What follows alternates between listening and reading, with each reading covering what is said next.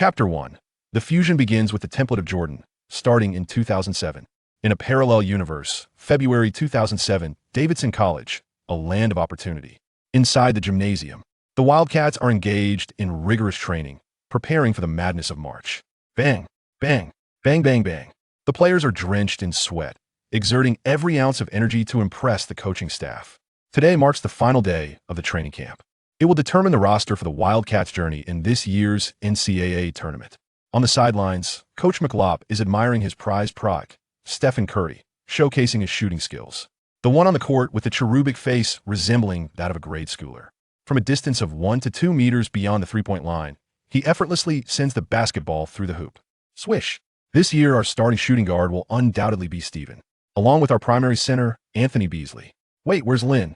Where did that kid go? The assistant coach is taking notes while McLop analyzes each player. Yet, he realizes someone is missing. The backup shooting guard, Lin Chung, is inexplicably absent. That kid, he's not late again, is he? Before long, the Lin that McLop referred to jogs into the gym. This certainly does not escape McLop's keen observation. Lin! His roar reverberates throughout the gymnasium. Several players pause their activities, amused by the spectacle. That kid probably knows he lacks the skills to make the roster, so he's slacking off. A player from Xi'an Nation can never make it to March Madness. Who knows what the coach is upset about? He's practically invisible on the team anyway. Lin Chung, feeling the pressure, approaches McLop. I'm sorry, coach. I encountered some issues on the way. There's only a 200-meter distance from the player dormitory to the gym, and you're a full half-hour late. Did you crawl here? Lin Cheng's excuse fails to appease McLop, only serving to further ignite the coach's temper. Ugh, forget it, just go. Disappointment is etched across McLop's face. If it weren't for Lin Cheng's exceptional static talent, he would have long since been dismissed from the team. Lin Chung, scratching his head, retreats to a corner of the gym. He hadn't lied, he truly did encounter some issues. He is no longer the Lin Chung of yore. In other words, he has traversed from the future into the body of this Lin Chung, an event that transpired merely half an hour ago. At least he has crossed over. Spending half an hour processing this live's memories shouldn't be considered excessive, right? Lin Chung, a native of Xi'an Nation, 19 years of age, standing at 1.98 meters, with a wingspan of 2.20 meters and weighing 85 kilograms. His family is well off, and he has harbored a passion for basketball since childhood. Thus, after graduating from high school, his family invested in sending him to Davidson College in the U.S. for his studies. A freshman and also a member of the college basketball team, the original Lin Chung thought he could dominate at Davidson College, a lesser-known NCAA institution. To his dismay, he couldn't even secure a starting position, averaging only 3 points, 2 assists, and 1 rebound per game. Coupled with the team's grueling training regimen, Lin Chung quickly grew to resent the basketball team, frequently arriving late and slacking off during practice. Yet, he found it inconvenient to quit the team. His family had specifically invested in media coverage back home, boasting about his exploits in the NCAA. He was hailed by many as the next Xi'an Nation player to enter the NBA. Of course, fans are discerning. Those who have watched Davidson College play are well aware. Lin Chung is merely a water boy in the NCAA. Let alone the NBA, he might not even make it in the domestic CBA. Initially, the newly traversed Lin Chung was not anxious, despite the original's bleak basketball prospects. After all, his family is wealthy. He could treat this as a rebirth into a life of privilege. Little did he expect that a golden opportunity would accompany his traversal, truly a golden partnership. Ding! NBA star fusion system activated, currently matching the best foundational template based on the host's static talent. Ding! Foundational template. Michael Jordan's physical attributes youth version. Ding! Additional fusion templates. Ray Allen's shooting, Chris Paul's playmaking, and Russell Westbrook's dunking. It took Lin Chung merely 5 minutes to digest the original memories. This extraordinary golden opportunity left him a full 25 minutes to regain his composure. His height and wingspan had already been touted back home as Lil Jordan. Now he has truly become a Jordan. Added to that the shooting of Gentleman Ray, the playmaking of the god of point guards, and the explosive dunks of the turtle. Forget the NCAA making it to the NBA as a superstar. Winning a few championships would be a mere formality. However, the prerequisite for entering the NBA is to participate in March Madness. In this event, which garners the attention of fans nationwide and NBA scouts alike, he must showcase his talents. Yet upon arriving at the gym, Lin Chung recognized how poor the original's image was in Coach McLop's eyes. Forget making it onto the March Madness roster. He was likely on the verge of being expelled from the basketball team. This was the hope of the original Lin Cheng, but not the current Lin Cheng's aspiration. Standing in a corner of the gym, Lin Cheng felt conflicted how to alter McLop's impression of him in just one day of training. Should he dash over and perform spectacular dunks? A tomahawk slam, a free throw line between the legs dunk, an impressive windmill, or a one-handed reverse jam? While pondering, a basketball soared towards him. Lin Cheng extended his right hand to catch it smoothly. "Lin, my bad, I misfired." Lin Cheng recognized the culprit, Stephen Curry. Compared to the Curry in his memories, the college version appears more youthful, lacking the bulk, with slender arms and legs. No wonder NBA scouts found it hard to believe this cherubic face could thrive amid the giants of the NBA. "Steven, how about a three-point shooting contest between us?" "A three-point contest?" Curry looked taken aback. "You want to compete with me in three-pointers?" Seemingly uncertain, Curry repeated the question. Lin Cheng nodded earnestly. Currently, Stephen Curry is not only the main scorer for Davidson College, but also a prized disciple in McLop's eyes. If he could win the three-point shootout against Curry, it would undoubtedly prompt McLop to reassess his abilities, though Curry would eventually shatter Ray Allen's three-point record. In the face of a young Curry, Lin Cheng is confident. "All right, sound good."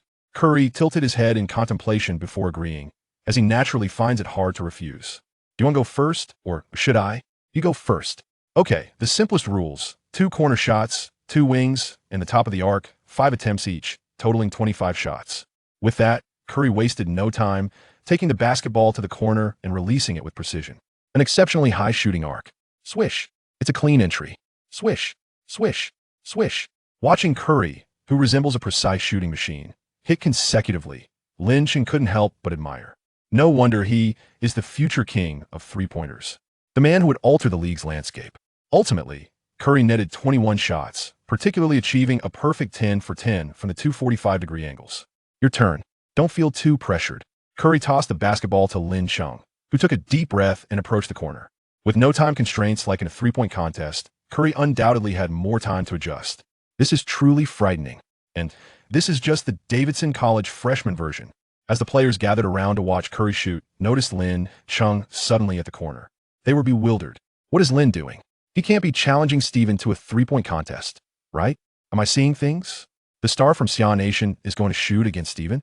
This kid's shooting percentage in games is barely 30 if he stands there shooting. He'll eat live if he makes even 10. The players' chatter was anything but quiet. Lin Cheng chose to ignore it, entering a state of complete concentration, fingers gripping the ball, feeling the rough leather texture of the basketball. In that moment, all Lin Cheng could see was the hoop, which appeared as wide as the Pacific Ocean. Chapter 2. Showcasing Talent in Training Camp. A three-point ability more terrifying than Kai's. Having acquired Ray Allen's shooting ability, Lin Cheng has perfectly mastered the textbook shooting form of Ray Allen. With a poised stance, he gathered his energy, swung his arms, leaped into the air, paused mid-flight, aimed, and flicked the ball with precision. The basketball traced a low arc through the air. Swish. The first shot, a clean net. Swish. Swish. Lin Cheng had completely immersed himself in a shooting rhythm. Beside him, Kai's brow furrowed gradually. Why does Lin Cheng's shooting form seem different yet oddly familiar? Wait a moment. Isn't that my Uncle Ray's shooting style? Ray Allen and Kai's father were close friends, and Curry had received shooting training from Ray Allen during his childhood. Initially, Curry had aspired to mimic Ray Allen's shooting technique, but it demanded exceptional core and lower body strength, requiring countless mechanical repetitions. After failing to replicate it, Curry gradually developed a shooting style that suited his own attributes. Now, witnessing Lin Cheng execute an identical shooting form to Ray Allen's left Curry astonished. While Curry was lost in thought, Lin Cheng had already completed his first 2 shots. 9 out of 10. The onlooking Wildcats players began to fidget. When did this star of Xingyiquan become so accurate? Is he just lucky? This kid can't even hit free throws that well on a regular day. It's pure luck. It must be. The fear of one's own failures was indeed daunting. Yet observing the team's underachiever suddenly showcase a three-point display was even more disheartening. Also keeping an eye on Lin Cheng's shooting was McLop. Swish, swish, swish. How many has that kid made? McLop inquired of a watching player. Coach, he's hit 19 out of 20. What? McLop was taken aback. He memorized the training and game statistics of every player in the team. Lin Cheng's shooting percentage in games was merely 29, primarily relying on charging into the paint and bumping off defenders. He scraped by with points through sheer free throw ability. When did he acquire such a skill in three-point shooting? Has he taken some kind of miracle drug today? Or perhaps, This kid, while ostensibly slacking, has been quietly honing his craft in the shadows. McClop envisioned Lin Cheng practicing his shots under the moonlight at 4 in the morning. As Lin Cheng completed his final shot, watching the basketball swish through the net, he let out a long breath. 25 three-point attempts in a short span. Had it been before, he would have been panting from exhaustion. Today, he hadn't even broken a sweat.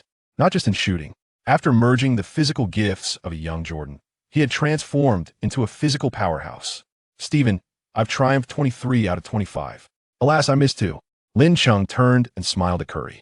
Only then did he notice the eerie silence in the gym. Everyone was regarding him with peculiar expressions. Yes, you've won. Lin, you actually bested me. Curry's face was a mix of bitterness as he swallowed hard. Three-point shooting had always been his pride, yet today it had been eclipsed by Lin Cheng.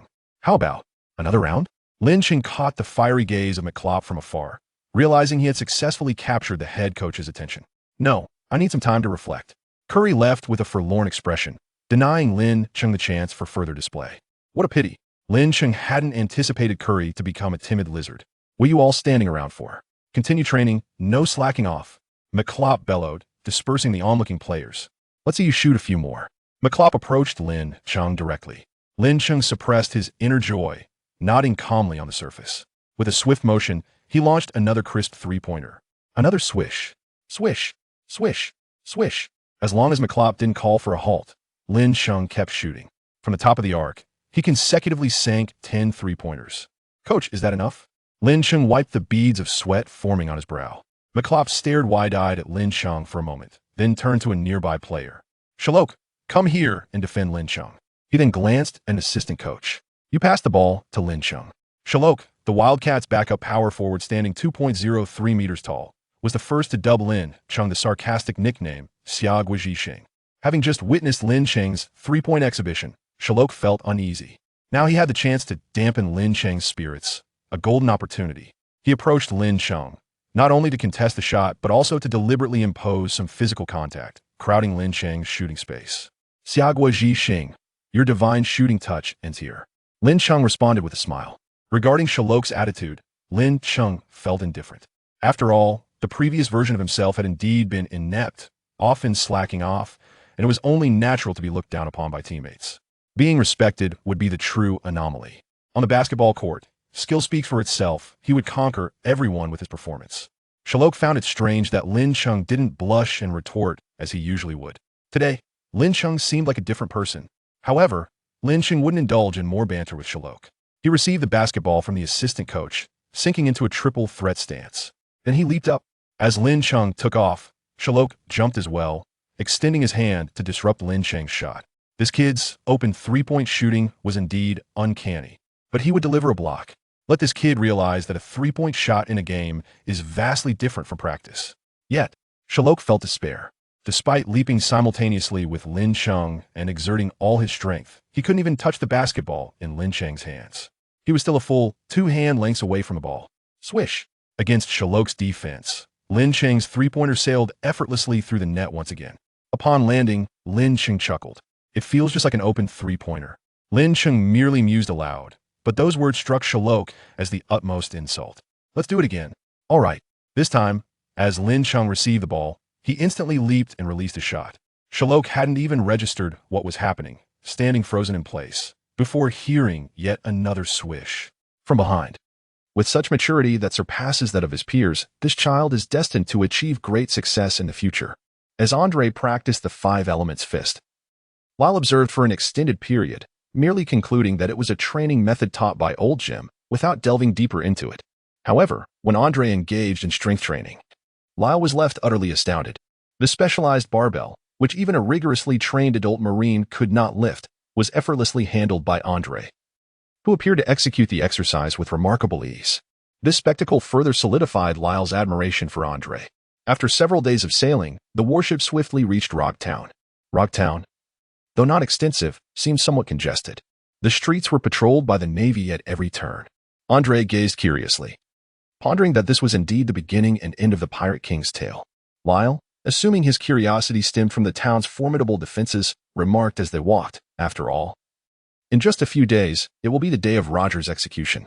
To thwart the nefarious pirates from infiltrating the town, the military presence has been somewhat heightened. Upon arriving at the naval base in the town and entering the office building, they ascended to a room on the second floor. Lyle gestured for Andre to wait briefly before knocking on the door and stepping inside. Before long, a diminutive old man, shorter than Andre, burst forth. The old man scrutinized Andre closely, his gaze tinged with both appraisal and skepticism. Andre scrutinized the figure before him.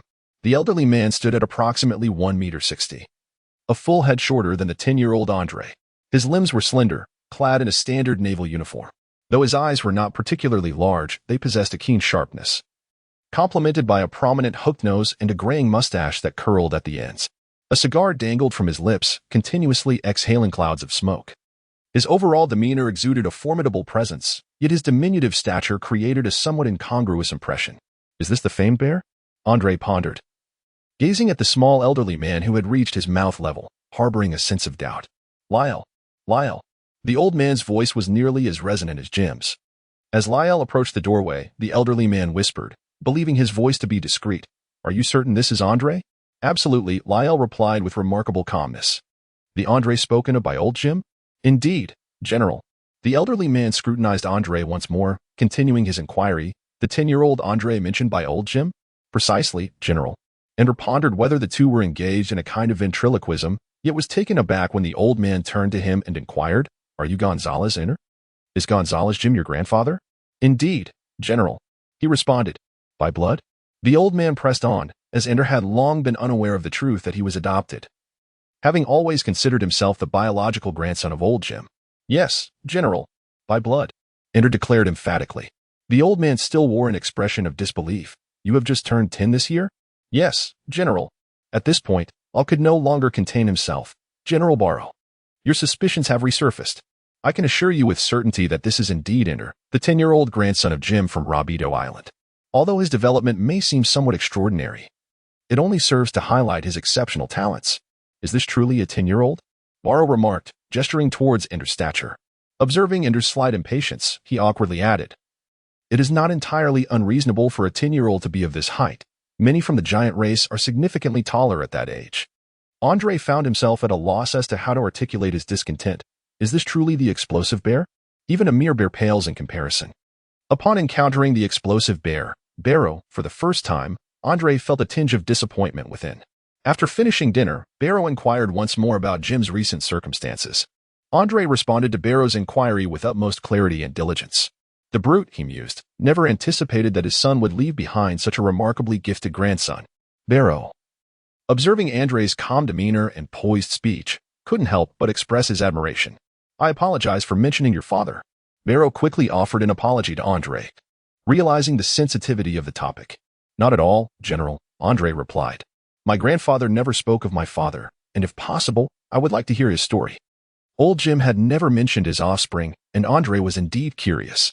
After a moment's contemplation, Barrow set down his cigar and remarked, "I do not possess extensive knowledge of the details, as I was engaged in a mission at the time. However, I know that both your father and mother were heroes. They encountered pirates while on leave and fought valiantly to protect the people, holding out until reinforcements arrived. Though the pirates were vanquished, regrettably, your parents could not be saved. Nevertheless, they upheld the justice of the Navy, truly deserving of the title heroes." Ender felt a mixture of admiration and a hint of pedantry towards such matters. He harbored a certain skepticism regarding the righteousness of the Navy.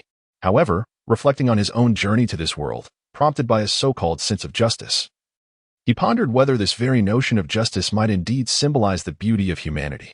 Sensing the weight of the atmosphere, Barrow hastily shifted the topic. "I hear you possess remarkable strength. After breakfast tomorrow, meet me at the training grounds.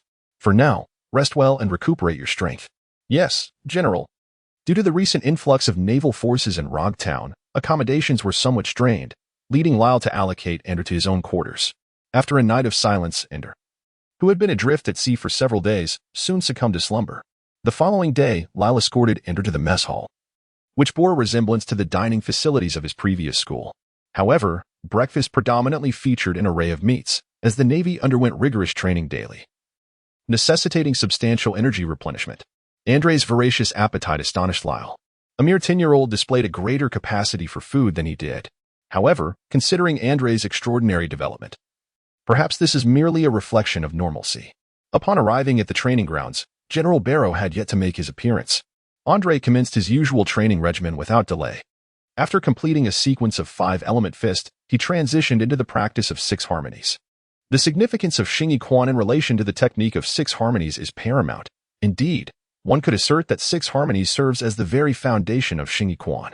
Historically, the precursor to Xingyiquan was known as heart-mind 6 harmonies fist and 6 harmonies fist. The external triad consists of the unification of hands and feet, elbows and knees, shoulders and hips. The internal triad, on the other hand, encompasses the alignment of heart and mind, intention and energy and strength. The external triad necessitates the harmonious coordination of the joints in both upper and lower limbs, ensuring that their movements are synchronously unified. The so-called internal triad requires the heart to motivate the mind to direct the energy, and the energy to manifest strength. Only when the heart's motion incites the mind's expression, and the energy and strength are in concert, can one claim to have mastered the internal triad. However, it is essential that this internal harmony aligns seamlessly with the external triad. Only when these 3 elements coalesce into a singular entity can one achieve the unity of internal and external 6 harmonies, culminating in a complete and cohesive self. The concept of the 3 driving forces signifies the upper body as shoulders driving the elbows, and the elbows urging the hands, similarly in the lower body. The waist prompts the hips guide the knees, and the knees propel the feet. Only when the driving forces of both upper and lower limbs are unified in movement can one truly claim to have attained the essence of the 3 driving forces. In his previous life, Andre could only grasp the external triad, while the internal triad remained an enigma, let alone the complete integration of the 3 driving forces. Thus, Andre was relegated to practicing only the external triad. The duration of his practice sessions was gradually diminishing, signifying a growing mastery over both his physical form and martial techniques. Excellent technique, Barrow remarked from behind Yu Ming. Now, attack me and let me witness your strength. Do you require a moment's respite? Barrow had been present for a short while. Andre shook his head, his legs slightly bent, with his right hand extended before his left. This peculiar posture piqued the curiosity of the old man, Barrow. Andre moved with astonishing speed, reminiscent of a predatory beast as he charged forward. After several exchanges, Barrow was inwardly astonished. Andre's strength and agility rivaled that of some of the officer cadets in their unit. It seemed that old Jim had spoken the truth. This young man truly possessed the innate talent for exceptional combat prowess. After several more exchanges, which primarily consisted of Barrow's defense against Andre's relentless assaults, he observed Andre, who showed no signs of fatigue. Barrow had already formed his assessment. "All right, let us call it a day," he declared, shaking his slightly numbed arms. Andre stood aside, his excitement palpable from the exhilarating attack. Ever since old Jim had injured his back during their sparring session, he had not trained with Andre again.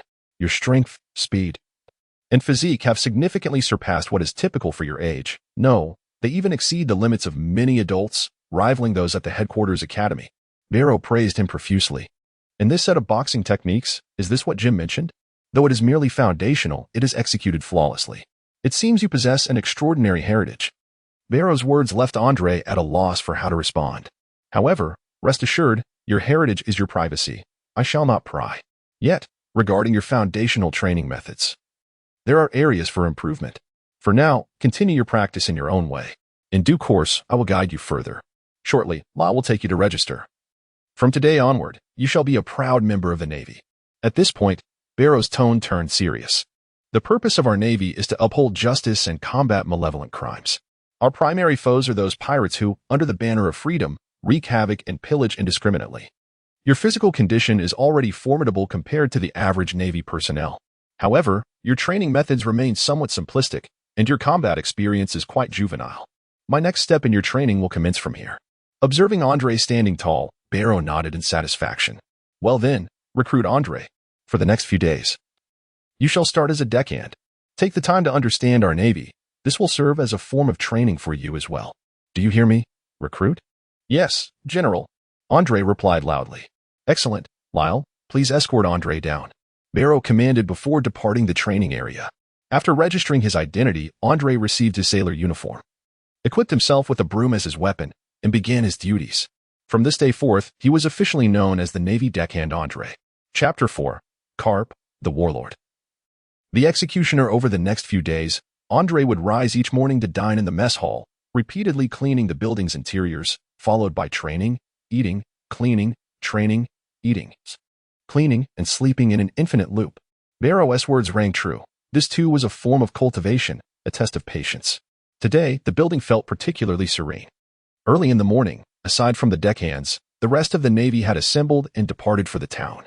After Andre finished tidying up, he arrived at the training ground to commence his practice. After completing a set of 5-element fist, he suddenly heard a voice from nearby. "Young man, your martial arts are quite impressive."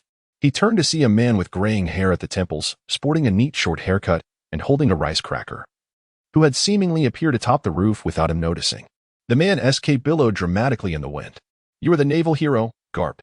Andre recognized him as the legendary hero of the Navy, Monkey D. Garp. "Oh, you know me?" Garp scratched his head in confusion. As a naval officer, even the lowest-ranking deckhand cannot possibly be unaware of someone as significant as you. Andre saluted Garp respectfully. "Haha, it's not as exaggerated as you say. There is no need for such formality. By the way, your martial arts are impressive. If all deckhands had your strength, there would be no pirates left in this world. Come now, formidable deckhand, let us spar." Garp laughed heartily as he leaped down from the roof. "Oh, to spar with the naval hero Garp?" A fierce battle spirit surged within Andre. It was indeed a delightful prospect. Undoubtedly, when there is a vast disparity in strength, one's willpower cannot alter the outcome. Even with Garp holding back, Andre was soundly defeated. After struggling to rise multiple times, he lay on the ground, feeling the weight of Garp's overwhelming power. The gap was truly despairing, yet it fueled his determination to grow stronger. "Haha, kid, your will is indeed tenacious. How old are you?" Garp inquired, lifting Andre up. 10 years old. "Oh, 10 years old, that is quite young." "Wait, what?" Garp's eyes bulged as if they might pop out. "You're really 10? At this height? Are either of your parents giants? But can giants even marry ordinary humans? How do they have children?" Garp muttered to himself. What a peculiar train of thought. No wonder it's Garp, Andre thought, beads of sweat forming on his forehead. Suddenly, a frail fish struck him. Garp clutched his head in pain, a large bump appearing miraculously on his skull. "What nonsense are you spouting? Is that Vice Admiral Tsuru?" Andre observed. Noting that compared to her elderly appearance during the Marineford War, Vice Admiral Tsuru now had gray blue hair and fewer wrinkles. "Ha. Garp, what are you doing?" A deep voice mocked, filled with amusement. A group of distinguished figures entered the training ground. Andre marveled internally at the impressive assembly: a middle-aged Sengoku, a youthful Akiji, a younger Akainu, and a middle-aged Kizaru, though Kizaru's appearance hadn't changed much over the years. There were also several high-ranking officers whose names he couldn't recall, along with Barrow and Lyle. Garp instantly revived, exclaiming, "Sengoku, I've discovered something miraculous. This kid's combat power rivals our school's officers." Upon hearing Garp's remark, everyone turned their attention to Andre. The pressure of being scrutinized by so many esteemed individuals almost made Andre collapse to the ground. Is it really miraculous? Every region has its share of gifted naval officers. Not all talent resides solely within the headquarters. Besides, this is the East Blue. Don't forget that both Roger and you hail from the East Blue. What is so extraordinary about a remarkably talented youth? Sengoku admonished. And the crowd nodded in agreement. Only Barrow seemed to ponder something, studying the reactions of those around him. "But he is only 10. Garp exclaimed loudly. "And so what if he is 10? Just because he is 10. What?" The astonishment swept through the crowd, with a collective sense of disbelief as their jaws dropped. Except for Kizaru, whose expression remained relatively unchanged, albeit slightly surprised. He still bore that somewhat lewd demeanor. Barrow, noticing the reactions, whispered to Lyle, "See? It's not just me. No one believes it. You said my reaction was too exaggerated." Sengoku turned to Barrow and asked, "Barrow, is this new recruit truly only 10 years old?" After receiving Barrow's affirmative response, Sengoku began to muse aloud. 10 years old and this tall, could one of his parents be a giant? But how would giants marry humans normally? Sengoku. Vice Admiral Tsuru's voice jolted Sengoku from his reverie. Barrow stepped forward, stating, "This is the grandson of an old friend of mine, Andre. Indeed, he is only 10. He just matured a bit too quickly." At this, everyone's gaze turned toward Kizaru. "He truly is an exceptional talent," they praised. "All right," Sengoku interjected, cutting off the discussions. "Roger is to be executed tomorrow. We need to head to the conference room to discuss the arrangements. There must be no unexpected incidents." As Akainu and Akiji exited the training ground, they cast a glance at Andre. Garp, brimming with excitement, patted Andre on the shoulder. In the conference room, after outlining the defensive measures for the following day, Sengoku turned to Barrow and asked, "Barrow, Have you selected the executioners? Yes, I have, Barrow replied. Suddenly, an idea struck him. Sengoku, I wish to make a last-minute change to the executioners. Sengoku raised an eyebrow in confusion. I want to replace one of them with Andre, the 10-year-old boy from the training ground. A hush fell over the conference room. Akainu slammed his hand on the table, exclaiming, I object. The execution of the Pirate King cannot be entrusted to a mere child. Such recklessness. Should anything go awry, the entire world will witness it. I will not allow such a scenario to unfold. Garp, startled by the intensity of Akainu's outburst, regained his composure. Several vice admirals nodded in agreement. Sengoku and Tsuru exchanged glances before Sengoku asked Barrow, why do you have such an idea? Barrow cleared his throat. Everyone present has witnessed Andre's talent today. He is not inferior to our former officers like Akiji, Akainu, or Kizaru. He represents the Sea Army de la Sea Army of this generation of the Navy, embodying the future of our forces. And Roger, as a notorious pirate, is the first to reach the legendary Raftel, earning the title of Pirate King. After a brief pause, Barrow continued, the execution of Roger holds significant meaning for our Navy. It symbolizes the end of an era of piracy.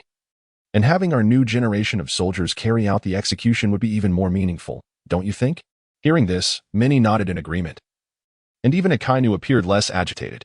Vice Admiral Tsuru interjected, while this is a commendable suggestion, Andre is merely a 10-year-old child, though he may appear more robust. What of his mental fortitude? After all, it is the Pirate King Roger we are speaking of. Garp, roused from his contemplation by Akainu's interruption, stated, do not underestimate that boy. Before your arrival, he had already battled with me for dozens of rounds. The strength I wielded was sufficient to render him unconscious. Yet he continually rose from the ground, displaying a tenacity that even I could not help but admire. Such indomitable will is not something possessed by ordinary individuals. That child is remarkably resilient. Upon hearing Karp's words, Barrow nodded and then shouted at Karp, you scoundrel. He's also my grandson. How could you strike him so fiercely? Karp laughed heartily. There is no need to be so tense, Barrow. He is not as fragile as you imagine. Ha. The crowd fell silent, and the atmosphere lightened. Sengoku and Tsuru conferred briefly, and upon seeing that no one opposed, Sengoku declared, all right, it's settled. Let us find a strong-willed veteran to accompany Andre to avert any unforeseen circumstances. Tomorrow, we shall proceed as planned. Dismissed. When Barrow informed Andre, he was utterly bewildered. Me? The executioner of Roger? I am to kill Roger? What a jest. This is akin to a novice player emerging from the starting village and immediately confronting the final boss. Observing Andre's dazed expression, Barrow shouted, this is your first training. Execute Roger. As a naval officer, how can you shy away from bloodshed? And what are you worried about? Obey the orders. This is the perfect conclusion that you, the new generation of the Navy, will deliver to the pirates of the old era. Andre collected his thoughts and hurriedly spoke. General Barrow, I am not concerned. Rest assured, I will handle it. I am determined to fulfill the mission. Barrow nodded in satisfaction. Soon, someone will instruct you on the use of the executioner's blade. Do not disgrace our Navy tomorrow, lad. You must understand that I exerted considerable effort to secure this assignment. Andre lay upon his bed, contemplating the imminent execution of the legendary Pirate King, Roger. It seemed almost surreal. However, having witnessed the formidable presence of Garp and Sengoku during the day, alongside the future admirals, Andre began to find some semblance of calm. Since he had arrived in this world, it was inevitable that the characters from his previous life's manga would eventually manifest. Thus executing Roger did not appear to be an outrageous occurrence. It was best to rest well. Chapter 5, The Conclusion of a Legend and the Dawn of an Era. The following day, clad in the distinctive garb of an executioner and wielding a guillotine that towered over him, Andre's initial excitement soon subsided into a steady resolve. Another executioner, named Aller, stood beside him, a seasoned veteran who had seen countless battles. Tall and imposing, Aller's demeanor was notably grave, though beads of perspiration betrayed his composure. Roger was brought forth before Andre.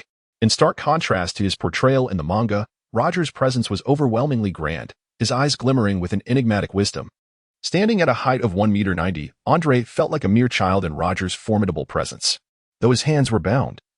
Roger exuded an aura of extraordinary dominance that set him apart from the ordinary. Andre's heart raced with excitement.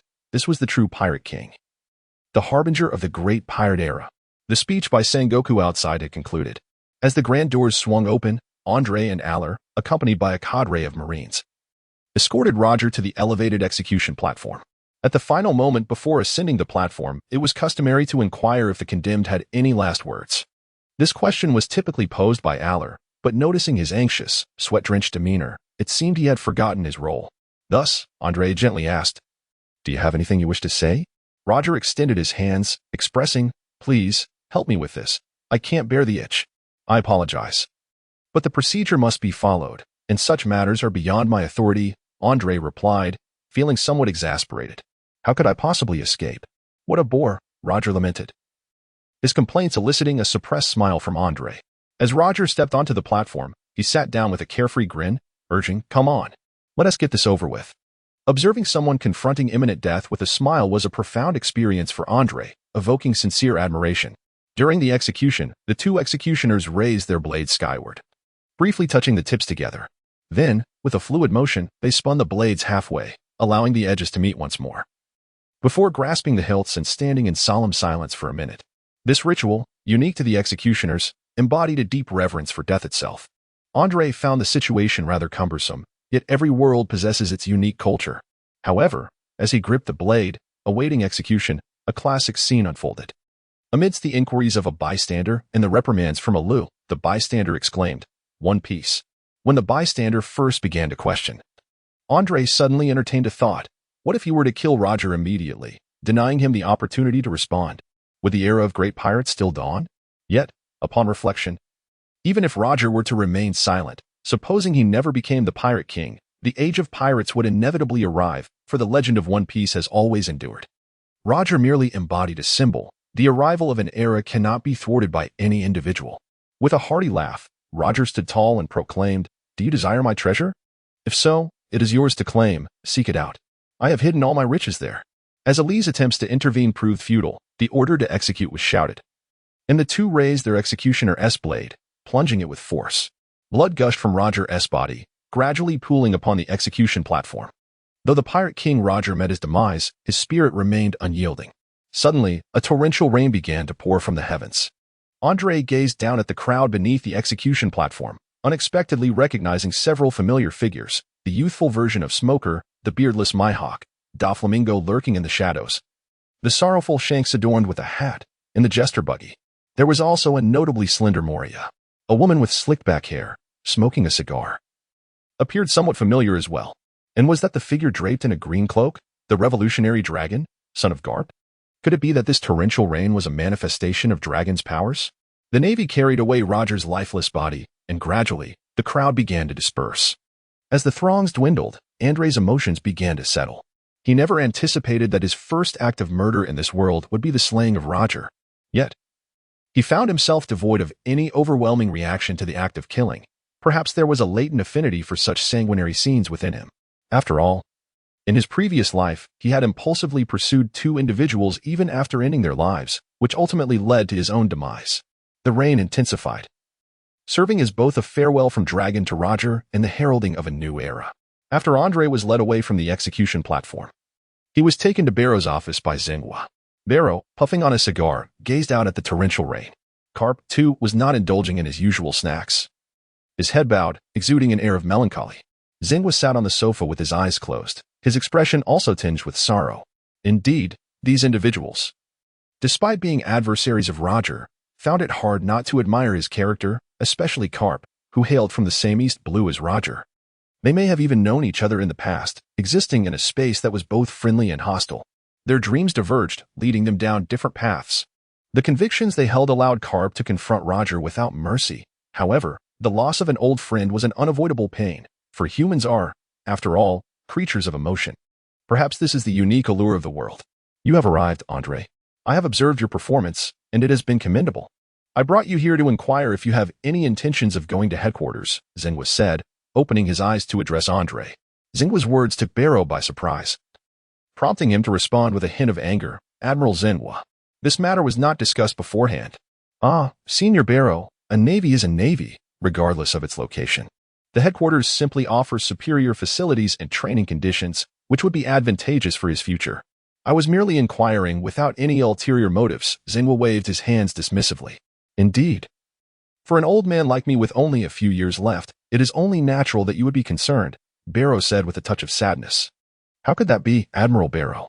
Back in the day, I was also mentored by you alongside Carp. Xingyiquan inadvertently revealed a significant piece of history, leaving Andre somewhat astonished. I had no idea this old fellow had such a backstory. No wonder Xingyiquan treats him with such respect, Andre thought. Come now, that was many years ago. Your current achievements are unaffected by my absence. Barrow's gaze softened, his voice lowering. Ah, how swiftly the years have passed. Those two naive recruits have grown into heroes and pillars of the Navy. Roger has passed away, and many of our old friends have departed as well. I have become an old man. Barrow's voice carried a hint of despondency. Haha, you mustn't say that, Admiral Barrow. Such words do not suit the renowned Bear Barrow. Dreams are not bound by age. The body may age, but the spirit remains unyielding. Carp suddenly interjected, rising to his feet. Ah, Carp.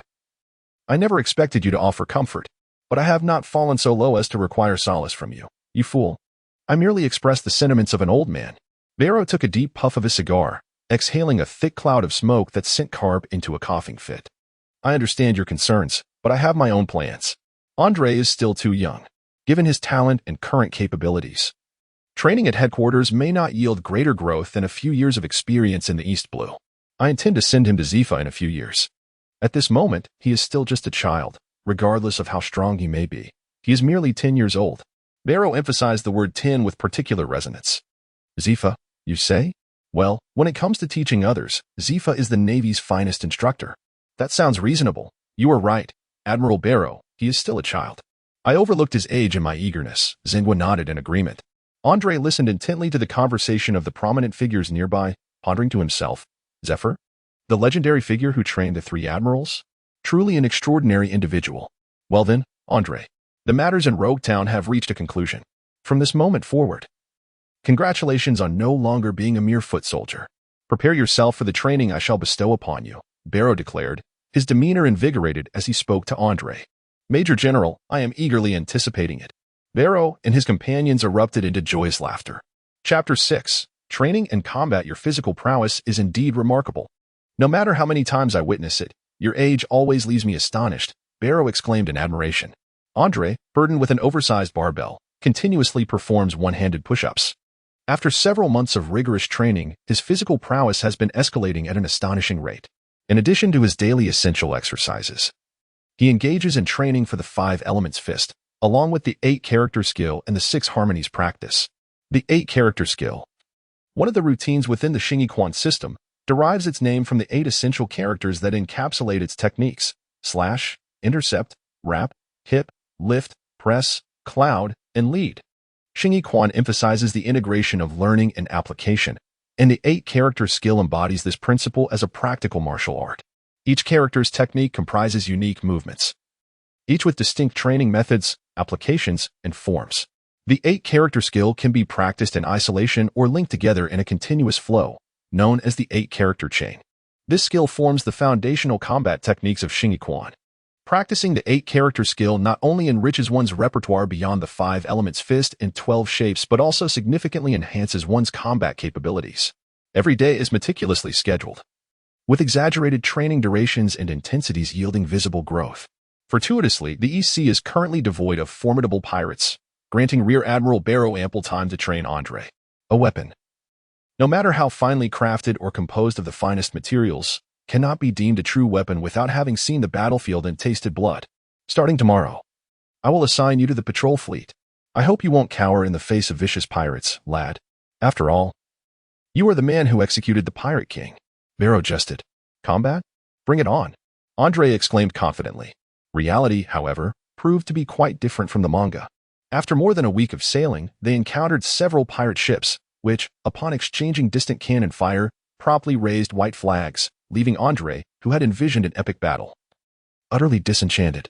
The reality of pirate vessels pales in comparison to naval warships, even standardized ones. It is only logical. Barring exceptional cases, most pirates are merely ordinary individuals. Ordinary people seldom possess the wealth to procure ships. Most pirates flee upon sighting the Navy, only to find themselves outpaced by warships. What other options do they have but to surrender? Andre had yet to encounter the desperate pirates who would fight fiercely. The pirates aboard those few ships appeared to Andre as mere dreamers, intoxicated by the last words of Roger, fantasizing about unearthing great treasures. In a moment of folly, they hastily assembled a crew and set sail, their martial prowess hardly remarkable. Even more amusing was one ship's crew, who, upon spotting the Navy, cried out for help in a frenzy of excitement. With scant food supplies and a malfunctioning propulsion system, they would likely have perished from starvation had they encountered the Navy even a few days later. What merit do such individuals have to be called pirates? Lyle reclined in a lounge chair, leisurely basking in the sun. Andre understood the significance of Lyle's presence beside him. Although Barrow was often stern during training, he harbored a genuine concern for Andre's well-being. As Barrow's aide, Lyle possessed commendable combat prowess. Indeed, Andre could only manage to hold his ground against Lyle for a few rounds at full capacity. On this patrol vessel, aside from Lyle, Andre, who had recently been promoted to lieutenant, held the highest rank. Lyle, dutifully assuming the role of a bodyguard, typically refrained from intervening in affairs. Suddenly, a cry rang out from the lookout. Enemy attack! Enemy attack! The ship shook violently as cannon fire echoed in the distance. Both Lyle and Andre remained still. But after a considerable duration, Andre sensed that the wait had extended unnaturally long. At that moment, a naval officer approached, saluted, and proclaimed loudly, "Report. Brigadier Lyle, Lieutenant Andre. We have identified the notorious pirate, the Bone Breaker Morris, with a bounty of 5 million. The enemy is rapidly closing in on our warship." Oh? Andre's interest peaked. A bounty on a pirate indicated that this encounter would be serious. "Prepare the weapons. Get ready for close combat," he exclaimed, racing toward the front. Lyle rose leisurely to follow behind. A pirate ship, even larger than the military vessel beneath Andre's feet, gradually approached. On its deck, a motley crew of pirates shouted menacingly, attempting to intimidate their adversaries. At the forefront stood a towering brute, approximately 3 meters tall, adorned with an iron crown. His corpulent figure dwarfed even the muscular man beside him, who was taller than Andre. Gripping a massive spiked mace, he exuded an imposing aura. As the two sides clashed, gunfire erupted, each party exchanging shots. Several agile pirates dodged the bullets and charged forward. Andre charged forward, exhibiting no specific technique against such feeble opponents. In mere moments, he had dispatched his adversary to the ground and swiftly advanced towards the opposing pirate ship. Morris, observing Andre's approach, taunted him relentlessly. "Ha ha. Still just a young Navy lad, are you? Have you weaned yet? Dare you challenge me? I hope you don't soil your trousers in fright." The pirates joined in with raucous laughter. Andre remained silent as he plunged into the crowd, akin to a lion leaping into a flock of sheep, striking with ferocity. Before long, the deck was strewn with the fallen pirates.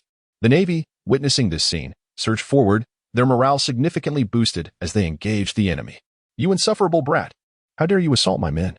Morris bellowed, raising his spiked club and swinging it towards Andre. "Too slow," Andre proclaimed loudly, leaping with ease to evade the attack. With a resounding crash, the spiked club struck the deck, instantly creating a gaping hole. Taking advantage of the moment, Andre leaped towards Morris, delivering a punch that landed squarely on his chest.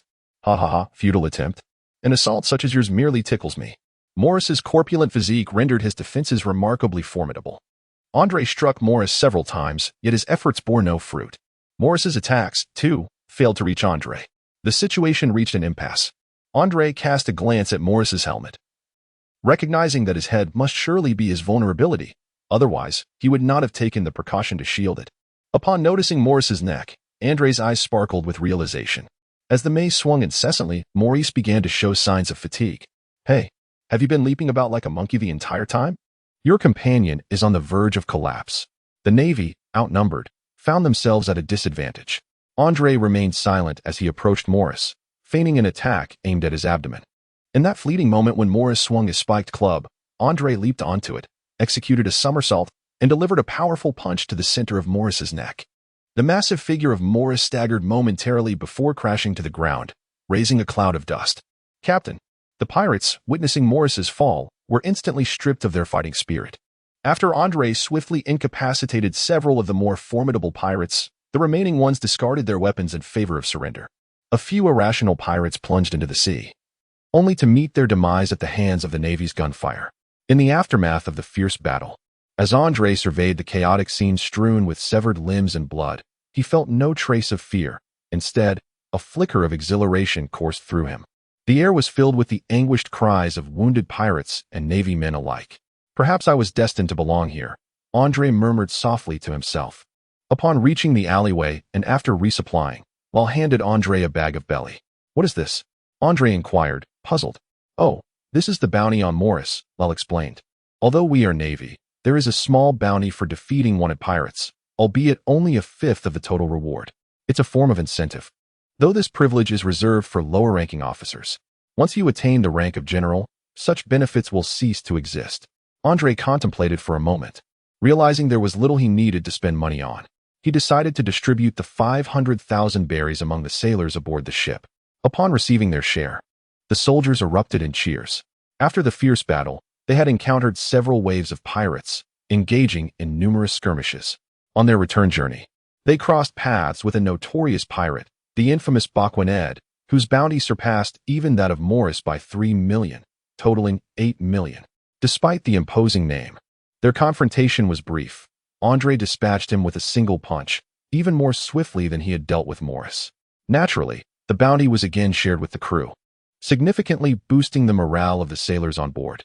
Throughout each encounter, Lal observed quietly. Soon, the town of Rog was within reach.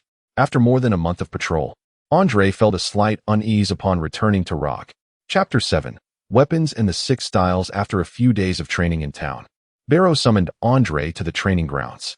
Your performance during this period has been noted by Lyle, Barrow remarked, puffing on a cigar. Your personal capabilities have reached the level of a lieutenant commander. However, there are times when your methods of attack fall short. For instance, you took longer to subdue Morris than you did Bakwaned. What could be the reason for this? Barrow inquired, gazing intently at Andre. The issue lies in your lack of weaponry. Relying solely on your physical prowess against an adversary like Morris, who possesses a tough exterior, diminishes your effectiveness. Barrow continued. This is why I have called you here, to assist you in overcoming this limitation. I have arranged for a specially crafted weapon for you. As Barrow spoke, he handed Andre an unusual weapon composed of several hollow, ring-shaped segments, its coloration reminiscent of the sea. What is this? A tiger claw? Andre recognized the weapon, known for enhancing the striking power of the fist. Indeed, you are correct. This is a tiger claw, and it is crafted from sea stone. It will prove exceptionally effective against those with abilities. I had a dear friend at headquarters design it specifically for you. Such a rarity. Barrow declared with pride. Considering your age, I have made the gaps slightly larger, but it will only serve you for a few years. I hope that by the time it becomes unusable, you will no longer need it to engage in battle, Barrow added with a hint of meaning. Furthermore, your physical conditioning has reached the requisite standard, enabling you to practice the 6 styles. Andre's heart swelled with excitement at the mention of the Navy's 6 styles, renowned for their versatility. The 6 styles are techniques developed by the Navy based on human physical capabilities, Barrow explained to Andre. They consist of Shirgan, Tekken, Soru, Jeppo, Renkyaku, and paper drawing. The principle of Soru lies in the ability to generate explosive force through rapid footfalls on the ground, allowing for high-speed movement that can make one vanish from the enemy's sight in an instant. Tekken involves concentrating power within a well-trained body, endowing it with the hardness of iron, impervious to bullets and blades, albeit at the cost of mobility while in use. The technique of paper drawing is a defensive maneuver, allowing the practitioner to become as light as paper by relinquishing all bodily strength, skillfully evading incoming attacks through subtle control of their form. Renkyaku employs rapid and powerful kicks to create a vacuum, unleashing a tangible force akin to sword energy to strike foes. Shirgan channels the power of a bullet through the fingertip, concentrating all strength into the index finger for a devastating blow capable of penetrating flesh with ease. A proficient user of the 6 styles can control their body, hair, and even internal organs with precision, manifesting various extraordinary effects once their consciousness permeates these areas. Barrow elaborated on the principles of the 6 styles. Initially, you may choose to specialize in 1 or 2 techniques to avoid dispersing your focus too broadly. Once you achieve proficiency, the choice will be yours. Mastering both Tekken and paper drawing will significantly aid your future understanding of hockey. Barrow switched to another cigar. Of course, hockey may feel a bit distant for you at this moment. Thus, I shall refrain from teaching it to you now. Andre nodded, indicating his understanding.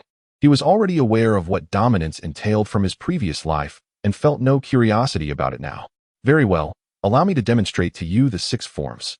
Barrow discarded the cigar he was smoking, and in an instant, his demeanor emanated an aura of strength that Andre found formidable and irresistible.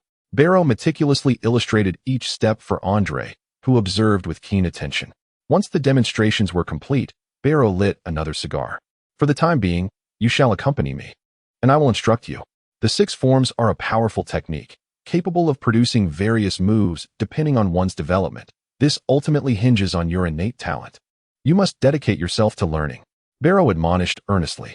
The death of Roger has had a profound impact on these waters. The number of pirates is increasing. While I still have time, I shall impart my teachings with greater rigor, hoping that by the time I retire, you will have carved out a name for yourself within the Navy. Thus, when I encounter Jim, I can proudly declare that I have helped shape your success. Do not let me down, my boy, Andre shouted loudly. Rest assured, Major Barrow, I shall give it my all. After a month of rigorous training, Andre swiftly mastered the fundamental techniques of the 6 styles, leaving Major Barrow both astonished by his talent and increasingly accustomed to his prowess. Once the basics were grasped, Barrow ceased his instruction, wary of being further provoked by Andre's rapid advancement. Each day was meticulously organized by Andre. Besides practicing the 6 styles, he diligently pursued his training in Xingyiquan. Among the techniques, he particularly focused on the paper drawing and iron block exercises, as Barrow had indicated their significance for understanding future domineering abilities. This commitment left Andre feeling pressed for time. Yet the benefits from his foundational training and the 5 elements fist were undeniable, allowing him to maintain a commendable quality of sleep. With time fleeting, for years passed in the blink of an eye. During this period, Andre returned once to Rabbit Island, only to be shooed away by old Jim, who scolded him for not training properly, reminding him he was not dead. This left Andre feeling a mix of exasperation and warmth. However, Betty's attire remained as scandalous as ever. The passage of 4 years wrought considerable change in Andre. As he neared the completion of his 6 styles training, Barrow assigned him the task of independently leading a fleet on patrol. The repeated battles not only enhanced Andre's martial prowess, but also imbued him with an ironclad temperament. Coupled with his serious demeanor and the powerful muscles developed through years of rigorous training, he exuded an aura of formidable authority that quelled the spirits of even the feeblest pirates. Standing at an impressive height of over 2 meters, any pirate of weak will would falter at the sight of him. Over the 3 years, he encountered an increasing number of pirates, including many notorious ones with bounties on their heads, yet none proved to be his match. The bounties were shared among the crew, earning Andre considerable popularity within the Navy in Log Town, with many eager to serve under his command. Consequently, Major Barrow had to implement a rotation system, assigning Andre to lead different squads on each patrol, escalating his renown in Log Town. Some sailors even affectionately dubbed him Reliable Andre. Nevertheless, as the surge of pirates grew, Andre's concerns for the safety of Rabbit Island intensified. Fortunately, its remote location meant that during his patrols, he seldom encountered pirates, allowing him to gradually ease his worries. Throughout these 4 years, alongside his mastery of various Xingyi techniques, Andre became exceedingly proficient in the 6 styles, even beginning to experiment with the technique of life return. This development sparked an impulse in the ever-numbed Barrow to dissect Andre for closer observation. As Andre's strength increased, so too did his appetite, leading old Jim to jest that he could hardly afford to feed him if he weren't in the Navy.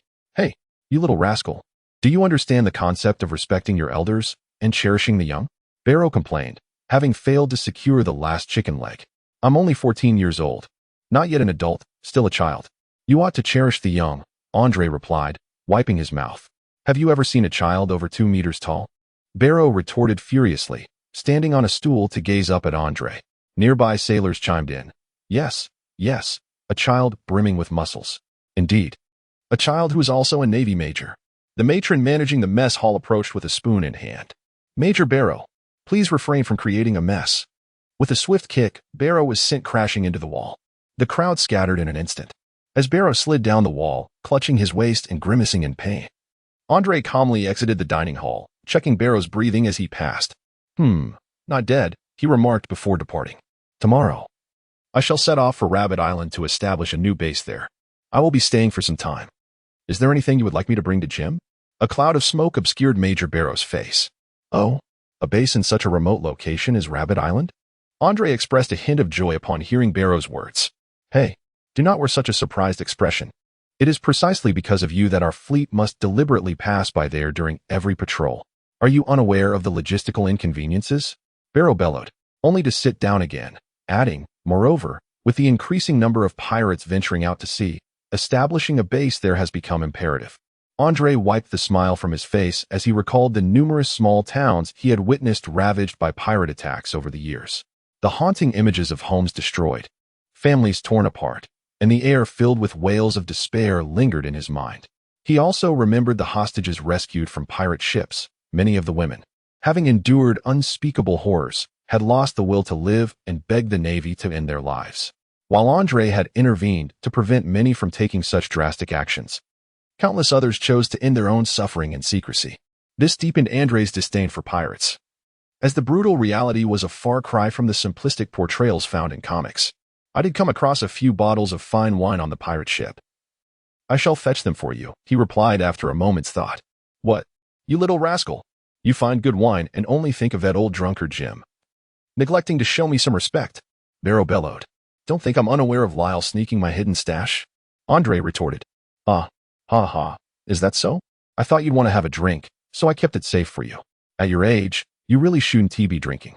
Don't worry. I'll hand it all over to Jim, Barrow said, somewhat sheepishly under Andre's scornful gaze. Let us hope so. Tomorrow, I'll be inspecting the area, and I'll be sure to check on it, Andre stated. Barrow's expression was dismissive. Once the wine was in his hands, whether he drank it or not would ultimately be his decision. Chapter 8. The Justice of Veterans on Rabito Island. Barrow eagerly jumped down from the warship, spotting Jim, who had been waiting at the port.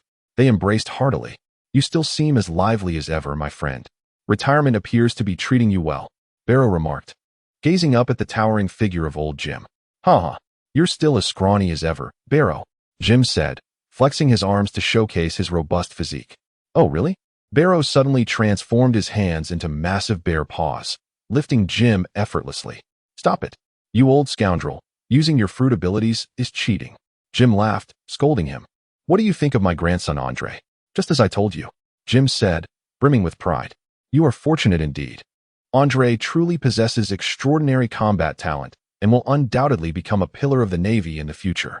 By the way, Andre entrusted me with a dozen bottles of fine wine, but I had a taste on the way here. Ha, there's only one left. I hope you don't mind, Barrow said, scratching his head in embarrassment. What? You scoundrel! I'll kill you, Jim roared, gripping Barrow's head and shaking it vigorously. Lyle observed the playful banter between the old friends, noticing for the first time how relaxed Barrow had become. The warship carrying various construction materials had also arrived, and Lyle directed the Navy to unload incessantly. Once everything was accounted for, Lyle approached Barrow to report. Major Barrow, due to severe storm conditions during transport, a portion of the timber has been lost to the sea and requires replenishment. All other construction materials are accounted for. Oh, timber? Old Jim, overhearing this, clapped Barrow on the shoulder. There's a vast jungle right next to my house. We can replenish our supplies there. However, be cautious. The jungle is home to many fierce beasts, and some large predators lurk deep within, so tread carefully. Oh, that truly is fortuitous. We can hunt for some food while we're at it and hold a feast tonight. Lyle, gather a team to join me in the hunt. Barrow's eyes sparkled at the prospect, reminiscing about the many years since he last hunted large game. What a splendid island it was. As they ventured deeper into the jungle, various large beasts began to appear before Barrow. Phew, he gasped, seated on the ground. This island is indeed remarkable. It took Major Barrow's fruit abilities just to scare these beasts away, Lyle mused. Barrow, an animal fruit user, had earned the moniker Explosive Bear Barrow due to his powers. These creatures are quite fearless. But Jim, how did you survive on such a perilous island? Barrow inquired, puzzled. Old Jim, drenched in sweat, sat nearby. This is my first time venturing so deep. I usually only hunted at the outskirts. Perhaps it's because of the cliff that perfectly separates human and animal territories, which is why I've never encountered ferocious beasts attacking the town. You truly are exceedingly fortunate. Among these animals are some powerful predators. If they were to enter the town, it would spell disaster. But fret not. Once the base is established, the town will be much safer, Barrow said, rising and stroking a lion that lay unconscious. Let us go, Lyle. Have everyone carry our catch back. We shall host a feast tonight. Consider it a vacation. Aside from the guards, everyone can indulge in merriment and drink. Understood. Major Barrow. Lyle commanded the Navy to haul away the freshly caught provisions, and amidst laughter and joy, the group returned laden with their bounty. As night fell, The island's residents brought forth their homegrown vegetables, fruits, and brewed beverages, gathering around a large bonfire, creating an atmosphere akin to a close-knit family between the military and the townsfolk. Barrow's gaze lingered on the alluring Betty, his eyes fixated on her ample bosom, transforming into heart shapes. "My dear lady, might I have the honor of knowing your name?" Bang! Bang! Barrow's head suddenly swelled with 2 lumps. "You lecherous old fool. Where are your eyes wandering?" Jim and Betty shouted at him, rolling up their sleeves. "Forgive me." Barrow knelt, buttocks raised, speaking sincerely.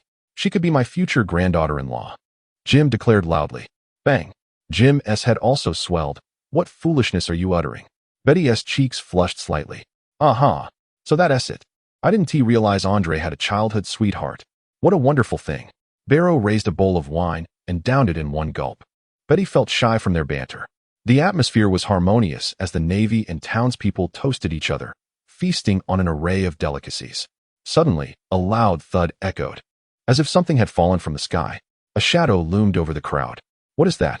Barrow looked up. A massive stone, equipped with numerous oars, descended slowly upon the town. As it drew nearer, shouts broke out. "A pirate ship! It's a pirate ship!" Panic spread among the townsfolk. "That flag!"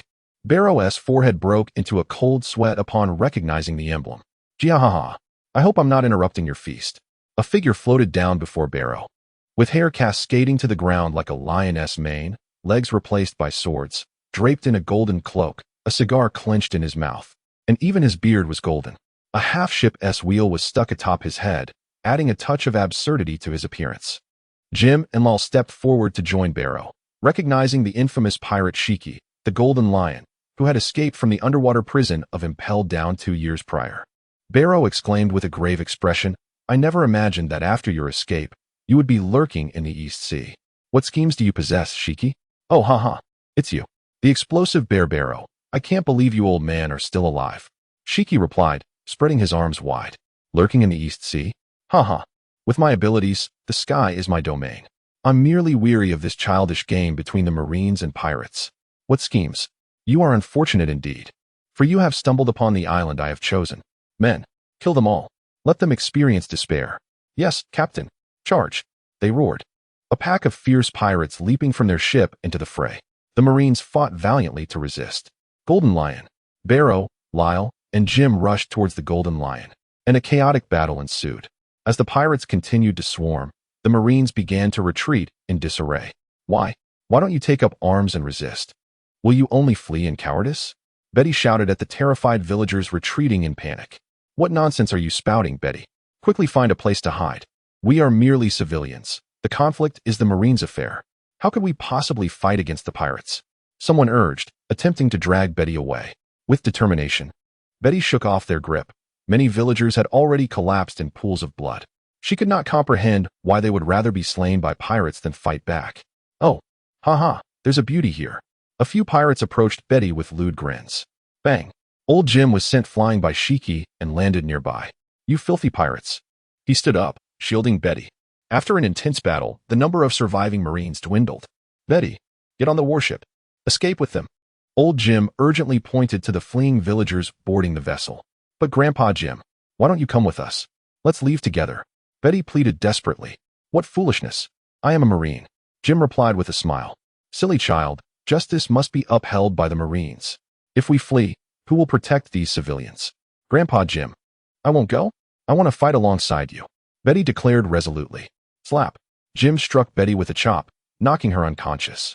"Hey, young lad, take her and rush to the warship. Protect them as you retreat," Jim ordered a Marine who had just finished battling. "But, no buts. The duty of the Marines is not only to fight pirates. It is also our justice to protect these civilians. I will carve a path for you. Hurry." Saying this, old Jim charged into the throngs of pirates. The Marine reluctantly cradling Betty followed closely behind. Barrow had transformed into a towering bear over 5 meters tall, with 2 wounds bleeding profusely. Lal was panting heavily beside him. "Ha ha ha. I didn't expect you, old ghost, to possess such strength, rivaling some formidable vice admirals. It seems your age hinders your promotion," Golden Lion remarked, his expression now less carefree. "Seems losing your legs has significantly diminished your power, Shiki. Perhaps today marks the day you are captured and sent to Impel Down." Barrow retorted defiantly. Then let us see. They clashed once more. Meanwhile, Jim had reached the port, ensuring that civilians boarded the ship one by one. As the last person entered, he turned to the nearby Marines. Steer the ship away immediately. It requires someone to navigate it. This is an order from an old soldier. Remember, this is also the justice of the Marines. The Marines exchanged glances and raised their right hands. Yes, sir. The Marine holding Betty hesitated. Sir, aren't you coming with us? Ha ha ha. What a joke. Someone must make sacrifices. I will hold the rear for you. You are still young. The future belongs to you. Allow us old soldiers to pave the way for you. Betty gradually regained consciousness, her eyes half open, wanting to speak but unable to produce sound. She felt something being hung around her neck. Old Jim whispered softly in her ear.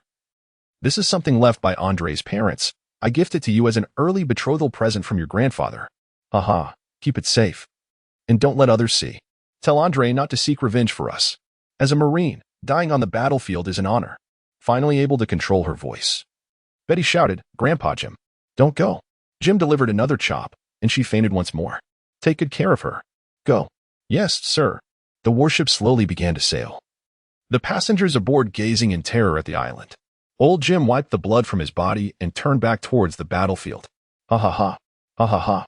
Golden Lion laughed triumphantly. The Marines, aside from Barrow and Lyle, had all fallen. A group of pirates surrounded Barrow and Lyle, grinning maliciously. Shiki. Suddenly, a figure charged at Golden Lion, accompanied by a furious voice. It was the returning old Jim. Golden Lion easily dodged the attack. Why have you old man returned? Barrow complained to Jim. What a joke. Ever since youth, you have always sought the limelight. How could I possibly miss out on the fun? Jim and Barrow shared a knowing smile. Lyle looked at the surrounding pirates. It seems, gentlemen, that we are doomed today. We can only fight to the death. Lyle. It's a pity for you to accompany us old men to the grave. You haven't enjoyed this beautiful world much yet. Lyle taunted, at least I have a son. And Jim has Andre as a grandson. It seems you have never married and have yet to experience the wonders of a woman. That's enough. Barrow and Jim's expression shifted uneasily. Looks like a few little mice have managed to escape. But ha ha ha. Ha ha ha. Golden Lion laughed, watching the departing warship. Feeling a sense of foreboding, Barrow and the others exchanged glances. Ha ha ha. Ha ha ha. Despair now. Let me witness the most beautiful despair on your faces. I have tampered with that warship. Golden Lion raised a hand slightly. Barrow and his companions gazed toward the warship, which began to levitate into the sky with Golden Lion's gesture. A chorus of laughter erupted from the pirates. Barrow and his companions rushed towards Golden Lion, but were obstructed by the pirates. No. As the warship ascended to its highest point and began to descend, old Jim shouted in despair. Ha ha ha. That expression. Anger to the extreme, yet powerless to change anything. Despair now. Boom. Bang. The distant sound of the warship exploding echoed across the sea, a flash of fire illuminating the darkness. Before the ocean returned to its inky blackness, Golden Lion. Jim's gaze seemed to devour souls as the three men sorrowfully rushed towards the Golden Lion. After a long while, Barrow lay on the ground, utterly spent and incapable of rising, while Jim and Lyle had succumbed to unconsciousness.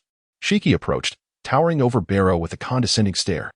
You naval officers proclaim to uphold so-called justice. Where is this justice?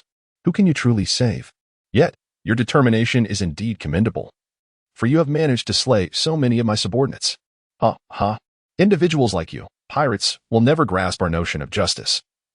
You who commit vile deeds under the guise of dreams will eternally remain oblivious.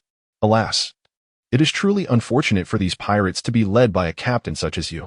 Barrow struggled to articulate. Partners, are you referring to these subordinates? Ha ha ha. Pirates like them are as numerous as I wish in the name of the Golden Lion. Shiki scoffed. Barrow could no longer speak, only offering a disdainful glance towards the Golden Lion. You three have earned my acknowledgement, so let half of this island serve as your grave.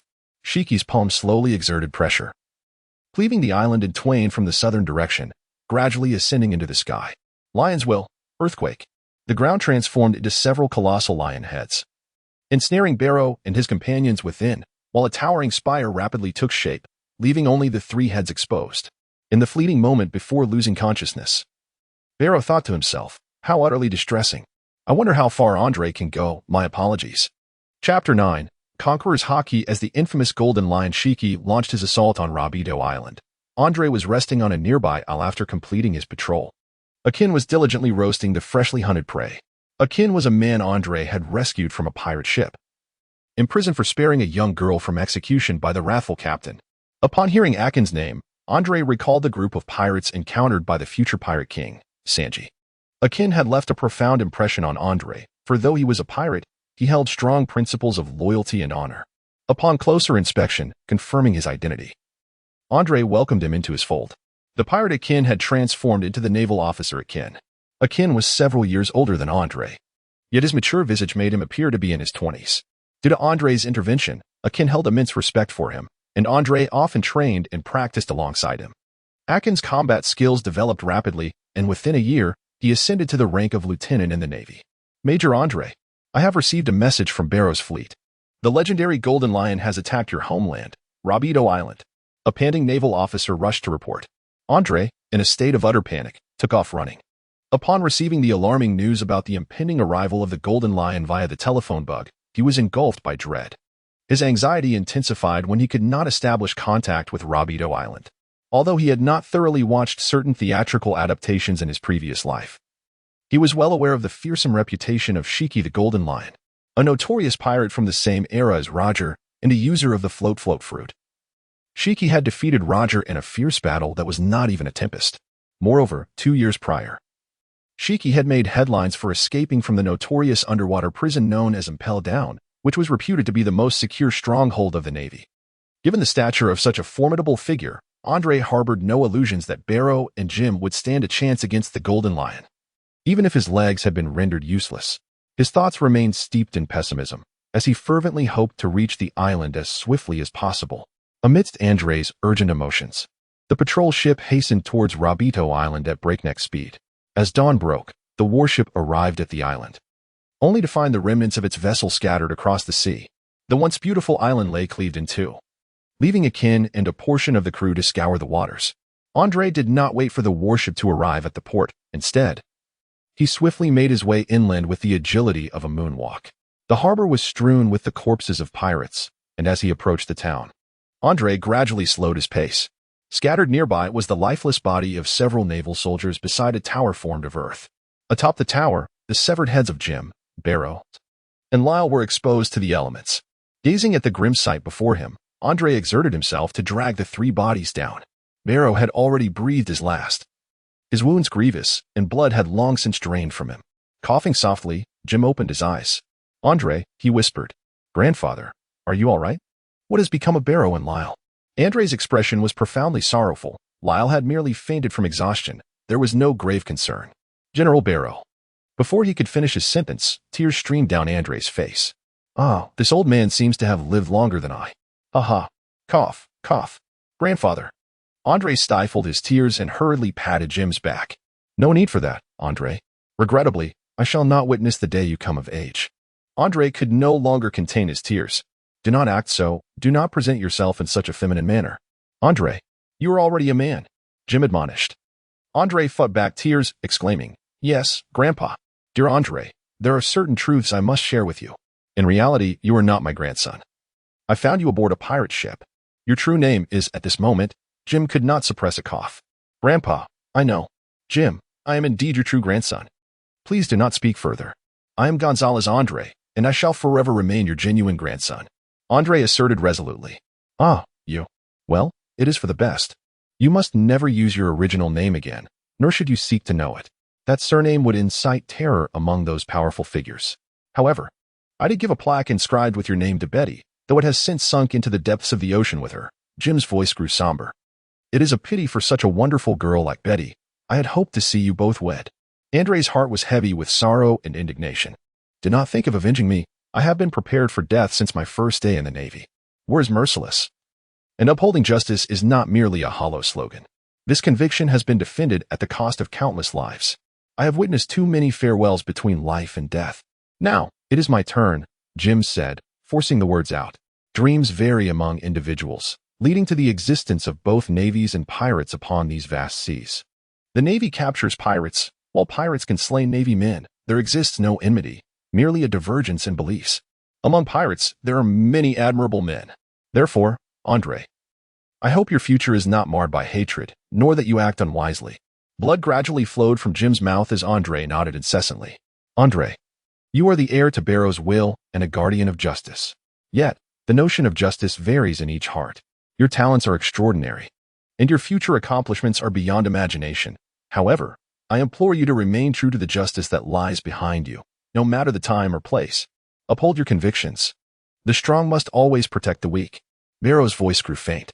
Furthermore, when faced with circumstances beyond your control, do not act impulsively. Though your demeanor is calm, the fervor within cannot be concealed. There are bound to be scoundrels in high positions within the Navy, as darkness can exist anywhere. I hope that when confronted with such shadows, you can choose to temporarily evade what cannot be changed. While this may seem contradictory to upholding justice, after all, justice is not so rigid that it cannot adapt. As long as you live, opportunities to enact change will arise. This is something you must comprehend for yourself. At times, justice requires a price. Barrow and I, in our youth, failed to adapt and lost far too much. I do not wish for you to follow in our footsteps. Do you understand? Jim's voice grew increasingly frail. Grandfather, do not speak further. I understand. I understand. Then I shall rest easy, Andre. Lay Barrow and me to rest here. Although Barrow was not of this place, let him accompany me in guarding my homeland. Haraha. The laughter abruptly ceased as Jim's gaze fell upon the deceased Barrow, slowly closing his eyes. Grandfather. Grandfather. Golden Lion. Shiki. With Jim's passing, an invisible essence radiated outward from Andre, enveloping the surroundings. Birds in the sky began to plummet, and soldiers newly arrived at the port fell one after another. Andre remained silent for a while, suppressing his sorrow as he placed Jim and Barrow together. Lyle slowly began to regain consciousness. Andre, Lyle weakly called out, rising to see the bodies of Barrow and Jim, tears streaming down his face. Andre and Lyle once again lifted the corpse of the sailor and carried it to a designated spot. The two worked in unison to excavate a substantial grave, into which specks of blood began to seep. Andre cast a final glance at the two elderly men, pushing with both hands as the earth gradually enveloped them, until a mound formed above their resting place. The naval forces arrived in succession, witnessing their fallen comrades and mistakenly believing that the Golden Lion had not ventured far, cautiously raising their weapons as they advanced. Upon reaching the town, they were met with the sight of lifeless bodies strewn across the ground and Andre kneeling beside a newly formed grave with Lyle, as if an understanding dawned upon them. One by one, all the sailors present removed their hats and raised their right hands, paying tribute to the grave with a military salute. The birds began to awaken, spreading their wings to soar into the sky. The sun rose gently, accompanied by a soft breeze. A group of people silently bid farewell to their comrades who had sacrificed themselves the previous day. Chapter 10. Void. Andre sat before the grave, his eyes devoid of life, having knelt there for a full 5 days. A kin was beside him in a similar posture. Their bodies, weakened by days without sustenance or water, bore the marks of their suffering. Behind them, footsteps approached slowly. Kapu stepped in front of Andre, seizing him roughly. With a resounding thud, a fish struck Andre's face, sending him rolling across the ground. Andre, are you intending to keep Barrow and Jim from resting in peace? Kapu shouted vehemently. Andre lay on the ground in silence as Karp approached him, grasping his collar and lifting him into the air. Look at you, Andre. Is this how a naval officer conducts himself? Senior Barrow and Senior Jim sacrificed themselves for the cause of justice. They are the heroes of the Navy. Yet, every year, countless soldiers follow in their footsteps. These heroes are truly magnificent. They do not require our cowardly tears or sorrow. What we can do is honor their legacy and uphold their beliefs. Do you understand, Andre? Karp bellowed with fury. Andre's gaze gradually ignited with anger as Kapu continued to shout, if every Navy officer who has lost loved ones were like you, then how could the justice of the Navy endure? How could it be executed? Andre, you are a Navy officer, regardless of your age. You have already become a formidable sailor. Do not forget the expectations that Elder Barrow and Elder Jim had for you. Please put me down, Admiral Kapu. I feel faint from this incessant swaying. Andre's voice, parched from days without water, sounded somewhat hoarse. Now this is more like it. Andre, this is the demeanor you ought to possess. Do not dwell in sorrow. The departed do not wish to see us. The living languish in despair. Kapu gently set Andre down on the ground. 2 cigars and several bottles of exquisite wine lay before the graves of Jim and Barrow. Rest assured, Commander Barrow, Elder Jim, I will certainly train Andre to become a great Navy officer. Kapu's expression bore a touch of sadness, yet he quickly rallied his spirits. Come on, you two. Let us return and recuperate. Kapu patted Andre on the shoulder and set off first. After taking a few steps, Andre turned back to gaze at the grave for a considerable time before departing with Kapu. Following a brief period of recuperation in Rocktown, a newly appointed officer from headquarters arrived. The new arrival was a colonel. Barrow's stationing was initially temporary. Yet he had requested a prolonged assignment in Rocktown to mentor Andre, a decision that ultimately cost him his life. The naval headquarters maintained specific routes for each of its divisions, yet traveling from Rocktown to headquarters was still time-consuming. Upon receiving news of the Golden Lion's impending attack, Kapu, due to the urgency of the situation, altered 3 routes to navigate directly through the windless zone to the East Sea. In contrast, the return to headquarters was conducted at a measured pace along the established route, although the Navy had developed methods for safely traversing the windless zone. The technology remained somewhat immature, making navigation through it still perilous. Throughout the journey, Andre spent his days in the training room, fervently practicing various techniques without ever leaving the cabin. Lyle, too, remained silent on the deck, lost in contemplation of the sea, with Kapu offering no words of solace. Recognizing that the pain of parting often requires time to soften. As the warship docked, Andre finally arrived at the naval headquarters in Marin Van Du. There were already individuals awaiting their arrival. Vice Admiral Kapu, Admiral Kong, and General Sengoku have been anticipating your presence. Kapu nodded in acknowledgement, and the group continued in silence, proceeding quietly through the towering gates into the base's interior. The remnants of Barrow's final days were evident in Marin Van Du, as some structures bore the marks of being hastily erected in response to the Golden Lion's assault prior to Roger's execution. Andre had also heard of this matter, and upon witnessing the scene before him, his fists instinctively clenched tightly. Soon, several individuals arrived at the marshal's office. Karp instructed 2 of them to wait outside before he entered. "Karp, you have returned," greeted the current Marine Marshal, Steelbone Kong, a remarkably formidable old man. His tawny skin and white hair, resembling a mountain's peak, exuded an extraordinary aura. A stitched scar lay beneath his left eye, and the muscles of his exposed arms rivaled the girth of an adult's waist. He emanated an imposing presence, even without anger. Sengoku was also present, waiting for Karp's arrival. "Is it truly the Golden Lion?" Kong inquired with a grave tone. "Indeed, the situation aligns closely with the report I sent. The island of Rabido has been split in 2, with one half taken away by the Golden Lion's powers. Senior Barrow perished on the spot, and of the over 100 soldiers who followed him, only the deputy, Lyle, survived. The island's residents were annihilated by the Golden Lion as they attempted to escape aboard warships. None survived. Is that so? That old rascal Barrow has finally departed." Kong's expression turned somber. What could the Golden Lion Shiki's intentions be in the East Sea? After a moment of silence, Sengoku spoke. "Karp, how is Andre faring?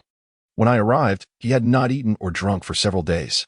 He has since recovered somewhat, yet I can discern a deep-seated hatred within him."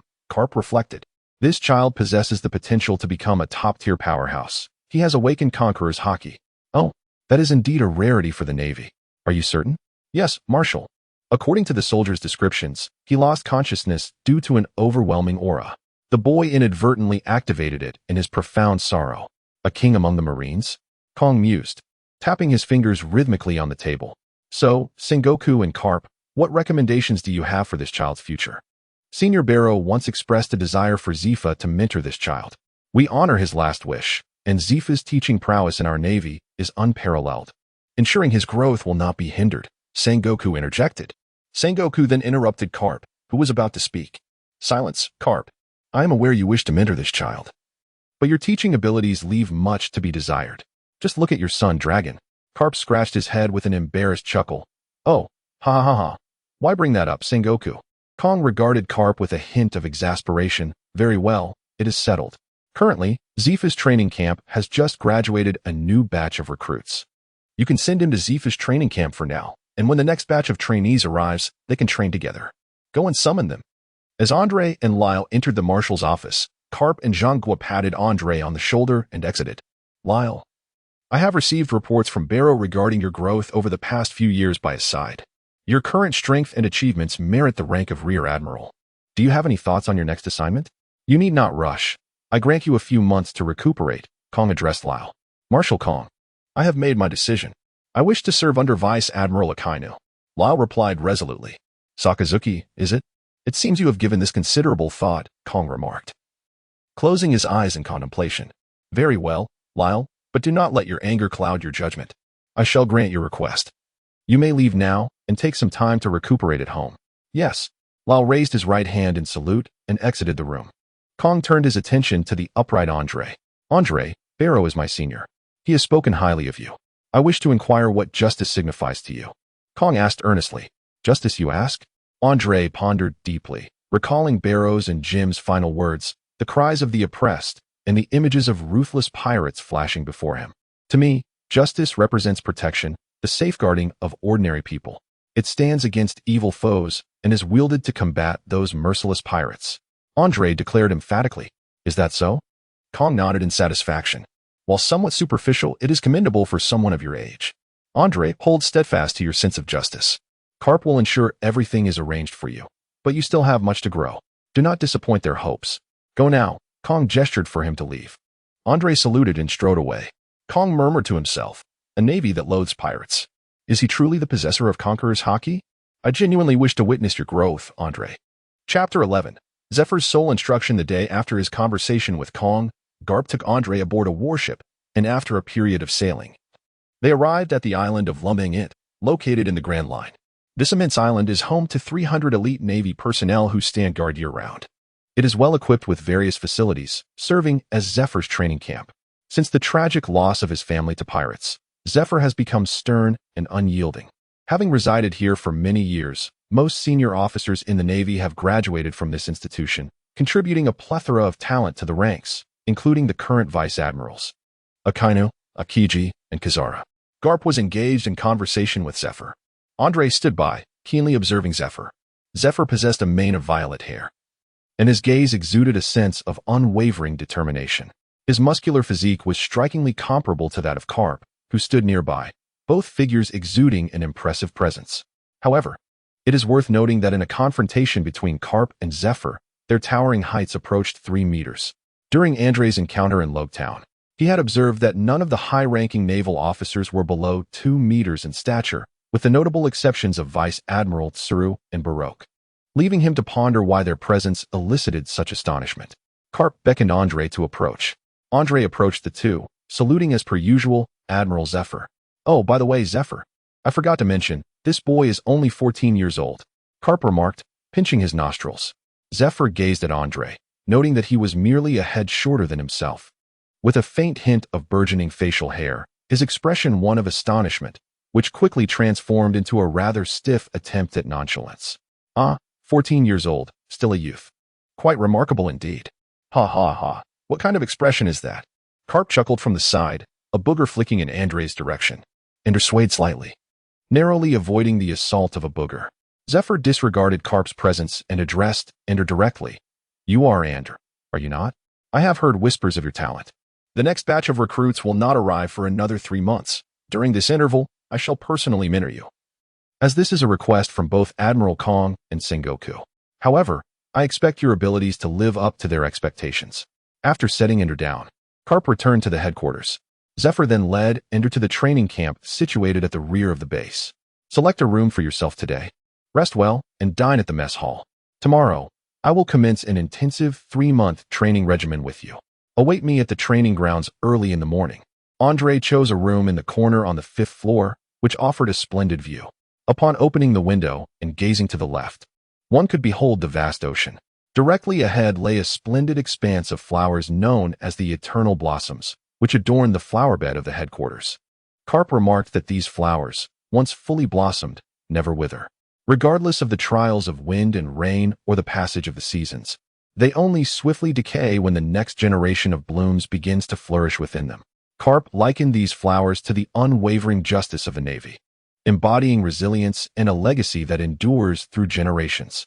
Andre has a particular fondness for these flowers, whose purple petals appear to dance like a myriad of butterflies in the gentle caress of the breeze. The training camp's accommodations are quite pleasing, as the room is spacious and designed for single occupancy. It boasts a private bathroom, and a bookshelf adorned with a selection of books graces the space. After tidying up briefly, Andre proceeds to the dining hall for his meal. The fare in the dining hall is rather commendable, offering a delightful array of fruits and meats in abundance. Andre's astonishing appetite created quite a stir in the cafeteria, prompting the Navy personnel to inquire about this unfamiliar figure. Zephyr, also dining in the cafeteria, nodded upon witnessing Andrei's remarkable consumption. Clearly, he possessed a formidable digestive capacity, making him an excellent candidate for martial arts training. The following morning, Andrei awaited at the training ground, engaging in his daily practice of Xingyiquan. When Zephyr arrived, he refrained from interrupting Andrei's exercise. "Your style of boxing appears to possess unique benefits for enhancing physical strength," Zephyr remarked, demonstrating his acumen as the Navy's finest instructor by discerning the essence of the 5 elements fist at a glance. "Well, I have heard from Karp that your prowess ranks among the elite within the headquarters. Now, attack me with everything you have mastered," Zephyr declared, casting aside his cloak to signal Andrei to commence his assault. Under Zephyr's lenient guidance, Andrei unleashed every offensive technique at his disposal, showcasing the 5 elements fist, the Navy's 6 styles, and even the still awkward 12 forms of Xingyi. Zephyr, with an impassive demeanor, evaded Andrei's strikes, occasionally absorbing them deliberately for evaluation. Initially, Zephyr intended to wait until Andrei's stamina waned, but Andrei's physical resilience exceeded Zephyr's expectations. After an hour of fierce combat, Andrei's striking power showed no signs of diminishing, leaving Zephyr both amazed and intrigued. "All right," Zephyr finally called a halt to the sparring. "It appears you are indeed a remarkable specimen," he commended. "Your execution of the 6 styles is commendable, particularly the paper drawing and iron block. However, the boxing technique you employed later reveals a lack of familiarity. My advice is to refrain from practicing that particular style for now. It seems to be derived from the attack patterns of various ferocious beasts, and while its form may resemble theirs, you are not yet equipped to master it." Andrei also expressed his agreement, noting that even in his past life, he had not mastered the 12 techniques in depth, having only grasped their forms without understanding their essence. "I can only marvel at your current prowess. The claims made by Karp and others are not exaggerated, and you even surpass their descriptions. I recall that I entered the Naval Academy at the age of 14 and did not master the 6 forms until I was 28. Yet, you have already become proficient in the 6 forms at the age of 14, far exceeding my capabilities. You are the most gifted martial artist I have encountered, and thus, for the next 3 months, I shall impart my teachings to you with even greater rigor," Zephyr stated, arms crossed over his chest. "Your physique is now ready to attempt to awaken Haki. You may have heard of Haki, and now I shall elaborate on it. Haki is generally divided into 2 types, the armament Haki and the observation Haki. Armament Haki can be cultivated through training. When utilized, it manifests as an invisible armor that enhances one's physical defense. It can also be employed to attack the bodies of those with devil fruit powers and can be infused into various weapons. If mastered to a high degree, armament Haki can even penetrate an enemy's body to inflict internal damage. The second type is observation Haki. Upon awakening through rigorous training, it sharpens one's 5 senses, allowing the user to perceive the presence and emotional changes of surrounding beings. It can also be used to foresee and evade danger, making it an immensely powerful form of perception. When cultivated to its utmost, observation Haki can manifest various extraordinary abilities, depending on the individual's innate qualities. Both forms of Haki can be influenced by an individual's natural talents, often leading to a preference for one form of training over the other. There is also a third type known as Conqueror's Haki, which is exceedingly rare, with only 1 in several million possessing it. Those endowed with this Haki are regarded as having the qualities of a king among pirates. Conqueror's Haki cannot be trained. It only strengthens when the spirit of the possessor is elevated.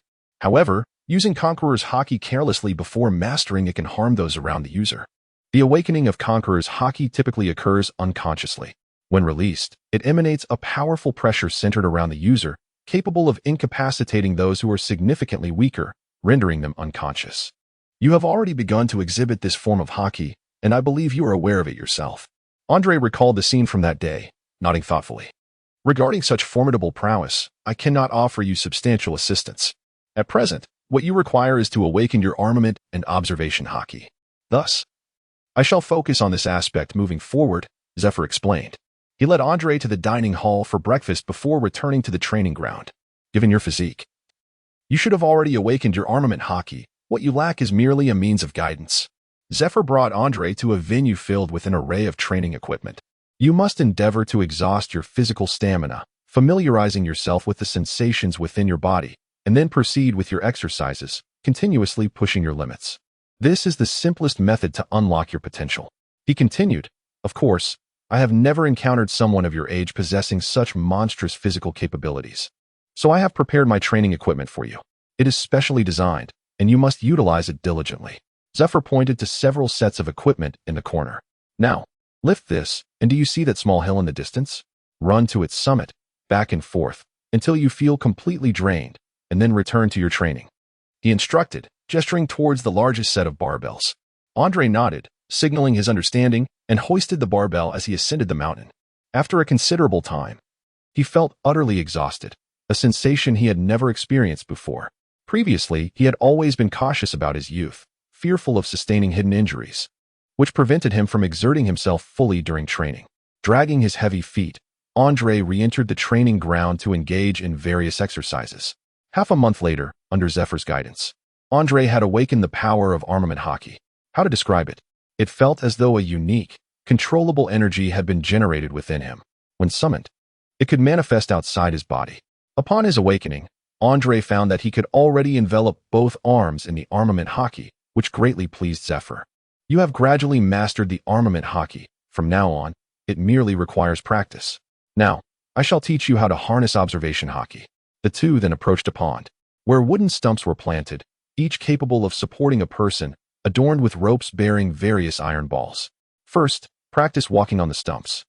When you can run effortlessly upon them, blindfold yourself and continue your movements. Once you can run with your eyes closed, we will proceed to the next phase. Zephyr instructed before turning to leave. Initially, this exercise was somewhat disconcerting for Andre, but within a few days, he was able to run proficiently with his eyes shut. Zephyr then introduced the next stage of training. Relax your body and refrain from defense. I will manipulate these iron wires to control the iron balls attacking you. But you must keep your eyes closed. Rely on your perception to sense the flow of air and utilize your hearing to listen intently. Do you understand? Understood. Upon returning to the dormitory that evening, Andre's body bore numerous bruises. At first, Zephyr had only controlled a couple of iron balls for the attacks. But upon witnessing Andre's adeptness, he swiftly increased their number. Consequently, Andre soon found himself overwhelmed. A week later, Andre could easily evade the iron ball's assaults, prompting Zephyr to quicken the pace. Andre accumulated even more scars on his physique. Until that day, after enduring several more strikes, Andre suddenly perceived the world in a new light.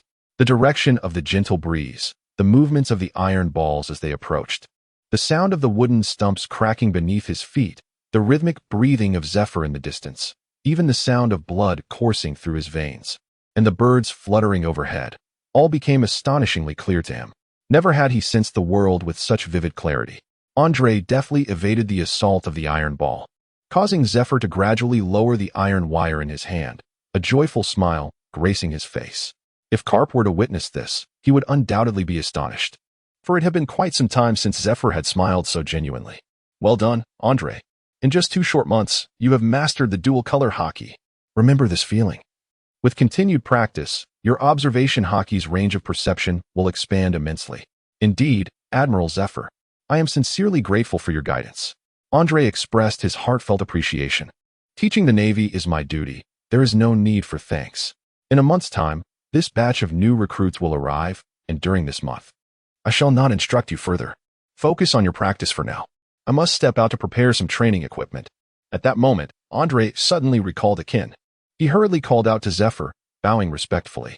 Admiral Zephyr, I once had a subordinate named Akin in Low Town of the East Blue, who possesses remarkable talent. I hope he can also receive your instruction. Oh, for you to describe him as talented is quite a statement. I am indeed looking forward to meeting him. I shall take note of this. If he truly possesses the talent you claim, he will arrive. In the month that followed, Andre dedicated himself to honing his armament and observation hockey. Soon, the warship carrying the new recruits reached the harbor. Chapter 12. The ability users led by Smoker. As the warship departed, a group of Navy personnel, under the guidance of their instructor, arrived at the training base. After a brief address, they were assigned their dormitories. Zephyr had not informed Andre that the new recruits would be arriving today. After finishing his morning training, Andre had just taken a shower and was seated in his room, clad only in his undergarments, engrossed in a book. Sounds of footsteps ascending the staircase could be heard outside.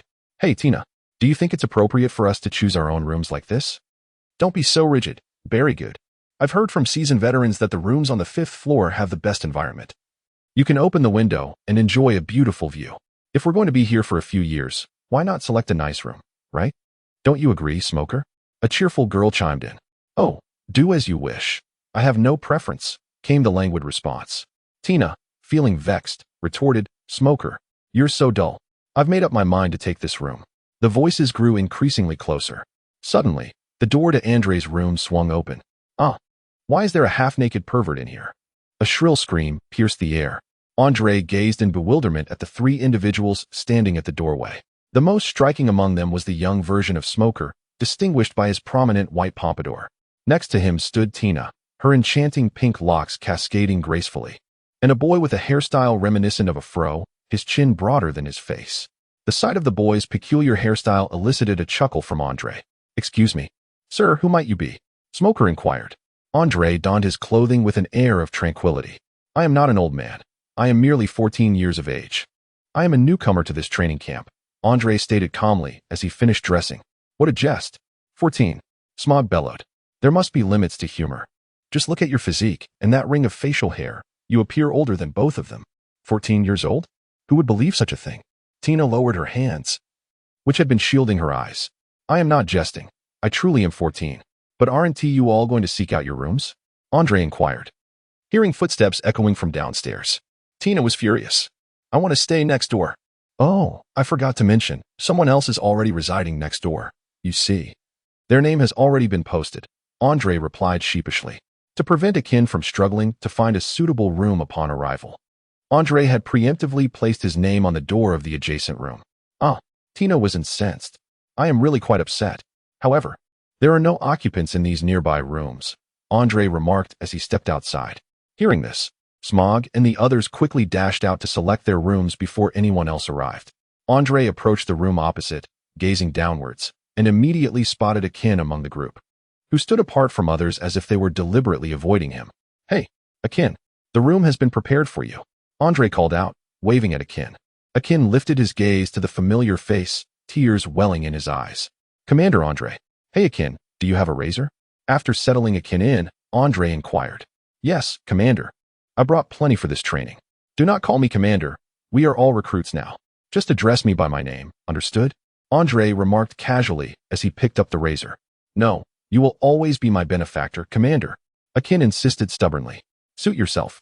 Observing the youth in the mirror, with his sharp brows and bright eyes, his nose was strong and resolute, as if carved by a master sculptor, giving him an air of determination and bravery. Well, this looks much more pleasing, he concluded, as Akin departed for his meal. Andre and Akin, after finishing their meal, found a corner to enjoy their food. Coincidentally, the trio sat beside them. You're quite the handsome young man, aren't you? Tina exclaimed, her words laced with admiration. This is rather embarrassing. Can we please eat in peace? Smog lamented. TCH, what a boring middle-aged man. Who are you calling middle-aged? I merely have a slightly mature hairstyle, Smog retorted, raising his voice. Indeed, Tina's remarks are rather hurtful, the comedic figure interjected. Well good, your appearance is the oldest of all, especially with that ridiculous hairstyle. Did you just get it permed? Tina's words were sharp as a knife. What do you know? This is the trendiest hairstyle. Belgood shouted back at Tina. Andre sat in silence beside Akin, both of them engaged in their meal. Is this truly the legendary comedic trio? Andre pondered. The following morning, the blaring of the bugle signaled the start of the day.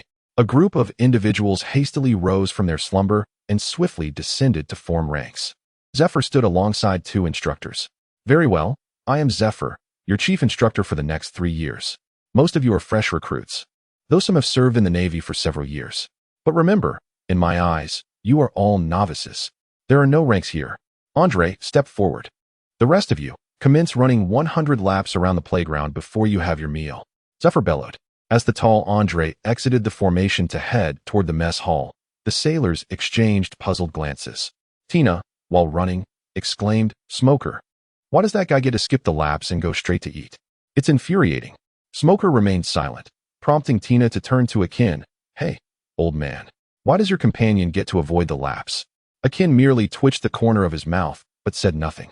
Frustrated, Tina transformed her anger into motivation, accelerating her pace. As time passed, more and more individuals succumbed to exhaustion. Tina, too, began to lose her initial vigor, eventually collapsing onto the ground. Zephyr observed quietly, noting that only a few managed to persevere until the end of the 100 laps. He glanced at the remaining participants and cross-referenced his list. Akin, Smoker, Oppa, Mark, and Shaylin. Except for Akin, the rest were all users of devil fruits. Smoker wielded the powers of the smoke fruit. Oppa transformed into a gorilla via the monkey fruit. Mark assumed the form of a goat thanks to the goat fruit, and Shaylin took on a zebra shape through the horse fruit. Only 5 individuals had managed to endure, 4 of whom were devil fruit users, which displeased Zephyr greatly. He firmly believed that physical prowess was the most fundamental capability of a warrior. While devil fruits could provide a significant boost in power, it was only through physical training that one could truly reach their potential. You 5 will continue running until you can run no more, Zephyr shouted. The group exchanged glances and resumed their sprint. Laps turned into laps, and eventually only Andre and Smoker remained. Go, Smoker! Tina cheered, raising her fist in encouragement. Gradually, Smoker felt his legs growing weak, glancing at Andre, who showed no signs of fatigue. Smoker felt a pang of bitterness. How could he be outdone by an ordinary person? No, I must persist. Smoker gritted his teeth and pressed on. After several more laps, darkness enveloped Smoker, and he fainted. Meanwhile, Andre, though slightly strained, continued to run swiftly. The proud Smoker had received a lesson from Andre on his very first training day at the camp. All right, everyone stop and go eat, Zephyr declared, nodding in approval at Andre's determination to endure until the end. It seemed Andre had indeed proven to be a promising candidate for physical training, as he had suggested. Zephyr felt a burning desire to impart all his knowledge to Andre, although basic physical training was not currently paramount for him. Zephyr prepared a multitude of books for Andre, intending for him to first acquire some cultural knowledge. He even arranged for a civilian officer to be dispatched from headquarters to instruct Andre. Andre was quite intrigued by this notion. Sometimes sheer brute force is not the ultimate answer. Many problems can be effortlessly resolved with a shift in perspective and the application of intellect. He recognized the necessity of familiarizing himself with the diverse cultures of the world. Jim, a rather uncultured brute, had devoted years to honing his physical prowess, while Andre's understanding of the world's cultural landscape was limited to basic literacy, often stumbling upon unfamiliar phrases during his reading sessions. Over the past 6 months, Andre was exempt from the basic physical training. His sole responsibility was to master various forms of written language and practice his hockey skills. As a week passed, Andre would report in each morning, then proceed to the dining hall for his studies and spend the afternoons perfecting his dual-color hockey. Today, however, as Andre stepped out of the ranks, Smoker could no longer contain himself and erupted. Report, Instructor Zifa, Smoker shouted. What is it, Smoker? Zifa seemed to sense Smoker's agitation and halted Andre, who was about to leave. May I ask, Instructor Zifa, why is Andre, a new recruit in our training camp, exempt from training? Are we, the righteous Navy, to extend special treatment? Smoker exclaimed, his anger palpable. Oh, special treatment? Huh. I had no intention of discouraging you, but if I don't clarify, you certainly won't accept it. The reason Andre does not participate in training is that you all would be a hindrance to him. Zifa cast a scornful glance at the group. Hindrance? Instructor Zifa, I fail to comprehend what you mean by hindrance. Smoker's face flushed crimson. Zifa stepped closer to Smoker and stated plainly, to be direct. These fundamental physical training exercises hold little value for Andre. Moreover, I fear that if Andre trains alongside you, it may wound your pride. Smoker was about to retort, but Zifa waved his hand dismissively. Andre, you need not go to the reading room today. Instead, you will engage in a contest with them. Yes, Instructor Zifa. Now, if anyone disagrees with my words, step to the right. Zifa gestured toward an open space on the right. Smoker was the first to stride forward, followed closely by Tina. Very good, Oppa, Mark, and Shaylin. The other sailors exchanged glances, and aside from Akin and a few others from the East Sea, one by one, they joined Smoker on the right. Very well, Akin and your group, step forward. You will join me for a meal. The rest of you may compete against Andre. If you win, I will record it as an achievement that can be noted for promotions. Zifa concluded, leading the 2 instructors and Akin toward the dining hall. How shall we compete? Andre expressed his annoyance. His time was precious, and he saw no need to squander it on a contest of bravado with these youths. Smoker, arms crossed and struggling to restrain his fury, replied, You choose. Let me witness the capabilities of the student whom Instructor Zifa has deemed special. Andre pondered for a moment before approaching the colossal barbell he typically carried while running through the mountains. How about this? Let us bear this weight and race to the summit of the opposing peak before descending, he declared resolutely. Turning to the formidable woman, whose arms were even more robust than Smog's, he couldn't help but notice the two exuberant braids that were somewhat striking to behold. Allow me to demonstrate, Andre announced, effortlessly placing the barbell across his back and dashing toward the summit. This is hardly an impressive feat, Shaylin remarked nonchalantly after completing a lap with the barbell on her back, though no one could see the slight tremor in her legs. Andre pondered that this group of trainees possessed considerable strength. Without uttering a word, he shouldered the barbell and accelerated, running back and forth dozens of times. Shaylin gritted her teeth and, after a grueling 5 rounds, could no longer endure, collapsing onto the ground. Opa stepped forward, among the trainees. His stamina was second only to Smog's. However, even he faltered after the 8th round. Smog remained silent, completing 10 rounds with the barbell and even running an extra lap to demonstrate fairness, casting a challenging glance at Andre. Tina shouted from the sidelines, "That's right, Smog." Andre silently praised himself, although the future smoker was engrossed in the development of his powers and was not as formidable as Doflamingo. Smoker's physique and innate talent were quite commendable. Well then, let us observe who can endure the longest. Andre hoisted the barbell with all his might and sprinted forward. In an instant, the arena was swept by a gust of wind conjured by Andre's powerful movement. The students were left in awe, their jaws agape. Smog wore a serious expression, scrutinizing Andre intently. Andre ran with remarkable speed. A journey that would typically require several minutes was completed by him in less than 2. After 10 rounds, he passed the barbell to Smoker. Hesitating for a moment, Smoker reluctantly admitted, "I cannot match your prowess. You have triumphed." Tina was immensely disappointed. Tina was furious. Pouting, she expressed her discontent. Tina is exceptionally strong. Berrygood gazed at Andre with utmost seriousness. The subsequent competition resulted in a dismal defeat for the participants. Unable to contain himself any longer, Smoker erupted. "The Navy values practical combat. Are you willing to face me?" Zephyr and his companions had been observing for quite some time after their meal. "General Zephyr, should we intervene?" inquired an instructor nearby. "No need to interfere. Let these inexperienced children endure a trial that will foster their growth." The onlookers quickly cleared an area for the two combatants. Smoker's arms suddenly transformed into smoke, white mist, followed by a powerful punch. 2 fists lunged toward Andre. Andre, with an expressionless demeanor, deftly evaded the onslaught. "Curse be it." Smoker relentlessly launched his attacks towards Andre. Yet not a single strike found its mark. After a spell of futile attempts, Andre grew somewhat irked. It appeared that Smoker was not particularly adept at harnessing the powers of the fruit just yet. As he nimbly dodged and advanced towards Smoker, he remarked, "Your strikes are far too sluggish. Cursed be it. How could this be?" Smoker retaliated with even greater speed. Andre leaped lightly, raising his fist to strike Smoker. "I am a user of a Logia-type fruit. Your attacks will be futile against me." However, before Smoker could finish his statement, he felt a powerful punch collide with his face, sending him flying. The Navy personnel gazed in astonishment, exclaiming, "How could this be possible? Smoker, a Logia user, has been defeated by a mere ordinary fist." Andre turned to the trainees and shouted, "You all should join forces. You are far too weak." His words ignited a surge of anger among the trainees. "How arrogant!" they exclaimed. "Let us unite and bring him down." Tina was furious. She aimed to strike him down. With a swift motion, a black spear materialized in Tina's hand, and she hurled it toward Andre. With a swift maneuver, Andre unleashed his 6 styles and plunged into the throng. In a matter of moments, over 200 trainees lay sprawled on the ground, groaning incessantly. Bellagood's body had disintegrated into scattered fragments across the floor. Andre was quite curious. Are dodo fruits indeed real? They do share similarities with Baki's fruits, though they are rather amusing. Andre emerged from the training ground.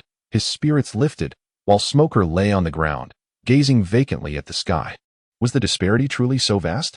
Chapter 13, The 36 Techniques of Iron Forging. Since that fateful encounter where Andre imparted a harsh lesson, Smoker and his comrades ceased their provocations against him, awed by Andre's prowess, which garnered him a multitude of admirers.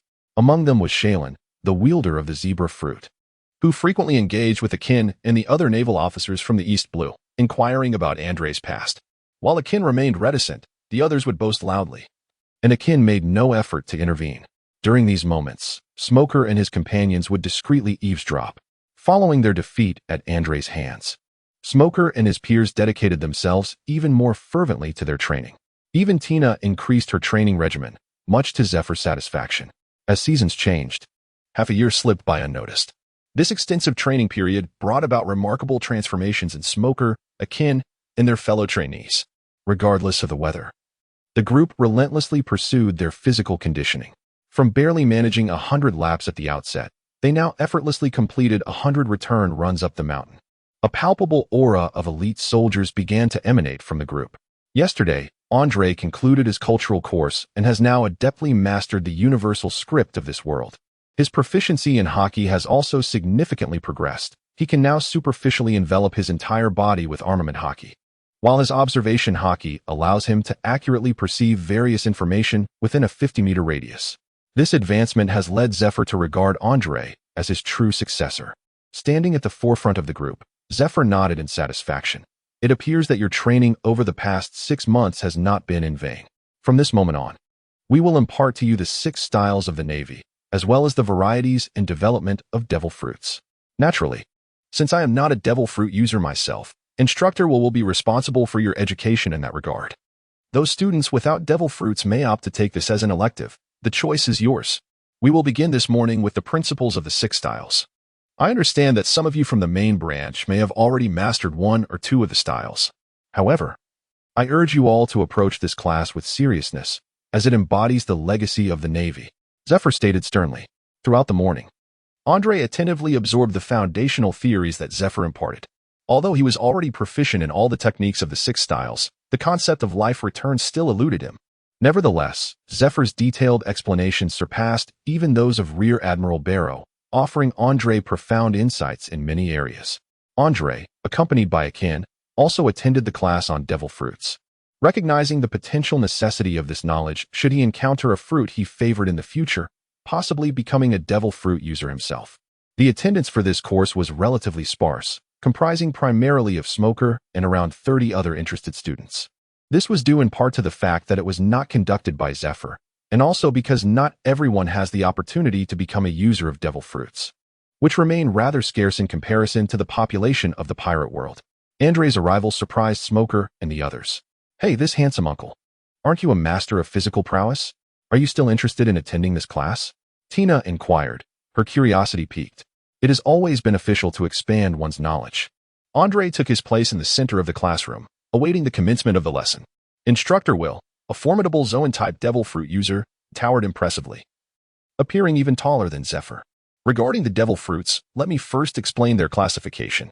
After a comprehensive overview of well-known fundamentals, Will's words captured Andre's interest. He remarked that the taste of devil fruits is exceedingly unpleasant, necessitating merely a single bite, and that innate talent is required to develop their powers. It is said that some individuals with heightened aptitude can master various abilities shortly after consuming the fruit, skillfully unlocking its techniques. This made Andre recall Luffy. Conversely, others may experience a painfully slow enhancement of their powers after consumption, prompting Andre to think of Buggy and the present Smoker. Will paused momentarily, lowering his voice as he continued. It is rumored that each person's adaptability to the powers of the fruit varies. The same fruit, consumed by different individuals, yields disparate levels of potency. This conclusion stems from my previous research. He paused again, his expression taking on an air of mystery. Moreover, whether a devil fruit aligns with your innate talent can indeed be discerned. The group became intrigued, attentively absorbing Will's teachings. It is said, merely said, that when you acquire a devil fruit, if you feel an inner desire to consume it, then it may be particularly suited for you. Conversely, if you experience no inclination to eat it, then it is likely unsuitable. Will glanced outside the classroom, as if fearing eavesdroppers. Tina raised her hand, and Will gestured for her to speak. But instructor, don't most people who find a devil fruit inherently wish to consume it? And how did you come by this information? Tina asked, her curiosity evident. This? I deduced it through my own research, Will replied, a hint of embarrassment in his tone. A collective scoff of disdain arose from the group, yet only Andre silently committed these insights to memory, contemplating their potential usefulness in future encounters with the fruits. After a month of foundational instruction, Zephyr announced that for the subsequent year, everyone would be free to practice as they wished, assuring them that he and his colleagues would not interfere, though they were welcome to seek guidance for any uncertainties. Andre commenced his training in the six forms. Although he had already mastered the six forms to an exceptional degree, his recent tutelage under Zephyr had further enhanced his skills. The fusion of the six forms with Haki allowed for a multitude of combinations, yielding formidable power. For instance, the use of Shave in conjunction with Iron Body and Armament Haki enabled him to instantaneously activate the Iron Body state on his fists or feet, while simultaneously employing Shave to appear before his adversary for an attack. By enveloping himself in both Iron Body and Armament Haki, he achieved a robust defense that could rebound attacks from others. Inspired by Sanji's ability to briefly fly in the air using Skywalk, Andre devised a method to combine Shave with Skywalk, enabling him to soar through the air until his stamina was depleted. By leveraging Skywalk to amplify the power of his Gale Foot technique, he unleashed two massive gusts of wind toward his enemy, infused with Armament Haki. Midway, these gusts could split into numerous smaller gales, posing a significant threat to any foe who underestimated them. Zephyr himself praised the potency of this technique. Utilizing his 10 fingers to activate the finger gun technique, Andre would then employ Shave to swiftly approach his opponent, rendering them incapable of evasion. Thus, he coined a series of techniques under the name 36 Forms of Iron. Upon hearing this name for the first time, Zephyr struggled to contain his impulse to scoff and instead remarked, your concept is quite innovative. These are indeed formidable techniques." This was followed by a prolonged silence, leaving Andre, who believed he had chosen an excellent name, somewhat disheartened. With his proficiency in the six forms and the dual Haki advancing further, Andre initiated his practice of Xingyiquan. Meanwhile, Smoker appeared to have developed a newfound appreciation for physical strength in the six forms following Andre's guidance, igniting Andre's anticipation for Smoker's future development.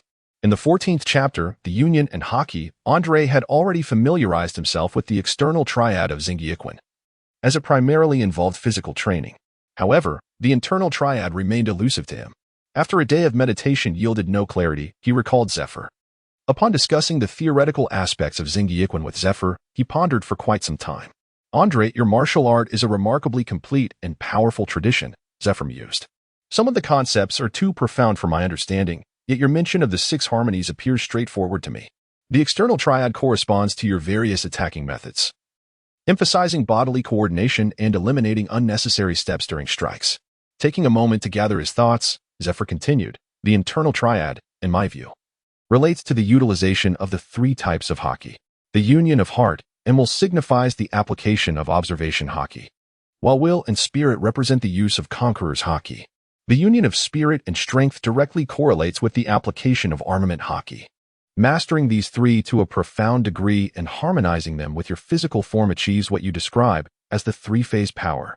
At this point, Zephyr gazed out the window with admiration, exclaiming, "The predecessor who created this martial art must have been a master of the three types of Haki at the pinnacle of skill. I would love to witness their prowess." Upon hearing Zephyr's insights, Andre experienced an epiphany, feeling as though a grand door had swung open before him. Indeed, the esoteric theories from his past life that he could not comprehend seemed different in this world. With the three types of Haki at his disposal, was this not the essence of the internal triad? Andre began to contemplate the practical feasibility of integrating Xingyiquan with Haki. Andre pondered for quite some time, increasingly convinced that his idea was feasible, a glimmer of excitement manifesting on his face. Zephyr, noticing Andre's smile, approached and gently patted him on the shoulder, saying, "This martial art is exceedingly profound, and to comprehend the inner triad, it is essential that your domineering aura is sufficiently developed. Given your adeptness with this aura, I recommend that you first grasp the harmony of energy and strength embodied in the armament Haki." "Thank you very much, Teacher Zephyr," Andre responded, bowing respectfully. "There is no need for such formality. It brings me great joy to assist you. If you have any uncertainties, feel free to ask me." Zephyr replied with a warm smile. "Understood, Teacher Zephyr. I shall take my leave now. Remember, Andre, do not be overly eager for rapid success. I am well aware of your experiences, and I can empathize with your determination to grow stronger. Your talent is remarkable, and in comparison to your peers, you are already an invincible force. Do not burden yourself with excessive pressure. Occasionally allowing yourself to relax may yield even greater benefits for your martial journey. Do you understand?" Zephyr cautioned with concern. "Yes, Teacher Zephyr. I understand." Andre harbored an earnest desire to attain understanding at the earliest opportunity, eagerly employing the mastery of armament Haki each day to fully experience the sensation of the harmonious blend of energy and strength. Andre had not frequented the cafeteria for 3 consecutive days. Upon learning this news, Zephyr recalled the boy's exuberant expression. Could it be that he had become so engrossed in his training that he neglected to eat? Zephyr discovered Andre deep within the thicket behind the dormitory, surrounded by the carcasses of various ferocious beasts. Andre muttered to himself, "How could this be? Is this the principle? Why can't I comprehend it?" "Andre," Zephyr bellowed. Andre gradually regained his senses. "Teacher Zephyr, have you forgotten the words I imparted to you? I advised you against hastily enhancing your martial prowess. It seems my counsel has not resonated with you," Zephyr said, his expression filled with ire. Andre felt a twinge of shame. "Zephyr, do not speak any further. From this moment forth, you are confined to your quarters. I shall release you only when your heart finds tranquility. Do you understand?" Faced with Zephyr's furious demeanor, Andre chose not to argue, recognizing that he had indeed overstepped his bounds. The confinement was merely a small, unguarded room, inside which Zephyr had thoughtfully arranged a plethora of books. Through the window, the figures of Akin and the others' training were clearly visible. After several days of reflection, Andre gradually regained his composure. In addition to reading, he occasionally observed the progress of his fellow trainees, particularly noting Akin's swift advancement. He had already mastered the 6 forms to a significant degree. When Akin passed by the room and attempted to converse with Andre, he was met with silence. A week later, Andre had completely regained his calm. He often practiced his armament hockey and observation hockey within the confines of the room. On one particular day, as he routinely activated his armament hockey, he suddenly sensed a subtle change within his body. It was as if his comprehension of the strength of his armament hockey had sharpened. He became acutely aware of the degree of force he could exert and the corresponding destruction it could inflict. Andre placed a book upon the table, channeling his armed hockey to envelop his index finger. He gently inserted it within. 10 pages, Andre contemplated. Withdrawing his finger, he opened the book to inspect its contents, discovering precisely 10 pages.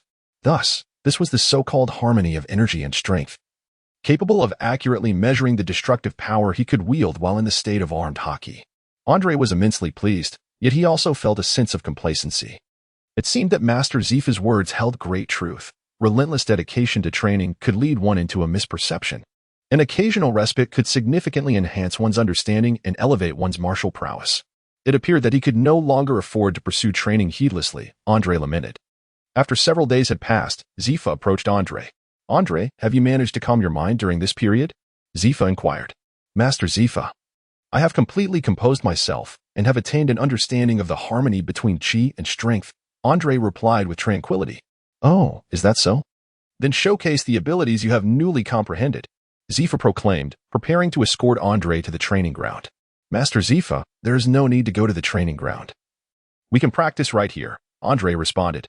Andre, after speaking, picked up a book and said, "Teacher Zephyr, the concept of Kia Yuli here refers to the ability to enhance the precision of one's destructive power and to utilize physical strength in a more rational manner, even when employing armament hockey."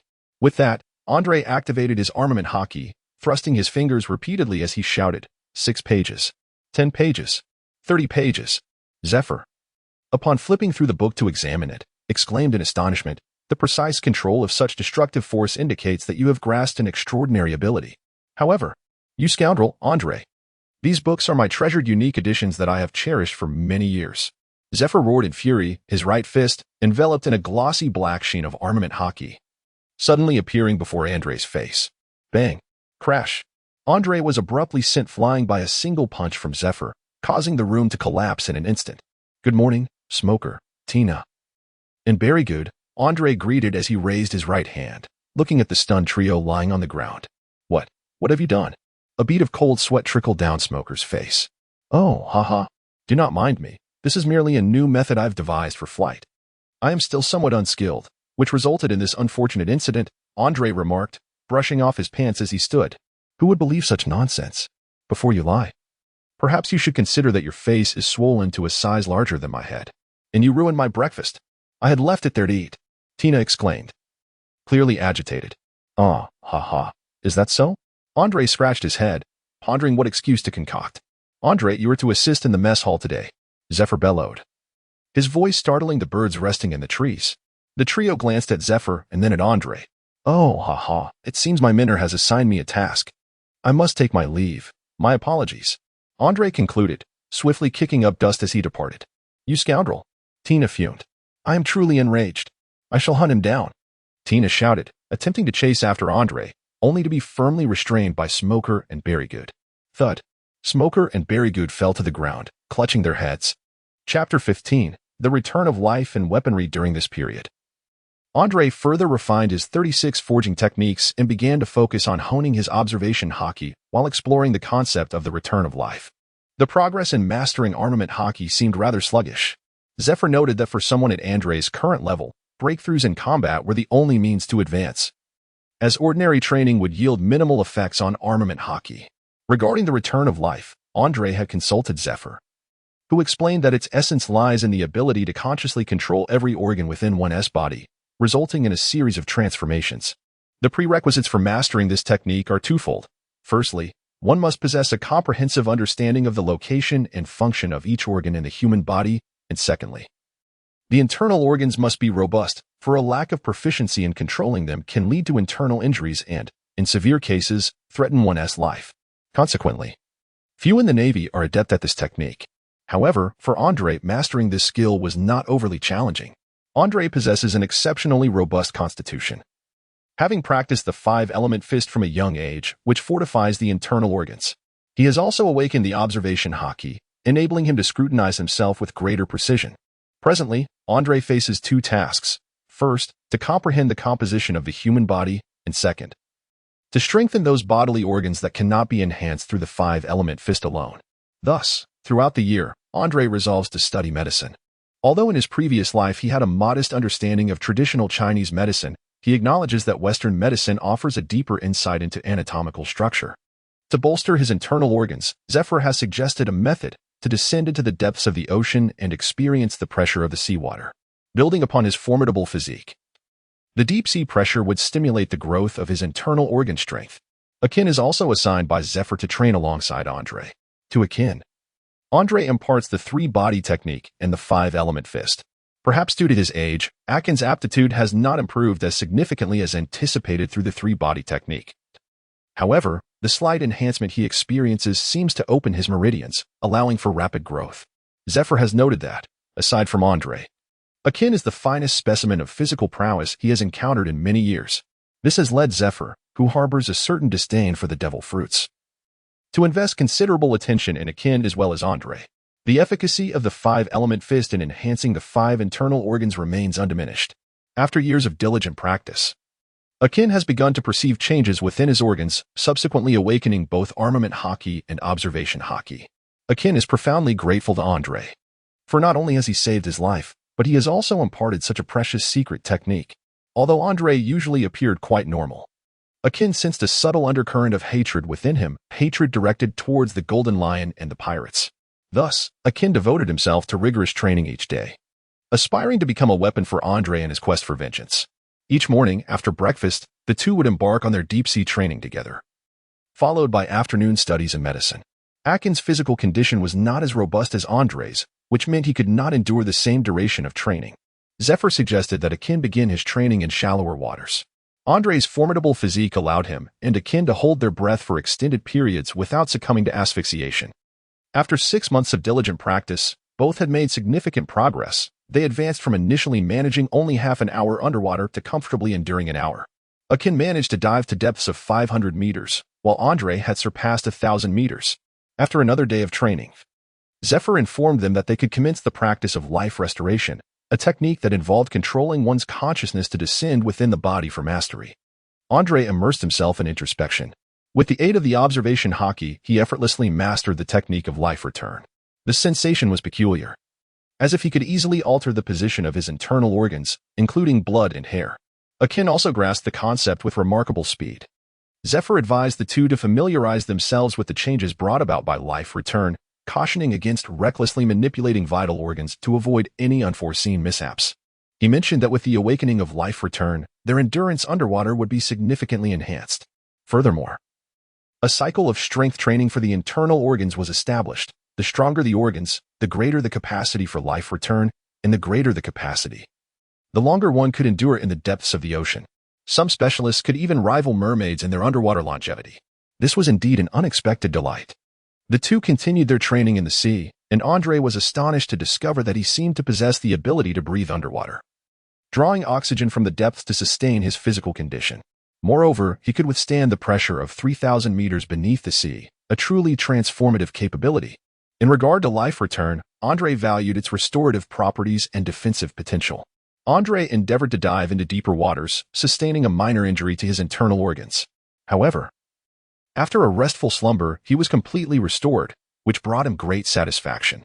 As time flowed on, a year swiftly elapsed. Andre and Akin have become proficient in the art of life restoration and have gained a deeper understanding of the 6 styles. As their medical skills advance, Andre has mastered the treatment of various critical points in the human body, and his comprehension of Xingyiquan has reached new heights. One day, Zephyr gathered everyone together. From this day forth, I shall instruct you on the mastery and understanding of various weapons and naval vessels. While the use of weapons is optional, the command of ships is imperative, Zephyr declared. Observing the skeptical expressions among the trainees, his demeanor grew serious. I understand that many of you are disinterested, believing that enhancing your own combat prowess is paramount.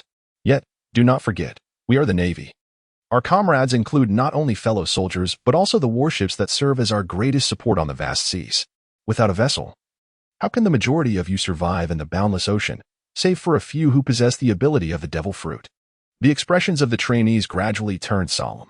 Zephyr nodded. In the morning, we will study the principles of various ship components, and in the afternoon, we will focus on weapon mastery. This training will last for 6 months, culminating in an examination on your understanding of naval vessels. This score will be recorded in your files, so I hope you will take this seriously. The trainees' expressions grew more earnest. Andre had never paid much attention to naval ships, even lacking the ability to navigate them. He recognized this as a personal shortcoming and resolved to learn diligently. Akin, upon hearing this, contemplated that if Andre were to command a fleet independently in the future, he would need a highly knowledgeable first mate, and understanding naval vessels was essential. The two eagerly immersed themselves in learning various subjects. After a period of instruction on weapons, Andre opted for the sword, a common weapon among pirates, while Akin chose the short staff. It was perplexing that despite wielding swords, the practitioners in this world were referred to as swordsmen. The essence of Xingyiquan posits that weapons are an extension of the body, and many masters of this martial art are also adept weapon wielders. In his previous life, Andre had conducted some research on various weapons. However, upon arriving in this world, he had not yet begun practicing weaponry to lay a solid foundation. Upon first handling weapons, Andre and Akin's performance astounded Zephyr. It appeared as though they had practiced for years, their fluid techniques and imaginative maneuvers exhibiting a remarkable proficiency with their weapons. However, Zephyr was certain that neither had previously trained with them. Could it be the extraordinary nature of Andre's martial art? Zephyr mused to himself, contemplating the formidable nature of this fighting style. After some time spent practicing, Andre felt quite satisfied with his mastery of weapons. He sought to ascertain his current level and thus approached Zephyr with Akin. In terms of weaponry, whether it be swordsmanship, staff techniques, or even barehanded combat, one can generally categorize them into 3 realms, Zephyr elucidated. The first is the basic use of weapons in combat, where various skills can be developed through practice. This level can be attained with time. The second level involves using one's weaponry to sever steel and break through haki, at which point one may be regarded as a swordsman. The strength of a swordsman varies based on their personal training, which you must comprehend in the future. The third and final level is that of the Grand Swordsman, capable of unleashing formidable sword energy at will. This is founded on one's mastery of armament haki, which, when combined with years of experience, allows one to imbue their weapon with haki, transforming it into an incredibly resilient black blade, each of which possesses extraordinary abilities. Currently, the most renowned swords are often those passed down from the finest swordsmen of the past, with a chance of evolving into black blades, each valued beyond measure. Hearing this, Akin could not help but inquire, "Teacher Zephyr, why have only swords been handed down through history? Why not other weapons like guns or staffs?" Zephyr was momentarily taken aback, pondering how to respond. Suddenly, Andre remarked, "Perhaps it is simply because this title sounds more pleasant. Not to imply that there are no other weapons that have been passed down. After all, when people refer to you as a sword master, it carries a certain charm. However, if they were to call you a club master, it would undoubtedly feel rather odd. There may also be a tendency to favor bladed weapons, as the majority often dictates the norm." "Indeed, precisely," Zifa exclaimed, clapping his hands. Akin regarded Zifa with a hint of skepticism. "Well, essentially, that sums it up." observing your proficiency with weapons. It appears that both of you have already taken the initial steps toward becoming sword masters. Severing steel is hardly a challenge for you. It seems, Andre, that your martial arts are quite impressive. Would you be interested in imparting your techniques to the Navy? Zifa forcefully shifted the topic. Andre pondered for a moment and replied, I apologize, Teacher Zephyr. I have promised to share this legacy only with a select few, and thus far, I have only imparted it to Akin. Akin, standing nearby, was overwhelmed with emotion, tears streaming down his face. Haha, it's quite all right. I merely inquired out of curiosity. After all, formidable techniques are often personal secrets, precious and rare. The Navy would never coerce anyone into relinquishing their unique skills. Such matters are always voluntary. After bidding farewell, Zephyr wiped the sweat from his brow, muttering, What on earth? I am not particularly well-versed in weaponry, and to be confronted with such a sudden question nearly left me speechless. Suddenly, the door swung open again.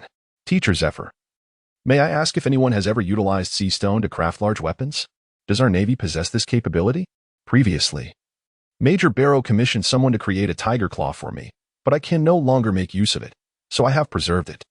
I would like to inquire if you could assist Akin and me in forging a knife and a short staff from sea stone. Oh, sea stone, you say? It is indeed feasible to create staff-type weapons. However, blades are not as sharp when fashioned from it, and it is generally uncommon to use sea stone for swords, Zephyr explained. Then let us proceed with crafting a staff for Akin, Teacher Zephyr.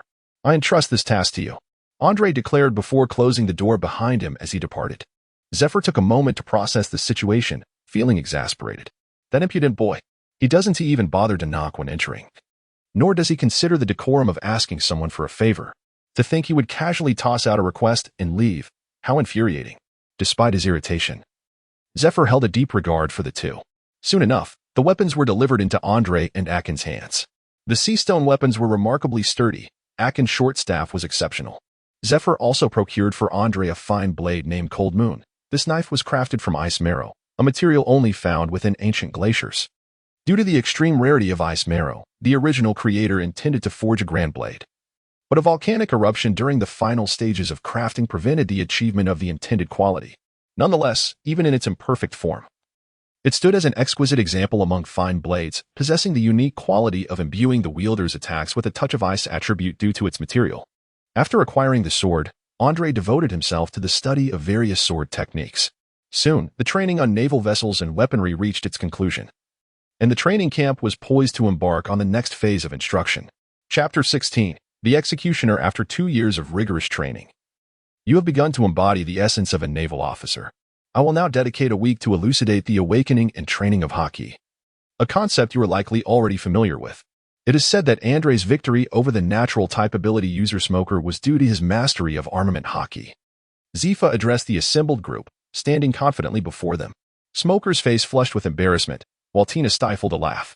Regarding Haki, aside from the legendary Conqueror's Haki, both armament and observation Haki can be awakened through dedicated training.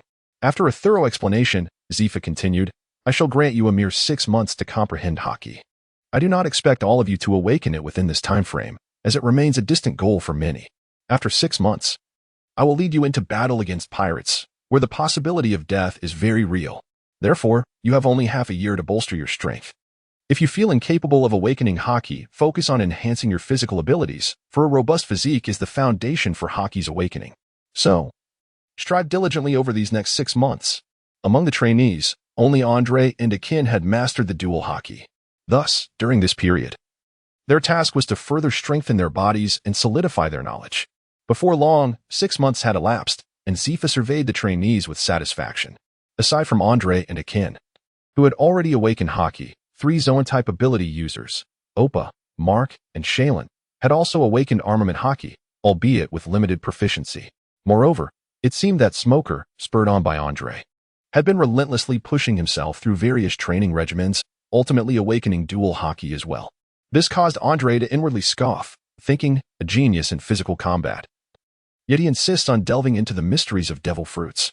It's amusing that he hasn't made any significant breakthroughs. No wonder he appears so weak in the manga. If it weren't for me, he would surely remain a disgrace among natural types.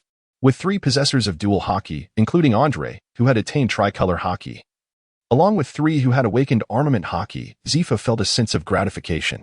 After all, they were merely a group of teenagers. And this achievement marked one of the best performances in recent history. Furthermore, Zifa sensed that several other trainees exhibited signs of awakening as well.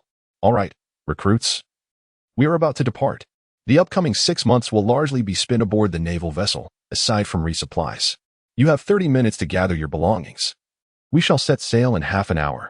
With a grand gesture, Zifa dismissed the trainees, who promptly dispersed.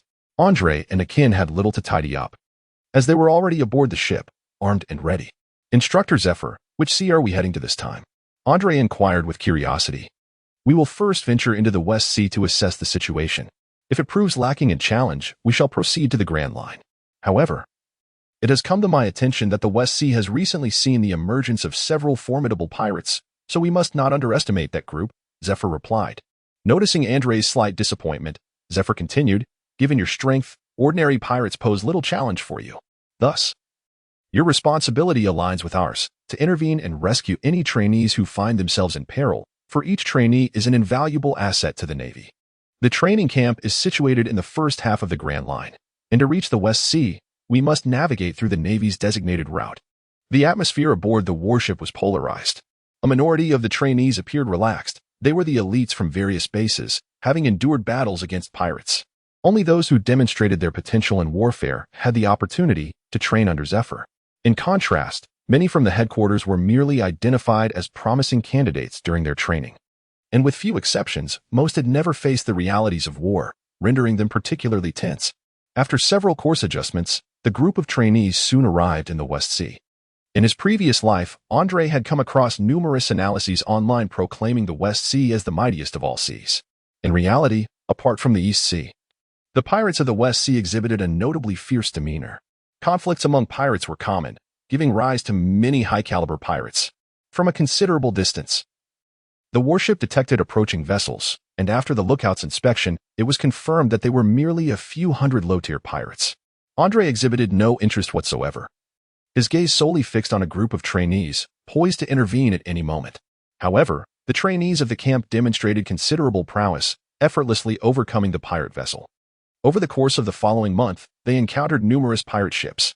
On this particular day, they stumbled upon a band of marauders pillaging a small town.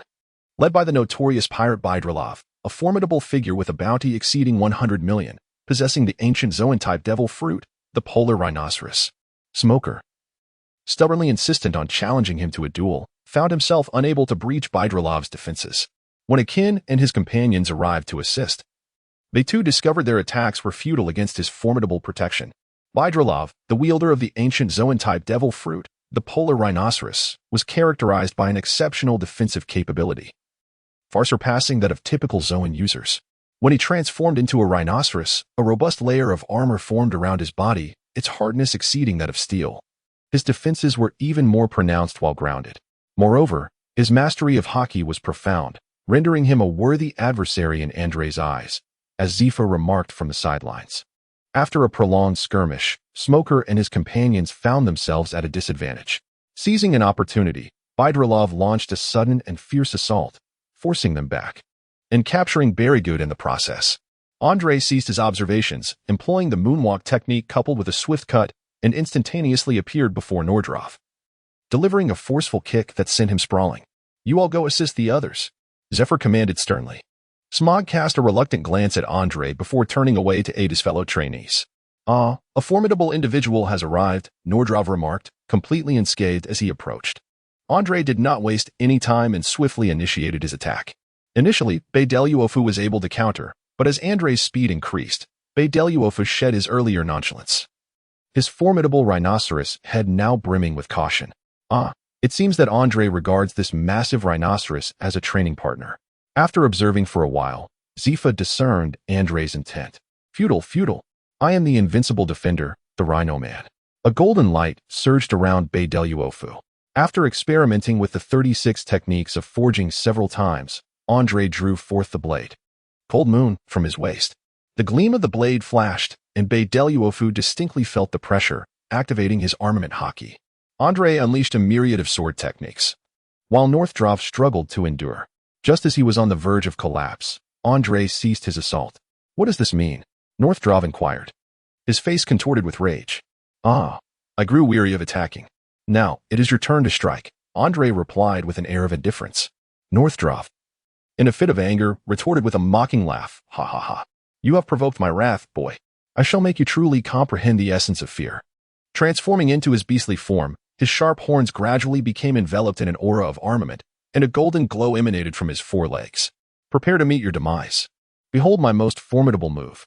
Death Horn. Northdrov charged swiftly towards Andre. Armament block. Andre enveloped himself in a black aura, crossing his arms to assume a defensive stance. Admiral Zephyr. Andre intended to withstand this attack with sheer physicality, a decision that bordered on recklessness. Should we intervene? One instructor exclaimed anxiously. Do not concern yourself with him. Your focus must remain on the other trainees, Zephyr replied with remarkable composure. The glimmering black horn collided with Andre, creating a thunderous explosion that startled the battling pirates and trainees alike, drawing their gazes to the center of the battlefield. As the dust settled, a solitary drop of blood fell to the ground. Zephyr's demeanor shifted to one of tension. How is this possible? Northdrov's rhinoceros had bellowed. The horn, covered in the aura of armament, had merely pierced the surface of Andre's arm. Is that all you've got? You may as well perish. Suddenly, Andre's right hand transformed, becoming large and crimson, enveloped in a dark hue of armament. His left hand grasped the rhino's horn, rendering Bydrolov incapable of resistance. Oh, I shall call this the enhanced five elements fist, Andre declared whimsically, delivering a forceful blow to the rhino's head. The pirates' faces were etched with terror. The more timid among them had already collapsed to the ground, while a flicker of fear was evident in the eyes of several students. Andre's punch pierced through the head of Nordalov. Andre retracted his fist, gazing upon the pirates who had succumbed to terror, and surveyed the dilapidated village. A surge of malevolence welled up within him as he drew forth the blade. Hanyu. In an instant, the scene was drenched in blood. Many of the students were splattered with the crimson liquid, and one student was horrified to discover a severed human hand that had fallen upon him, prompting a terrified scream. Within moments, all the pirates present were slain by Andre's hand. Andre calmly cleaned the beach, followed closely by Akin. The others watched him intently. Tina felt a surge of fear. Andre was exceedingly ruthless. She trembled beside Smoker. Admiral Zifa. The instructor's tone was tinged with anxiety. Zifa furrowed his brows, contemplating something before relaxing again. Since the death of his family, Zifa, once known for his vow not to kill admirals, had developed a disdain for pirates, abandoning his previous convictions. After this battle, Andre had a clearer understanding of his own power. He believed he possessed the strength of a rear admiral. Confident that ordinary pirates with bounties over 100 million would not pose a threat to him. However, his standing against much more formidable pirates remained uncertain. Following the harrowing ordeal, the trainees learned that Andre was the executioner of the infamous pirate King Roger, and thus, they bestowed upon him the moniker the Executioner. As encounters with pirates increased, Andre annihilated several notorious pirate crews, causing the title the Executioner to rapidly spread throughout the West Sea, making headlines across the globe. Andre remained indifferent to this notoriety, and under his imposing presence, pirates in the West Sea suddenly fell silent. After several days of no pirate encounters, Zifa decided to return home and made a pivotal decision. Chapter 17. Special Training on the Grand Line. What on earth? Tina was decidedly displeased. She was furious. Complaining incessantly in the ship's cabin, she vented her frustrations. Smoker and Berrygood exchanged glances, resigned to her outbursts. Upon returning to the training camp, Zifa divided the recruits into two groups, one led by the other two rear admiral instructors heading to the West Sea, and the other under Zifa's command embarking on the Grand Line. Besides the necessary naval personnel aboard the warship, the combat team consisted solely of Andre, Akin, Smoker, and Andre's fierce admirer, Sally. This arrangement left Tina seething with resentment. Who would want to be with such a brutal individual? She exclaimed. Just thinking about his methods of killing makes me want to vomit. Tina pretended to retch. Enough, Tina. Andre is our comrade, although his methods may be harsh. Those he has slain are heinous pirates. Smoker, while not entirely agreeing with Andre's approach, attempted to console Tina. Berrygood remained silent, his mind oscillating between two vivid images, the brutality of Andre's extermination of pirates and the harrowing plight of villagers ravaged by pirate raids, and reclined in his chair, sipping a refreshing beverage while basking in the gentle sea breeze, thoroughly enjoying the moment. Regarding the first half of the Grand Line, although formidable pirates abound like the stars in the sky, the naval forces are not to be underestimated in their strategic deployment. The climate of the Grand Line is notoriously capricious, rendering the quest for an island nearly insurmountable without the aid of a permanent compass. Sally, a user of the zebra fruit, is an exceptionally skilled navigator, having inherited her expertise through familial lineage and absorbing nautical knowledge from her forebears since childhood. It is said that her grandfather served as a navigator during Vice Admiral Garp's pursuit of Roger. Indeed, one should not judge by appearances. Even a woman seemingly brimming with muscle may possess the intellect of a scholar. Andre aspires for her to become his navigator in the future, for he is destined to traverse the Grand Line, where an exceptional navigator can deftly evade numerous perils. Consequently, he urged Akin to cultivate a favorable rapport with Sally, whose formidable lineage cannot be overlooked. Indeed, nearly all of the Navy's distinguished navigators have been trained by her family. With a life experience spanning nearly 40 years across both his past and present, Andre profoundly comprehends the significance of one's background. Were it not for Luffy being the grandson of Garp, he would have faced death countless times. As for Smoker and his comrades, Andre perceives a hint of wariness in their demeanor. Not every naval officer can remain unflinching while ruthlessly eliminating so many pirates. Andre dismissed this notion. Pirates are inherently the foes of the Navy, and to show mercy to one's enemies is to be cruel to oneself. Such wisdom might only be grasped by Smoker after enduring his own setbacks. Alert! The lookout shouted. Andre gazed out at the sea as a ship, adorned with the infamous Jolly Roger, gradually approached. Someone held a bounty notice, comparing it against the flag. The vessel belonged to the Modi's pirate crew, captained by the notorious swordsman Modis, whose bounty was an astonishing 230 million. Yet, there was something peculiar about this pirate ship. It appeared to drift aimlessly with the wind, showing no signs of resistance even after enduring several rounds of cannon fire. As the ship drew nearer, an ominous stench of decay began to permeate the air. Andre and his companions covered their noses with their garments and boarded the pirate ship. At first glance, the deck was littered with corpses. The ship was caked in filth, and the manner of death appeared agonizing for all the deceased. Unable to bear the sight, Tina leapt back onto their own vessel. Smoker and the others also found the scene unsettling, and after a thorough inspection, they too returned to their ship. Only Andre and Akin conducted a meticulous examination before rejoining the others. Instructor Zephyr noted that there were no formidable foes aboard the ship, at least their captain, Modest, was absent. Based on the condition of the bodies, it was clear they had been dead for over 5 days, with some already beginning to decay. However, due to the unpredictable weather of the Grand Line, this could not be definitively confirmed. The ship's treasure was missing, and the deck was still covered in mud. But no other discoveries were made. Andre reported back to Zephyr, "Do not concern yourself with this. Such occurrences are commonplace among pirates. It may well be the result of infighting," Zephyr replied nonchalantly. After several days of sailing, Andre and his crew encountered several other pirate ships that had met the same fate. This time, Zephyr grew cautious and convened a meeting. Based on their findings from these ships, it was highly probable that the notorious pirate Ward Fack, a user of the swamp fruit with a bounty of 370 million, was responsible. Bounties were distributed among the crew. Ward Fack hailed from the West Sea and belonged to the same era of piracy as myself. Initially, he possessed average strength, but upon inadvertently acquiring the swamp fruit in the Grand Line, he revealed himself to be cunning and treacherous. After mastering the abilities of the swamp fruit, he returned to the Grand Line, where his fleet was nearly annihilated.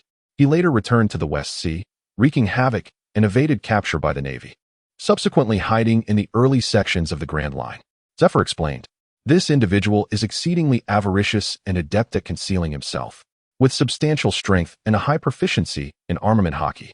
Moreover, after years of lurking, no one knows how many skilled allies he has recruited. Therefore, I have decided to alter our course. Teacher, can't you defeat them as well?" Andre expressed his discontent, knowing that a bounty of 370 million could serve as an excellent sharpening stone. "I fear an encounter with him may jeopardize your safety during battle," Zephyr clarified. "After all, our numbers are too few." Smoker also appeared discontented, but Tina, sensing his frustration, held him back, and he remained silent. Just then, a shout from the deck rang out. "An island has appeared ahead. It is an uncharted island." Zephyr and the others rushed to the deck, where the island was now visible to the naked eye. "Teacher, it is too late to flee now. We must go investigate," Andre urged. Zephyr hesitated, but Smoker interjected. "Teacher Zephyr, the Navy fears nothing. If we flee, How can we uphold the justice of the Navy? Moreover, Ward Fack may not even be on the island ahead. After much consideration, Zephyr nodded solemnly but cautioned, once we land on the island, stay close to me. Proceeding cautiously, Zephyr and his crew advanced. Shortly thereafter, they encountered numerous deceased pirates, among whom Andre discovered an unconscious pirate. After administering treatment, the pirate awoke. What is your name? Which pirate crew do you belong to? What transpired here? Andre inquired, holding his blade to the pirate's throat. My name is Peter, and I am from the Swamp Pirate crew. Some pirates we had imprisoned escaped and killed many of us, Peter replied quickly. Why were you imprisoning pirates? Who else is on the island? Andre pressed further. Peter swallowed hard. Because of our vice captain's ability, we set traps to lure pirates. After defeating their crew, the captain would leave those with higher combat capabilities imprisoned, hoping to enlist them in our crew. Currently, the island hosts the swift swordsman Modest and the cannibal bear Sinley, along with our Captain Ward Fack and Vice Captain Fitzgerald leading a group of imprisoned pirates. Our captain is a user of the swamp fruit, while the vice captain possesses the phantom fruit ability. Peter answered eagerly. The phantom fruit, you say? I see, Zephyr remarked. The phantom fruit can manifest images of those touched, and if it bears the likeness of a devil fruit user, it can even replicate their abilities. It is an exceptionally powerful capability. No wonder this island has remained undiscovered. It seems this individual has developed the phantom fruit to a profound level. Fitzgerald was also a notable pirate, having previously wielded this ability before vanishing from the scene. It is surprising to learn he is allied with Ward Fack. As for the cannibal bear Sinley, he is a rising star in the South Sea, possessing the animal-type bear fruit, great tooth bear form, Zephyr recalled. Are there any other users of abilities or powerful individuals? Andre asked. Peter thought for a moment and shook his head. Very well, you are of no further use. With a swift motion, Andre snapped Peter's neck without hesitation. You. Both Smoker and Tina wore expressions of anger. We are the Navy, Andre replied, expressionless. Zephyr shook his head. Let us proceed. Chapter 18. The battle on the island. As the sounds of combat grew increasingly distinct, the group slowed their pace and advanced cautiously. Modest, why persist in such stubbornness? Would it not be better to join us? If this battle continues, I cannot guarantee your survival, Ward Fack boasted triumphantly. Ward Fack was a gaunt middle-aged man with faint eyebrows and small eyes that exuded treachery. A scar marred his face, nearly ruining his entire visage. His first impression was one of ugliness and deceit. Opposite him stood Modest, wielding a sword with a frenzied glint in his eyes. His waxy complexion and sparse hair lending him a sinister aura. Hehehe. Is it truly worth losing your life for these weaklings, Modest? Chimed in one of Ward Fack's companions. Had Andre encountered him on the road, he would have deemed him an ordinary man, plump, with a benevolent demeanor, and eyes that squinted into slits when he smiled. This was Fitzgerald, the vice captain of the Swamp Pirate crew. As for the cannibal bear Sinley, he was aptly named. Appearing extraordinarily robust, having already transformed into his beastly form, with colossal teeth protruding from his mouth. Do you think I am unaware of your intentions? Now that it has come to this, you must load me to the core. Yet you propose surrendering? Modest laughed heartily. Ward Fack's expression turned ferocious. Indeed. You have guessed correctly. I shall make you suffer. Years of effort destroyed by you. I never imagined you would collude with my chef to poison us. But you never anticipated my sensitivity to the sin of drugs. Regrettably, I discovered it too late. What a waste of my years of hard work. Fitzgerald's expression shifted to one of malice. Then let us end this. Upon uttering those words, he placed his hand upon an image, and in an instant, another Modus appeared on the scene. The two Moduses engaged in a fierce battle, executing identical techniques, making it impossible to discern a victor. Meanwhile, the battle between the man-eating bear, Sinley, and Ward Fack consisted of Sinley being incessantly toyed with by Ward Fack, who would evade Sinley's charges only to retaliate with mire attacks. However, Sinley exhibited remarkable agility, leading to a stalemate on the battlefield.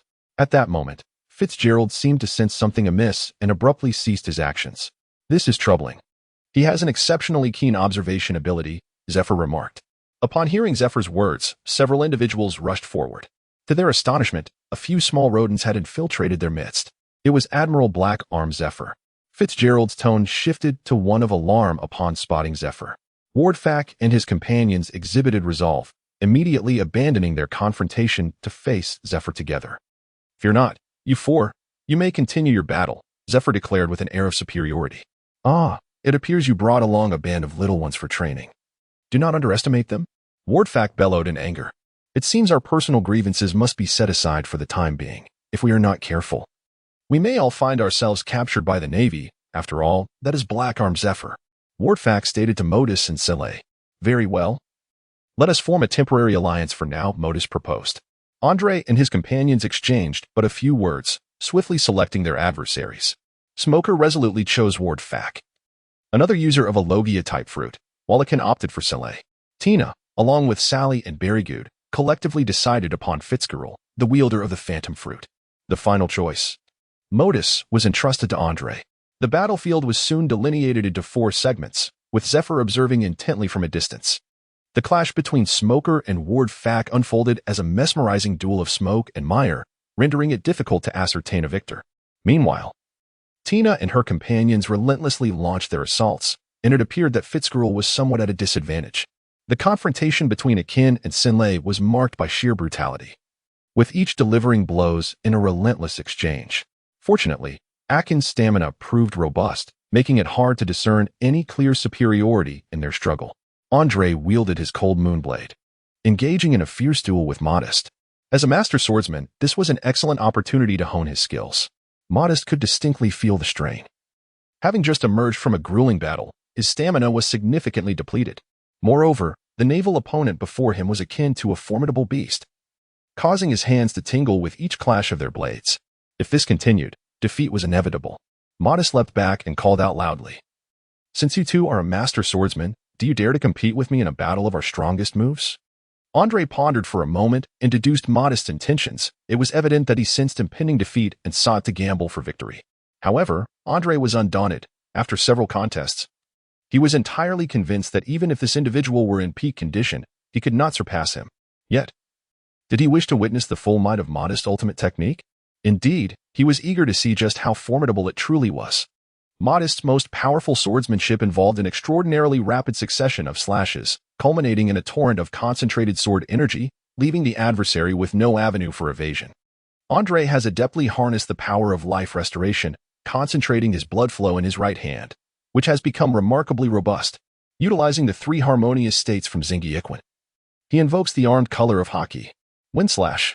Modestus unleashes his most formidable strike, his stamina severely drained, leaving him somewhat breathless. As the sword energy approaches, Andre grins broadly and exclaims, Random slash. His armed arm swings rapidly, releasing an immensely powerful sword energy that precedes the attack, shattering Modestus' sword energy amidst his incredulous expression. Boom. Andre sheathed the cold moon, lamenting that its striking power was previously scattered and its speed was painfully slow, merely a spectacle of grandeur. He gazed at Modis, who, with wide, terrified eyes, split in 2. With Modis' demise, the remaining 3 began to panic. Wardfak's entire body sank into the ground, transforming into a mire, while smog floated above, turning into smoke. The 2 struggled, their upper bodies entwined, unable to determine superiority. A trickle of blood escaped from the corner of Akin's mouth, revealing that one of Sinley's fangs had been forcibly snapped by Akin. Enough of this play, resolve it with your weapon, Andre commanded. Akin drew a specially crafted short stick of sea stone from his back, leaping into the air to strike Modis. Foolishly, Modis assumed a defensive posture, bracing for the blow. Upon impact, he instantly reverted from his fruit form, exclaiming, Sea stone. Despicable. As he lay helplessly on the ground, Akin remained silent, swinging his stick to deliver a crushing blow. Fitzgerald felt a surge of urgency. Individually, none of the 3 adversaries posed a threat, yet their coordination was impeccable. The zebrafruit user stood at the forefront, while the other 2 provided assistance and distraction. If he unleashed his fruit abilities, the other 2 would swiftly deal with the illusion, leaving him unable to subdue this beast-type user for the time being. It seemed that he would have to resort to a decisive move. With this thought, Fitzgerald shouted, Captain Wardfak, prepare. Upon hearing Fitzgerald's call, Wardfak immediately ceased his struggle with smog and leaped to Fitzgerald's side. Activating the illusion fruit ability, another Wardfak materialized on the battlefield. Haha, Navy men. Witness the terror of the mire. All of you shall sleep beneath the earth, Wardfak declared triumphantly. Both Wardfaks simultaneously employed their fruit abilities, causing a mass of sludge to extend through the air, ensnaring Fitzgerald. The entire island gradually transformed into a swamp through the spread of their powers, seemingly alive, relentlessly attacking the gathered crowd. Is this the awakening of a devil fruit? Zifa pondered, observing closely. No, it is merely the cumulative effect of the user's abilities. Resembling an awakening. Realizing the gravity of the situation, Zifa concluded, it seems this is where it ends for today, in Vordfak's current state. This is beyond your capacity to handle. Andre extended his hand to stop Zephyr, saying, Teacher, I wish to give it a try. Zephyr halted his steps, refraining from making any further moves. Andre closed his eyes, gripping the cold moon, as memories flooded his mind. Xingyiquan, the six forms, the overwhelming aura.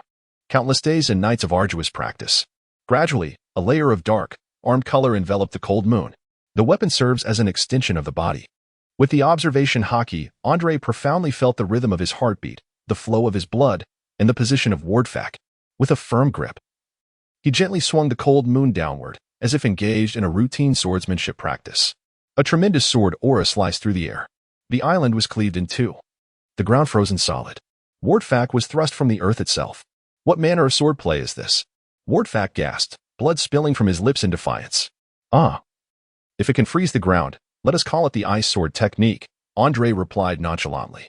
Vordfak attempted to utter more, but a spurt of blood escaped him, and his breath ceased.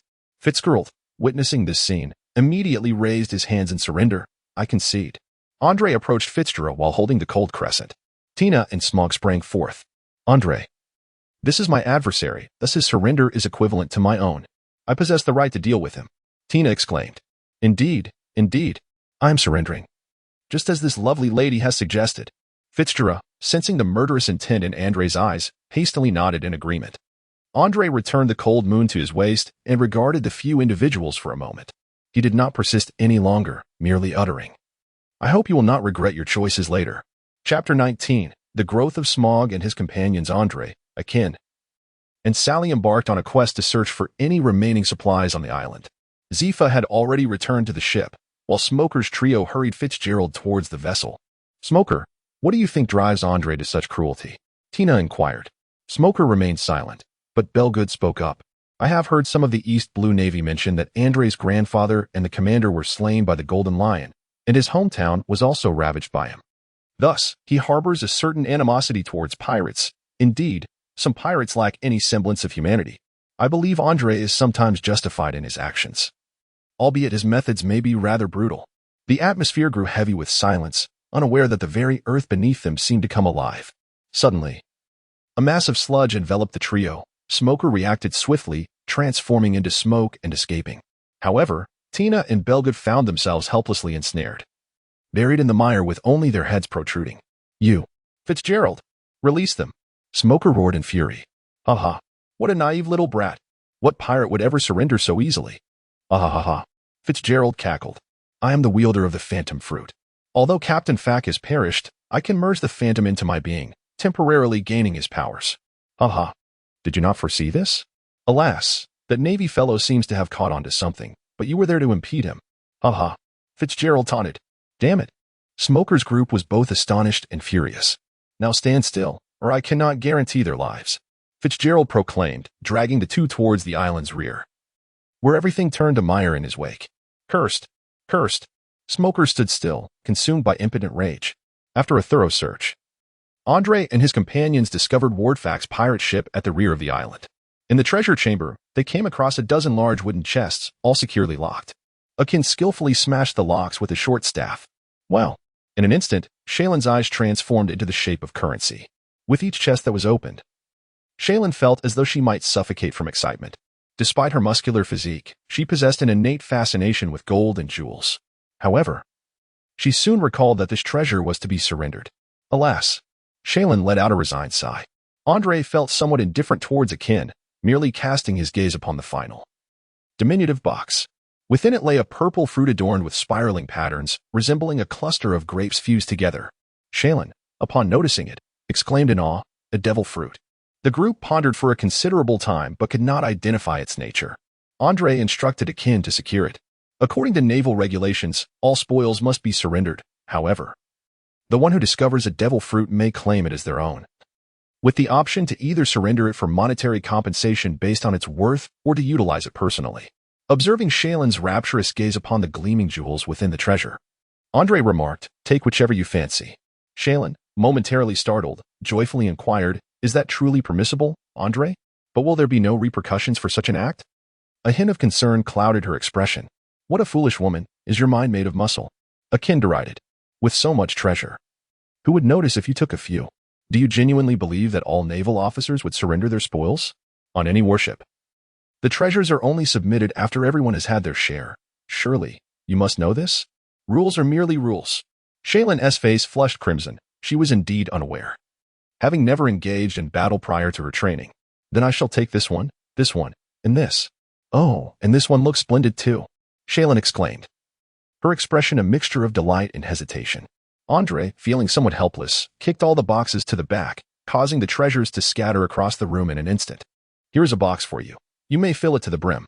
Shaylin's eyes transformed into the shape of currency, her hands eagerly rubbing together in excitement. Andre nodded.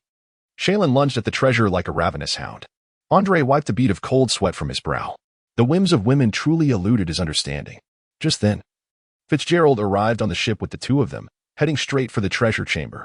Andre and Akainu, upon hearing the commotion, brandished their weapons. "Cursed brats! My treasure!" Fitzgerald shouted furiously, his gaze fixated on the scattered coins and jewels strewn across the ground. When Tina entered and beheld the scene, her eyes transformed into symbols of greed. How exhilarating! So much treasure! So much! A sharp knife was pressed against Tina's throat. "You three, set the ship in motion. Otherwise, I shall take their lives," Fitzgerald declared with a menacing glare. Smog soon joined them, and the group remained frozen in place. "Oh ho ho! Do you think I would hesitate to kill her?" Fitzgerald said with a cruel smile. "Let me mark her then. Such a beautiful maiden. What a pity." He slowly dragged the blade across Tina's face. Tina trembled in fear. "Ah, no." She struggled against the mud that ensnared her. Suddenly, a potent aura emanated from Andre, causing Fitzgerald to feel a wave of dizziness wash over him.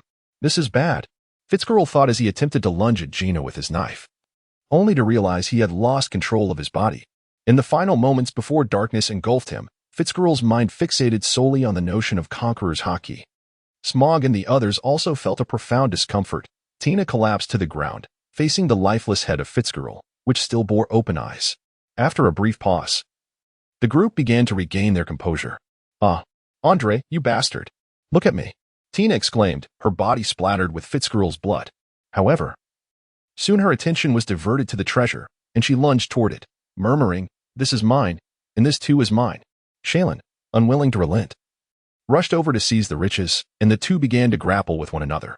Smog and Barrygood exchanged exasperated glances. "Hey, Tina, is this really the time for such distractions?" Andre led Akainu out of the cabin. Zephyr stood on the deck, appearing to have resolved the matter. "Then let us proceed." After a lengthy wait aboard the ship, Smoker and his crew finally returned with the treasure. Tina and Sally each carried a large chest, and Zephyr gestured for them to place the chest in their quarters. The two, brimming with excitement, hurried back to their rooms with the chests. Once everyone had tidied up, they gathered together. Zephyr spoke. "Smoker, Tina, I once shared your leniency towards pirates, even earning the moniker of the one who does not kill captains. However, you are aware of my family's tragic demise at the hands of pirates many years ago. Since that moment, I have been engulfed in profound remorse. While some pirates do not harm civilians, is our mercy towards the most heinous among them not a grave error? If those brutal pirates were to escape my grasp, how many lives would be lost due to their cruelty? Have you pondered this? I understand your opposition to Andre's ruthless treatment of pirates. Yet the ones he has dispatched are predominantly those who regard human life as negligible, the most vicious of pirates. Perhaps a few among them are not as wicked. But as members of the Navy, pirates are inherently our adversaries. Andre's methods may be harsh, yet they are necessary." Turning his gaze towards Smoker, Zephyr continued, "Smoker, I have long been aware of Fitzgerald's anomalies. I hope this incident serves as a lesson for you all, to reflect deeply.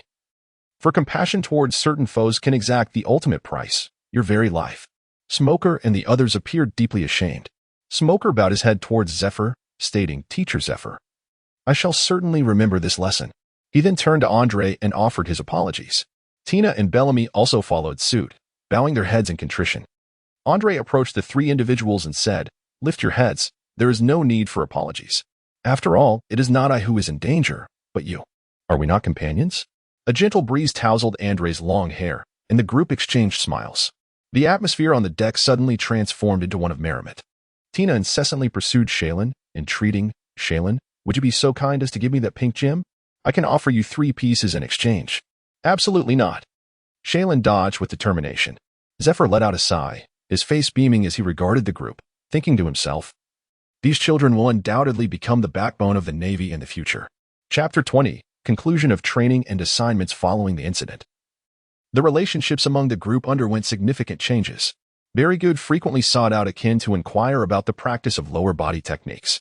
Smoker, during this period, discovered his stash of cigars, and after indulging in a few, he found himself unable to resist, thus embarking on his journey as a smoker.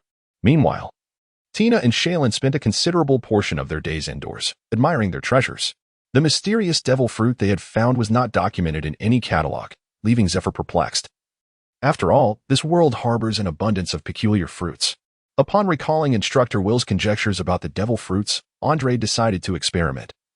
Yet neither of them felt a particular craving to consume it. Thus, Andre chose to safeguard it for the time being. Before long, Andre and his companions had spent over 6 months in the Grand Line. The pirates encountered were not all particularly formidable. Most were swiftly dealt with under the overwhelming strength of Andre and his cohort. There were instances of formidable adversaries, yet they managed to secure victories through effort. Through numerous battles, they not only seized a wealth of jewels but also underwent noticeable transformations. A palpable aura of determination enveloped them. And they all became adept at wielding the dual haki. Combat is indeed the finest means of growth for an individual. Smoker's development was remarkably swift. In comparison to the initial stages of the manga from Andre's previous life, Smoker's prowess surpassed that of his early counterpart. It remains uncertain how the plot will unfold, particularly how Luffy and Buggy managed to escape from Smoker's grasp at the story's inception. Andre once again affirmed that Smoker possesses exceptional physical prowess and a remarkable talent for haki, albeit with a lackluster development of his devil fruit abilities. Zephyr was quite satisfied with this observation, yet the one exhibiting the most rapid growth was Akin, who seemed to have unlocked a hidden potential. Relying solely on his physical skills, he consistently outperformed Smoker, who could not match him. Compared to 6 months prior, Andre's progress was not as pronounced. Although he had become quite adept at wielding Conqueror's haki, Zephyr remarked that Andre's strength was now comparable to that of a rear admiral in the headquarters, indicating that there was no longer a need for him to deliberately enhance his combat capabilities. What Andre required now was time to reflect and deepen his understanding of his studies. As the warship returned to Bering Island, Zephyr breathed a sigh of relief. Aside from confronting pirates, the unpredictable weather of the Grand Line posed a significant challenge. Due to their division into 2 groups, the personnel arrangement was not entirely comprehensive. Fortunately, Shaylin's navigational skills were commendable, a testament to her lineage from a family of accomplished navigators. The others had also returned a few days earlier. And under the protection of the 2 rear admiral instructors, there had been no casualties, and they appeared to have made considerable progress. The following day, Zephyr summoned all the trainees. The training camp was nearing its conclusion, with most of the students set to return to their original bases, while a select few might transfer to other locations. He informed them that they had half a month left to comprehend their lessons and that after this period, personnel from the headquarters would come to collect them. Therefore, any uncertainties could be addressed during this time. As Zephyr gazed at the 300 elite trainees, he felt a sense of nostalgia. Another cohort was about to depart. During this half-month, Andre did not engage in frenzied practice. After his daily foundational exercises, he would gradually reflect on what he had learned. One group of students after another left, and the island, once filled with the echoes of their spirited shouts, began to grow quiet. Today, the Smoker trio also took their leave. As they departed, Andre shared a brief embrace with Smoker and bellows. When it came time for Tina, she playfully stuck out her tongue at Andre and made a silly face. Andre chuckled as the warship departed, Tina's voice ringing out from the vessel, bidding farewell to the 2 stoic men. To his astonishment, as the last batch of trainees left, Andre realized that only he, Akin, and Shaylin remained. However, Admiral Zephyr's absence on the island was puzzling, and Andre chose not to inquire further. Today, Zephyr's flagship returned to the port. He found the trio in the dining hall and remarked with a smile, "Isn't it curious that you 3 are the last ones left?" "Indeed, Instructor Zephyr. Where am I supposed to go?" Shaylin inquired. "I have deliberated extensively with Admiral Kong and Vice Admiral Garp regarding your placements, especially you, Shaylin. Your grandmother posed quite a challenge for me," Zephyr explained. "She has requested that you return to headquarters to transition into a clerical position." "Oh no, that won't do. I have a passion for capturing pirates. I wish to serve as a regular sailor on the front lines, Shaylin exclaimed, shaking her head vigorously and striking the table, which promptly created a sizable dent, causing Zephyr and the others to be jolted from their seats. Calm down, Shaylin. There's no need for such agitation. Your grandfather is quite supportive of your ambitions. He has tasked Garp with advocating for you. When it comes to tenacity, few can rival Garp, Zephyr chuckled. After assessing your combat capabilities, we have ultimately decided to assign you to Symbolize Archipelago. Symbolize Archipelago? Is that the island with bubbles? Shaylin's face lit up with excitement. Indeed. That is the very island. Symbolize Archipelago is situated at the forefront of the Red Line, in the midst of the Grand Line. The island is comprised of numerous colossal trees, with the ground formed by their roots, from which bubbles emerge. The archipelago consists of 79 trees, each numbered, with towns and facilities situated upon them. Collectively, these islands are referred to as the Symbolize Islands, Zephyr elucidated. Symbolize Archipelago is a crucial waypoint for pirates venturing into the New World, thus it frequently attracts their presence. Additionally, the celestial dragons are known to frequent the area. I trust you are somewhat familiar with them. Once you arrive there, it is imperative that you avoid any conflict with the celestial dragons, Zephyr cautioned. Later that evening, Zephyr called Andre aside. Beneath the night sky, the moon hung high, casting shimmering reflections upon the undulating sea. Zephyr placed a reassuring hand on Andre's shoulder, stating, "Sending you to Symbolize is a decision made in conjunction with Sengoku. The island is fraught with complexities and darkness, not to mention the presence of the celestial dragons. Logically, we should not have assigned you to such a place." He gazed up at the moon and continued, "However, to become an exemplary Navy officer, mere strength is insufficient. Andre, I hope that when you encounter darkness on Symbolize, you can remain composed and tolerant. The reckless Navy members like Garp and the naive ones like myself cannot abide by such distorted notions of justice. Thus, one of us chose not to ascend to the rank of admiral, while the other chose to teach the trainees. The Navy requires individuals capable of enacting change, and we hope you will be that person. Through these years of observation, it is evident that though you may appear aloof, you possess a deep sense of loyalty and decisiveness. You will inevitably encounter these shadows as you rise through the ranks, and I fear you may struggle to accept them, potentially becoming another dragon." Zephyr's tone grew somber. "Therefore, we have decided to expose you to this darkness sooner, allowing you to acclimate. Forgive us, Andre. It's rather shameful to ask of you what Garp and I could not achieve ourselves. Teacher Zephyr, you need not feel shame. I hold nothing but gratitude for you. Moreover, I am not one to crumble in the face of darkness. I understand your concerns, so rest assured." Andre replied, a sense of reassurance in his voice. Zephyr smiled contentedly. As they approached the dormitory, he added, "Andre, Akin and Shaylin look up to you. Ensure they do not act impulsively, and take good care of them. Above all, safeguard Shaylin's well-being. I am fully aware of your intentions, and you have no idea how much effort I expended to secure this valuable assignment for you." Andre smiled sheepishly and expressed his gratitude. "Thank you, Teacher Zephyr. When facing the celestial dragons, it is wise to evade if possible, but should an unavoidable conflict arise, it is imperative to remember not to kill them. As long as no fatal harm is inflicted upon the celestial dragons, the Navy will ensure your safety. Do you understand?" "I understand, Teacher Zephyr. I shall remember your words," Andre replied earnestly. Zephyr patted Andre on the shoulder before turning to leave. Upon returning to his dormitory, Andre reflected on the comics from his previous life. It seemed that Rayleigh also resided there, along with those absurd celestial dragons. "I have long been aware of it. Teacher Zephyr, I have always known about that darkness," Andre murmured to himself. Chapter 21. Symbolize Archipelago. The Navy stationed at Symbolize is led by Rear Admiral Kuro Lion Harris from headquarters. When Andre and his companions arrived, Harris personally greeted them at the port for reasons unknown. This unexpected gesture surprised Andre. After all, did the leader of a base truly need to welcome a few new recruits in person? Harris, appearing to be in his 30s, stood confidently before the towering Andre, who was over 3 meters tall, matching him in stature. He was known for his generous spirit and disregard for trivialities, demonstrating a genuine care for his subordinates. Harris held a commendable reputation within the Navy. Upon seeing the arrival of Andre and his companions, he expressed great delight, particularly upon noticing Andre's remarkably robust physique, suggesting that they should engage in a contest of strength at some point. Currently, Andre holds the rank of major, while Akin and Sally are captains within the same division. Recently, Patrol Team 4 suffered significant losses while engaged in the eradication of pirates, resulting in the near-total annihilation of its senior officers. Harris has appointed Andre to take command of Patrol Team 4, with Akainu and Sally serving as his deputies. The island of Sabaody is adorned with 79 colossal trees, a sight that Andre has never encountered in his life. Each tree is distinguished by a unique number, with the naval base established upon the 66th tree. The naval forces stationed at Sabaody are divided into 4 principal departments: the Guard Unit, the Patrol Unit, the Support Unit, and the Logistics Unit. Both the Guard and Patrol Units are further subdivided into 6 smaller teams, each comprising 300 personnel, and are overseen by a colonel from the headquarters.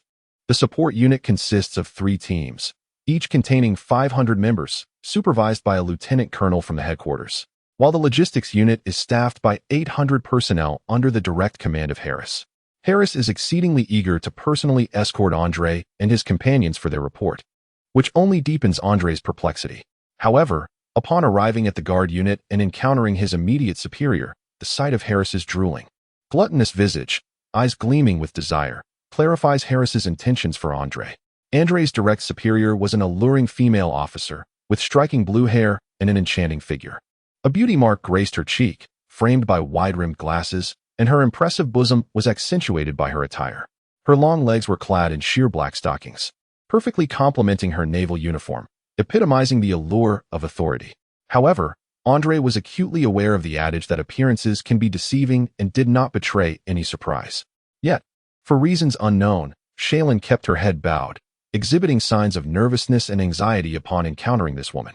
"Ah, is that not my dear little Shaylin?"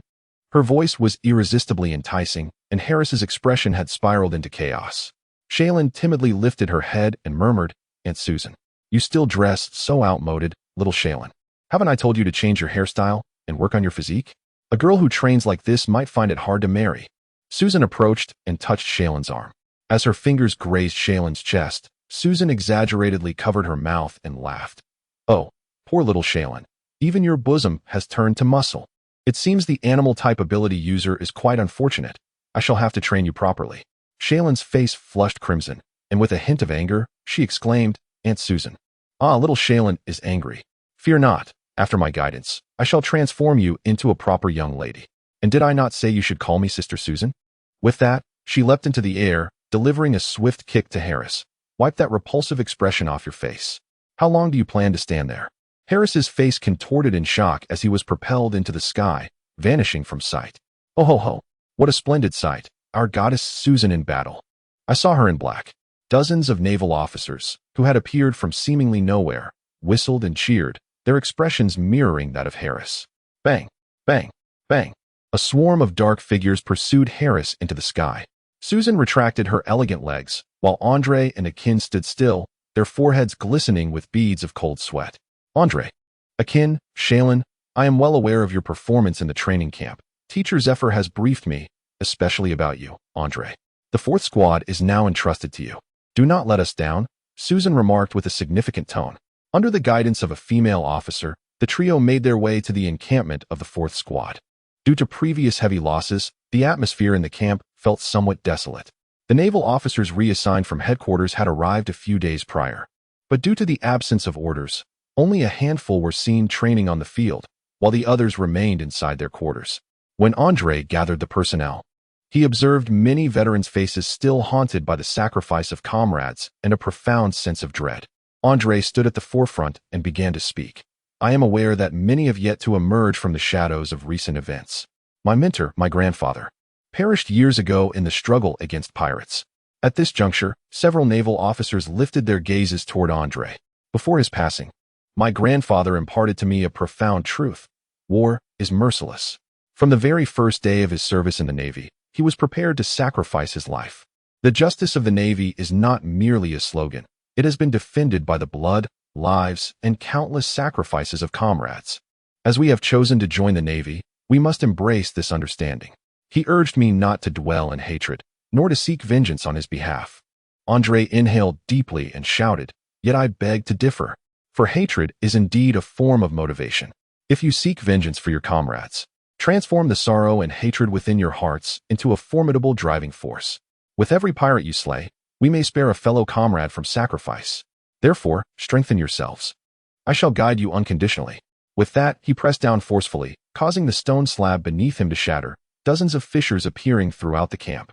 The expressions of the Navy personnel shifted to one of anticipation and fervor as they cried out, "Yes, Commander." Meanwhile, Shaylin murmured softly to herself, "I recall that damaging public property incurs a fine from the treasurer, but having just arrived, they surely would not treat us so harshly as to demand compensation, would they? Oh, but never mind my concerns." Andre glanced down at the stone slabs beneath his feet, his expression a mixture of unspoken sentiments. Meanwhile, Susan, seated in the room with her legs propped upon the table, listened to her subordinates report on Andre's arrival at the camp. "This Andre truly lives up to the reputation of Master Zephyr," she mused, showing remarkable capability. "He has swiftly revitalized the demoralized 4th Squad. It appears, Master Zephyr, that you have indeed assigned me an exceptional subordinate. Major Andre," she continued, "I am the financial officer of the patrol team, and I am here to inform you that the damages incurred to the camp amount to a total of 500,000 Bailey. This sum will be deducted from your salary, and I trust that you will refrain from further acts of vandalism against public property in the future." Andre's complexion turned ashen. He had never been one to accumulate wealth. Chapter 22, Celestial Dragons. After a few days of acclimatization, Andre swiftly comprehended his responsibilities. Each patrol team was required to deploy 10 squads, each consisting of 20 individuals, to traverse various locations on the island. This included conducting security inspections of every major structure, with the patrolling areas rotating each month. In the event of encountering pirates, the primary objective of the patrol team was to promptly report back to the base and to engage the pirates, holding them at bay while awaiting support. Should there be a significant disparity in combat strength, it was advised not to act recklessly. Instead, they should monitor and follow the pirates after reporting. Andre's routine tasks are relatively light. He has the option to lead patrols or remain stationed at the base. The foremost duty of the patrol team members is to familiarize themselves with the notorious pirates who carry substantial bounties across the seas. In order to prevent a significant disparity in combat power that could lead to unnecessary loss of life, Susan's aide, clutching a bounty list thicker than a book, delivered it into Andre's hands, gazing intently at him. Andre casually flipped through a few pages, his forehead veins bulging in disbelief. "What nonsense is this? Even a bounty of 5 million for such trash warrants attention? Do I really need to concern myself with such easily dispatched garbage?" "Major Andre, not everyone possesses your formidable strength," the lieutenant replied with an expressionless demeanor. "Thus, it is prudent to thoroughly comprehend the abilities of each bounty pirate to avert unnecessary casualties." Andre waved his hand dismissively and said, "Oh, fine, I understand. I'll look into it." Akin, Andre called out loudly. "Commander Andre, what are your instructions?" Akin remained as reliable as ever. "Oh, these bounty notices, I entrust them to you. Memorize their details proficiently. Akin, I leave this to you." With that, Andre walked out with a relaxed expression.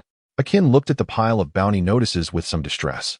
"By the way, Shaylin has a good memory." Shaylin, Akin called out, searching for her amidst the bounty notices. The island was generally calm, and Andre had conducted several patrols. Various auction houses were openly exchanging slaves. And akin to the nightclubs of the past, there were always young women wearing forced smiles. Behind their glamorous exteriors lay the despair of countless commoners. Akin and Andre reacted rather indifferently, while Shaylin felt a surge of indignation, though she soon lost the opportunity to express it when Susan took her aside for secret training. This left Akin feeling quite sorrowful, as he found himself memorizing a stack of bounty notices all night. Dambottle Reddick Saint, a noble celestial dragon, was a descendant of the 20 kings residing in Merigios. In the large auction house of Sabaody, there were always telephone snails for the celestial dragon's butlers. Whenever new toys or rare treasures, including devil fruits, arrived, the auction house's manager would promptly notify the butler to see if there were any items of interest. Due to the arrogance of the celestial dragons, they typically did not resort to outright theft. Instead, they would leverage their status to coerce lesser beings into surrendering their possessions, a practice frowned upon by every celestial dragon. They would crush their competitors with boundless berries, making them highly sought after in auction houses. However, due to the tributes from the world government, it was rare for a celestial dragon to find anything truly appealing. Recently, Reddick Saint had a cherished pet go mad, resulting in the deaths of numerous slaves and an attempt on his own life, forcing him to detonate its collar. This caused him a few days of sorrow, as a beloved pet is a rare treasure. Now, the butler reported that several auction houses in Sabaody were to collaborate on an auction, piquing Reddick Saint's interest. Furthermore, the celestial dragons from Mary Geos were scheduled to arrive at Sabaody in a few days, which caused Harris some concern. While the celestial dragons behaved more cautiously around high-ranking Navy officers than they did with commoners, the majority of the Navy still harbored disdain for their conduct. Some chose to avoid direct confrontation with the celestial dragons, the highest ranking among them being Zephyr, Garp, and Kazan. Others, while disapproving, would still protect such abhorrent behavior due to various considerations, led by Fleet Admiral Sengoku and Admirals Akainu and Kizaru. Harris belonged to the former group, although stationed on Sabaody. He seldom interacted with the celestial dragons. During this period, the auction attracted numerous pirates lurking on Sabaody, resulting in heightened activity and tension within the Navy. The impending arrival of the celestial dragons intensified this unease.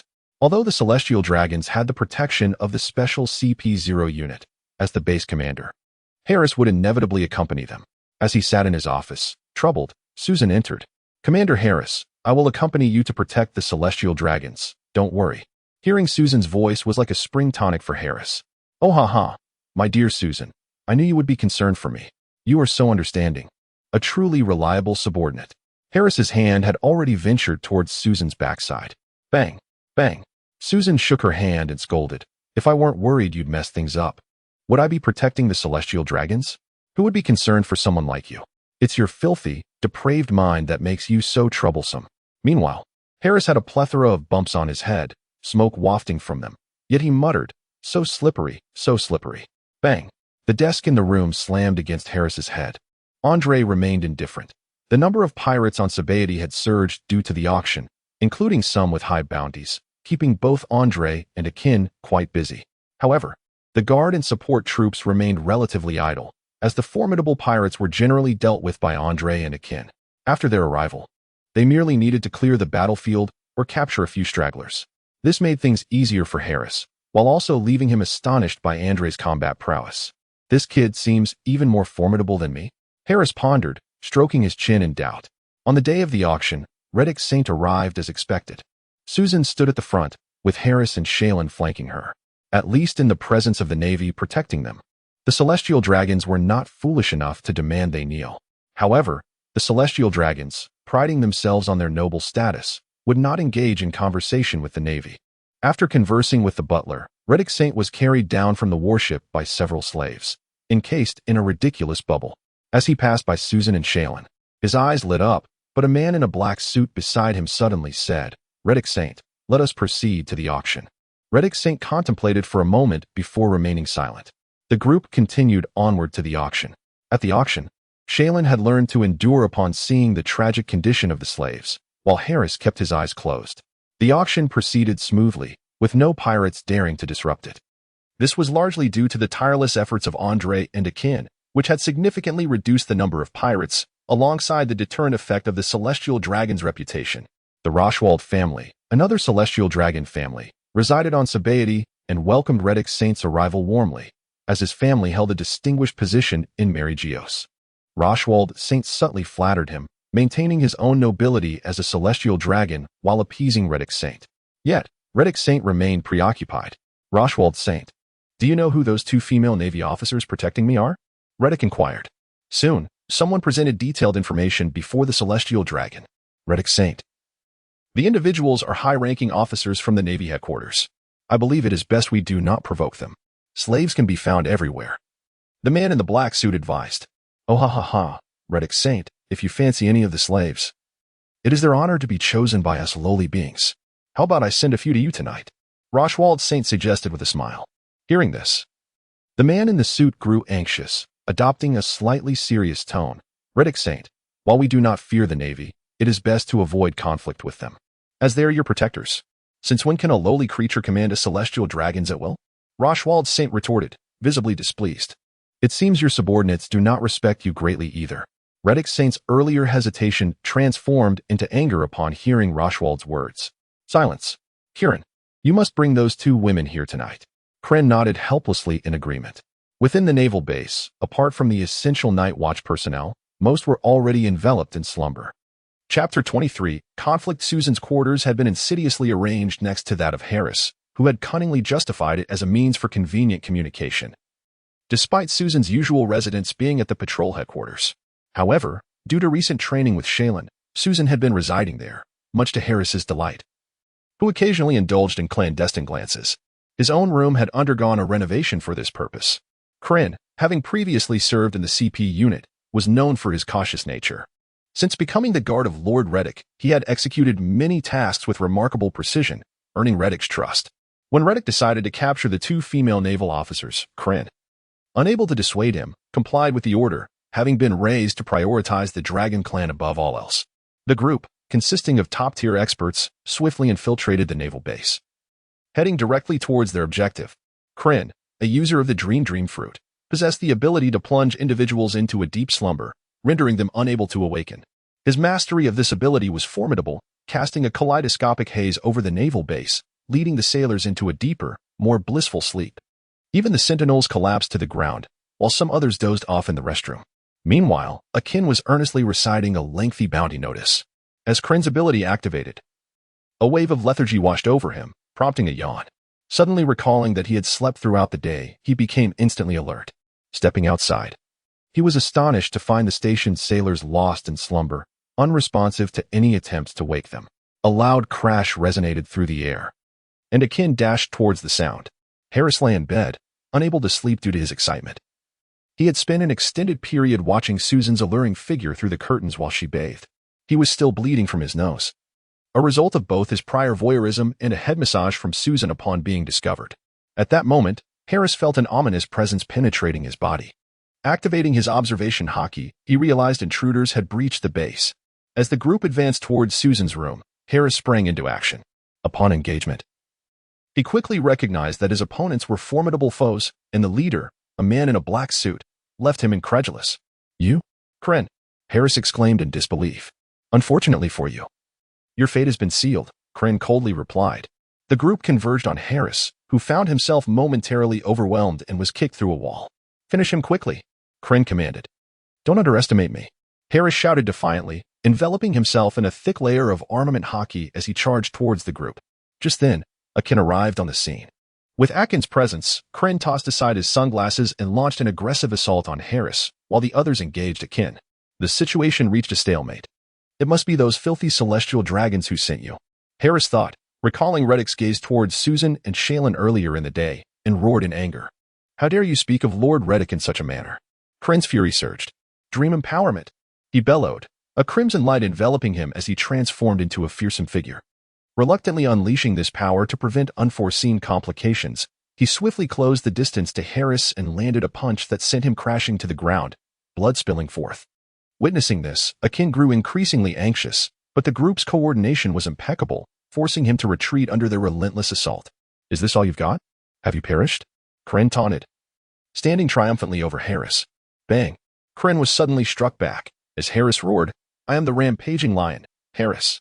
Drawing his sword, the two engaged in a fierce struggle. As the clash intensified, Harris began to falter under Kryn's overwhelming power, which significantly enhanced his own abilities, plunging him into a dire battle. Akin also bore numerous wounds. Sleep Ray. Kryn unleashed a wave of soft white light towards Harris, who instantly fell into a daze. Thud. Harris collapsed, unable to rise again. "Harris! Commander!" Akin shouted in distress. "Eliminate him," Kryn commanded as he rushed into the room to carry Susan and Shaylin. Just then, a formidable aura enveloped them, causing Kryn's expression to change dramatically. "Retreat," he shouted. The group forced Akin back and hastily withdrew. Akin hurried to Harris's side to assess his injuries. During this period, Andre has been diligently training in the depths of the sea near Shambodi. After observing the hunting techniques of various sea kings and schools of fish, he has garnered new insights into his own martial arts. Beneath the ocean's weight, he exercises his internal organs and hones his Busashoka haki, while employing Kinbunchaku haki for observation. These have become his nightly rituals of discipline. Ender's mastery of observation haki has significantly progressed. However, he has yet to comprehend the true essence of the union between heart and intention.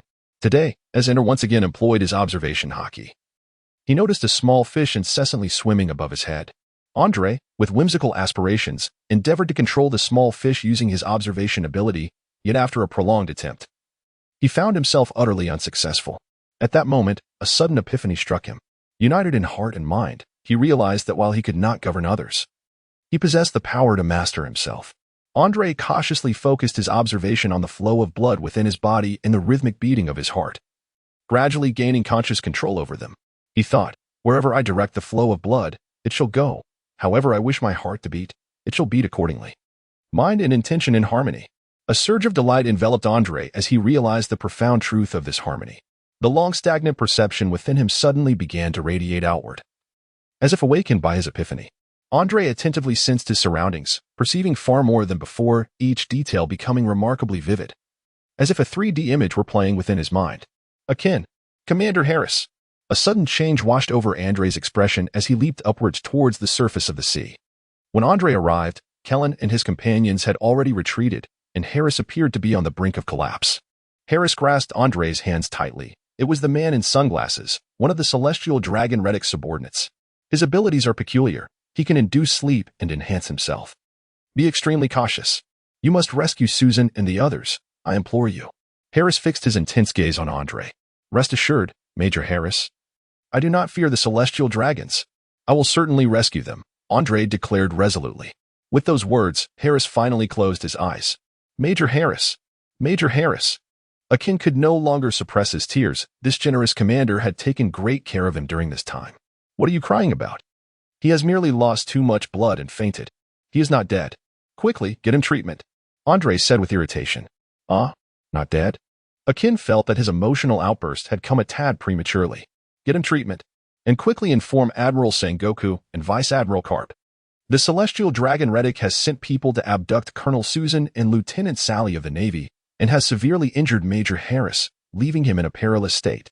Chapter 24. The rescue. Andrei maintained a vigilant awareness of Kellen and his companions. After breaking through, his observation hockey expanded to an enormous range, enveloping half of Sabaody Island. This vast scope was formidable, allowing him to continuously track their presence, while Kellen remained blissfully unaware, believing that even if his identity as a subordinate of Redic was known, no one would dare pursue them, for the reputation of the celestial dragons was not to be trifled with. Thus, when he presented Susan and Sally before Redic, he believed he had successfully completed his mission. The only remaining task was to facilitate communication between Mary Geos and the Navy, as the latter served the celestial dragons. In the realm of dreams, Sally and Susan awoke languidly. Upon opening her eyes, Sally was greeted by the lecherous visage of Redic, his hands resting upon her shoulders. With such a physique, you truly make an exquisite pet, she thought, instinctively delivering a slap. Kellen and the guards present gasped in horror as Redic fell. They hurriedly assisted him to his feet, and Redic, seething with anger, approached Sally. You wretched slave, daring to defy me. You shall pay for this with your life. Susan had also regained consciousness. With a swift glance, she grasped the situation. Lord Kellen, are you not concerned about provoking the Navy? Our statuses within the Navy are far from ordinary. The celestial dragons care not. Do you not care? Susan continued calmly. If you incite their wrath, you will be the first to face the consequences. Kellen's expression remained composed. Colonel Susan, while I am fully aware of the repercussions of my actions, everything I possess belongs to the noble celestial dragons. He stepped closer to the two women, a dark light emanating from his hand. Dream deprivation, he declared. As Susan and Sally felt an overwhelming weakness wash over them. To prevent any resistance, I have temporarily obscured your senses and stripped you of your powers. Thus, abandon any futile struggles, Kellen proclaimed coldly. Meanwhile, Redic approached Sally, brandishing a gun. Despair enveloped Susan. Sally, with a sinister grin, Redic taunted, he perish. Bang. Kellen's jaw nearly dropped in shock. Andrei forcefully kicked open the door, striking Redic with a single blow. Observing Redic, who had been rendered unconscious, Andrei wore an expression of indifference. Truly, a pitifully weak wretch. A flicker of joy crossed Susan's face, yet as she gazed at the unconscious Redic, worry began to creep in. Andrei, Shaylin exclaimed with evident surprise. Andrei, those individuals sought to enslave me. That celestial dragon intends to kill me. Shaylin spoke with a tone of grievance. Oh, to treat my subordinate in such a manner is indeed a path to self-destruction. Andrei helped Susan and Sally to their feet. Enough of this, he exclaimed. There truly are many audacious individuals in the Navy. After confirming that Redic was still alive, Kieran slowly approached Andrei. Eliminate them all. Such needless chatter. Andrei had already drawn his blade, Han Yu, and initiated the assault. Several men clad in black coordinated their movements with remarkable precision, catching Andre off guard in the midst of Kieran's support. Andre gazed at the wound on his waist and suddenly burst into laughter. "How amusing this is," he exclaimed. Sheathing his sword, he waved his hands in a peculiar manner. "Let me try the new martial arts technique I have devised during this time." Krun and his companions suddenly felt a wave of oppression wash over them, as though they were submerged in the depths of the ocean. The leap of the fish. They seemed to witness Andre transform into a colossal sea creature charging towards them, an overwhelming sense of pressure enveloping them. Damn it, what kind of martial art is this? Dreamscape enhancement. A flash of blue light illuminated the scene, leaving only Krun standing while the others lay motionless on the ground, their fates uncertain. The leap of the fish was the culmination of Andre's observations of various marine life during his time beneath the waves, leading to many fierce sea creatures becoming casualties under his fists. This technique amalgamated the three-color conqueror's haki, the marine's 6 styles, and elements from the 12 shapes of Xingyi boxing from his past life, interweaving all that Andre had learned. It embodied a synthesis of pressure, offense, and speed, rendering it nearly impossible to defend against. Blood trickled from the corner of Krun's mouth. Conqueror's haki. You have managed to incorporate it into your martial arts. Although it is not very potent, it is indeed Conqueror's haki. I never expected to encounter a wielder of such power among the gatekeepers of the celestial dragons. Gatekeeper? Andre charged at Krun, exclaiming, "What an absurd designation." Bang! Krun was struck once more by Andre's forceful blow. "How dare you? Do you realize you have committed an unforgivable crime? To resist and assault a noble celestial dragon. Do you understand the consequences that will follow?" Krun shouted furiously. Andre halted, glancing at Susan, who shook her head in disapproval, and at Shaylin, whose eager anticipation to take action was palpable. A smile crept across his face. "I am uncertain of the repercussions. If the Navy must endure such indignities, then this perverse notion of justice is better left unrealized." Sleep-inducing rays. A soft beam of white light flickered, and Andre became motionless. Krun appeared particularly exhilarated, yet soon succumbed to despair. Could there truly exist rays capable of inducing slumber? What an extraordinary feat of fruit development. Alas, it is utterly useless to me. Damn it. Andre's assault forced Krun to stagger backward, and with another blow. Blood spewed from Krun's mouth. "Curse the Navy, let us perish together." A nightmare approaches. A vibrant, multicolored aura emerged, and Andre instinctively prepared to evade, only to witness the aura slowly engulfing Krun's form. Krun seemed to elevate into the air, his muscles bulging with newfound vigor. Sensing the relentless surge of power within him, Krun roared with madness, "Ha ha! Navy, prepare to meet your demise alongside me," and activated his observation haki, sensing an immense hidden power within Kellen's body. Could it be that he has augmented himself using the fruit's abilities? It seems this technique imposes a significant burden on his physique. Kellen charged at him, who found himself retreating under the onslaught. Both speed and strength have seen tremendous enhancement. However, the aura emanating from Kellen appears somewhat unstable. It seems I need only to evade. In this state, he cannot sustain himself for long. And pondered his strategy silently, as the range of his observation haki narrowed. Focusing exclusively on Kellen, he deftly dodged several of Kellen's attacks, which only served to heighten Kellen's anxiety. Damn it, is the Navy truly this fearful? Foolish. Ender retorted disdainfully. After some time, and with no success in his assaults, Kellen's demeanor grew increasingly frantic. Upon catching sight of Susan and Sally, a glimmer of hope sparked in his eyes. Andre also noticed the look in his eyes and swiftly rushed towards Susan and her companions. "Ha, you're faltering. Just take a step back. In their current state, they are surely doomed." Clara laughed triumphantly, delivering blow after blow to Andre. Andre's expression hardened, as he enveloped his entire body in armament haki and launched an assault on Karen. The two engaged in a frenzied exchange, delivering blow after blow to one another. The room trembled under the force of their clash, causing it to collapse, while Susan and Shaylin were both swept outside by the sheer power of their confrontation. Andre pressed his hand against his chest, gazing forward. Kieran's fruit ability had reached its limit, and his entire body appeared battered and worn. He lay on the ground, his eyes vacant as they stared up at the sky. Suddenly, a gunshot rang out. Andre instinctively turned his head, a bullet grazing his cheek and drawing forth a stream of blood. "Damn the Navy! A mere lowly individual dares to defy me," Radix Sheng exclaimed. his face contorted with malice as he aimed his pistol at Andre. A surge of murderous intent welled up within Andre as he approached Reddick. As he passed by Kren, the latter, fueled by an unknown strength, seized Andre's ankle with a firm grip. You cannot kill Reddick. The Holy Navy do not commit a grave error. Blood gushed forth in torrents as Kren spoke in fragmented phrases. Observing Kren's pitiful yet resolute demeanor, Andre couldn't help but feel a twinge of sentiment. Although Kren was an adversary, such unwavering determination evoked a sense of admiration. Alas, Kren, you are a man of formidable will, yet a misguidedly loyal one. While I hold deep respect for your tenacity in the face of an enemy, it is regrettable that you have channeled it in the wrong direction. As Andre dodged the relentless bullets fired by Reddick, he spoke with a mix of urgency and determination. Andre dragged Kren forward until they stood before Saint Reddick, raising his right hand. What do you intend to do? Despicable Navy. Huh? Do you wish to kill me? Saint Reddick had already collapsed in fear. I am truly sorry, Grandpa Jim, Teacher Zephyr, Admiral Carp, and General Xingyiquan. I find myself unable to confront such filth. I will indeed betray your expectations of me.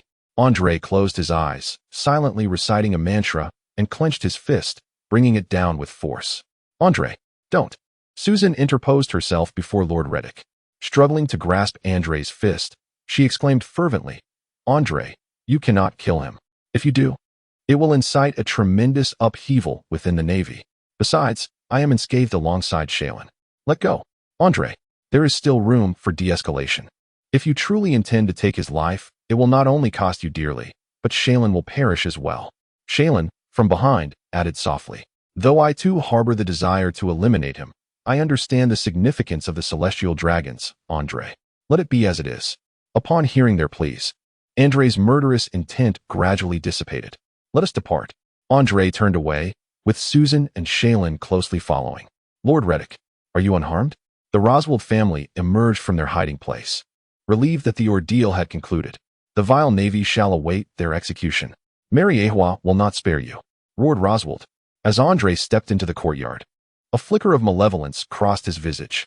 His conqueror's haki surged forth towards the group. Instantly, the Roswald family and Lord Reddick fell into unconsciousness. Susan glanced back at the fallen celestial dragon, choosing silence. Upon returning to the base, they found Harris had stabilized his injuries, and the headquarters was already apprised of the entire incident. Andre sat atop the roof of the base, calmly awaiting the arrival of personnel from headquarters. Chapter 25. The decision of headquarters. Shortly after receiving Akin's report, Admiral Kong convened an urgent meeting with the high-ranking officials. With the exception of Zephyr from the training camp and Sakazuki, who was still in the New World, nearly all senior officials were present. After briefly outlining the situation, the meeting room erupted in chaos. Carp stood up, shouting, "Those vermin! Scum! How long are we to tolerate this? They dare to capture our Navy as slaves. Am I to become one of those wretches, caged for their amusement?" Harris has steadfastly upheld the justice of our Navy, dutifully guarding Sabaody Archipelago for years. Now he has been slain by the celestial dragons. I refuse this cloak. Follow me. We shall seek an explanation from Mary Ahua. With that, he turned to leave, and a dozen high-ranking officers rose in solidarity. Carp, mind your words. Sengoku, looking exasperated, grabbed Carp. I need not elaborate on the status of the celestial dragons. We must conduct a thorough investigation into this matter. Though their status is exalted, they would not provoke our Navy without reason. We must formulate a solution and avoid hasty decisions. Remember, we are the Navy. Sengoku shouted at the assembly. And what of the Navy? We are human beings with blood and flesh. Carp retorted passionately. The atmosphere grew chaotic, with some supporting Carp's direct assault on Mary Ahua, while others insisted on a thorough inquiry first. At that moment, the door burst open, and a naval officer rushed in. Report. Colonel Susan and Lieutenant Sally have been rescued by Major Andre. Simultaneously, we received a call from the butler of Celestial Dragon Roseward, stating that Major Andre's attack on Reddick and the Roseward family has left several celestial dragons unconscious. They demand we dispatch an admiral for punitive action. Oh, haha, that's our Andre. Carp laughed heartily. The transponder snail in Admiral Kong's possession began to ring. He gestured for silence among the assembly. After a brief exchange, Kong put away the transponder snail and announced, Harris's condition has stabilized. He is no longer in critical danger. Hearing this, the room collectively sighed in relief. However, Reddick was gravely injured, while the Roseward family merely succumbed to unconsciousness without serious harm. The 5 elders indicated that they preferred we, the Navy, resolve this matter ourselves. But first, we must escort Andre to Mariehua for trial. Let us hear your opinions, Kong urged. Preposterous. A trial? Let us proceed according to my plan, Karp exclaimed. His face flushed with indignation. Admiral Kong appeared helpless. Karp. Sengoku quickly restrained him. As the arguments continued to swirl, Admiral Kong rapped the table for attention. Admiral and Topes, Susan and Saline are your family. I wish to hear your perspective. All eyes turned to the tall man in the corner who had remained silent. Antopes appeared to be in his 60s, his hair and beard completely white. He wore a pair of wide-rimmed glasses, and his expression was notably grave. The air was thick with tension among the air marshal, the general of the warring states, Admiral Karp, and their esteemed colleagues. We must approach this matter with utmost caution. Antopes stated calmly. Although the victims are my family, I believe we must handle this situation with composure. Since Harris is no longer in danger, and Susan is also unharmed, I am inclined to send Andre to Mariehua. However, we must ensure that Andre faces no substantial punishment, and through this incident, we can negotiate for material compensation and amplify our Navy's influence within the world government. Karp vehemently opposed, exclaiming, Old man, are you out of your mind? I cannot endorse such a decision. If the Navy becomes a group of worthless slaves who can be arbitrarily captured, what becomes of our justice? Calm down, Karp. You are as impulsive as ever. Do not forget that the Navy is intricately linked to the world government. Moreover, the status of the celestial dragons is beyond challenge. We need not dwell on this. I believe this incident will compel Mariehua to impose constraints on the actions of the celestial dragons. Securing favorable developments for the Navy through this event is the wisest course of action. Antopes gazed resolutely at Karp. You scoundrel! Karp retorted indignantly. Very well. It is decided. Polysolino, you shall head to Sabaody to manage the aftermath. Subsequently, allow Andre to proceed to Mariehua to convey our stance. Once Andre arrives in Mariehua, he shall bide his time for a few days, and I will negotiate with the elders. With that, the air marshal slammed the table, concluding the meeting. Karp, visibly displeased, was the first to exit the conference room, and reminisced about his recent experiences on Sabaody Archipelago, particularly those shadows he consciously chose to overlook. The sordid slave trade, the forced smiles of young girls, and the despair of those powerless against oppression gradually filled Ender's mind, mingling with the arrogant arrogance of the celestial dragons. The depictions in comics ultimately paled in comparison to the depth of his own experiences. Ender had initially believed he could withstand such darkness, to turn a blind eye to it, yet he had overestimated his own resilience. What means could one employ to alter the darkness concealed beneath the guise of justice? The power of Kazar's fruit enabled him to arrive at Sabaody with remarkable speed, and upon reaching the base, he instantly spotted Ender, who had been waiting atop the roof for some time. Ah, the youth of today are indeed formidable, capable of such astonishing feats, Kazar remarked in his characteristic languid tone. Andre leapt from the rooftop. At the age of 18, he had reached an impressive height of approximately 3 meters, towering even above Kizaru. So, Admiral Borisolino, what punishment awaits me? Kizaru casually scratched his ear and replied, Punishment? Let me think. Oh, the Gorosei have decreed that you shall be taken to Mariehua for confinement and trial. Other than that, there is nothing more.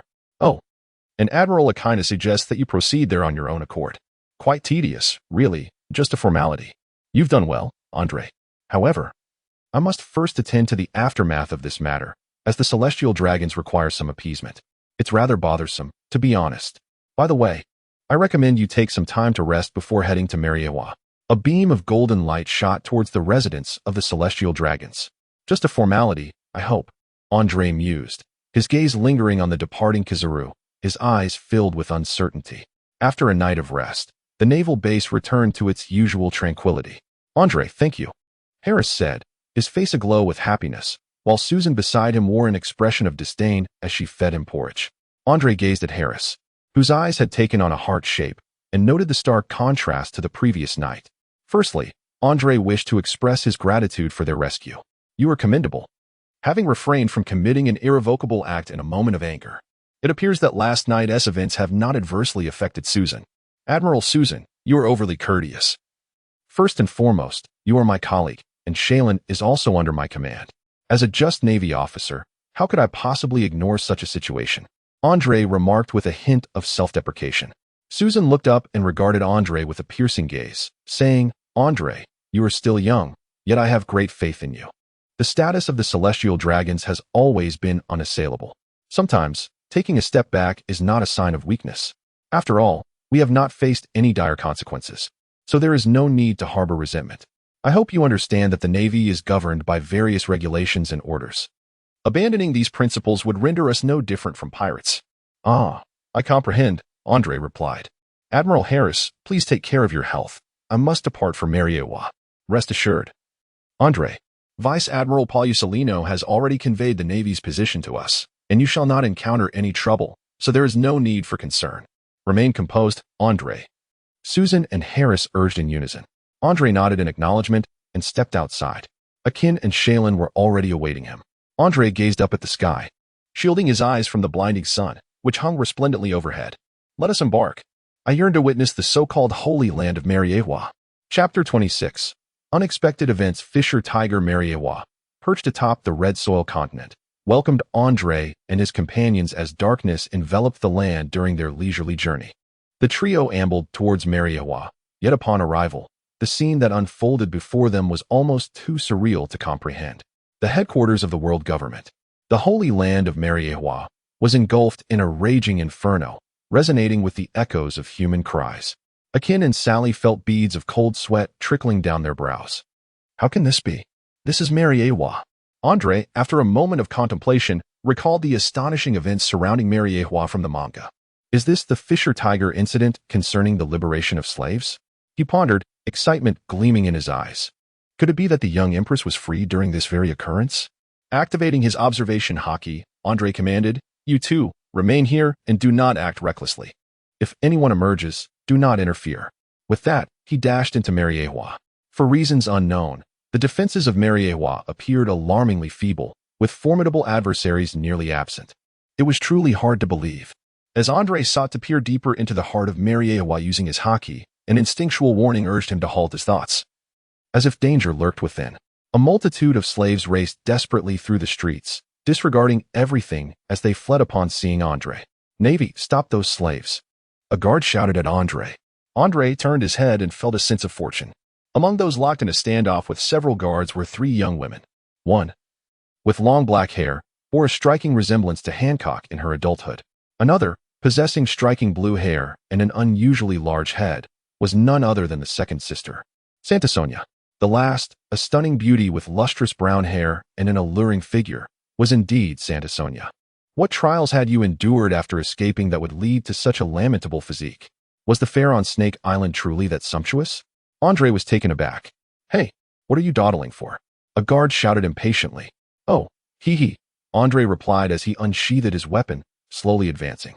Hancock and her companions displayed expressions of despair, while the leader, a young man with light green hair, cried out in frustration, Damn it! Swish, swish. You. The guards, on the brink of death, gazed at Andre in disbelief. Hancock and her companions mirrored their incredulity. Let us depart, Andre remarked nonchalantly. The group swiftly fled towards the city's outskirts. As the young leader passed by Andre, he halted. Benefactor, might I inquire your name? I, Gilder Teselo, shall surely repay your kindness in the future. Beneath his light green hair, a pair of eyes radiated determination. There is no need for that. You should escape swiftly, Andre gestured dismissively. Hancock cast a deep glance at Andre before the group continued their flight, not daring to look back. Andre gazed at the towering figure of the merman before him, addressing him as Fisher Tigger, the adventurous merman. Fisher Tigger adorned a green, spotted bandana, his thick, curly hair cascading down, framing a broad mouth. A well-groomed beard adorned his chin, while a hint of stubble graced his upper lip. His skin gleamed a vivid crimson hue, and he stood at an impressive height of over 5 meters. In comparison, Andre, standing at a little over 3 meters, appeared almost dwarfed. Navy, why do you assist these fleeing slaves?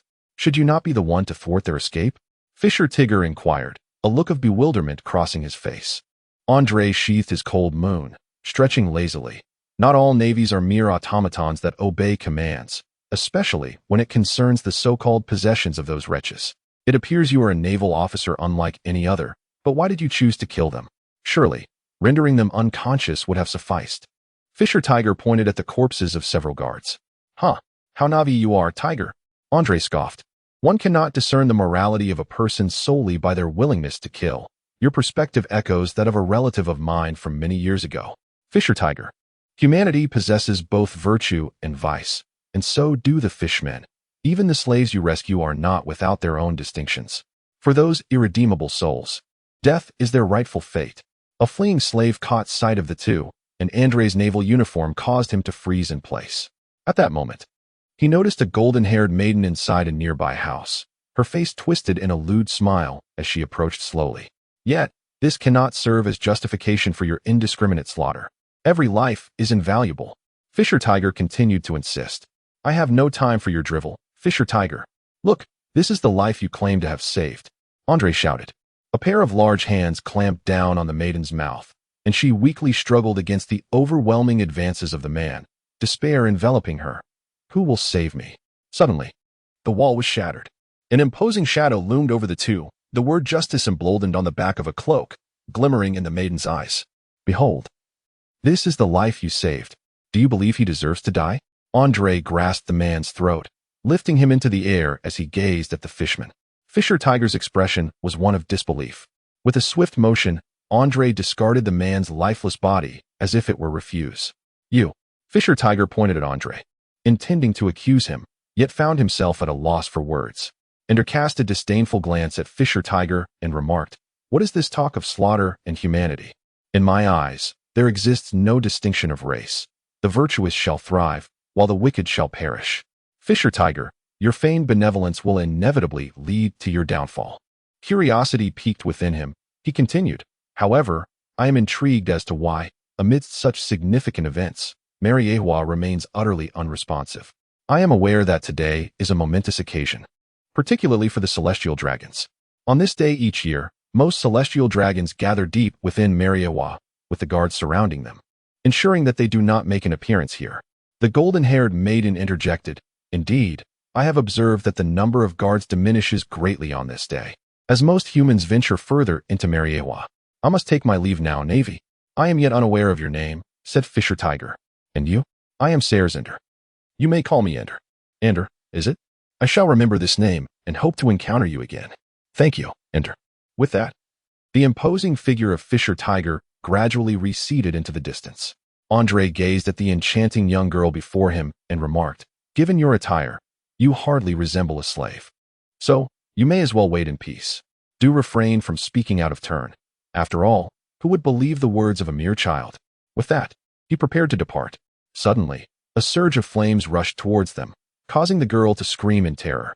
TCH, women truly are troublesome, especially young ones, Andre sighed, lifting the girl into his arms. I am not a child. I am already 15, she protested, perching herself atop his shoulders. You truly possess the gift of social ease. Showing no fear of others whatsoever, she continued. What do you mean by that? Can one eat it? The girl inquired, her expression one of innocent curiosity. Andre remained silent as he slowly approached the city gate. The enchanting maiden cradled his forehead, her lips curving into a joyful smile. Akin and Sally observed the fleeing crowd, somewhat perplexed by the situation. Some individuals noticed them hiding aside, pausing momentarily in their haste. Akin gestured for Sally to step aside, indicating they should move forward. As Hancock and his companions passed by, they glanced at the two clad in naval uniforms, pondering quietly, Are they companions of that navy? When Andre returned to the city gate, all the slaves had already fled. He pulled down the young girl from above him. Take good care of this little one. Once daylight arrives, hand her over to her family, and then leave. I shall await my judgment in the prison. Go to Chambord and wait for my news. Akin and Shaylin exchanged reluctant glances. Enough.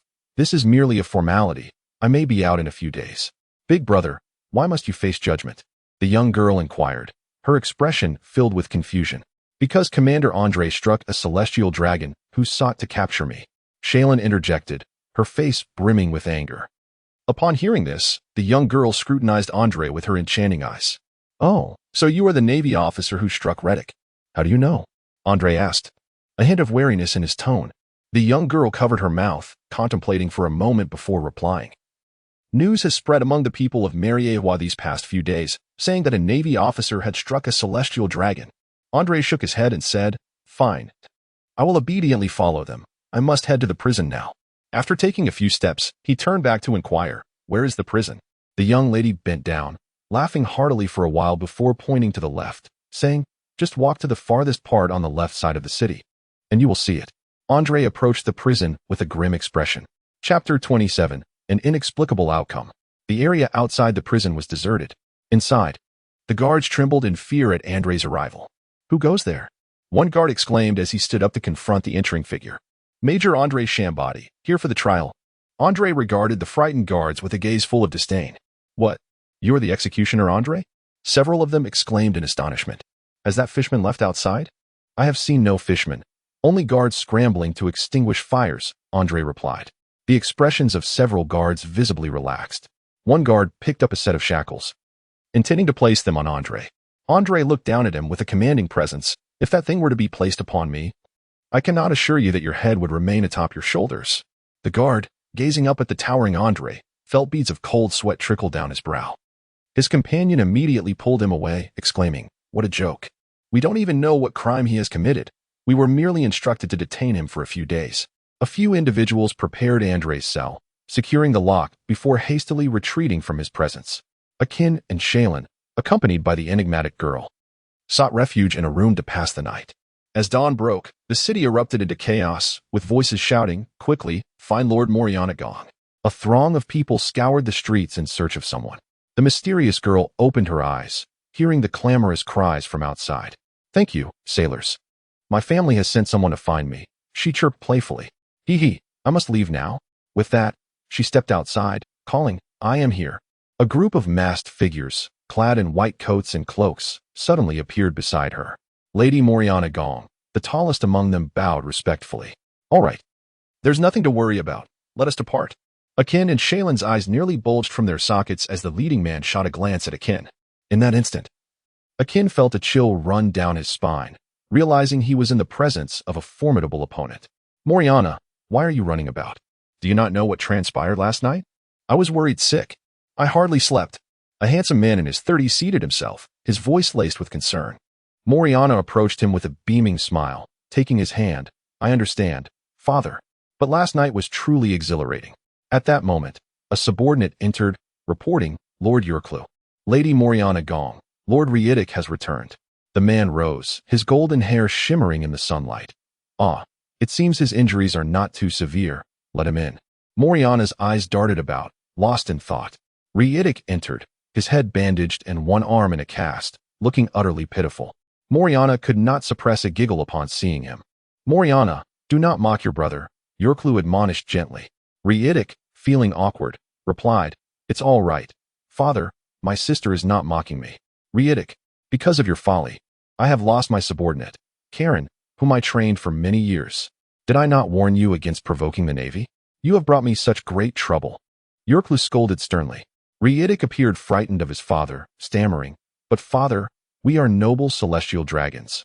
Why should we fear those navy officers? Yurklu's eyes darkened, as if recalling something painful. He placed a hand on Reidic's shoulder. Reidic, you must understand that our elevated status is due to the protection of our ancestors. Celestial dragons are still human. I do not oppose your questionable inclinations, but some matters are best left untouched. This may be difficult for you to comprehend. Now, go rest. Father, you must avenge me.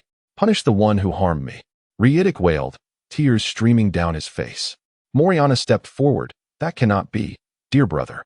Father, the one who harmed him saved my life last night.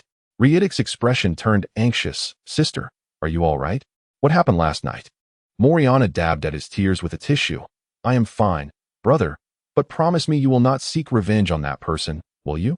Reidic pondered, his face reflecting reluctance. Very well, he did hurt me quite badly, but since Moriana has spoken, I shall let him be. Now, you may leave, Reidic. Once he exited, Yurklu, looking tense, asked, what transpired? How did he save you? Moriana recounted the events of the previous night in detail. Oh, so much happened. Gonzalez Andre, you say? He seems to be a leader among the young Navy officers, known as the executioner of the Pirate King, Yurklu mused, appearing familiar with Andre. A Navy officer daring enough to act against a celestial dragon? Such audacity is rare. Can he truly alter this reality? Yurklu lamented, prompting Moriana to fall into a contemplative silence. After a pause, Yorklu took Moriana's hand. I understand now. This Navy officer will not face severe repercussions. If the opportunity arises, you may wish to interact with him further. Marshal Kong and Admiral Sengoku stood before the five elders, visibly agitated. Gonzalez Andre must be executed. There is no room for negotiation. To act against a celestial dragon entails grave consequences. As a Navy officer, he is fully aware of his crimes, yet still dared to commit such an atrocious act. We shall not show leniency, chided one of the five elders. Donning a black hat, Sengoku, veins bulging on his forehead, retorted loudly, but can celestial dragons arbitrarily detain our naval officers? Moreover, Harris was nearly killed. How are we to face our own navy? Should we inform them that we intend to execute the hero who rescued his comrades? One of the five elders, his face marred by burned scars, tossed a newspaper to Sengoku, stating, "This matter could have been handled more leniently, but now the entire world is aware. If we do not impose a harsh punishment, how shall we uphold the authority of the world government? Sengoku, you are the sole candidate for the next Marine Admiral. Your immediate task is to apprehend Fisher Tiger. As for Andre's situation, set it aside for now." Sengoku glanced at the newspaper, which featured two prominent headlines. The top read, "A rebel in the Navy? The executioner who struck a celestial dragon." A clear photograph of Andre occupied the center. The article detailed Andre's assault on the celestial dragon, but was vague regarding the motivations behind his actions. The second headline proclaimed, "The burning of Mariehua. The hero who freed slaves, Fisher Tiger." This incident was recorded with meticulous detail. After perusing the content, Sengoku felt a pang of uncertainty, yet recollecting Andre's actions, he asserted firmly, "Even so, does the authority of the world government surpass that of the leading figure of the new generation of the Navy?" Kong, Sengoku, I grasp your sentiments, but this matter leaves no room for negotiation. Do not forget that the Navy is merely a department of the world government. The authority of the world government and the celestial dragons must be preserved. For this, any sacrifice is permissible, the five elder declared sternly. Then Marshal Kong grasped Sengoku, who was about to voice further objections. Regarding Andre's punishment, I believe it is excessively severe. Our Navy's stance is that we are willing to accept any punishment and do not require any material compensation, as long as Andre's life can be guaranteed. The Navy is prepared to pay any price. I do not believe the reports will tarnish the authority of the world government or the celestial dragons. In a few years, who will even recall this incident? Kong asserted patiently. That is simply impossible. This matter is non-negotiable. The five elders, adorned with a black top hat, spoke with considerable firmness. At that moment, the telephone bug placed on the table rang. Blip, blip, blip, blip. The five elder, donning the black hat, swiftly answered the call. Lord Yorkru Saint. What? Such actions could tarnish our reputation. Moreover, Lord Reddick Saint has been injured by him. Dare I say, Lady Moriana Palace? Understood. Very well. The others present turned their gaze towards the five elder, who was engaged in the conversation. Once the call concluded, he closed his eyes and sat back in his chair, taking a deep breath. Kong, Sengoku, let this matter proceed according to your counsel. Andrea is to be released without charges. What? How is that possible? Exclaimed the other five elders, only to be silenced by a single glance from him. As Kong and Sengoku exited the door, confusion lingered in Kong's mind. While Sengoku pondered the two names he had just heard, Yorkru Saint and Moriana Palace, Andre stepped out of the prison in a state of utter bewilderment. Had he been released within a day? What of the trial? Was it merely a formality? Had this formality concluded before it even commenced? Outside, Zhonghua, Ajin, and Xia Lin awaited his arrival, while Marshal Kong had returned to headquarters to attend to other matters. Do I not require a trial? Andre inquired, his confusion palpable. Zhonghua remained silent, gesturing for the others to depart. Once aboard the ship, Andre pressed for clarity regarding the events that had transpired. Zhonghua, equally perplexed, recounted along with Marshal Kong and the five elders, sought to negotiate. Due to the matter being reported in the newspapers, the five elders adopted a notably inflexible stance, insisting on your execution. However, after receiving a phone call, their demeanor shifted, leading to your acquittal. The reasons remain unclear to me. Yet, I did overhear the names of two celestial dragons, Yorkru Saint and Moriana Palace.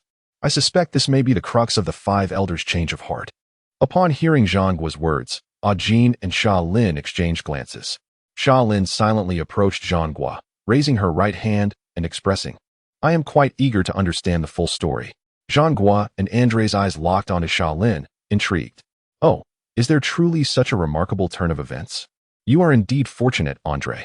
But, does this imply you personally witnessed the incident involving Fisher Tiger liberating slaves? Why did you not apprehend him on the spot? Xingyiquan bellowed at Andre. Andre disdainfully shook his head and remarked, I cannot possibly defeat him. Besides, I am still a prisoner. How could I act on my own accord? You rascal! Do not emulate Carp! Roared Sengoku. Bang!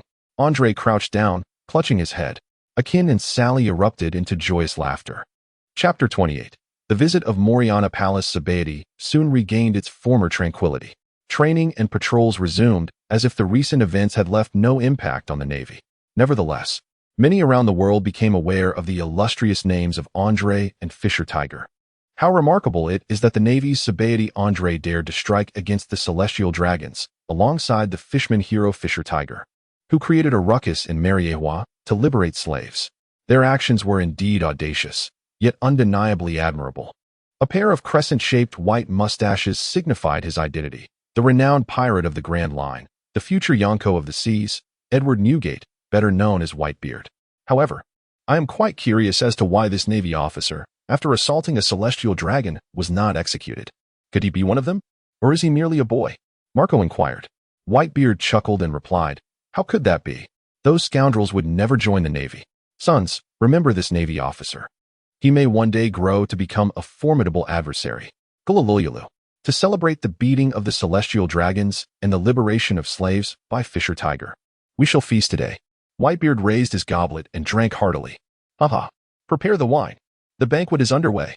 Laughter filled the ship as the crew rejoiced. Whitebeard gazed pensively at the sea, lost in thought. Meanwhile, without mentioning the reactions of those at sea, Sabaody Island had grown busy once more. Harris had mostly recovered. The resilience of the human body in this world was indeed astonishing. He complained to those nearby, what a nuisance. A celestial dragon arrived recently. And now we have the palace. These celestial dragons are relentless. Susan slapped Harris across the face, admonishing, Major Harris, please mind your language. Harris's eyes instantly transformed into heart shapes. Susan's hand remained so gentle, and even her angry expression was utterly charming. The corners of Andre's mouth twitched incessantly. Susan, feeling perplexed and somewhat helpless, remarked, This is quite strange. Moriana has specifically requested to visit the naval base on Sabaody Island, claiming she wishes to see Harris. Could it be that celestial dragons possess such compassion that they would come to offer an apology? Akainu and Shaolin exchanged glances, remaining silent as they directed their attention towards Andre. Andor was deeply troubled, aware that the little girl was undoubtedly approaching him. Women could indeed be quite troublesome, after all. He had merely rescued her once. Was it necessary for her to come all this way? He mused in frustration. Yet, why did she save him while concealing her actions? This perplexed Andor. The appearance of Moriana transformed the demeanor of the Navy officers, who harbored animosity towards the celestial dragons. At the forefront was the commanding officer of the highest base on Sabaody Archipelago, Major General Harris, the only one seriously injured in the incident. Given the pressure of having Susan nearby and the imposing presence of the celestial dragons, Harris managed to suppress any disdain he might have felt in Susan's presence.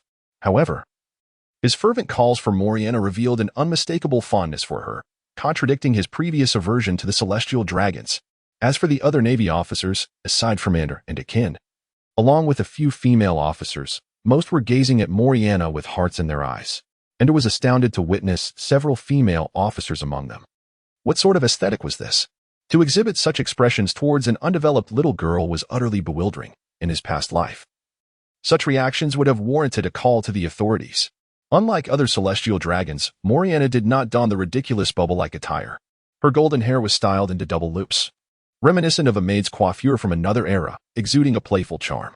Her eyes were like clear pools of water, and her gaze brought a refreshing breeze, evoking a sense of comfort and tranquility. A touch of light makeup enhanced her natural beauty, revealing an allure that belied her age. Her attire was a stark contrast to the usual cumbersome garments of the celestial dragons. She wore a white outfit resembling a chi-pao, elegantly showcasing her long, graceful legs. Andor meticulously observed, noting that the girl before him was a stark contrast to the somewhat disheveled figure he had encountered that fateful night. Standing at a height of 1.70 meters, she possessed legs that seemed to be barely 1.50 meters. which perhaps explained the somewhat foolish demeanor of the naval officers present. Admiral Harris, I have come specifically to address the unfortunate transgressions committed by my thoughtless brother some time ago, and to extend my sincerest apologies to all of you. I am truly sorry. Moriana bent deeply, executing a profound bow. This act stirred a commotion among the naval personnel, as they had never witnessed a noble celestial dragon exhibit such humility. Some officers were moved to tears, exclaiming, Lady Moriana, you need not apologize. You have committed no wrong. Susan promptly stepped forward to assist Moriana, leaving Harris with a sense of regret. Harris, ever jovial, laughed heartily. It is of no consequence, Lady Moriana. You need not feel remorse. I am quite robust. He struck a pose reminiscent of a bodybuilder, prompting Moriana to cover her mouth and smile. Oh, how adorable. My inner youth is utterly enchanted, exclaimed a group of naval officers, their excitement palpable. Suddenly, a loud thud echoed as Harris clutched his head and slowly collapsed. Still harboring youthful sentiments, Susan addressed Moriana with utmost respect. Lady Moriana, might we converse inside the base? Moriana gently nodded, instructing those nearby, you may remain aboard the ship. But, my lady, someone hesitantly voiced their concern. There is no need for worry. Trust me, Moriana assured them with a soft demeanor. The group ceased their protests and remained where they were. Once inside, after a brief exchange, Susan observed that Moriana appeared to have something to convey to Ander and his companions. She quickly pulled the nearly overwhelmed Harris out of the room. Harris, with a look of sheer infatuation, lamented, Why? Why must there be such a delightful beauty among the celestial dragons? Why is there such a disparity between siblings? With anger barely contained, Susan dragged Harris away to a distance. Suddenly, a loud crash resonated as an object collided with the wall. Susan, be gentle. The world around them grew quiet. Upon the departure of Susan and Harris, Moriana's demeanor shifted dramatically. Oh, it's so hot. I am utterly exhausted, she complained, fanning herself vigorously. One leg emerged from the split of her attire, adopting an exceedingly ungraceful posture as she slumped into a chair. Both Akin and Ander's gazes inadvertently fell upon the inappropriate sight. Bang, bang. Shaylin's fist, now imbued with hockey, dragged Akin out of the room. Andre, clutching his smoking head, spoke curtly to Moriana. What brings you here? Are we so well acquainted? Is it truly necessary to orchestrate such a grand ceremony? Moriana leaped before Andre, retorting. How dare you address your savior in such a manner? Executioner Andre? How terrifying. Do you wish for me to inform others that this is how you treat your benefactor? Is that not rather detrimental to your reputation? Her eyes arched, and a sly smile played on her lips. Hey, I saved you too. You know, if it weren't for your dear brother's machinations, would I have found myself facing judgment in Mariehua? Andre defended himself. Oh, but what about colluding with the fishmen and slaying the guards who protect Mariehua? It seems someone was also involved in the liberation of slaves. Who could that be? Who could that be? Moriana pranced from Andre's left to his right, mockingly. Is this something that can be shared with others? She feigned a shout, her intentions far from innocent. I apologize. I was in the wrong. Thank you for saving me. I am eternally grateful to your ancestors. Truly. Andre bowed his head in submission. After their playful banter, Moriana produced a pink snail phone and handed it to Andre. Here. This is my snail phone. Treat it with care. I shall reach out to you from time to time. Ender reluctantly accepted it. What kind of expression is that? Do you have any idea how many people desire my phone bug? Do you believe I won't inform others of your collusion with the fishmen to liberate slaves, while also wreaking havoc upon the guards? Moriana threatened. I'm sorry. I was wrong. Ender's head sank even deeper. Moriana appeared exceedingly relaxed, glancing around and poking here and there, while Ender was left in a state of distress. Andre, with a sense of resignation, inquired, How long do you intend to remain here? Are you planning to spend the night at the naval base? However, on a different note, I must say, you stand out from the other celestial dragons. Are there more individuals like you among them? Moriana retorted with disdain. Are you referring to those pitiable simpletons? Do not dare to compare me with them. Simpletons, indeed? That description seems quite apt. Yet, it appears your brother is also one of them. Such a characterization may not be entirely fair, Andre remarked. Moriana's mood darkened slightly. Those celestial dragons are merely consumed by their grotesque passions. Although my brother is not as depraved as they are, he has certainly adopted his fair share of vices. Yet, it is an unavoidable circumstance, after all. They are but a group of unfortunate souls. Unfortunate souls? Andre pondered, somewhat perplexed. Moriana's face soon brightened with a smile. Let us not dwell on that. It is a rare opportunity for me to be out, My father seldom allowed me to venture outside. Would you take me to enjoy a day at Symbolize archipelago? That day, Andre and Xingyiquan experienced the thrill of amusement rides, such as roller coasters and carousels, under the watchful eyes of a crowd. Yet soon, they found themselves transformed into mere porters. Shaylin wore a blissful expression, relishing the joy of shopping without the burden of expenditure. In contrast, Andre and Akin began to question their stamina. A body that typically endured day-long exertions now felt as if it might collapse with each step. As Moriana waved goodbye enthusiastically, with the naval officers casting wistful gazes, she boarded the returning warship. Many sailors could not suppress their tears, particularly Major Harris, the highest-ranking officer at Symbolize archipelago and the sole individual injured in the incident. After stealing a glance at Andre and the others, Moriana turned her head, a glimmer of mischief dancing in her eyes. Andre, recalling the hint of animosity Moriana had expressed towards the celestial dragons, fell into deep contemplation. Chapter 29, Fishman Island. Akin and Shaylin were somewhat bewildered upon receiving the naval notification. The trio had made significant contributions while safeguarding Lady Moriana during her visit to Symbolize archipelago, resulting in the promotion of Gonzalez to the rank of colonel, Akin to lieutenant colonel, and Shaylin to lieutenant colonel, along with a reward of a 6-month paid leave. Reflecting on the whimsical Moriana, the trio could only marvel at the immense power wielded by the celestial dragons. A mere day of playful companionship had propelled them 3 ranks higher. Moriana had even reached out to Andrew, lamenting the monotony of their lives and specifically securing the extended holiday for them. This left Andrew and Akin somewhat speechless, as they had no particular destination in mind. While Shaylin was reluctant to return home, there was also no word about the Golden Lion within the Navy, leaving them uncertain about where to commence their search. After much contemplation, Andrew suddenly recalled Tiger and thought of Fishman Island, as he wished to meet Princess Odoheim to confirm a particular matter. Upon sharing his intention to visit Fishman Island with Akin, Shaylin was utterly thrilled. Haha, I've never been to Fishman Island my entire life. However, we must prepare some essentials, a log pose and provisions. We should also coat the ship, but do we need to take a warship? Commander Harris would never agree. Shaylin expressed her concerns. Andre pondered for a moment. It seemed that Moriana, in an expression of contrition, had come to present Harris with a private warship. Harris cherished it as a treasure, even bestowing upon it the name Fierce Lion. Although this vessel was relatively small, it boasted an array of state-of-the-art facilities. Otherwise, it would have been used for a journey to Mermaid Island. However, Harris would undoubtedly object to this notion. Moreover, he conducted daily inspections, and the coating process required at least 3 days.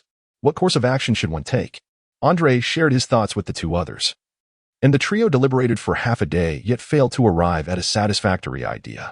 Indeed, we should consult Aunt Susan. She is exceptionally clever and will surely have a solution, exclaimed Shaylin, clapping her hands in excitement. Upon locating Susan, they recounted the situation to her.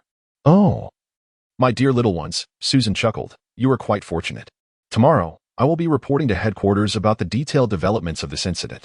I can bring Harris along, as he is also a key participant in the matter. However, we only have 3 days. Shaylin embraced Susan's arms and shook them joyfully, saying, Thank you, Aunt Susan. Ha, I will definitely bring you a gift from Fishman Island. Andre gazed intently at the ceiling, as if something were hidden above. Akin stole a glance, his face flushing, and he lowered his gaze to his shoes. Harris, however, was quite exhilarated at the prospect of accompanying Susan to the headquarters. Susan, how about you become the Lionheart? Harris declared with a smug expression. The hearts of Andre and his companions tightened upon hearing this. Susan shot Harris a disapproving glance and replied, I wouldn't mind, but considering we are reporting to headquarters, it seems inappropriate to become a warship. Moreover, if General Karp were to see your vessel. At the thought of Karp, Harris shuddered involuntarily. Yes, let's stick to being a warship. And Andre, if you could just delay your vacation by a couple of days, you can oversee the patrol team for now. Indeed, Major Harris, came the reply. Within the base, the seasoned naval officer Boric, who had served in Symbolize for 30 years, was highly skilled and earned Harris's deep respect. Andre did not conceal the plan to stealthily pilot the Lionheart to Fishman Island, and although Boric was initially reluctant, he readily commenced work upon Andre presenting a box of fine wine.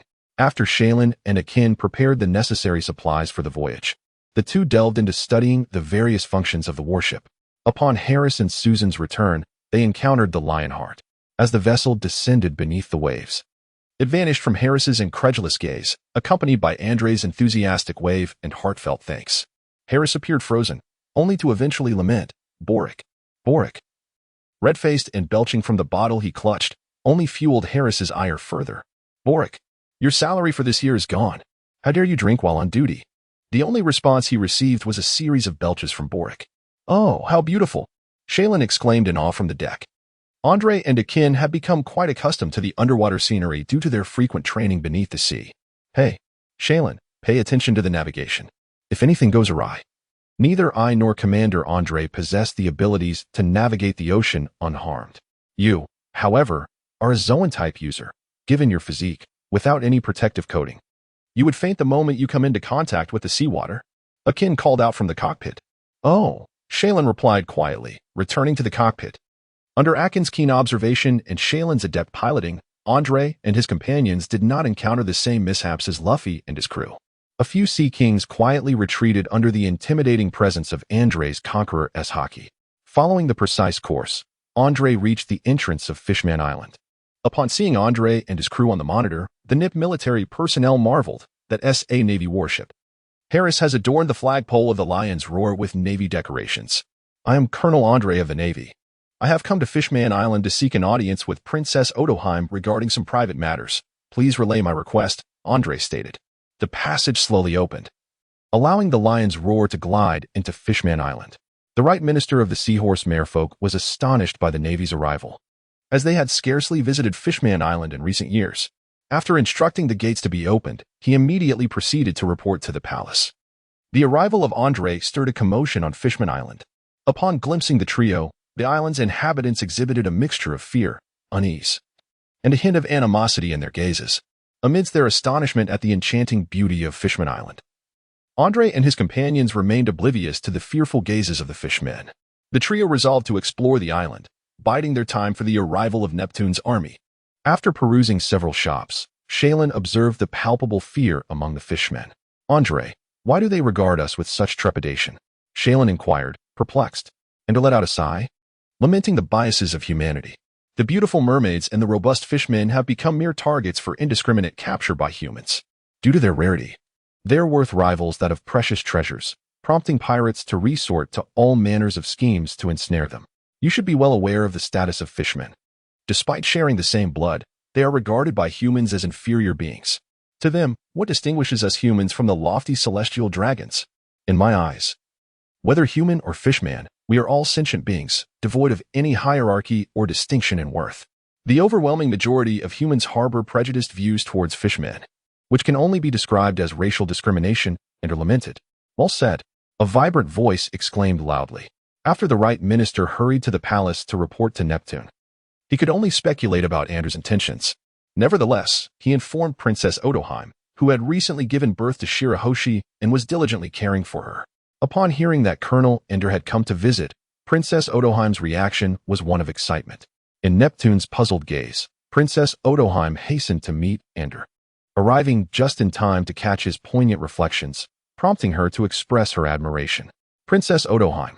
The Right Minister and his entourage from Neptune's army hurriedly arrived. "We did not expect your highness to come in person."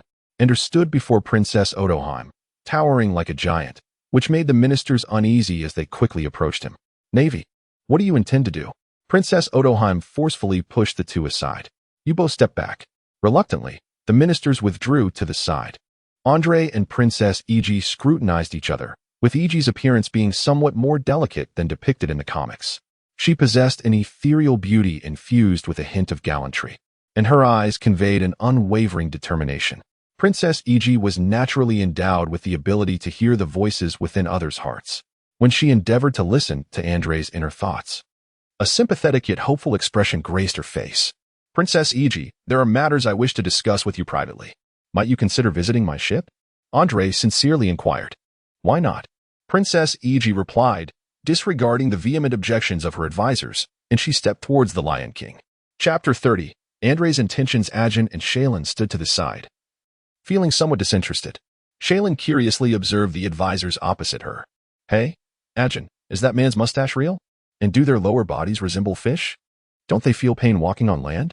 Ajin, somewhat exasperated, responded. "Shaylin, Although you think your voice is low, others can still hear you. It's rather impolite. One of the advisors retorted sharply, "What an ill-mannered young lady." Shaylin sheepishly stuck out her tongue, her robust physique contrasting with her awkward expression, prompting Ajin to glance at the distant mermaid. Alas, without comparison, there is no pain. This is what humans drink. The taste is rather unique. Princess E.G. remarked as she sipped her tea, addressing Andre. "Thank you for your hospitality. Now, Colonel Andre, the executioner of the Navy. What purpose brings you to seek me out?" Princess E.G. inquired with newfound seriousness. "Purpose?" Andre's gaze deepened with contemplation. After a prolonged silence, he finally spoke. "Princess E.G. Has Tiger mentioned me to you?" Princess E.G. pondered briefly before responding. "Yes, Tiger has informed me that you are an extraordinary naval officer. Hearing your views on us today indeed aligns with what Tiger described." Andre rose to his feet, addressing Princess Yihim with admiration.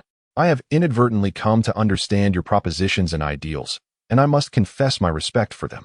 What if I were to say that I have come here to assist you in realizing your vision?" A flicker of excitement crossed Princess Yihim's face. "Colonel Andre, are you speaking the truth?" However, upon observing Andre's expression, she swiftly regained her composure. "Princess Yihim, I am aware of your ability to perceive the thoughts of others. Perhaps you have already discerned my intentions. I genuinely harbor such aspirations, yet I do not wish to assist you in the capacity of a naval officer. Instead, I desire to engage with you in the Fishman Island Alliance as an individual, as Gonzalez Andre." He approached Princess Yihim, lowering his gaze to meet hers. The princess appeared somewhat taken aback. "But, Your Excellency Andre, what capabilities does Fishman Island possess to aid you? We cannot even safeguard our own kin." "Your Highness," he replied, "your wish, your vision, is to coexist with humanity, hoping for your brethren to live alongside humans on the land. Yet, humanity encompasses both virtue and vice. A minuscule fraction of humankind reigns supreme, controlling the world. The darkness within humanity harbors malevolence that you have yet to witness or hear of. You are well aware of the celestial dragon's lofty position. Their actions, as Tej has surely mentioned to you, are notorious." Ender's expression was somewhat agitated. Upon arriving in this world, the scenes he had envisioned from the comics of his past intertwined with his years of personal experiences, persistently occupying his thoughts. Following the celestial dragon incident, Ender gradually developed a notion of wanting to alter this world. "Your Highness, while it may be somewhat impolite, I must point out that your ideals, much like those of Tiger, are rather naive. You have been collecting signatures from the residents of Fishman Island in hopes of garnering their support for your vision, yet alas, the number of supporters is scant. Even if every fishman were to endorse your idea, what of humanity? Humans reign supreme in this world, and to the majority, both fishmen and merfolk are regarded as inferior beings. To them, the only distinction between you and the fish in the sea lies in your intellect and ability to speak." Upon hearing this, Princess Odoheim expressed her displeasure, saying, "Lord Ander, that is not the case. Humans do not view us in such a manner. If we persist, there will come a day when this perception will change." Andre scoffed, exclaiming, "Ha, ha, ha. Your Highness, are you referring to the legacy of the next generation? The animosity that Fishman Island harbors towards humanity can be altered through your efforts. But what of humanity itself? Do you, Your Highness, comprehend the vast number of humans that inhabit this world? Are you suggesting that merely through your understanding, they will abandon their long-held beliefs? If one generation fails, shall we rely on 2, or 10, or even 100? Even if change is conceivable, what sacrifices will those in between endure? Will Fishman Island continue to exist? Your Highness, some ideologies and matters are impervious to the passage of time. I recognize your disapproval of force. However, there are instances where it remains the most expedient means to resolve an issue." For a moment, Princess Odoheim found herself at a loss for words to counter Andre, and silence enveloped them. "Rest assured, Your Highness, I shall not exploit the military power of Fishman Island to fulfill my personal ambitions. You are aware of the world government, are you not? The Navy is merely a substantial department under its umbrella, with authority ultimately resting in the hands of the 5 elders, who serve the celestial dragons. The celestial dragons regard all humanity as mere insects, viewing life as nothing more than playthings in their hands. What, then, is the world government's perspective on Fishman Island?" After taking a sip of tea, Andre continued, "If my memory serves me correctly, there are over 70 nations that are members of the world government, and Fishman Island is among them. The world government bears the duty and responsibility to safeguard the legitimate rights and interests of its member states. Yet, how does the world government treat Fishman Island? Princess Odoheim's face no longer bore that steadfast expression. Tears streamed down her cheeks. If the world government, which wields the highest authority in the world, adopts such an attitude towards Fishman Island, then one can only ponder whether ordinary humans can affect change. I need not emphasize this to you. Andre's voice grew somewhat somber. Wiping the tears from her face, Princess Odoheim inquired, "Then, what are your thoughts, Lord Andre? What must we sacrifice? And how do you intend to assist us in realizing our ideals?" Andre drew forth the cherished cigars of Harris and ignited one. The smoke swirling around him, obscuring his visage. This veil of haze rendered it difficult for Princess Iji to discern Andre's expression. "My vision is to transform this world, to enable all sentient beings to coexist as equals, whether human, giant, or fur folk, irrespective of any race. I yearn for a world where all can live openly and with dignity. No longer shall we hide, nor shall we regard anyone from a position of subservience. Let us cast aside the filth of darkness and the sordid dealings. We can thrive in happiness within this world." Andre extinguished his cigar and softly remarked, "Indeed, this is an idealistic notion, and its realization will require a considerable span of time. However, it is not unachievable, provided that humanity unites. I shall assist Fishman Island in coexisting peacefully with humans.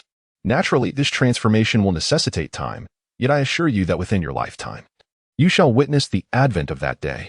I firmly believe it shall not be too distant," Andre asserted resolutely. "Moreover, should the day arise when I choose to oppose the world government, I hope Fishman Island will stand steadfastly by my side. Admittedly, that day may never come, but when it does, I wish for Fishman Island to support me wholeheartedly, both ideologically and militarily." Princess Odoheim pondered for a considerable time before rising and addressing Andre. "Your Excellency, I comprehend your sentiments clearly. However, I must first consult with my husband." As she stepped onto the deck, she paused and turned to Andre, inquiring, "Lord Andre, are you not concerned that I might inform the world government?" Andre smiled gently. "Princess Odoheim, you would not resort to such actions. Have you forgotten my words? I am a colonel from the headquarters, and although you are the princess of Fishman Island, above all, you are a mermaid. Thus, I shall await your summons here." "Your Highness." Princess Odoheim trembled slightly, offering a bittersweet smile, her expression distant as she hurried back to Ryugu Palace. Chapter 31. Trials and Certainties. Andre connected with Moriana through the telephone bug. "Hello, how could this fellow take the initiative to contact me?" The telephone bug vividly conveyed Moriana's expression. Andre directly addressed the matter at hand. "Moriana, would you be able to establish a naval base under my sole command on Fishman Island?" Moriana, taken aback, responded, "Andre, what prompts you to consider setting up a naval branch on Fishman Island? It lies deep beneath the ocean's surface, with the Shambadi base situated nearby on the surface. Establishing a base there holds no strategic value for the Navy. Furthermore, if you aim to control the gateway to the New World, that is an unattainable ambition." Andre recalled Moriana's gaze from that day and tentatively remarked, "I do not seek to seize Fishman Island. I merely wish to establish a base here to safeguard its security. While creating a base may hold no significance for the Navy, Fishman Island, after all, is a member of the world government. The identity of the Fishmen has long been unacknowledged by humans, and should anyone aid them in shattering this perception, I believe such gratitude may, at times, become a formidable force. The ocean is, indeed, the dominion of the Fishmen, and the geographical position of Fishman Island lies at the very base of Mariawa. Furthermore, I require time to address certain matters." Moriana remained silent for a moment. After a brief interval, the transponder snail emitted a voice. "What have you discovered this time?" "I have not uncovered anything in particular. Sometimes a man's intuition can be remarkably accurate." "I understand. I shall be in contact with you shortly." The transponder snail closed its eyes. In Mariawa, within the courtyard of Yorklu Saint, Moriana anxiously observed Yorklu, who was seated in a reclining chair engrossed in a book. After a long while, Yorklu closed the book, rose from his chair, and addressed Moriana. "It appears he is indeed a clever and observant young man. Moriana, assure him of our unwavering support. Some among us secretly assist certain pirates. Why should we not extend our support to a member of the Navy? I find myself rather eager to witness his future growth. Rest assured, these minor matters shall bear no impact upon us. Discuss with him and ascertain any further thoughts he may have before contacting the Gorosei. Perhaps he could evolve into someone capable of saving us one day." Even if he does not reach such heights, it is prudent to have a contingency plan, Yerkla remarked, gazing at Moriana. After Moriana's call concluded, Andre finally solidified his suspicions. He reiterated his thoughts in the support he required. The Navy base on Fishman Island would nominally fall under Navy jurisdiction. However, all appointments would be under Andre's control.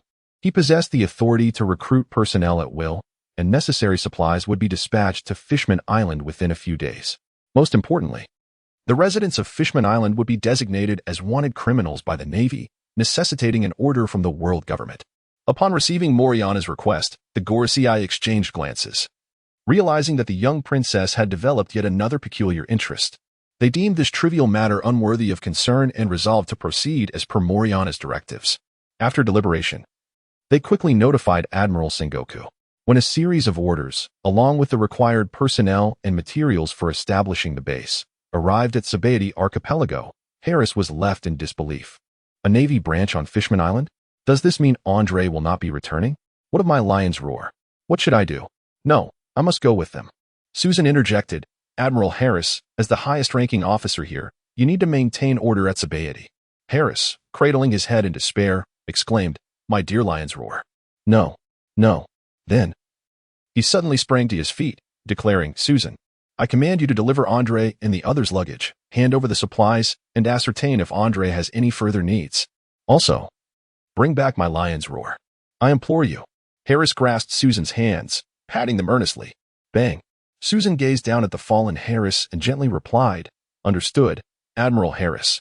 Ultimately, Harris boarded the ship, as he still had remaining leave days. He adamantly argued with Sengoku over the transponder snail, claiming that his injuries had not yet healed and that he needed time to recover. Sengoku reluctantly granted him a few days of leave. Meanwhile, Princess Otoheim, along with Neptune and several advisors, deliberated for an extended period, yet Neptune remained somewhat indecisive. Perhaps we should consider Fisher Tiger's perspective, Princess Otoheim stated solemnly. Following the liberation of slaves, Fisher Tiger swiftly established the Sun Pirates, currently active in the New World. After hearing the princess's account, Tiger recalled Andre's words from that day. Contemplating for a moment, Tiger addressed the transponder snail. Your Highness, Andre regards us no differently than he does humans. In his eyes, there exists only a distinction between good and evil, devoid of racial bias. If you sense that Andre harbors no hostility towards us and even feels some compassion, I trust your judgment. Although I am now a pirate and no longer a member of Fishman Island, I still wish for our kin not to become weapons in the hands of humans. Therefore, I suggest we collaborate with him, provided it does not harm the interests of Fishman Island. Fisher Tiger gazed anxiously at the vast ocean, pondering whether entrusting the fate of Fishman Island to a Navy officer was truly wise and what the future might hold. While Neptune did not endorse his wife's views, he continued to support her out of love. Then, Otoheim, let us extend an invitation for him to visit Fishman Island, Neptune said with a hint of resignation. As Akin and Shaylin escorted a pirate towards the Lion's Roar, Andre knelt by the ship, comparing the bounty posters with the captured pirate. The residents of Fishman Island watched furtively. Upon reaching the alley, one of the pirates on the ground shouted, Captain Billet. Andre drew forth a bounty notice, a reward of 68 million belly for the annihilator, Doublet, due to his fierce resistance. Doublet was left on the brink of death after being struck by Akin. When the ministers arrived with the Neptune army, this was the sight they beheld. What is this? The minister on the right inquired. Oh, merely some troublesome scum causing a ruckus on the island, Andre replied with indifference. Your Excellency Andre, King Neptune invites you to visit Dragon Palace City, the minister on the left stepped forward to say, and handed the bounty notice to Akin and then loudly addressed the gathered crowd. Residents of Fishman Island, in just a few days, the Navy will establish a base here, and these pirates shall face execution. I urge you to come and witness this event. Should any pirate dare to cause trouble on Fishman Island, death shall be their ultimate fate. A wave of astonishment swept through the crowd, their faces reflecting disbelief as they murmured among themselves. The ministers on either side exclaimed in shock, Your Excellency Ander, why were we unaware of such matters concerning Fishman Island? Oh, it is of no consequence. This merely exemplifies the Navy's resolute commitment to safeguarding Fishman Island. Now, let us depart and not keep King Neptune waiting too long. Additionally, please ensure these pirates are detained, as the Navy base has yet to be established. I appreciate your assistance. Andre leaped off the deck, accompanied by Akin and Shaylin on either side. Chapter 32. The Formation of Cooperation. Seated upon a grand bubble-shaped giant flounder designated for transporting external visitors, Shaylin appeared utterly entranced. After the Chancellor presented the bubble coral to Andre and his companions, instructing them on its usage, Shaylin, fully adorned, noticed that both Andre and Akin stood outside the bubble. "If you could practice as frequently as we do, you wouldn't require such devices," Andre remarked. "However, I have recently observed that your physique seems to have diminished. Is this a result of Colonel Susan's unique training?"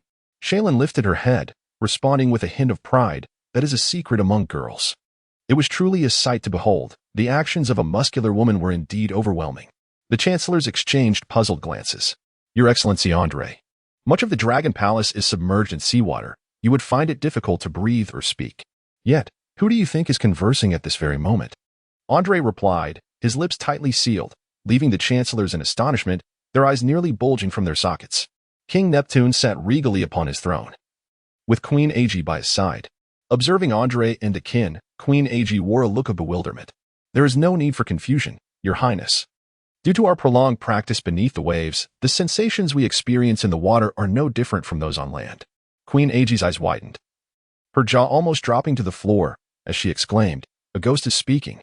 King Neptune's eyes also widened in astonishment, his mouth agape. Andre, with a look of resignation, remarked, "There is no need for alarm. This is merely a small technique for vocal expression utilizing one's bodily organs, which I refer to as ventriloquism. If the princess is interested, I would be delighted to teach you." King Neptune's astonishment stemmed from the duo's performance in the seawater. It had always been the domain of the merfolk. Yet today, Andre and his companion navigated the waters with such ease that it left Neptune in awe. Once Princess Igi had regained her composure, King Neptune cleared his throat twice. The great knight of the sea, Neptune, boasted a mane of brown hair and a beard, adorned with numerous curls of chest and arm hair, which rather unflatteringly reminded Andre of less savory thoughts. His upper body resembled that of a human, while his lower half was that of a fish. Towering in stature, even seated upon his throne, he far surpassed Andre, who stood over 3 meters tall. Andre estimated that Neptune's stature had reached over 10 meters. After glancing at Princess Odoheim, who stood just over 2 meters tall, he found himself somewhat bewildered by the stark contrast in their sizes. "Your Excellency Andre, Princess Odoheim has informed me of your intentions. I would like to hear how you plan to assist Fishman Island," King Neptune inquired. Andre shook his head to steady himself. "I have applied to establish a naval base at Fishman Island, and soon I anticipate the arrival of various essential supplies. Your Highness Neptune, I am aware that your esteemed friend, Whitebeard, has long sheltered this island. However, there are occasions when even the formidable Whitebeard, far removed in the New World, cannot extend his protection over Fishman Island, and his renown alone cannot deter all pirates." Neptune's expression turned to one of surprise. He had previously sought to establish a naval base on Fishman Island, yet had always been met with a myriad of excuses. The actions of humanity had long since revealed to him the true nature of the world government. In his quest to safeguard the residents of Fishman Island, he had refrained from any contact with the surface world. Thus, he was momentarily taken aback by Andre's unexpected proposal to establish a base today. Andre continued, stating that his assistance to Fishman Island consisted of 2 primary aspects. Firstly, he proposed the establishment of a naval base, whose principal duty would be to apprehend pirates who disrupt the order on Fishman Island. The Navy would not interfere with the governance or policies of Ryugu Kingdom nor meddle in the internal conflicts of Fishman Island. I assure you, beyond this, the Navy will diligently safeguard the security of Fishman Island. The Neptune Army remains as usual, while the Navy's patrols are solely directed at pirates. This I can guarantee." Andre spoke softly, his voice gentle rather than forceful, and Neptune nodded in understanding of Andre's explanation. To demonstrate his sincerity, he declared that the first batch of Navy personnel would be recruited from the residents of Fishman Island. "I will train them to become competent naval officers. Furthermore, whether they are fishmen or humans, I will treat them equally. As long as they possess strength and merit, regardless of their race or status, they may serve as naval officers under my command," Andre proclaimed earnestly. "What? Is this true? Fishmen can become part of the Navy?" The ministers on either side were filled with excitement, while Neptune and Princess Odoheim appeared incredulous. "Indeed," Andre continued, "my second point of assistance to Fishman Island is that the world government will issue an order stating that any pirate or slave trader who captures or harms the residents of Fishman Island will be deemed a criminal, with bounties placed for their capture." The atmosphere fell into silence, save for the sound of the ocean waves. King Neptune rose from his seat, and Princess Odoheim wore a face of shock. After a long moment, Princess Odoheim burst into tears, exclaiming, Is this truly the case? Lord Andre. The ministers were also moved to tears, and King Neptune comforted Princess Odoheim. Once everyone regained their composure, Andre added, What I have stated will be proven in the coming days, but I wish for you to understand that this is not assistance from the world government or the Navy, but rather from me, Gonzalez Andre, in a personal capacity towards Fishman Island. King Neptune and Princess Odoheim exchanged glances, nodding in agreement as they approached Andre. If what you say is indeed true, then you shall forever be a benefactor to Fishman Island. We shall support you unconditionally. Their hands clasped together, one large and one small. Now, my philosophy, which I believe King Neptune has heard of, is not particularly favorable among pirates. For those who are heinous criminals, be they human or fishmen, my ideology is execution. I hope we shall not dispute this point. While violence may not solve all issues, it can eradicate those who perpetrate evil. Princess Odoheim stepped forward, saying, Lord Andre, though I have always opposed violence, I respect your philosophy. Rest assured, I will not obstruct you. King Neptune laughed heartily and said, Ha ha ha, then to welcome Lord Andre, let us host a banquet. The atmosphere of the banquet was delightful. Despite his usual abstention from alcohol due to his physique, Andre demonstrated remarkable tolerance.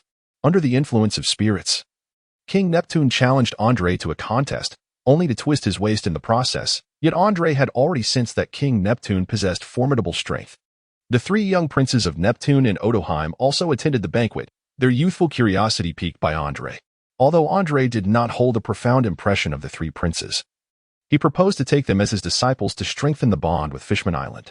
This delighted Neptune, who readily consented to the children's request and even fetched treasures from the treasury as gifts for their apprenticeship, which were promptly seized by Shaylin. A tipsy Princess Odoheim exhibited a boldness quite unlike her usual demeanor, leading Andre to visit the infant mermaid princess, Shirahoshi. The enormity of Shirahoshi sparked a profound curiosity in Andre. How do fishmen reproduce? If they are viviparous, how did Princess Odoheim give birth to such a colossal child? Chapter 33. The establishment of the naval base. Days later, with Susan's arrival, the flag of the Navy was raised high above Ryugu Castle. Following a thorough site selection, Andre established the base in a corner of the western Bay town of Fishman Island, taking into account the necessity of recruiting Navy personnel from within the island. The base was divided into two sections, above water and below. Neptune gathered various craftsmen from Fishman Island to assist in constructing the naval base. While the townsfolk curiously observed the proceedings, Lord Andre, this is the supply list provided by Lady Moriana of the palace, along with the catalog of the devil fruits you require. In addition to the essential supplies for the base, Lady Moriana has specifically dispatched 5 new submarines capable of navigating the depths effortlessly, along with a medium-sized warship crafted from atom wood, to serve as your personal flagship. A man clad in a white suit and sunglasses announced. Andre handed the illustrated guide and the list to Akin. Thank you very much. Please extend my gratitude to Lady Moriana, he said. I am honored. I shall take my leave now. Susan approached, swaying her alluring hips, while Shaylin, after glancing at his robust chest, quietly stepped back 2 paces. Commander Susan, Andre maintained his gaze forward. Susan, somewhat irritated, replied, You are now the base commander. There is no need to address me as commander anymore. I should be calling you Commander Andre. And could you please lower your gaze to meet mine when we converse? Andre cast a fleeting glance downward before quickly averting his gaze. From his towering height, he had a complete view below. A stream of blood trickled from his nose. Now a grown man, Andre had recently been residing in Fishman Island, captivated by the alluring mermaids, often feeling overwhelmed by his impulses. His physique, remarkably robust from rigorous training, was a testament to his formidable self-restraint. Otherwise, he might have succumbed to desires akin to those of Harris, who had just arrived. Harris's eyes sparkled with hearts, drool cascading from his mouth, as if he were floating in midair. Oh, mermaids! Oh, beautiful mermaids! Susan chuckled, covering her mouth. I never imagined our young Andre has finally matured and discovered the charm of older women. While it is natural to admire beauty, you must not behave like him. Her voice suddenly shifted to a thunderous roar. Enough is enough. Susan clapped her hands dismissively. Could you at least consider your image? You represent the Navy, after all. Harris, his head buried in the ground, extended his hand, trembling as he stammered, I apologize. I am truly sorry. Andre's fleeting thoughts vanished in an instant. After assisting Harris to his feet, Harris suddenly recalled the purpose of his visit and exclaimed in haste, Where's my lion heart? Andre gestured towards the raging lion. which was docked beside the warship, and with a puzzled expression inquired, "Commander Harris, did you not notice it when you disembarked?" Commander Harris's face flushed with embarrassment as he chuckled. I was just taking a nap." Andre glanced at Harris, whose nosebleed was incessant, and quickly took out a piece of paper to meticulously wipe his own nose. Fortunately, the bleeding had ceased. "Ah, the Lionheart, my beloved Lionheart. What is this?" Harris's hurried steps towards the Lionheart gradually came to a halt. A warship was slowly approaching, its hull towering 5 or 6 times larger than that of the Lionheart. Its sides were adorned with formidable and grotesque cannons. At the front was an emblem of a seagull clutching a scale, symbolizing the Navy's commitment to maintaining peace and order in the world. The hull bore images of a sailor brandishing a long sword on either side, and even the flag displayed a colossal character for punishment beneath the Navy's insignia. Once the warship docked, Akin waved to Andre from the deck while Harris eagerly leaped aboard. The vessel was equipped with an array of advanced weaponry, training facilities, and recreational amenities. Harris glanced back at the Lionheart, clutching Andre tightly, and declared, "Andre, I shall gift you the Lionheart. This warship shall be mine. How about we make this exchange? Considering I've taken care of you in Shambadi." "Ah." Susan roared in fury. "What are you thinking?" At that moment, Princess Iji, flanked by her loyal ministers, arrived in Beibei town alongside the Neptune army. After a round of pleasantries, Andre inquired, "Your Highness, have you seen the newspapers brought by the Navy? Are all preparations in place as I mentioned?" Princess Iji nodded, her voice brimming with excitement as she replied, "Thank you immensely. The world government has issued orders. The residents of Fishman Island will no longer live in fear. I have come specifically to express my profound gratitude." With that, she bowed deeply, a gesture of sincere appreciation, and hurriedly assisted Princess Iji to her feet. "Your Highness, as I have mentioned, we share a bond of friendship, so there is no need for such expressions of gratitude. Let us commence." Princess Iji wiped the tears from her face and replied, "Then I shall take my leave and return to Dragon Palace City." Ender, accompanied by a multitude of sailors, hastened towards the Xingyiquan square. Upon his arrival, he found that the pirates had already been escorted there by the Neptune army. The voice of Princess Odoheim resonated through the amplifying sound bugs of Fishman Island. "Esteemed residents of Fishman Island, today marks a momentous occasion. With the assistance of Colonel Gonzalez Ender, the world government has issued a decree. We shall no longer live in fear as we once did. Our lives, both as fishmen and merfolk, will now be recognized by the world government. Anyone who harms the residents of Fishman Island shall be pursued and brought to justice. Let us express our gratitude to Lord Ender." Upon hearing Princess Odoheim's words, the island's inhabitants fell into a profound silence. The Neptune army distributed newspapers, igniting a wave of emotions. "Is this real?" "Oh, it truly is." Some wept uncontrollably, while others collapsed to the ground, the cries of the residents echoing throughout Fishman Island. "Thank you, Ender. Thank you, Princess Odoheim. We are eternally grateful. Please, allow me to speak. There is another matter to discuss. The world government has decided to establish a naval base on Fishman Island, to be overseen by Lord Ender, ensuring the safety of our island. Moreover, today, a group of criminals responsible for trafficking and harming our merfolk will face execution in Xingyiquan Square." The amplifying sound bugs positioned throughout the island crackled to life, revealing the imposing figure of Ender. "Dear residents of Fishman Island, I am Gonzalez Ender. I hereby announce that henceforth, Fishman Island shall fall under the protection of the Navy. Regardless of species, be it human or fishman, anyone who infringes upon our island's rights shall face the judgment of the Navy. In my eyes, there is no distinction of race, only a division between good and evil." Andre's expression was exceedingly grave. "I assure you all, the Navy shall not interfere in the internal affairs of Fishman Island. The purpose of establishing a base here is solely to safeguard Fishman Island from pirate incursions." The atmosphere shifted as the tension mounted, with dozens of pirates kneeling in palpable fear. These pirates, upon investigation, were found to be heinous criminals, guilty of grave transgressions including the murder of fishmen and the trafficking of merfolk as slaves. I hereby pronounce that they shall face the death penalty. Immediate execution by firing squad. With a commanding gesture, Andre signaled. The Navy soldiers swiftly readied their weapons, aiming at the rogues. What a joke. Just a bunch of despicable scoundrels. The pirates scoffed, their arrogance undeterred. "Have you all lost your minds? Ha ha. It is not our style to be killed by you so easily." Suddenly, a few pirates broke free from their bindings and charged at Andre, the leader sneering, "Oh, double it? Your recovery is impressively swift." Andre murmured, slowly drawing his blade, "Cold moon. Die." The pirates erupted in maniacal laughter. The timid residents of Fishman Island could no longer bear to watch. "Do you reject the verdict? Very well, then I shall decree your execution by decapitation." With a flash of the blade, several headless corpses fell, double its severed head landing squarely before the camera snail, its expression frozen in disbelief. Gasps of horror erupted from the residents, some parents shielding their children's eyes. "Execute them." The rapid gunfire echoed, and the pirates collapsed to the ground, blood pooling beneath them. Thus, the Navy base on Fishman Island is hereby established. I also announced the recruitment of the first batch of Navy personnel from among the island's residents. A selection competition will be held here in 1 month, aiming to enlist 500 recruits. Residents, you will have a month to prepare. Following repeated confirmations from Neptune's military, a resounding cheer erupted from the island. Andre, Susan and Harris listened to the cheers, gazing at the ambitious Andre, their expressions a mixture of complexity. Chapter 34.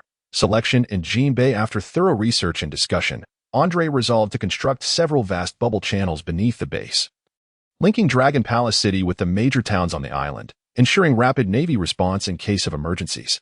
The residents, initially filled with trepidation, had now begun to actively assist in the establishment of the base, a shift that deeply moved Princess Otohan. Meanwhile, Andre was comparing the abilities of the devil fruits with those in his possession using the comprehensive catalog of the celestial dragons.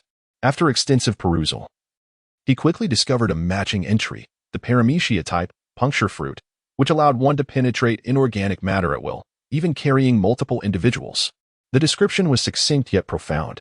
Andre stroked his chin. Reminiscing about the fruit depicted in the comic, it seemed reminiscent of the ability possessed by one of the subordinates of the theatrical version of the Golden Emperor, Tesoro. It was rather unimpressive, yet the name Tesoro struck a familiar chord within him. Never mind, he decided to set the fruit aside for now. Closing the compendium, Andre stored the devil fruit away. Meanwhile, Jean was instructing the 3 princes of Fishman Island. "Stand still. Raise your tails a bit more." Jean was quite strict.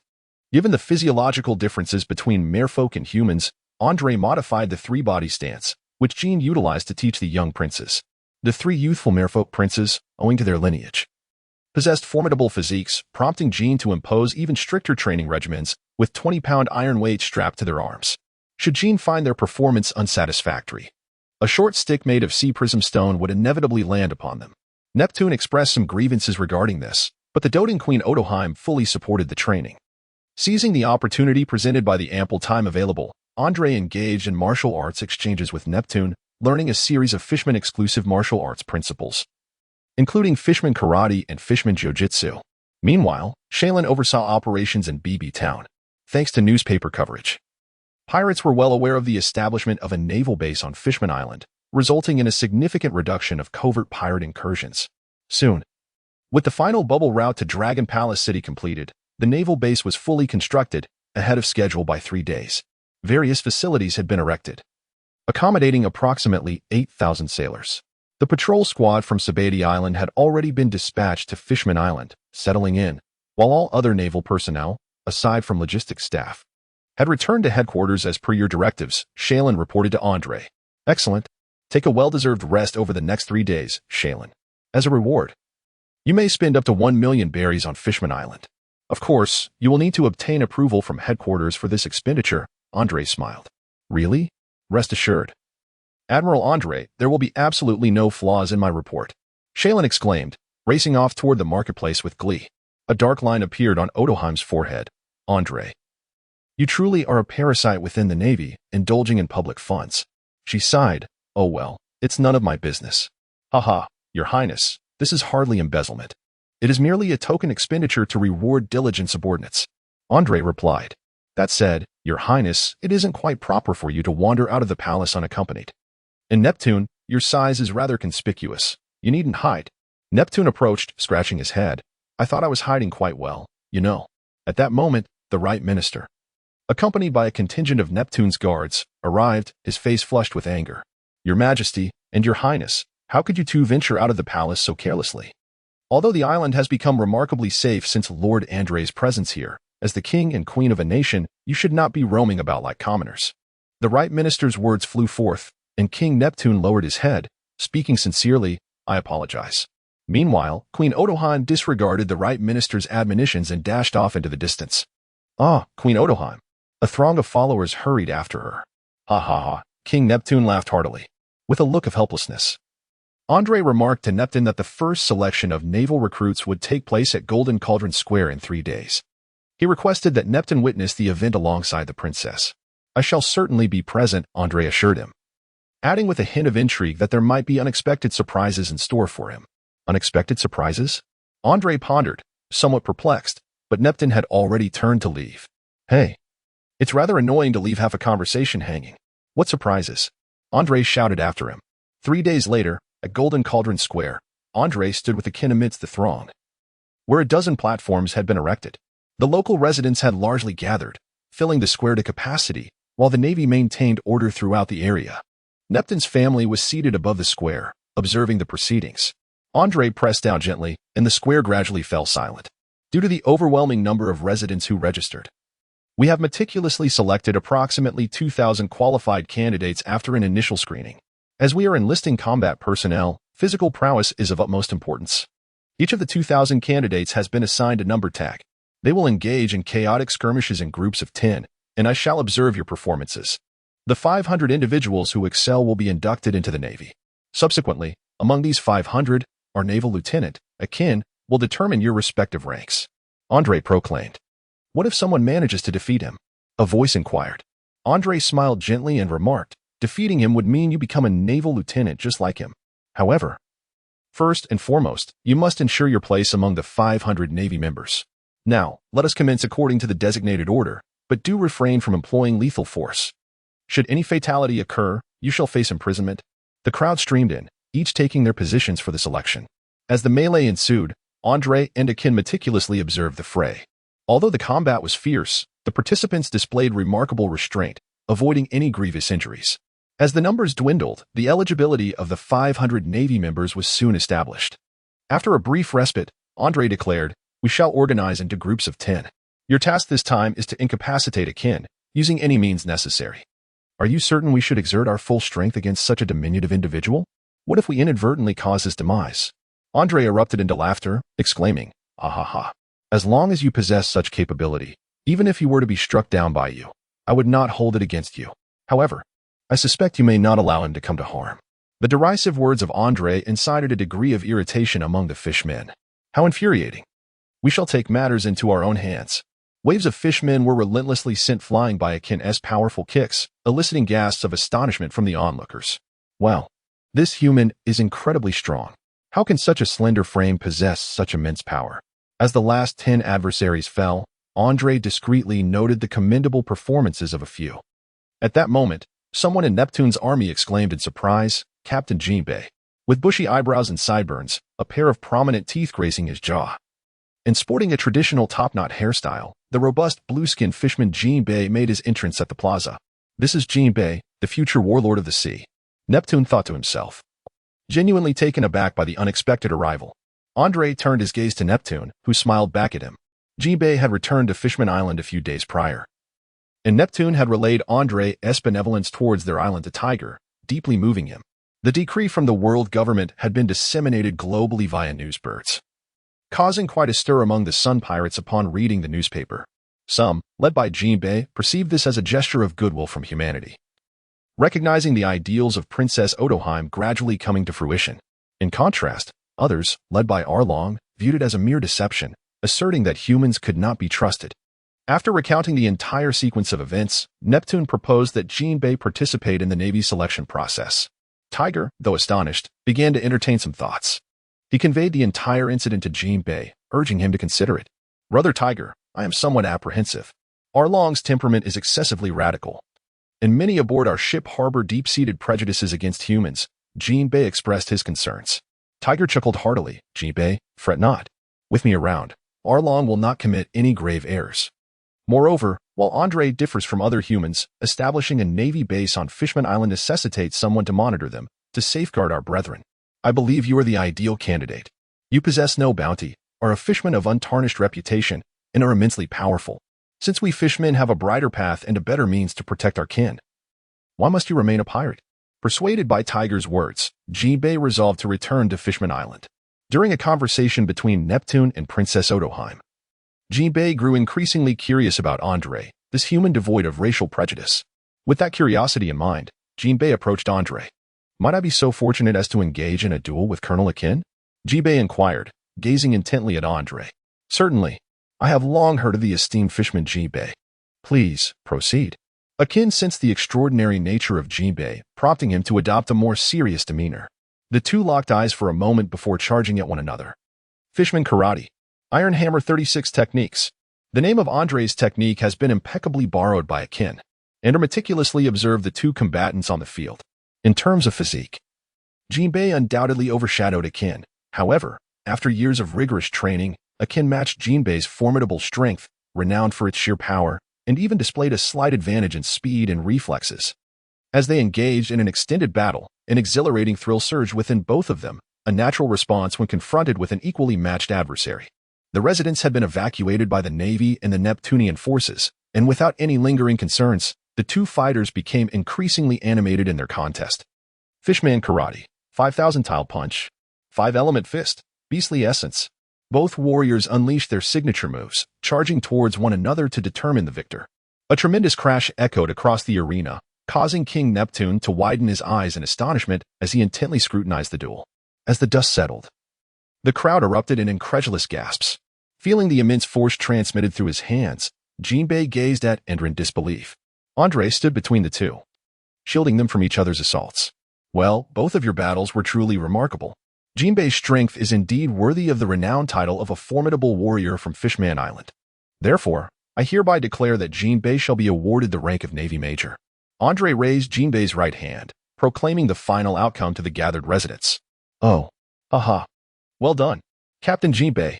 Andre was acutely aware that the true strength of the fishmen lay within the depths of the ocean. Although Akin had become accustomed to training and fighting in saltwater, he would undoubtedly find himself no match for Jinbei in the sea. A wave of jubilant voices erupted as the affiliations of various junior officers were confirmed, marking a flawless conclusion to the selection process. Andre's gaze was fixed on Jinbei, his eyes brimming with delight. The Fishman Island Naval Base had been fully established. Chapter 35, The Emergence of Rayleigh and Jinbei's Choice. The naval base swiftly fell into a routine. For its structure, Andre replicated that of Sabaody Archipelago, eliminating the guard unit and retaining only the patrol, support, and logistics teams. Jinbei was entrusted with the patrol unit, while Akin managed the support unit. And the logistics team was placed under the stewardship of Shaylin.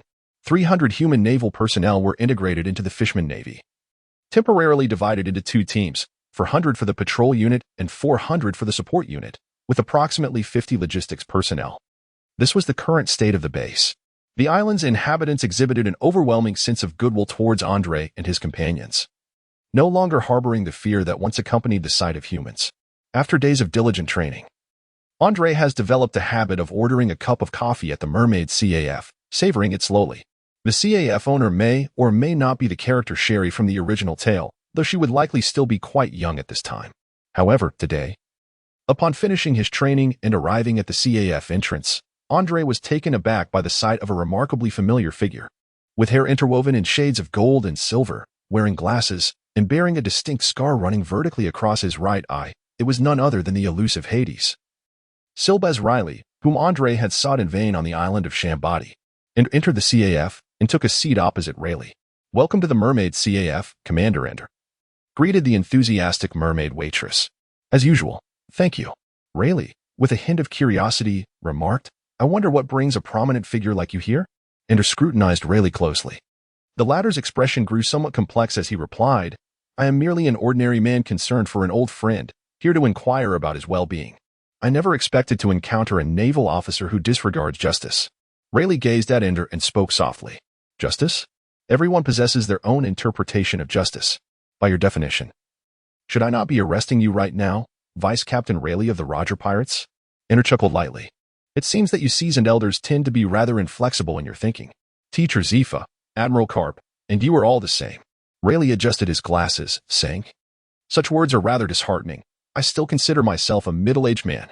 The mermaid lady brought over the coffee, and Ender took a sip before continuing, therefore. Individuals like you, retired pirates who have never harmed civilians, fall outside the bounds of my notion of justice. After all, it would be quite shameful to bully an old man. Rayleigh burst into hearty laughter.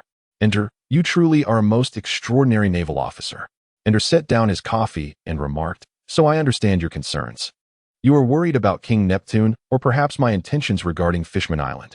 However, I believe you need not fret over these matters. A retired old man should simply relish a life of an ordinary person, should he not? Rayleigh rose to his feet and replied, Haha. It seems I have been overly concerned. I have also observed your declaration. Well then, farewell, Navy Ender. Andre did not rise but softly replied, Farewell, ordinary person Riley. Riley slowly approached the CAF entrance and turned to call out to Miss Mermaid, Let that customer settle my bill, for I certainly cannot afford such an extravagant coffee. Ha. With that, he swiftly made his escape. Ender let out a soft sigh. Indeed, it was as impoverished as depicted in the original text.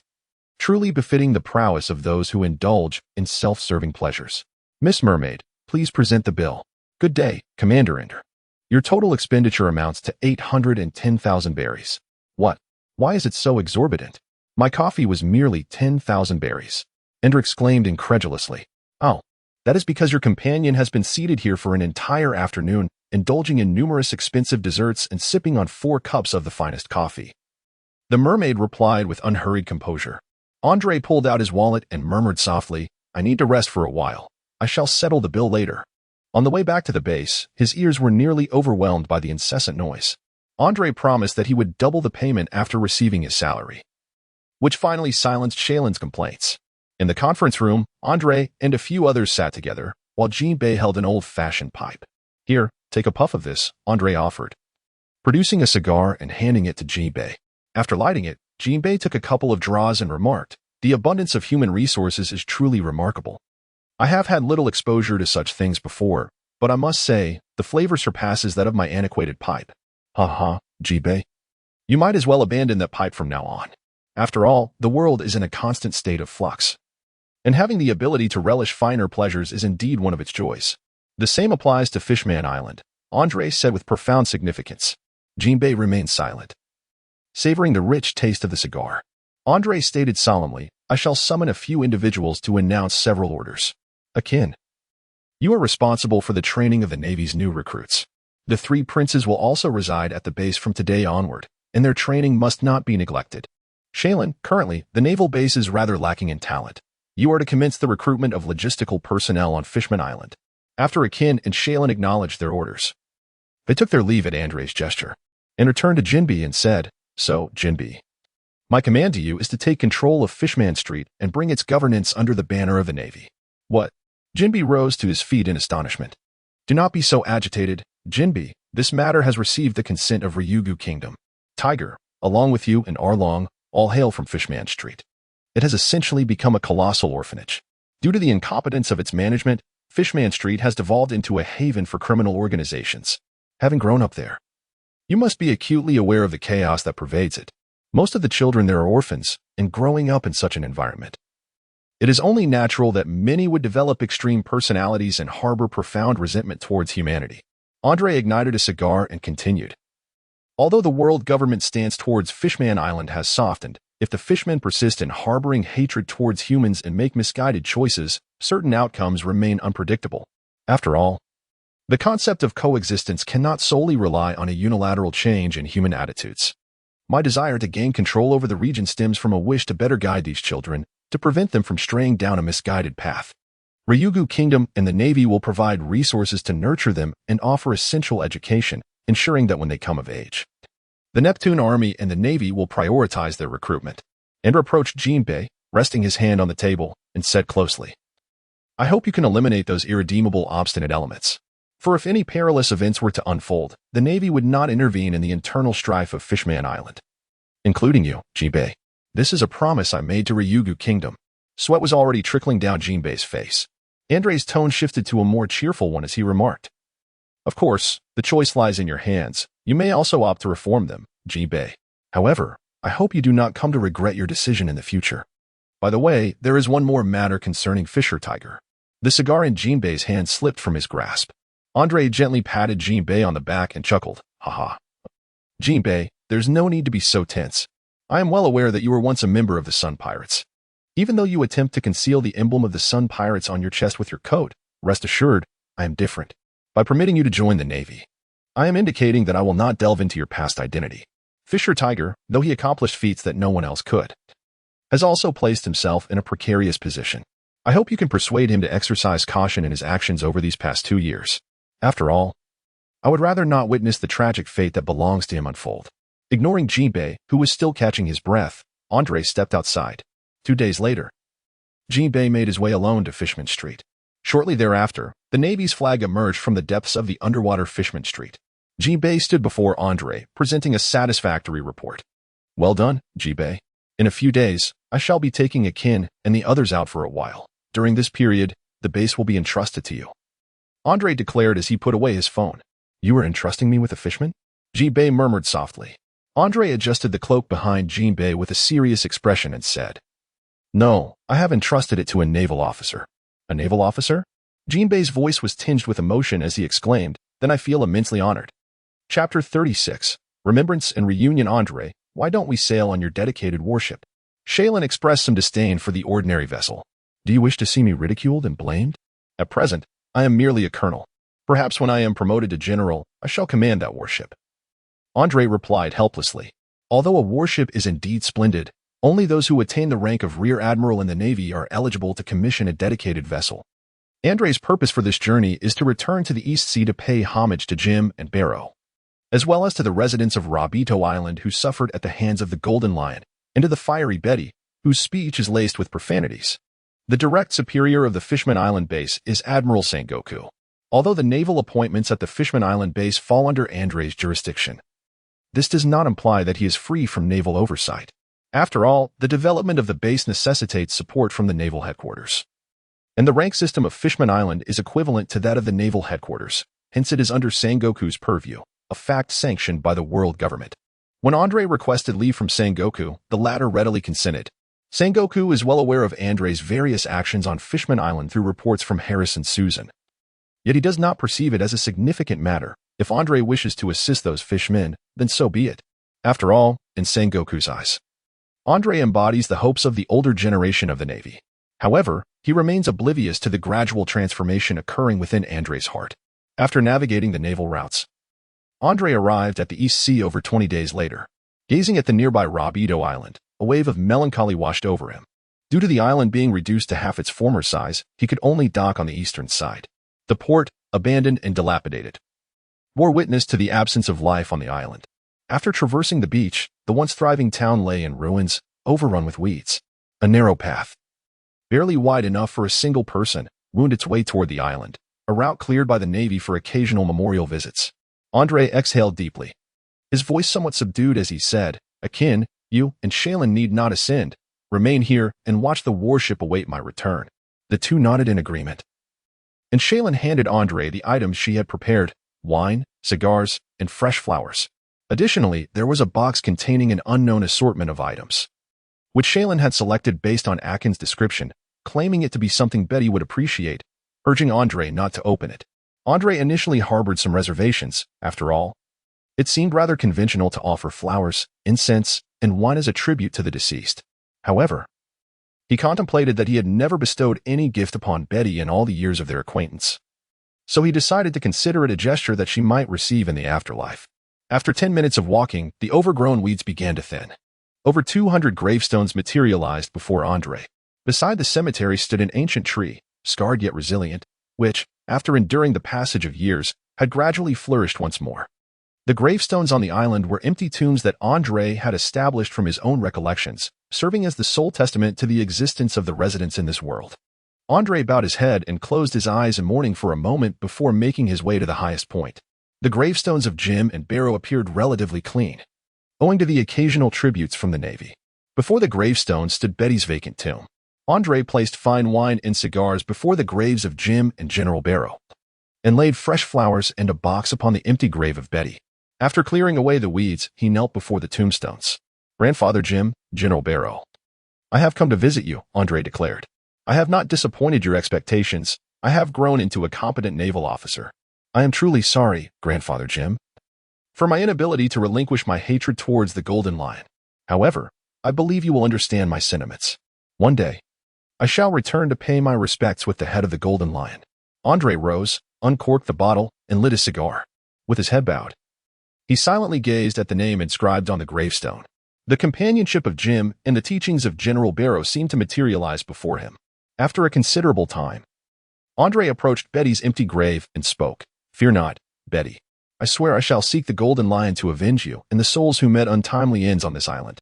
Suddenly, a crack echoed from the branches of an ancient tree beside the cemetery. "Who goes there?" Andre shouted, as a figure leaped down from the tree. He stared for a moment, disbelief etched on his face. Betty, although her form had changed somewhat, her features bore a striking resemblance to her former self. The chill in the air intensified, and Andre's conviction that she was indeed Betty solidified upon seeing her attire. She wore a red top hat adorned with a long tassel, her short purple hair framing her face with bangs, and she sported sunglasses. Her upper body was clad in a red long-sleeved vest, a tie embellished with golden ornaments around her neck, and she donned leather gloves, unencumbered by a blouse. Her lower half was draped in a long-tailed skirt, complemented by red boots. She remained as provocative as ever, perhaps even bolder. "Andre!" Betty exclaimed, her excitement palpable as she dashed towards him and leapt into his arms, the two embracing fervently. After a moment, Andre collected himself and inquired, "Betty, how did you escape?" Still nestled against Andre's chest, she whispered. "As the warship was about to sink, a sailor tossed me into the sea, where I later washed ashore and was rescued by some islanders." Noticing an unusual sensation in his chest, Andre's face flushed slightly. "Perhaps you should step down, Betty. Your attire is still rather scandalous. Aren't you cold?" Betty gradually slid off him, her ample figure causing Andre's thoughts to wander. I never imagined you, you little rascal, would grow into a true man. I thought an officer had come to pay respects to old Grandpa Jim, only to find you, you scamp." After saying this, Betty glanced at the box on the ground, laughing. Is that box meant for the deceased me? Andre, you truly are quite inventive. Let me see what's inside." Upon opening the box, Betty retrieved a rather risque bikini popular on Mermaid Island, exclaiming, "You perverted little brat. How dare you present such items to the dead?" With a thud, Andre held his head where a lump had formed, sincerely saying, "Let me explain, Betty. It's not what you think. It was prepared by my subordinate. She said you would like it. I had no idea what it was." Suddenly, Betty smiled, holding the bikini up to her chest and teasingly remarked, "Oh, it fits rather well, doesn't it? Should I try it on for you now?" Andre swallowed hard, his heart racing. "Go to hell." A pair of red high heels aimed a kick at Andre's lower abdomen. In a moment of desperation, he slid forward a step.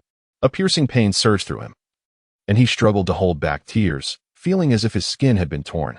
Akin at the port glanced at the island, pondering if there were still wild wolves lurking there. After numerous earnest explanations from Andre, Betty reluctantly came to believe that this was not a scheme of his making. "Your female subordinate has made an excellent choice. I rather like this. I shall accept it." Andre clutched his lower body and murmured curses, vowing that upon his return, he would assign her the task of cleaning the toilets for such an outrageous act. At that moment, a voice resonated. "The youth of today truly inspire envy." "Who?" Andre straightened up to look. Dressed in a dark green cloak, with long hair cascading casually down his back, his brow devoid of eyebrows. His eyes seemed to harbor a multitude of unspoken thoughts. It was Monkey D. Dragon. Chapter 37. The Philosophy of the Dragon. The arrival of Dragon left Andre both astonished and contemplative, as he recalled a character from the comic who bore a striking resemblance to Betty, a cadre of the Revolutionary Army.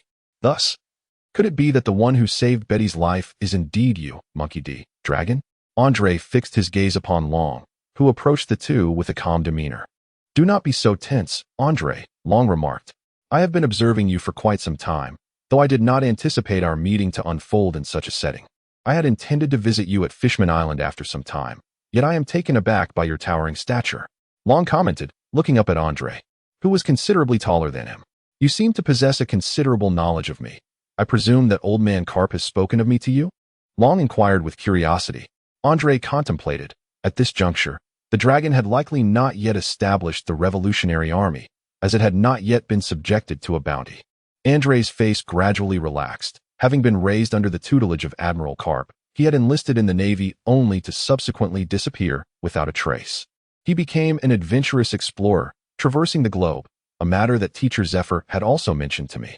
"Oh, is that so? I truly apologize to him for that," Dragon said with a hearty laugh. "Since we have crossed paths, there are certain perplexities that I would greatly appreciate your assistance in clarifying," Dragon earnestly addressed Andre. Andre nodded, signaling Long to continue. "So, Andre, what is your perspective on this world? From the incident in Shambordi, it appears that you are a naval officer unafraid of the celestial dragons. You dared to take action against them for the safety of your comrades. Moreover, if my assumptions are correct, you were instrumental in the recent orders from the world government regarding Fishman Island, though I am uncertain of the means you employed. Nevertheless, it is evident that you are a person imbued with a sense of justice. I have traveled through numerous nations and witnessed the plight of ordinary people, oppressed and powerless. Their daily despair has gradually rendered them numb, which deeply moved me. Power is concentrated in the hands of a select few, while the masses toil tirelessly to sustain them, unable to safeguard even their own lives. Long's expression grew somber, his voice laden with helplessness. I can assist them momentarily, yet I cannot alter their circumstances. I can save one person, 10, or even 100, but I cannot rescue everyone. I yearn to save all, to resist the world government. But I am at a loss as to how to proceed. Andre, may I hear your thoughts on this world? Andre listened intently for half a day. At present, Dragon has yet to establish the revolutionary army, yet there may be faint inklings of such thoughts within him. Currently, Dragon exists in a state of confusion. Vaguely, Andre recalls that the revolutionary army was founded over a decade prior to the commencement of the manga, thus. It seems that the time for its inception is indeed drawing near. Should he impart his thoughts to Dragon? If one wishes to transform this world, the assistance of the revolutionary army is indispensable. With this in mind, Andre resolved to ensure that Dragon's revolutionary army poses an even greater threat to the world government than that depicted in his previous life as manga. Andre spoke in a low voice. This world is ostensibly governed by a global government, which categorizes nations into two distinct types. One type consists of member states, which are safeguarded by the global authority, while the other comprises non-member states, which lack such protection. Vulnerable nations face the peril of annihilation at the hands of pirates. Furthermore, member states that are unable to afford the exorbitant tribute demanded by the celestial dragons risk expulsion from their status as member states. Over 90% of the world's populace sustains the lofty celestial dragons, a stark reflection of the current state of affairs in this world. Andre gazed at the somewhat irate dragon and continued, in the face of the world government, the power of an individual is invariably insignificant.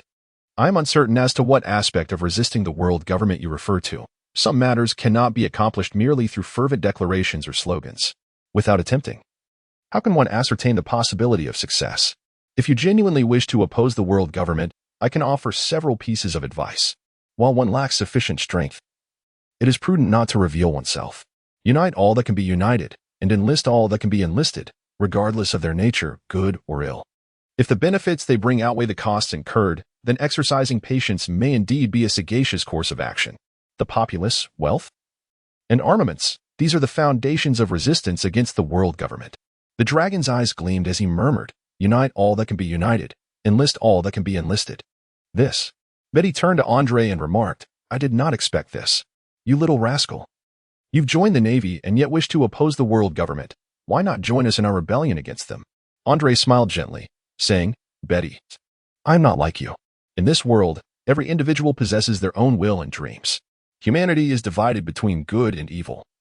Not all naval officers are devoid of humanity, incapable of feeling anger or sorrow, merely obedient machines. I have my own methods, as do you. For now, pirates represent the most significant threat to this world. They are a group that shouts for freedom, waving dreams as their banner, embarking upon the seas in pursuit of their aspirations. Yet, they wreak havoc, pillaging and burning, bringing untold chaos to this world and plunging already struggling civilians into deeper despair. A spark of fury flickered in Andre's eyes. I acknowledge that there are noble pirates like the Roger pirates, who do not disturb the innocent and even assist them. However, have you considered that pirates do not engage in production? Their entire economic foundation is derived from plunder, even that of Roger and his crew. They vanquish other pirates and seize their treasures, but ultimately, these treasures belong to the common people. Where do so many undiscovered riches truly exist?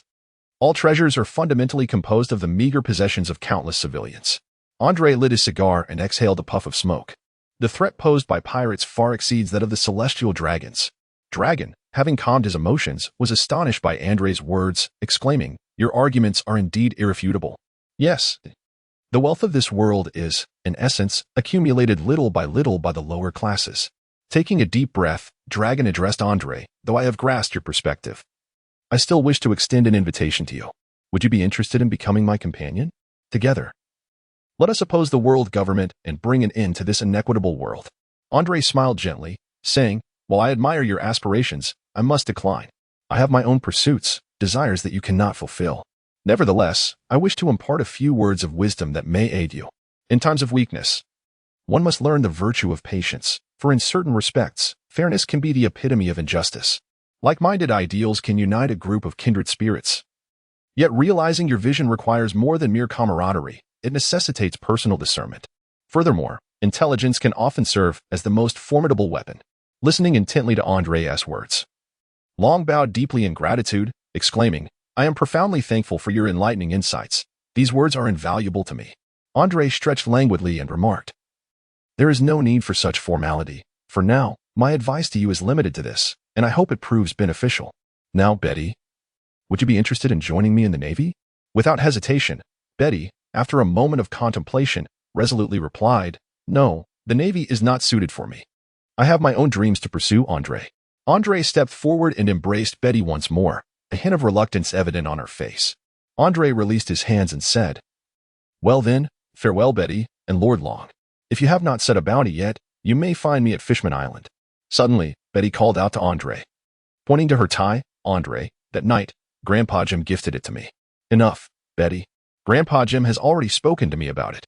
Keep it safe and do not show it to anyone. Understood? Betty nodded repeatedly. Now, it is truly time to part ways.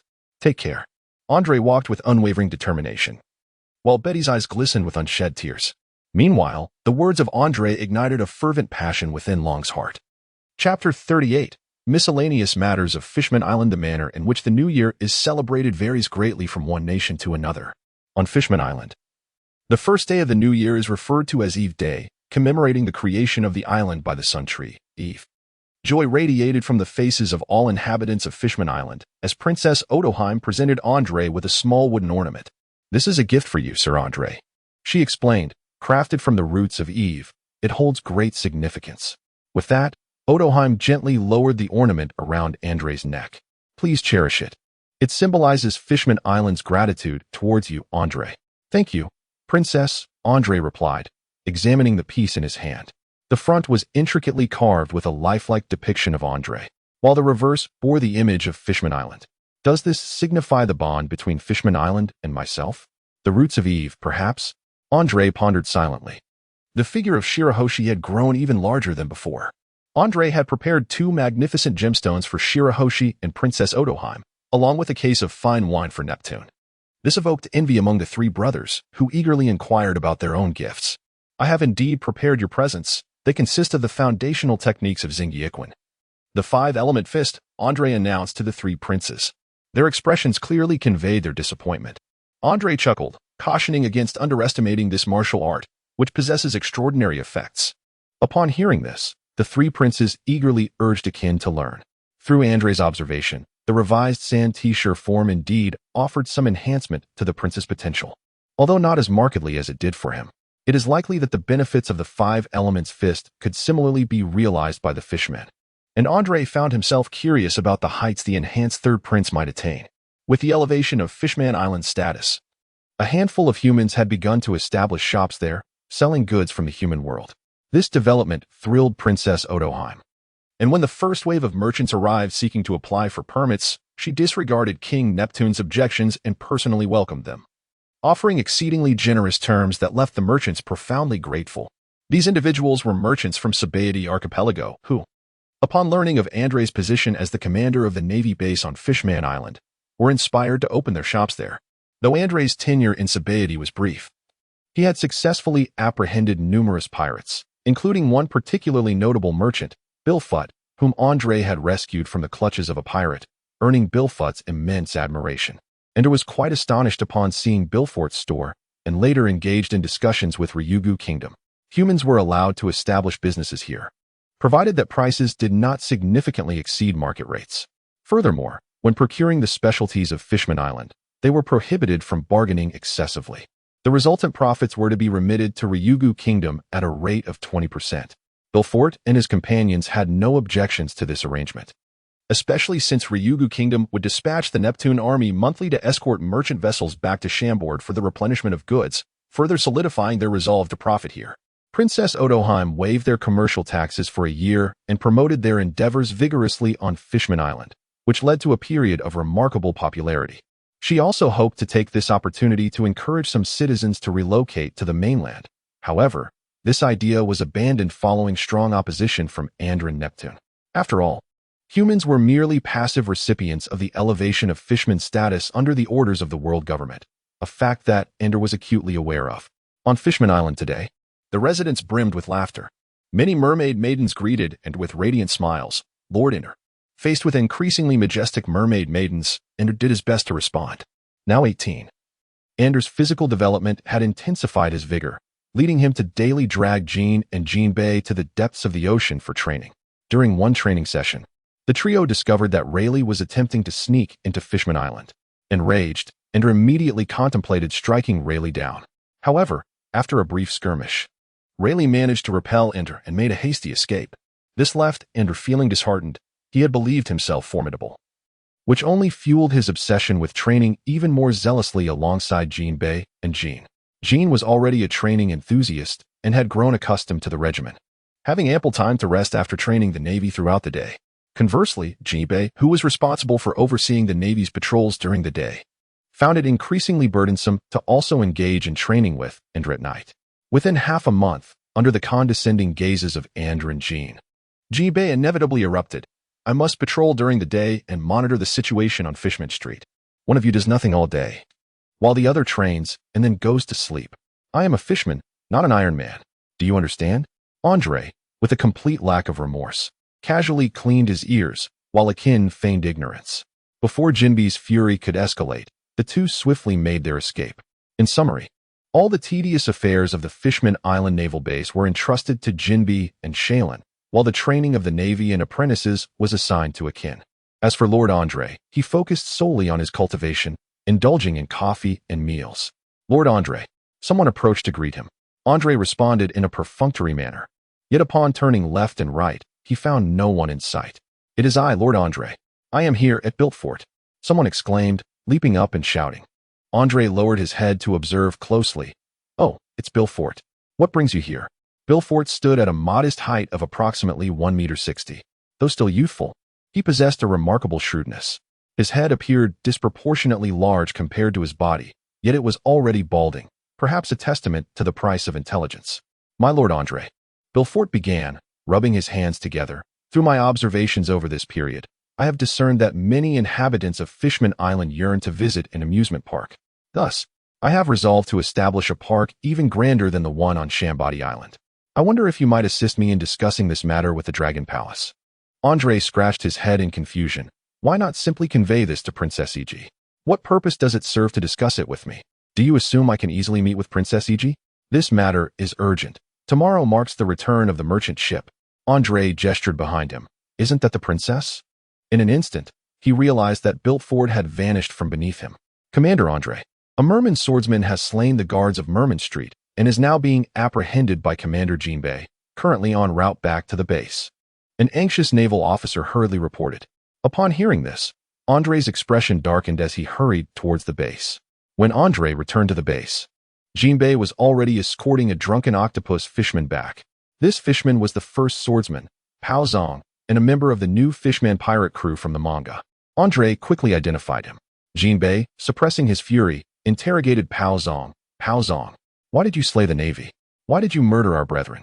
Pao Zong, with a flushed face, retorted, Hick, what right do you have to question me? With that uniform, you have become a lapdog of the Navy. Hick, they are merely a bunch of lowly humans, a few incompetent weaklings, haha. And entered Jean Bei's presence and inquired, how many lives were lost? 5 Navy personnel. Jean Bei replied sorrowfully, including 2 fishmen and 3 humans, along with 5 Neptunian soldiers. Andre gently tapped Jean Bei's shoulder, declaring, regardless of your thoughts or your acquaintance with him, I shall travel to Fishman Island and summon King Neptune to gather the residents. Bakang must face execution. This is crucial for the future of Fishman Island. Jean Bei solemnly nodded in agreement. Upon hearing this, King Neptune and Queen Odoheim were filled with profound anger. When Andre proposed the death penalty for Bakang, Queen Odoheim hesitated momentarily. Andre admonished her sternly, Your Highness, Do you wish for the sacrifice of these 10 diligent warriors to be in vain? Or to allow this villain to undermine our hard-won achievements? If Fishman Island desires to alter its status, internal cleansing is just as essential as external assistance. Queen Odoheim quickly apologized. King Neptune promptly informed the island's residents via the transponder snail. At Gilly Square, upon learning the details, the residents' eyes ignited with fury. Bakang continued to curse, and Jinbei stepped forward with a firearm, ending Bakang's life with a resounding bang. Following this incident, Jinbei dedicated himself more earnestly to the management of Fishman Street. 6 months later, as Fishman Island stabilized, Admiral Sengoku communicated with Andre, appointing Akainu to succeed him. Andre then embarked on a voyage to the Navy headquarters. Chapter 39. Reunion at G2 Branch. As the conflicts among the New World pirates intensified, the Navy's military strength appeared somewhat insufficient. After careful consideration, Sengoku assigned Andre under the command of Commander Gamer at the G2 Branch, which falls under the jurisdiction of Vice Admiral Kizaru. Kizaru's demeanor was rather laid back, and due to geographical circumstances, the G2 Branch faced numerous pirates. Most of the time, Kizaru remained stationed at headquarters, leaving the G2 Branch lacking in elite combat power. It became necessary to appoint a capable subordinate for the branch, and after contemplation, Sengoku concluded that Andre was the ideal candidate. Despite his youth, Andre possessed considerable strength, and his character complemented Kizaru's laziness, which had often caused Sengoku considerable concern. Andre's presence could address certain deficiencies. Sengoku promptly rejected Andre's request to serve under Admiral Akainu Sakazuki at the G1 branch, fearing that Akainu's unwavering sense of justice might influence the already somewhat radical Andre. Thus, it is sometimes vital for subordinates to possess ambition, yet, being overly serious can also be detrimental.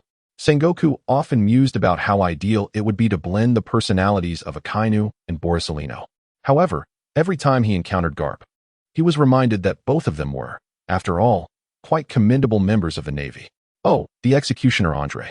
I never imagined that such a distinguished young officer would be assigned to my command, Kizaru remarked with a teasing tone. Andre suppressed the impulse to knock off the yellow-capped officer's hat, his expression devoid of emotion as he spoke. Vice Admiral Kizaru, I kindly ask for your guidance regarding my future duties. Kizaru pondered for a moment, a glint of golden light flickering in his eyes. With both hands forming a fist, he clapped them together and exclaimed, "Ah, Andre, why not serve as my aide? Your responsibilities will be quite simple, patrolling the vicinity of the G2 branch and providing support to other fleets. I shall assign to you my finest warship." The lines of Kizaru's prematurely aged face appeared even more lecherous. Andre inwardly cursed, thinking, isn't this just the same behavior I exhibited on Fishman Island? Even more outrageous, as I at least rotated my duties each month, but you seem to have delegated all your responsibilities to me. Indeed, once a slacker gains power, they only seek to indulge their own laziness. Yet, with a standard military salute, Andre shouted, "Yes, Rear Admiral Kizaru, I assure you I will complete the task." Kizaru's languid tone carried a hint of cheerfulness as he replied, "Then, please hand me your life card." And here are the life cards of all senior officers in the G2 branch, each inscribed with their names. They are now entrusted to you. Let us depart. Gazing at the lieutenant before him, whose jaw was broader than his face, Andre exclaimed in surprise, "Goodberry? Is that you, Barry Goodberry?" Tears welled in Barry Goodberry's eyes as he shouted, "Andre. Haha, my apologies, Goodberry. I mean Barry Good, please don't take it to heart. My memory isn't the best. How did you end up here? Where have Smoker and Hanai gone?" Andre inquired, patting Barry Goodberry on the shoulder. "Why do you remember those two so clearly? And upon meeting, you immediately ask about them without showing concern for me?" Barry Goodberry lamented. "Perhaps your name is simply too long," Andre remarked with a grin. Then, a tall, dark-skinned Navy officer approached and said, "Mappa?" Andre struggled to recall. "The name is Mark." Mark exclaimed, "Is it so difficult to remember such a short name?" Very Goodberry firmly held back Mark, who was intent on confronting Andre, feeling a sudden sense of relief. Observing Mark, who was visibly distressed and sulking in a corner, Very Goodberry explained to Andre, "Smoker has gone to Rear Admiral Akiji, while Hanai is with Rear Admiral Crane. Mark and I volunteered to come to the New World." Having graduated from the same training camp, Andre had already risen to the rank of colonel, while both he and Mark remained mere lieutenants under Andre's command, which was a blow to their egos. However, Barry Goodberry quickly adjusted his mindset, acknowledging his own rapid growth and strength. Through their introductions, Andre swiftly grasped the current situation in the New World. The pirate conflicts were exceedingly fierce, with the Whitebeard pirates, Beast pirates, and Big Mom pirates reigning supreme, regarded as the monarchs of the sea. Nevertheless, numerous pirate crews possessed the capability to contend against them, rendering the New World a perilous domain. Recently, the Vandersar pirates, boasting a bounty exceeding 1.5 billion, challenged the Whitebeard pirates but were vanquished, igniting a war in the New World that drew many new generation pirates into the fray, leading to chaos. Although the G2 branch was under the command of Rear Admiral Kizaru, casualties were sometimes unavoidable. It was said that Admiral Akainu was stationed for an extended period at the G1 branch, where the situation was even more critical. At that moment, Mark and Barry Goodary stood and saluted behind Andre, exclaiming, "Major General Storeberry." Andre turned around and promptly saluted. Was the length of that hair serious? It was even more comical than Barry Good's hairstyle. However, this individual was the very brigadier general who would later injure Tiger, leading to Tiger's demise. Andre quickly recognized him. Strawberry, with a full beard, gestured for the others to lower their arms, then patted Andre on the shoulder and said, "Are you Andre? Teacher Zephyr has mentioned you, stating that you are his most esteemed disciple. Thus, my task will be entrusted to you. I hope you shall not tarnish the praise bestowed upon you by Teacher Zephyr." After a brief exchange of pleasantries, Strawberry descended from the warship. Andre mused that Teacher Zephyr's disciples were indeed widespread throughout the Navy. He kept in mind the impending pirate attack on Zephyr, although he only vaguely remembered that a female Navy officer named Ein had survived. He had been closely monitoring the training camp's situation, and fortunately, Ein had yet to make an appearance. It seemed that Teacher Zephyr had been safe these past few years. Upon arriving at the G2 branch, Andre first reported to Commander Gomir. Vice Admiral Gomir was an imposing elder with a Mediterranean hairstyle. Sipping his coffee, he remarked, "This coffee is truly bitter beyond belief. Welcome, Andre. Teacher Zephyr has already spoken of you. Here, you shall face no restrictions, so feel free to showcase your talents." Andre silently scoffed. Having connections in the court made matters much easier. It seemed that his appearance had aged even more rapidly than that of Kizaru. Barry Good and Mark possessed commendable strength. Barry Good had awakened his dual haki, and although it wasn't particularly profound due to his physical condition, he could certainly be regarded as a master. Mark, while lacking mastery of observation haki, excelled in armament haki, and combined with the abilities of the sheep fruit, they generally proved formidable against ordinary pirates, earning the title of the G2 branch's twin stars. Upon meeting Andre again, both individuals felt a surge of competitive spirit. In the midst of their eager expressions, Andre happily accepted their challenge. Barry Good's form transformed into scattered beans, tears of regret streaming from his eyes as he pondered why he had dared to challenge a monster. Meanwhile, Mark found himself ensnared by a tree, his horns lodged within its bark, surrendering without struggle. Andre found himself physically and mentally at ease, perusing various pieces of information regarding the vast world of pirates, as well as the detailed circumstances of the Marines' G2 division and its numerous branches. Before long, he settled into a rhythm of work, though much of his time was spent seated on the deck, engrossed in literature while casting glances at the resentful expressions of Belagud and Mark. Only on rare occasions did he intervene during moments of stalemate. Andre's prowess swiftly garnered the support of the G2 branch, for serving under a formidable officer invariably offers a sense of security, particularly since Andre eschewed treasure shares and opted instead to distribute the bounty equally among his comrades, thus elevating the esteemed reputation of reliable Andre from the East Sea to the New World. Chapter 40, A Fruit of Prestige? A lack of respect. After 2 months at the G2 branch, Andre had gained a comprehensive understanding of its dynamics, particularly regarding the notable Major General Catalu. The G2 branch was subdivided into several divisions, each overseen by a Major General, with Catalu's division being the most frequently called upon for assistance. This fact underscored the adage that those lacking competence often resort to provocation. When mentioned by Admiral Gomir, Catalu was met with disdain, characterized merely as a member of the slave-catching squad dispatched by the world government. Through the explanations provided by Baragud and Mark, Andre discerned the true nature of Catalu. The division overseen by Catalu was a base sanctioned by the world government, primarily staffed by personnel appointed by them. Although Catalu was nominally affiliated with the G2 branch, he routinely captured pirates, transporting them to Mary Joa to be enslaved as celestial dragons.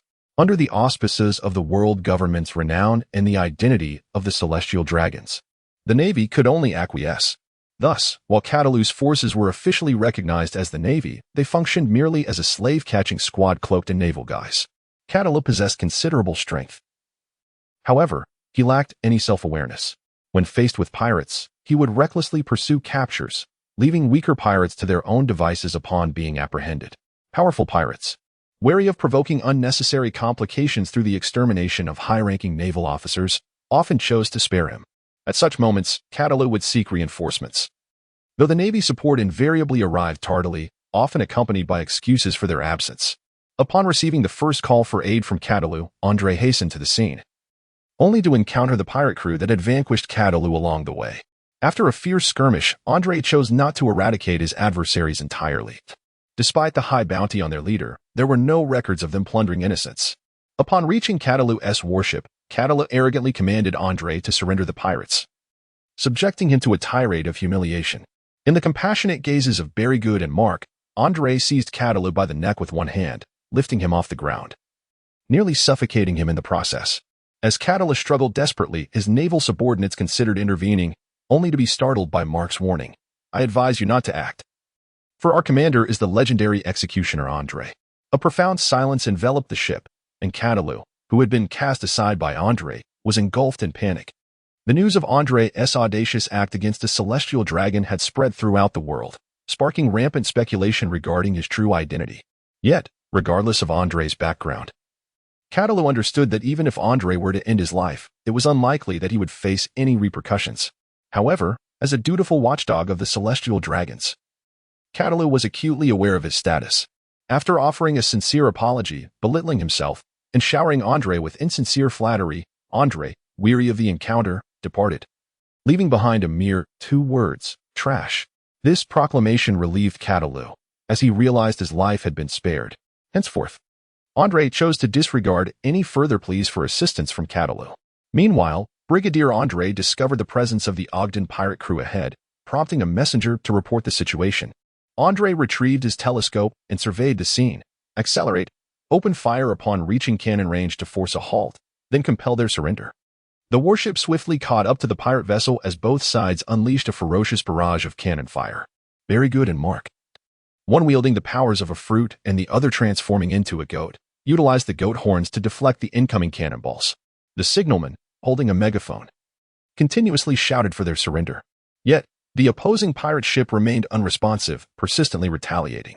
With a sigh of impatience, Andre instantaneously appeared aboard the pirate ship. "A bounty of 120 million for you, Ogden?" Andre inquired, fixing his gaze upon the pirate leader. Some of the crew recognized Andre, causing a wave of panic to sweep over the ship. Goldfinger Ogden, renowned for his formidable finger techniques, had often evaded naval pursuits. However, the crew he commanded was not of the malevolent sort, which was why Andre offered them the opportunity to surrender.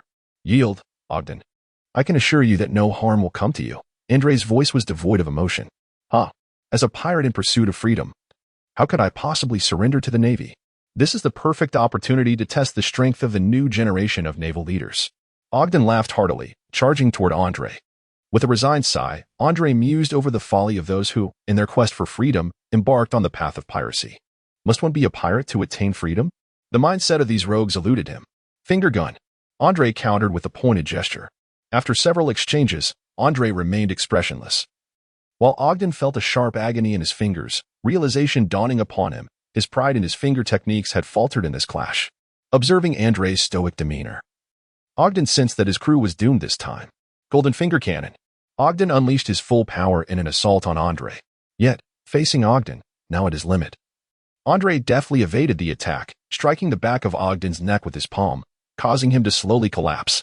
As the pirates brandished their weapons and charged at Andre, an invisible aura emanated from him, leading the pirates to pale in fear, one by one succumbing to the ground. After Berrygood and Mark secured the remaining pirates, binding them, Andre lit a cigar, reflecting on how many pirates he had captured over the past year. At that moment, a terrified voice from the Navy shouted, "That's the red-haired pirates." The red-haired pirates with a bounty exceeding 3 billion berries. A colossal pirate ship approached the warship, the Jolly Roger depicting 2 crossed swords over a skull, with several crimson claw marks etched down the right eye socket of the skull, revealing the identity of the assailants, none other than the infamous red-haired pirates from the New World. As the vessel drew nearer, the figures aboard became increasingly discernible. Leading them was the youthful version of the great pirate, red-haired Shanks. Andre meticulously scrutinized the figures aboard the vessel, noting the serious demeanor of Ben Beckman and the rotund presence of Lucky Roo, while his recollections of the others were rather vague. It appeared that not all the principal members of the red-haired pirates were present. However, that arm seemed to suggest a prior encounter with Luffy, the captain's executioner. The notorious Andre was indeed a figure of considerable renown. Shanks's tone bore a hint of complexity. Andre responded without a flicker of fear, "I have long admired your reputation. The rising star among pirates, red-haired Shanks." An overwhelming aura erupted between the two, their formidable haki intertwining in a moment of fierce intensity. Members from both the Navy and the pirates fell one after another, astonished to discover that there existed a natural ruler even within the Navy. What an astonishing presence! It was truly on par with Shanks himself. Beckman looked on, his expression one of surprise. After a considerable pause, both combatants withdrew their power simultaneously, with a grave expression. Shanks remarked, "Andre, Ogden has come to seek refuge with me. I wish to avoid conflict with the Navy and the consequent unnecessary casualties. I implore you to grant me this favor and hand him over." Upon hearing this, Andre covered his forehead, his lips twitching incessantly, and ultimately succumbed to a boisterous laughter. Ha ha, ha ha ha ha. The members of the red-haired pirates wore expressions of indignation, with some pirates brandishing their weapons only to be halted by Shanks. Ha ha. Do you think I owe you a favor? Since when have pirates held any sway over the Navy? Do you believe yourself to be a user of the face-face fruit? You demand that I grant you favor and release them? Shanks, respect is earned through one's own efforts. If you wish for something, so be it. Defeat me, and I shall grant you your request. Andre bellowed. The atmosphere grew tense as the Navy raised their firearms, aiming, while the red-haired crew also drew their weapons, poised for an imminent clash. Chapter 41. The scar-eyed bear Shanks glanced at the Navy's fearless demeanor, weighing his options before offering Andre a smile. So, if I defeat you, I can take my comrades back, correct? How about we engage in a duel, just the two of us? Andre's face radiated excitement. Shall we engage in a duel? That suits me perfectly. There lies a small island not far from here, which I believe will serve as our battleground. Let us proceed. The red-haired pirates led the way ahead, while the warship followed closely behind. Very good, wearing a worried expression, interjected. Andre, perhaps we should seek assistance from Rear Admiral Kizaru. After all, red-haired Shanks is no ordinary adversary. In just a few short years, he has carved out a formidable reputation in the New World and even managed to retreat unscathed after challenging Whitebeard. We must not underestimate him. Seeking aid is a decision only a coward would make. A mere red-haired pirate cannot intimidate me like Whitebeard, Andre retorted with pride. With his mastery of Xingyiquan and proficient use of the double union technique, Andre was unaware of the extent of his own power. The young Shanks was the perfect sharpening stone for his skills, and there was no way he would relinquish this opportunity easily. Mark's face displayed concern as he quickly urged. But Andre, it's not that we lack faith in you. The red-haired ship harbors many renowned pirates. Alone, you may not be able to contend with them. Even if you triumph over Shanks, I fear we might become a burden to you in battle. Rest assured, while Shanks may be a pirate, his words can be trusted. Regardless of victory or defeat, there shall be no conflict between us, Andre asserted with determination. Furthermore, no covert calls for assistance will be tolerated. That is an order. Should any of you dare to seek help from headquarters behind my back, you will learn the consequences of provoking my wrath. Do you understand? Andre admonished the sailors aboard the ship sternly. All the sailors immediately responded in unison. Yes, Captain Andre. The expression of fury on Andre's face instilled a profound sense of oppression among the sailors, causing some to break out in a cold sweat. Soon, a small island emerged before the group. As the warship reached the shore, Andre was the first to leap down, followed closely by Shanks, and the two made their way into the heart of the island. The Navy personnel wore expressions of deep concern, harboring a rather pessimistic outlook regarding the outcome of the impending duel.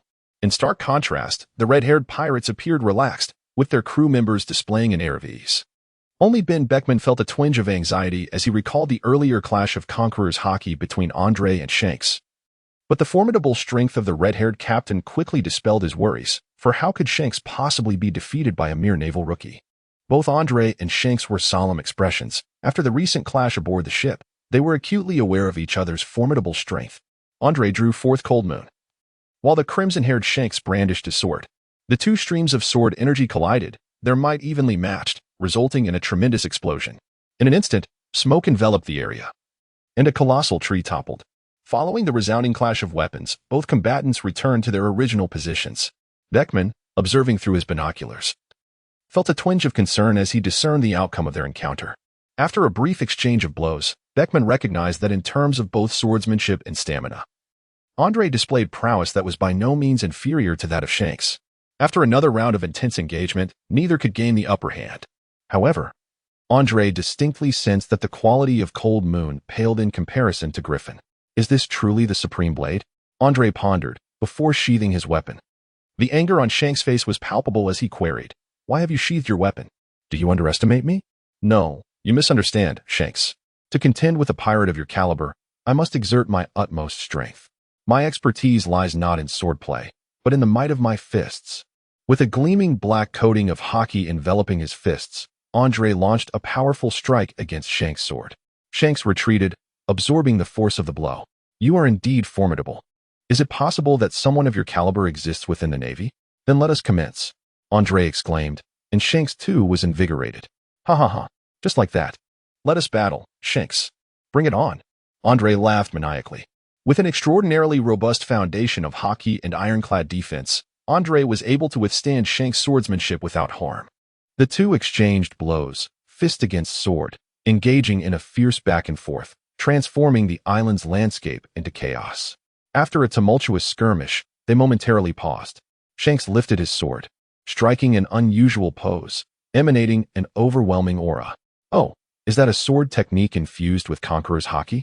I can do that too," Andre bellowed, his own aura intensifying to match Shanks'. Without uttering a word, Shanks unleashed a wave of purple-black hockey, propelling Griffin towards Andre, whose fists glowed with a fiery red light. Charging directly at Shanks, Beckman, upon witnessing Shanks' stance through the binoculars, shouted in panic, "Set sail. Quickly, we must leave this place." Though Berrygood was unaware of the unfolding events, Beckman's reaction prompted him to issue immediate orders to depart. As the two ships began to sail away, a deafening roar echoed through the air, and a formidable force surged between them, causing many aboard to faint from the sheer pressure. "What is this?" Berrygood and Mark stared in astonishment as the island split asunder. The crew aboard the red-haired pirate ship wore expressions of disbelief. "The island has been cleaved in two." The onlookers felt as if their eyes might pop from their sockets, collectively shouting, "Truly, they are two monsters.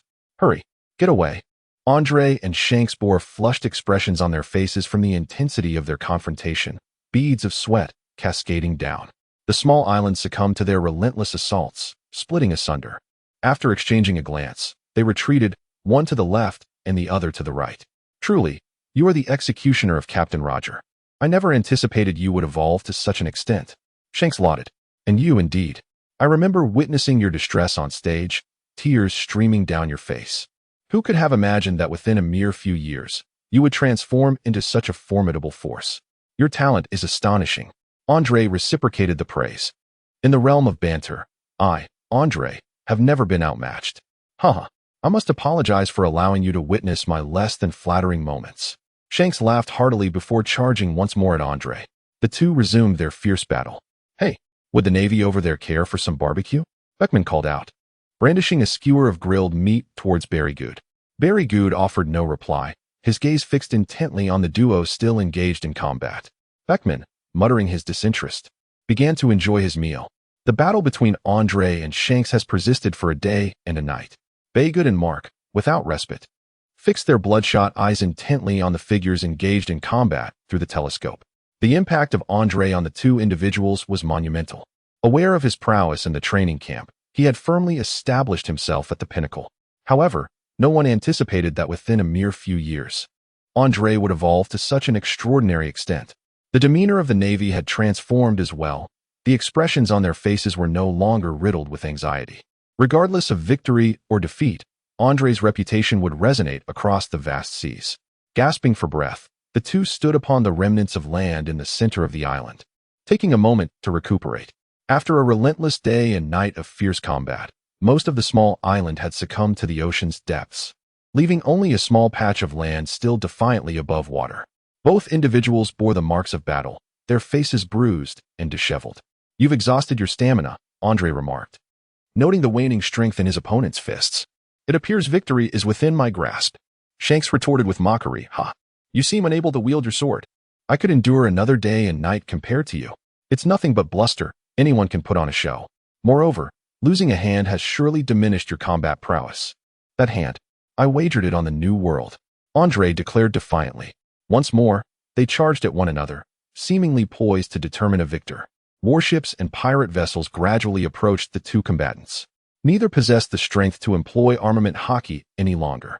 Andre drew his blade, Frost Moon, and they both struck fiercely at one another. Andre, Shanks. A tense silence enveloped the spectators as they gazed at the two warriors. Blood dripped steadily to the ground below them. The Griffin and Frost Moon clashed in a stalemate, while Andre's left hand connected with his opponent. Andre and the red-haired figure simultaneously leaned back. Shanks let out a soft sigh. You have triumphed, Andre. You are a worthy adversary. However, I shall undoubtedly prevail over you next time. Andre's palm shattered Shanks' shoulder, leaving several deep indentations.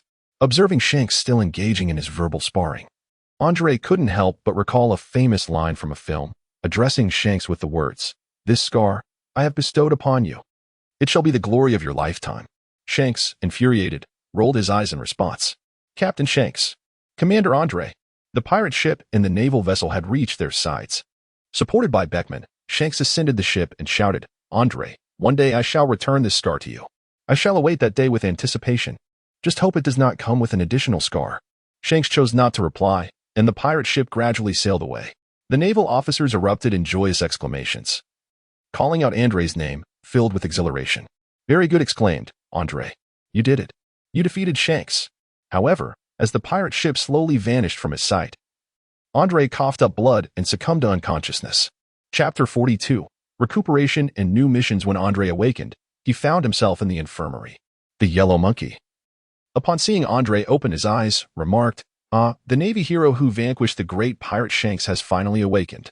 With great effort, Andre propped himself up and picked up the cigarette that Admiral Kazara had placed on the table, stating, No, I did not defeat him. Rather, I was the one who was vanquished. I merely performed my role rather convincingly. I could easily win an Oscar. An Oscar? Kazara inquired with a hint of confusion. It is merely a figurative expression. But tell me, Admiral Kazara, what brings you here? Andre asked as he lit his cigarette.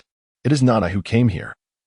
After you lost consciousness, you were diagnosed and subsequently ordered by Admiral Sengoku to be transported to headquarters for treatment, Kazara replied, his tone tinged with melancholy. I have been guarding you for 3 days. I must inform Admiral Sengoku now. What a bother this is. I have other matters to attend to. After Kazara departed, a doctor promptly arrived to assess Andre's condition, confirming that he was not in serious danger, before leaving the room, and reminisced about his battle with Shanks. Realizing that he must intensify his training, even a younger version of the one-armed Shanks proved to be a formidable opponent. In truth, on that day, Ender had already faced defeat. Shanks' mastery of hockey was evidently superior. Each strike against Ender inflicted internal damage. Helpless against this, Ender could only rely on his exceptional physique to endure the blows.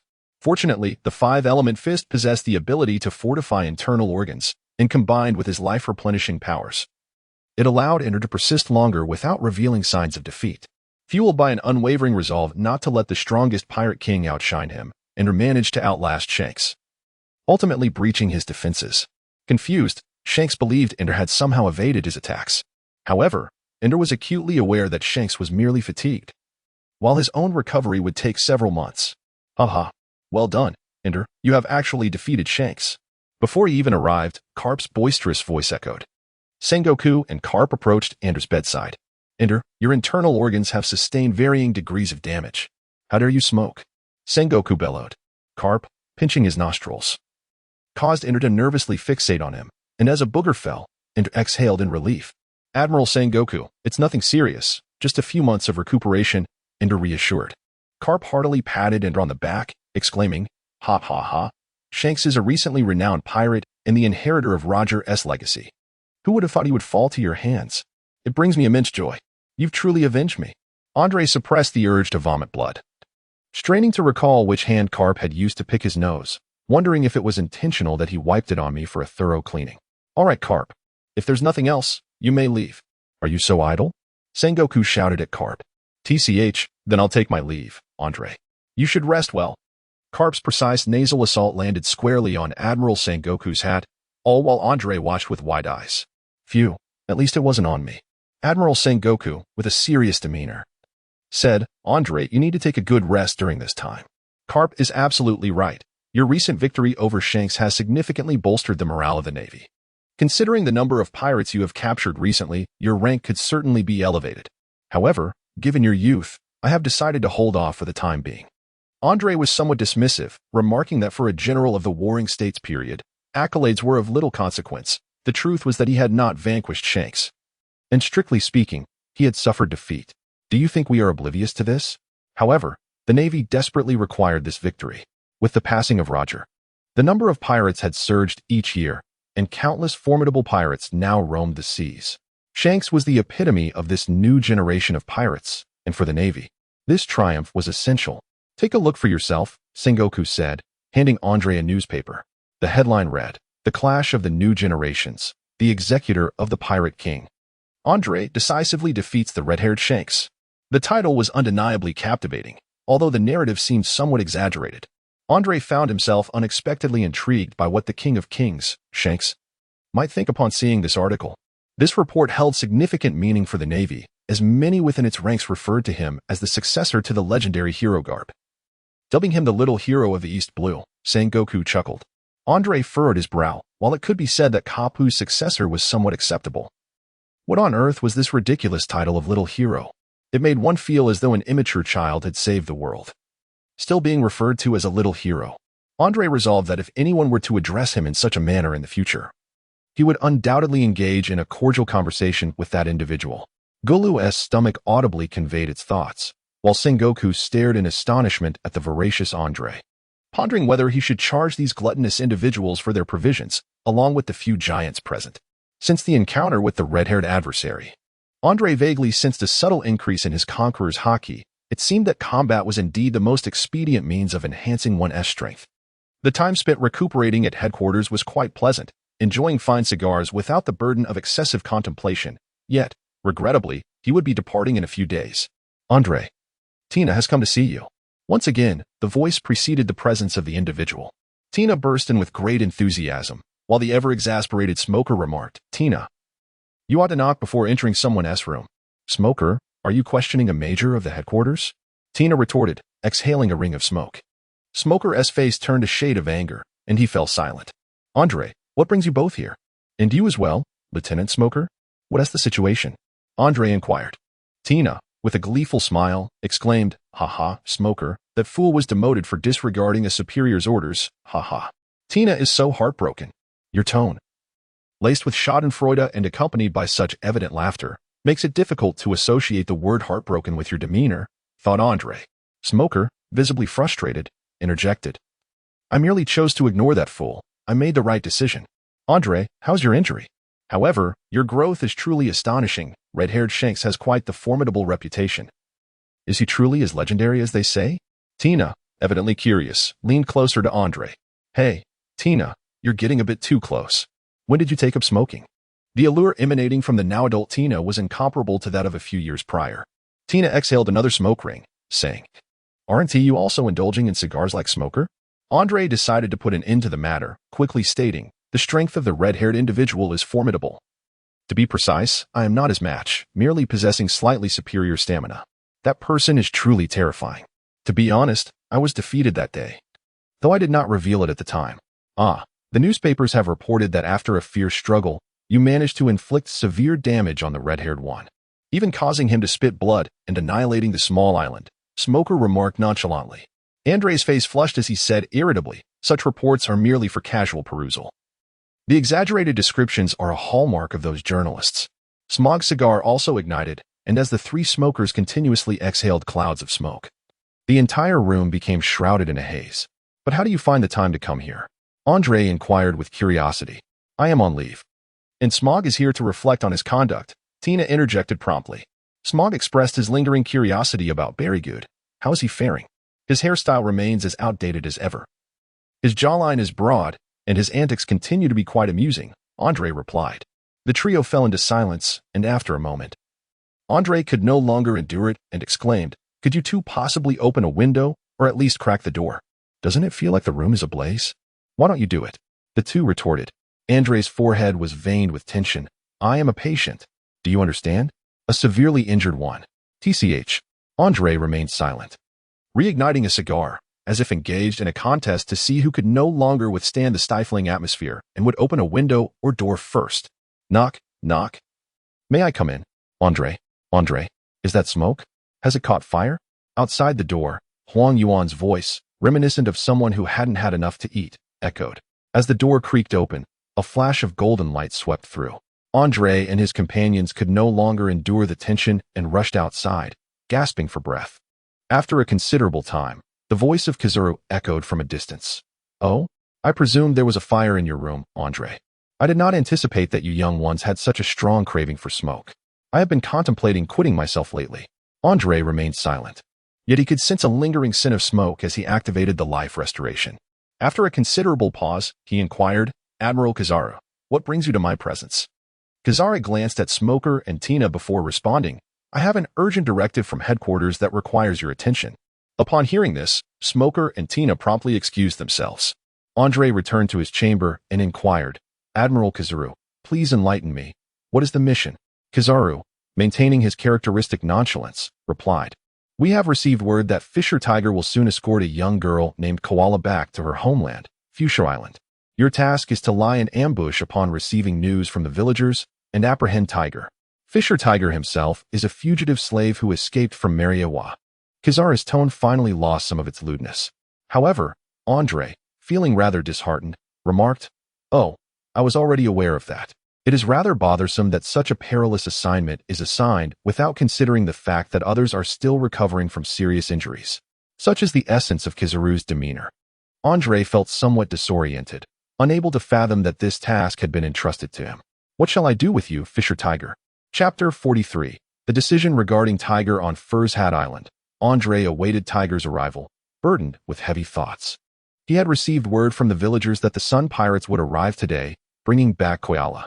Fisher Tiger, it seemed, had been gravely injured due to human betrayal, which fostered his disdain for humanity and his refusal to accept human blood, ultimately leading to his excessive blood loss and demise. Koala would later become the Kurla of the Revolutionary Army, presenting an exceedingly difficult choice indeed. Andre struggled to recall the narrative of the original work. Out of admiration, he wished to spare Fisher Tiger's life. Not to mention, the relationship with Fishman Island was still in its honeymoon phase, and Jinbei had also joined his ranks. If he were to capture Fisher Tiger, it would undoubtedly create a significant rift in their alliance. For Andre, anyone in the Navy could apprehend Tiger, but he alone must refrain from doing so.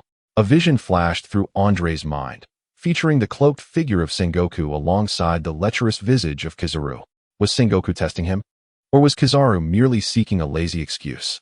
Commodore Andre, the Sun Pirates have arrived at Fur's Hat Island. Please provide your orders. A messenger reported, Command everyone to remain concealed. No one is to engage without my explicit command, he replied. As Tiger entered Fur's Hat Island alone with Koala, Andre's resolve solidified.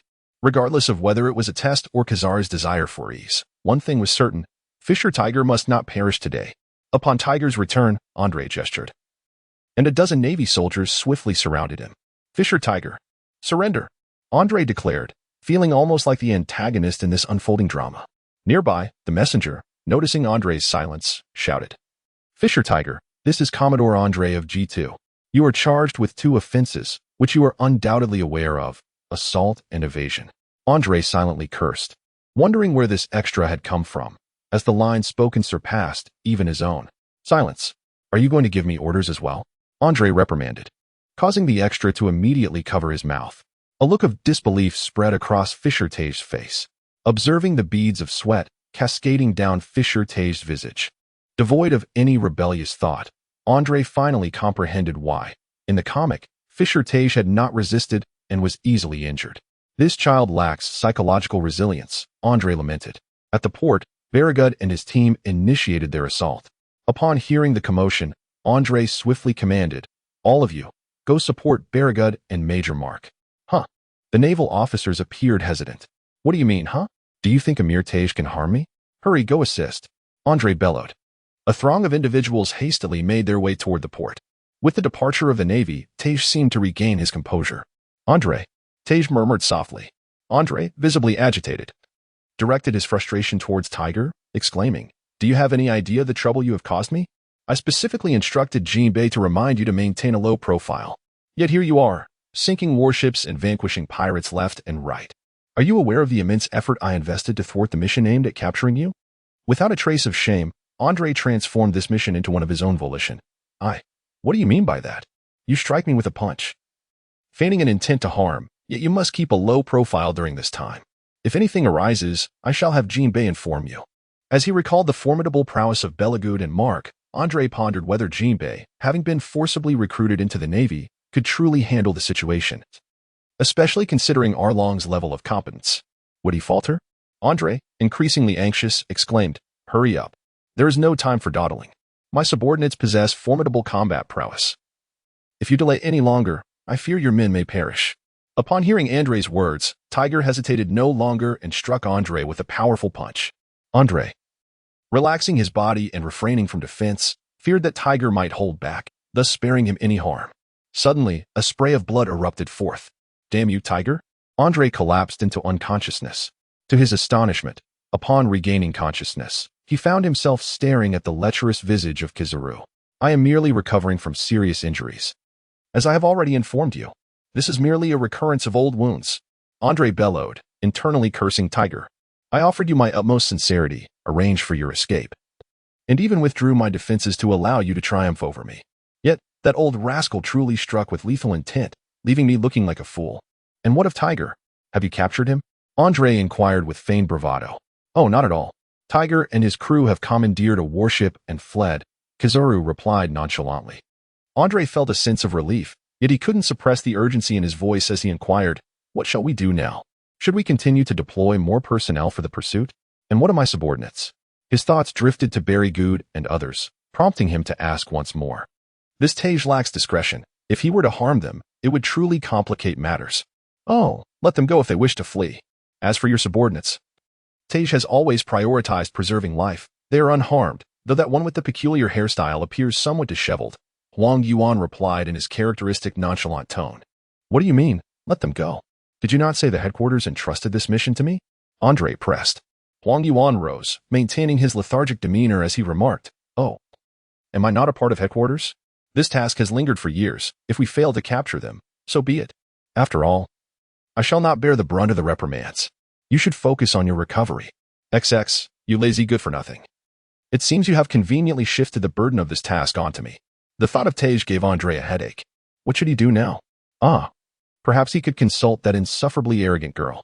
"Andre, what brings you to seek my assistance once more?"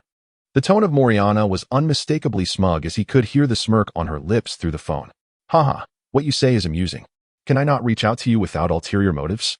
I simply miss you and wish to see what you're up to." Andre's tone was laced with humility. He had no choice but to resort to feigned innocence, as she had a knack for holding him hostage with threats of exposure. "Oh really? I am in the bath. Do you wish to come and take a look?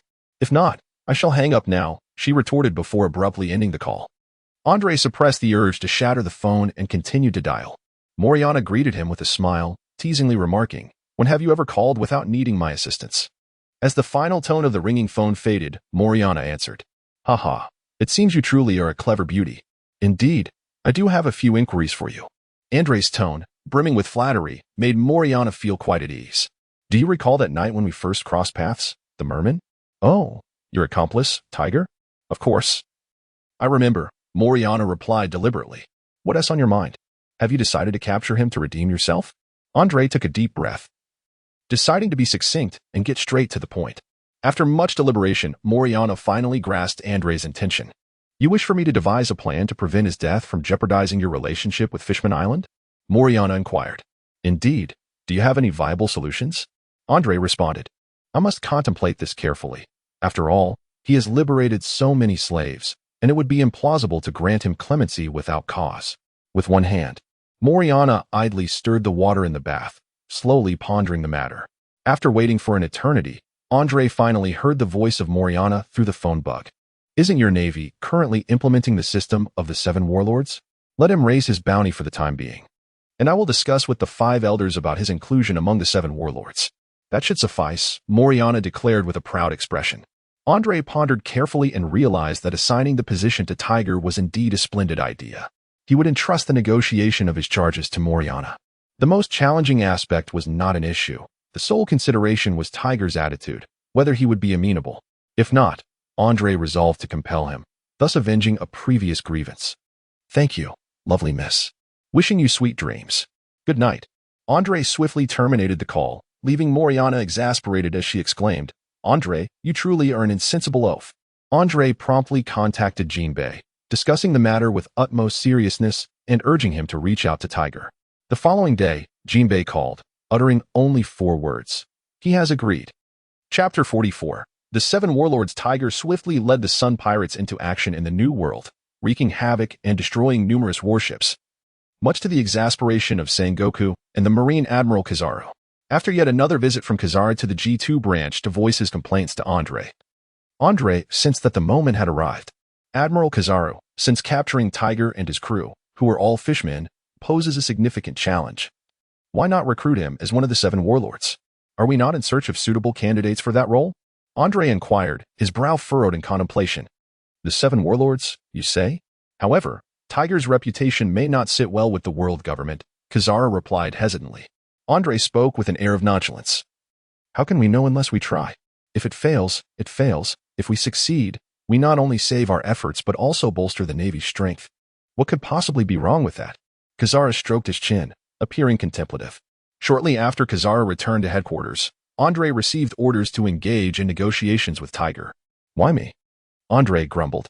Oh, the Admiral Sengoku mentioned that you have a good rapport with Fishman Island and might be able to contact Tiger, Kizaru replied in a languid tone. Startling Andre.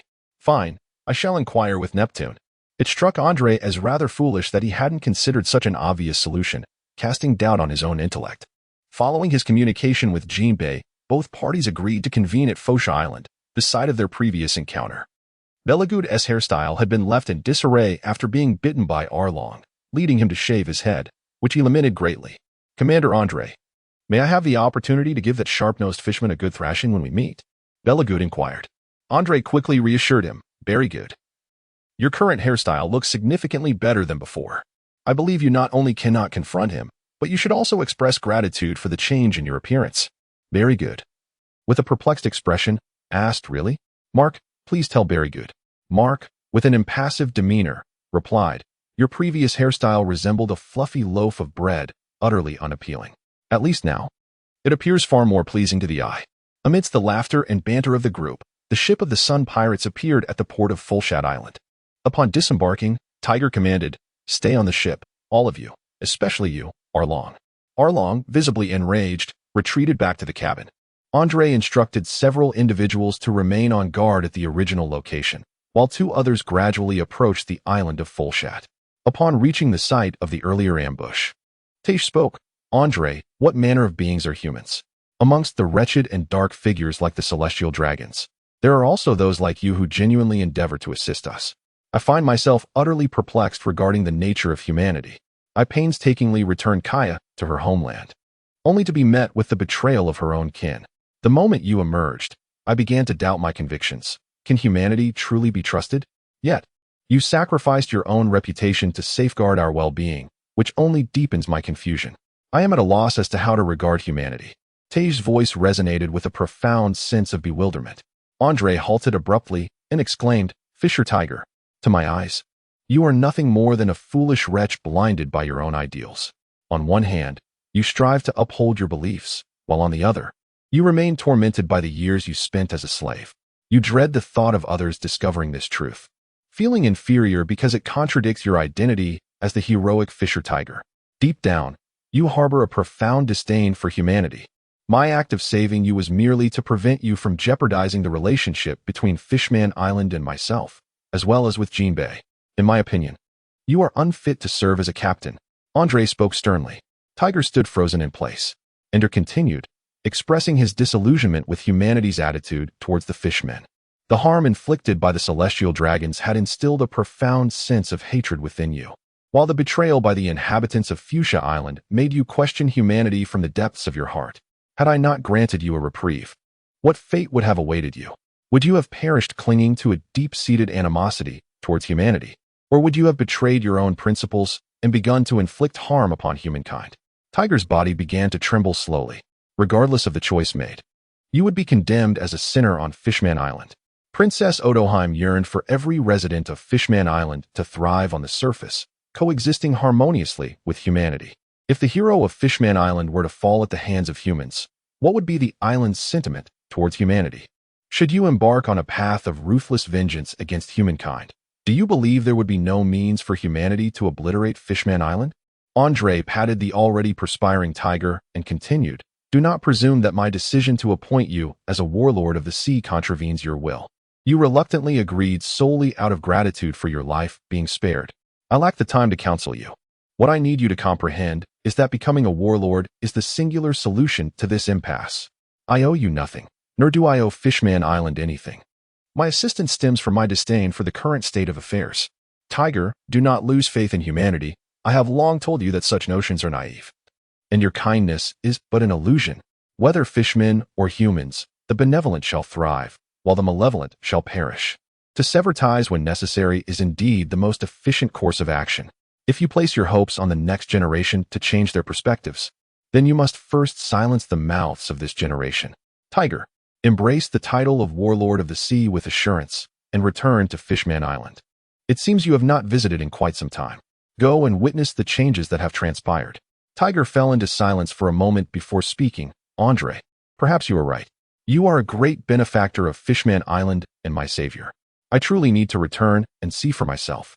Andre sighed helplessly and said, "Tiger, you must understand that while I have secured an order from the world government, this decree can only ensure the safety of you, the fishmen, and cannot alter the attitudes of humanity.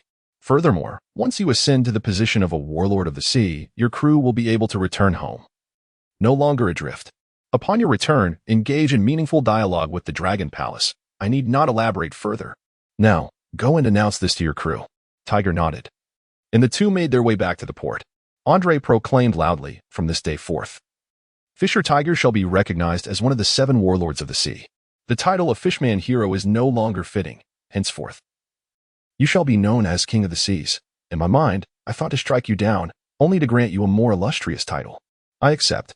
Fisher Tiger replied resolutely. Arlong erupted in fury, exclaiming, "What are you doing, big brother? Are you to become a mere puppet for humanity like Jinbei? Those filthy humans have just betrayed you." Fisher Tiger, suppressing his anger, retorted. Arlong refrained from speaking recklessly.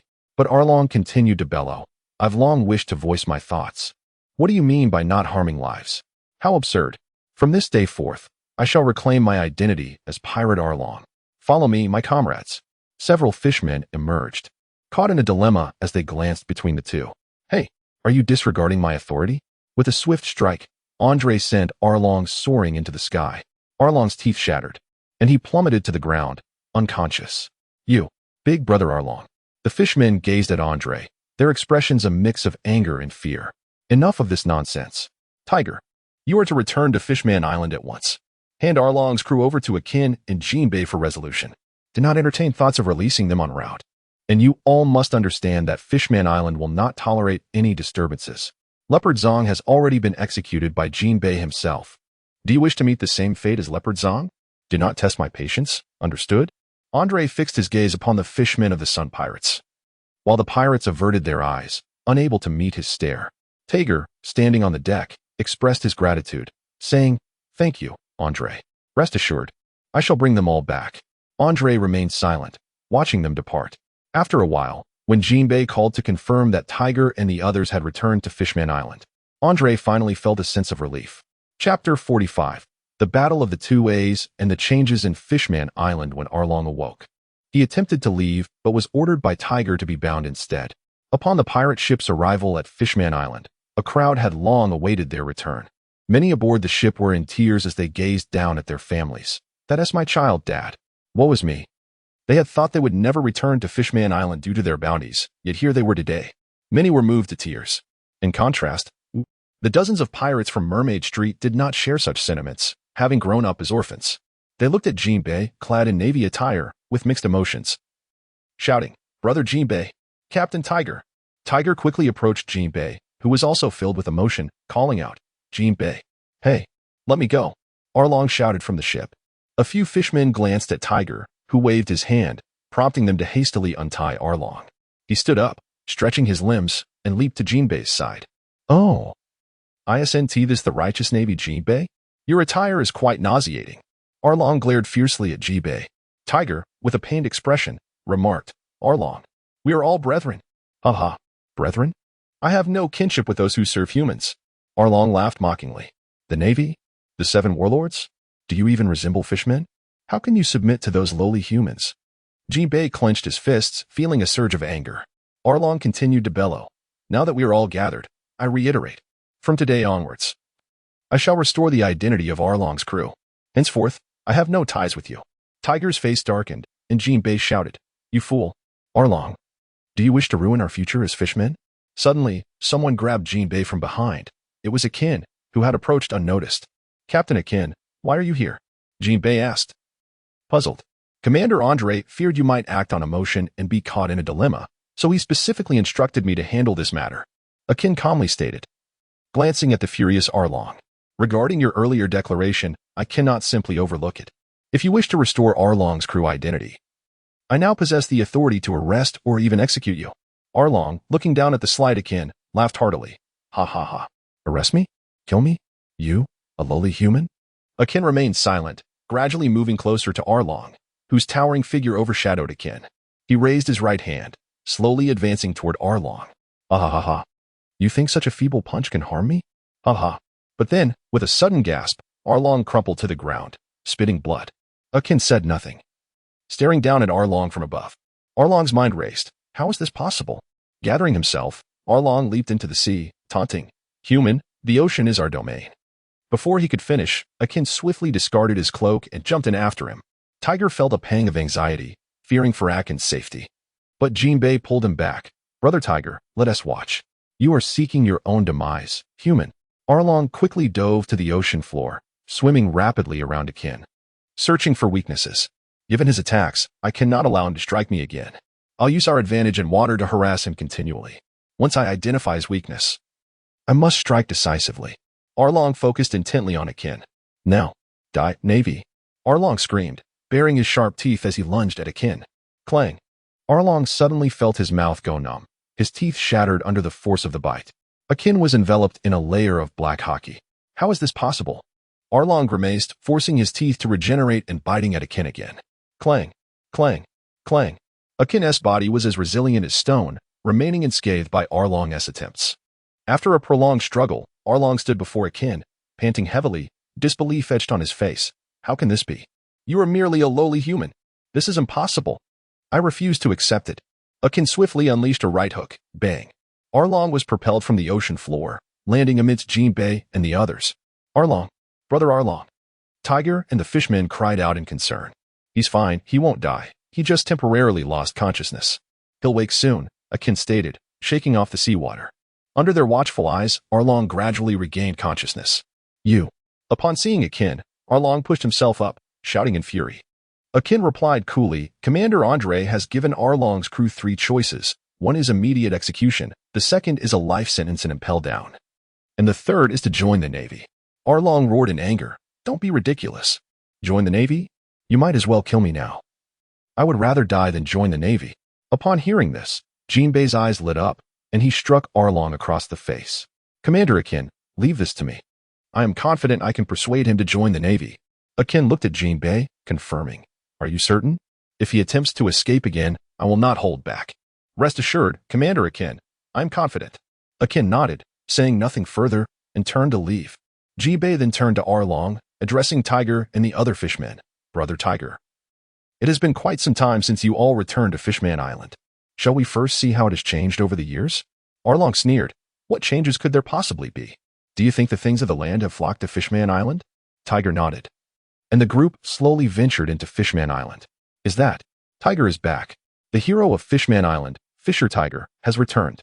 The return of Tiger brought immense joy to the island's residents. The group stood in awe at the transformed landscape. The various structures of Fishman Island, aided by human renovation teams, had become significantly more exquisite. The island, once somewhat desolate, now flourished with beautiful decorations and new buildings, completely altering the streets. Fishmen were industriously at work, constructing new homes. Tiger and Arlong could hardly believe their eyes. The entire Sun Pirates were astonished, their mouths agape. Seeing their reactions, Jinbei smiled. This is just a glimpse. In just 3 short years, I never anticipated such a dramatic change in Fishman Island. The group, as if visiting Fishman Island for the first time, followed Jinbei, traversing one street after another, their astonishment palpable. Tiger closed his eyes, striving to calm his astonished heart. Brother Jinbei, what is that? Shiro pointed to a bubble-like structure reaching toward the sky. Numerous bubble-like passageways extended from the ocean floor to the heavens, where merfolk and fishmen could be seen swimming within. Oh, that's the staff dormitory. Jinbei responded, observing the puzzled expressions of the crowd.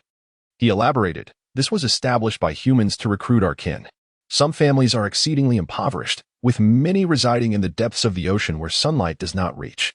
This was a suggestion made by Admiral Andre after he learned of our plight. Arlong persisted, how do I know this isn't just a ruse by humans? Who's to say our brethren won't be enslaved and sold on land? No one even deigns to refer to them as humans anymore.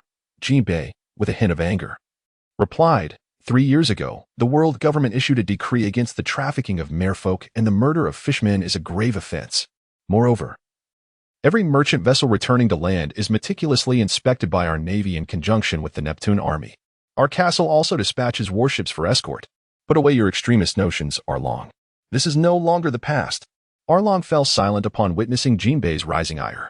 Jinbei continued, currently, Fishman Island is undergoing transformation. To ensure that our 5 million compatriots can bask in sunlight, Admiral Andre has commissioned merchants to construct numerous residences, which can be occupied for a nominal monthly fee. With a sigh, he added, however, due to the scarcity of housing relative to our population, a lottery system has been implemented. Also suggested by Admiral Andre. Each underwater fishman household is assigned a number, and when a batch of housing is completed, Princess Otoheim will randomly draw numbers. Do you know that the treasure chamber of Dragon Palace has now become a repository for these number tokens? Nonetheless, many areas of Fishman Island have already been developed, and soon all our kin will live under the sun. Jinbei declared resolutely, Humans are so benevolent, and the Navy, so kind. Arlong scoffed. Jinbei cast a deep glance at Arlong, making him uneasy. Why do you look at me like that, Jinbei? Am I wrong? Jinbei shifted his gaze to Tiger, saying meaningfully, of course you are wrong. It is not the benevolence of humans, nor the Navy, but rather the goodwill of Admiral Andre towards us fishmen. What difference does it make? He is still a human. A Navy officer. Tiger, however, understood all too well and exchanged a knowing glance with Jinbei, leading to a silence between them.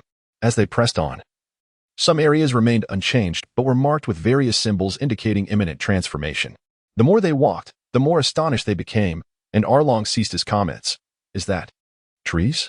Flowers? A fishman exclaimed, pointing ahead. Jinbei looked over and remarked, for us, these might not be remarkable, but most of our kin have never seen the surface.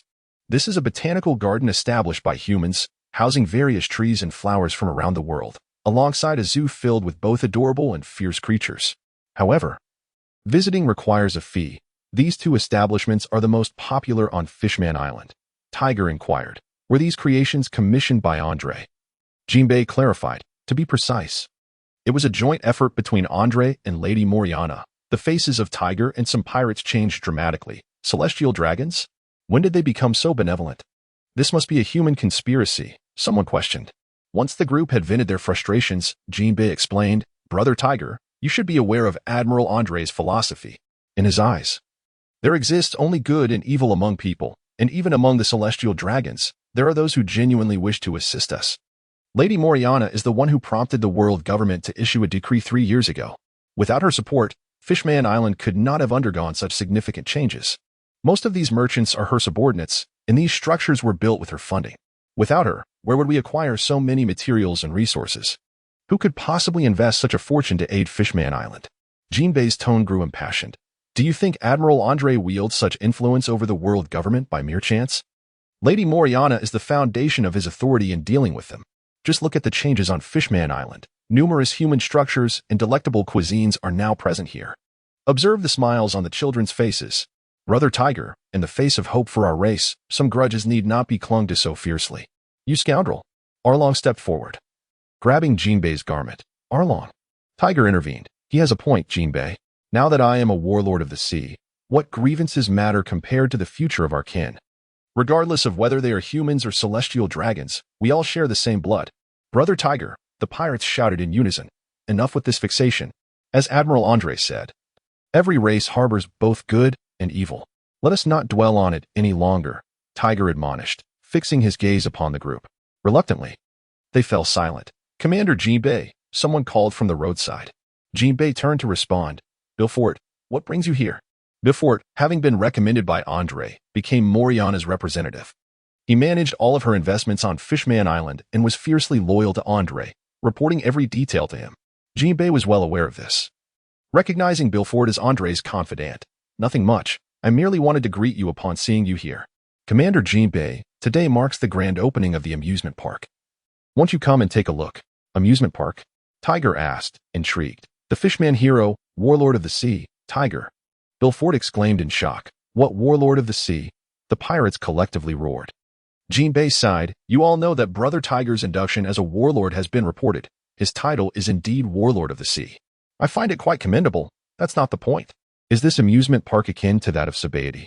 Tiger pressed further. Upon hearing this, Belfort's demeanor brightened, and he proudly declared, it's vastly superior.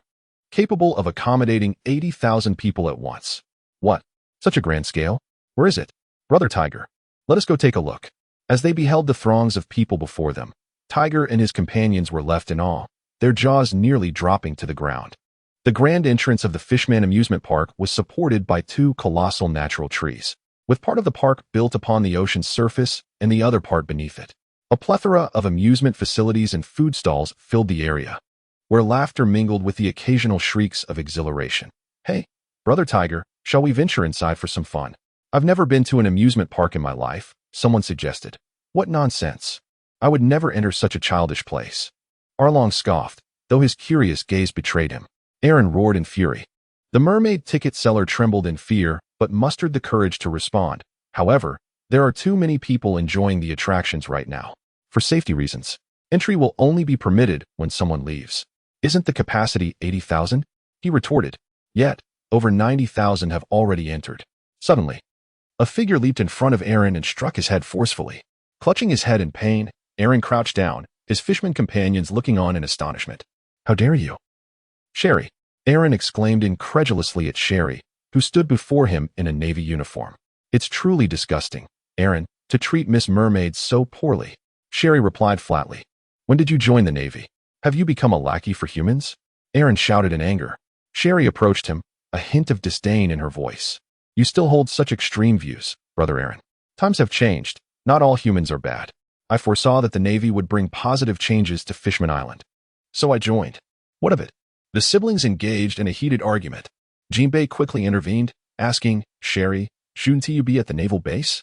What are you doing here at the amusement park? If Sir Shailen finds out, you will be punished. Sherry pointed to the Ferris wheel in the amusement park. Sir Shailen is already up there having had 3 rides. I must join them for a bit of fun now. What? Jinbei's mouth hung agape. After a wait, the group finally entered the amusement park. While others enjoyed the rides, Tiger, Jinbei, and Aaron sat in a corner of a shop, ordering food while they waited. Aaron, your sister is now a member of the Navy. You must not be so stubborn. We need to try and change our perspectives. Jinbei gently advised. Yet, Aaron remained silent. Regardless of Jinbei's words, when the food arrived, Tiger quickly interrupted, Let us try this first. There are some items I've never tasted. The 3 indulged in their meal, quickly finishing it off, prompting Jinbei to order another round. Tiger lifted his drink, savoring a sip. Human food is indeed delicious.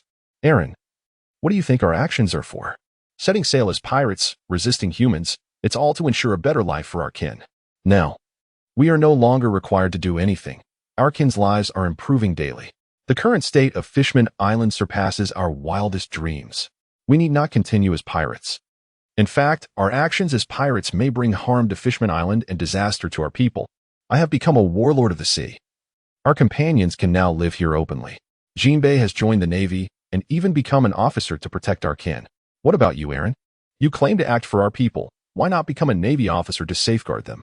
You don't trust humans. So why not join the Navy and observe their actions yourself? Monitor them? Tiger's voice grew passionate. Once, Andre told me my ideals were naive. Now it proves he was right. Among humans, there are both good and bad. Are you still harboring resentment towards the betrayal of the residents of Fuchsia Island? Aaron, what if I told you I was actually a slave? A slave to the celestial dragons? Aaron and Jinbei looked up in shock at Tiger. Brother Tiger. Brother Tiger. Indeed. 3 years ago, when I embarked on a new adventure, I was captured by humans and became a slave to the celestial dragons. There, I endured countless torments and witnessed the darkest depths of this world. That is why, upon escaping, I sought to liberate other slaves, for I understand their suffering. I, Fisher Tiger, the hero of Fishman Island, was once a slave to the celestial dragons.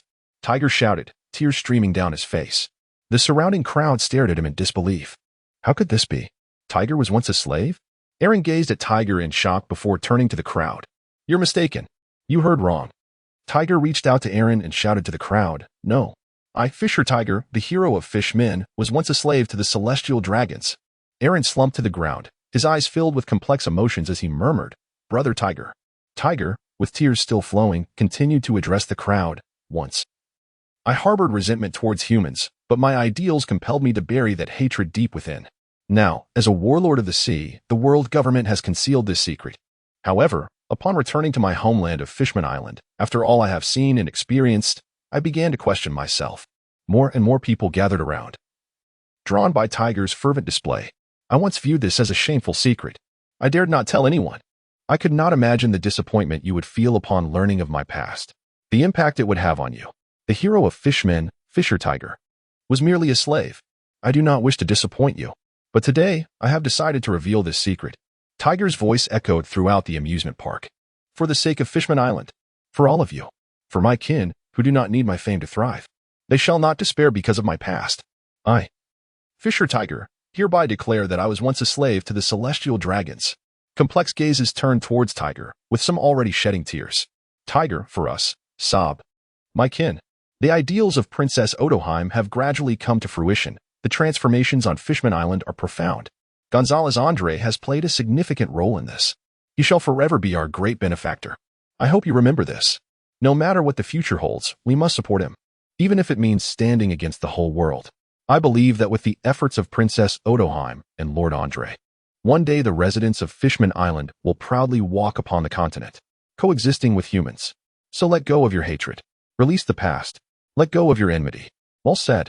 King Neptune and Princess Odoheim had arrived at the amusement park unbeknownst to anyone. Princess Odoheim approached Tiger and wiped away his tears. Regardless of his past, Fisher Tiger shall never lose our respect. My kin, Fishman Island is changing for the better each day, and this is not solely due to the efforts of Andre and myself, but also the collective endeavor of all of us. More importantly, it is the legacy of our hero, Fisher Tiger. In the past, we dreamed of one day seeing the great trees of the land and experiencing the amusement parks of Sabaody. Now, we not only see great trees, but countless flowers. Our amusement park on Fishman Island is larger and better than that of Sabaody. All our dreams will come to fruition, but for this, we must all release the hatred in our hearts. Not only must humans learn to accept us, but we must also learn to accept humans. I beseech you all. Princess Odoheim and Tiger bowed deeply to the crowd. Tiger, Tiger, Princess Odoheim, Princess Odoheim, Andre, Andre. In the midst of the crowd, voices rose in a crescendo, and Princess Odoheim could not help but burst into tears. Regardless of one's past identity, Fisher Tiger shall forever remain the hero of Fishman Island. Tears streamed down Tiger's face as well. After a while, as the emotions of the people began to settle, Princess Odoheim spoke again, at the next World Government meeting. Fishman Island has also received an invitation. I shall present my ideals and articulate our demands. We will ultimately live openly and honorably on the land. This endeavor requires the collective effort of all. Thank you, everyone. Amidst the continuous shouts, Princess Odoheim turned to Arlong, who still sat on the ground, saying, I assent that right, Lord Arlong? Arlong instinctively nodded in agreement. Once the crowd dispersed, Jinbei's tears had also ceased. The mermaid brought forth new food and addressed them.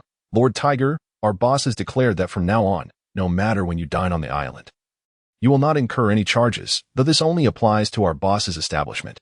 Tiger, puzzled, inquired, Thank you very much, but may I ask who your boss is? The mermaid pointed to Belfort, who stood not far off. Belfort raised his drink in acknowledgement, and Tiger smiled, lifting his cup to drink heartily. Arlong, having heard my experience, do you still harbor such animosity towards humans? I have managed to set aside my hatred. What about you? Tiger asked, glancing at Arlong, who was devouring his meal to mask his thoughts. Arlong set down his utensils, and after a moment of silence, a few tears trickled down his face. Brother Tiger. Brother Jinbi, I understand now. I will let go of my hatred. I will become a Navy officer. Arlong's companions chimed in. We will too, Brother Arlong. Ha ha. Don't wear such an unpleasant expression. Let us go have some fun together. Honestly, I have never been there myself. Tiger laughed heartily. The group rushed towards the amusement park. I want to play this, but we need to queue. Brother Arlong, I just tried that one. It's really fun. You should give it a go. Amidst the laughter of the crowd, Jinbi's tears flowed once more, unbeknownst to him. How wonderful, Commander Andre. Thank you. Chapter 47. The arrival of the celestial dragons. When Andre received the report from Jinbi and Akainu, a smile graced his face. If Arlong has become a Navy officer, would Nami and the others have encountered Luffy without suffering from Arlong's tyranny? When Arlong appeared before Charlie clad in a Navy auxiliary uniform, her eyes nearly bulged out in surprise. Isn't this the Arlong who despised humans? How did he become a Navy officer? Charlie scoffed. Arlong's face flushed crimson as he shouted, Shut up, Charlie. Charlie lifted her chin and retorted, New recruit, mind your attitude. You stand before Lieutenant Charlie of the Navy. I am your superior, do you understand? You are merely an auxiliary officer. I command you to clean my room. Arlong furiously exclaimed, Shut up, Charlie. Don't you know? Auxiliary officers are not required to clean for you. Oh, then I command you to clean the office of Commander Charlie and Sally. As Arlong stormed away with a mop in hand, filled with indignation, Charlie could not help but burst into laughter. How delightful, Brother Arlong. Without delving into Arlong's daily struggles under Charlie's incessant mockery and Akainu's relentless training, Andre received yet another order. Is this a joke? The combelt? Why must I go so far? Andre vented his frustration to Kizaru. Kizaru, wearing a hat, his legs casually propped on the table, nonchalantly chewed on a toothpick. Wearing an expression that made Andre want to punch him, replied, Oh, I have no choice. I heard that the beautiful lady specifically requested your presence. This time, it is indeed an order from headquarters, not a personal request from me. After Andre meticulously perused the document, he dashed out of the room, heading straight for Admiral Sengoku's office. Admiral Sengoku, why must you send me? Andre questioned, his expression rife with displeasure. Sengoku, maintaining his composure, adjusted his glasses and replied. On one hand, it is the request of the newly appointed Empress of the Nine Snake Tribe. On the other, have you not longed for a vacation? I am granting you leave, and since you are returning to Fishman Island, you can take care of that along the way. What do you mean by along the way? Are you joking? Do you think I am unaware of the distance between Amazon Lily and Fishman Island?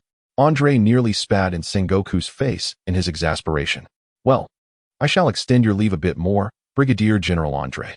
If there is nothing else, you may take your leave now, Sengoku stated sternly. Andre sat on the deck with a displeased expression.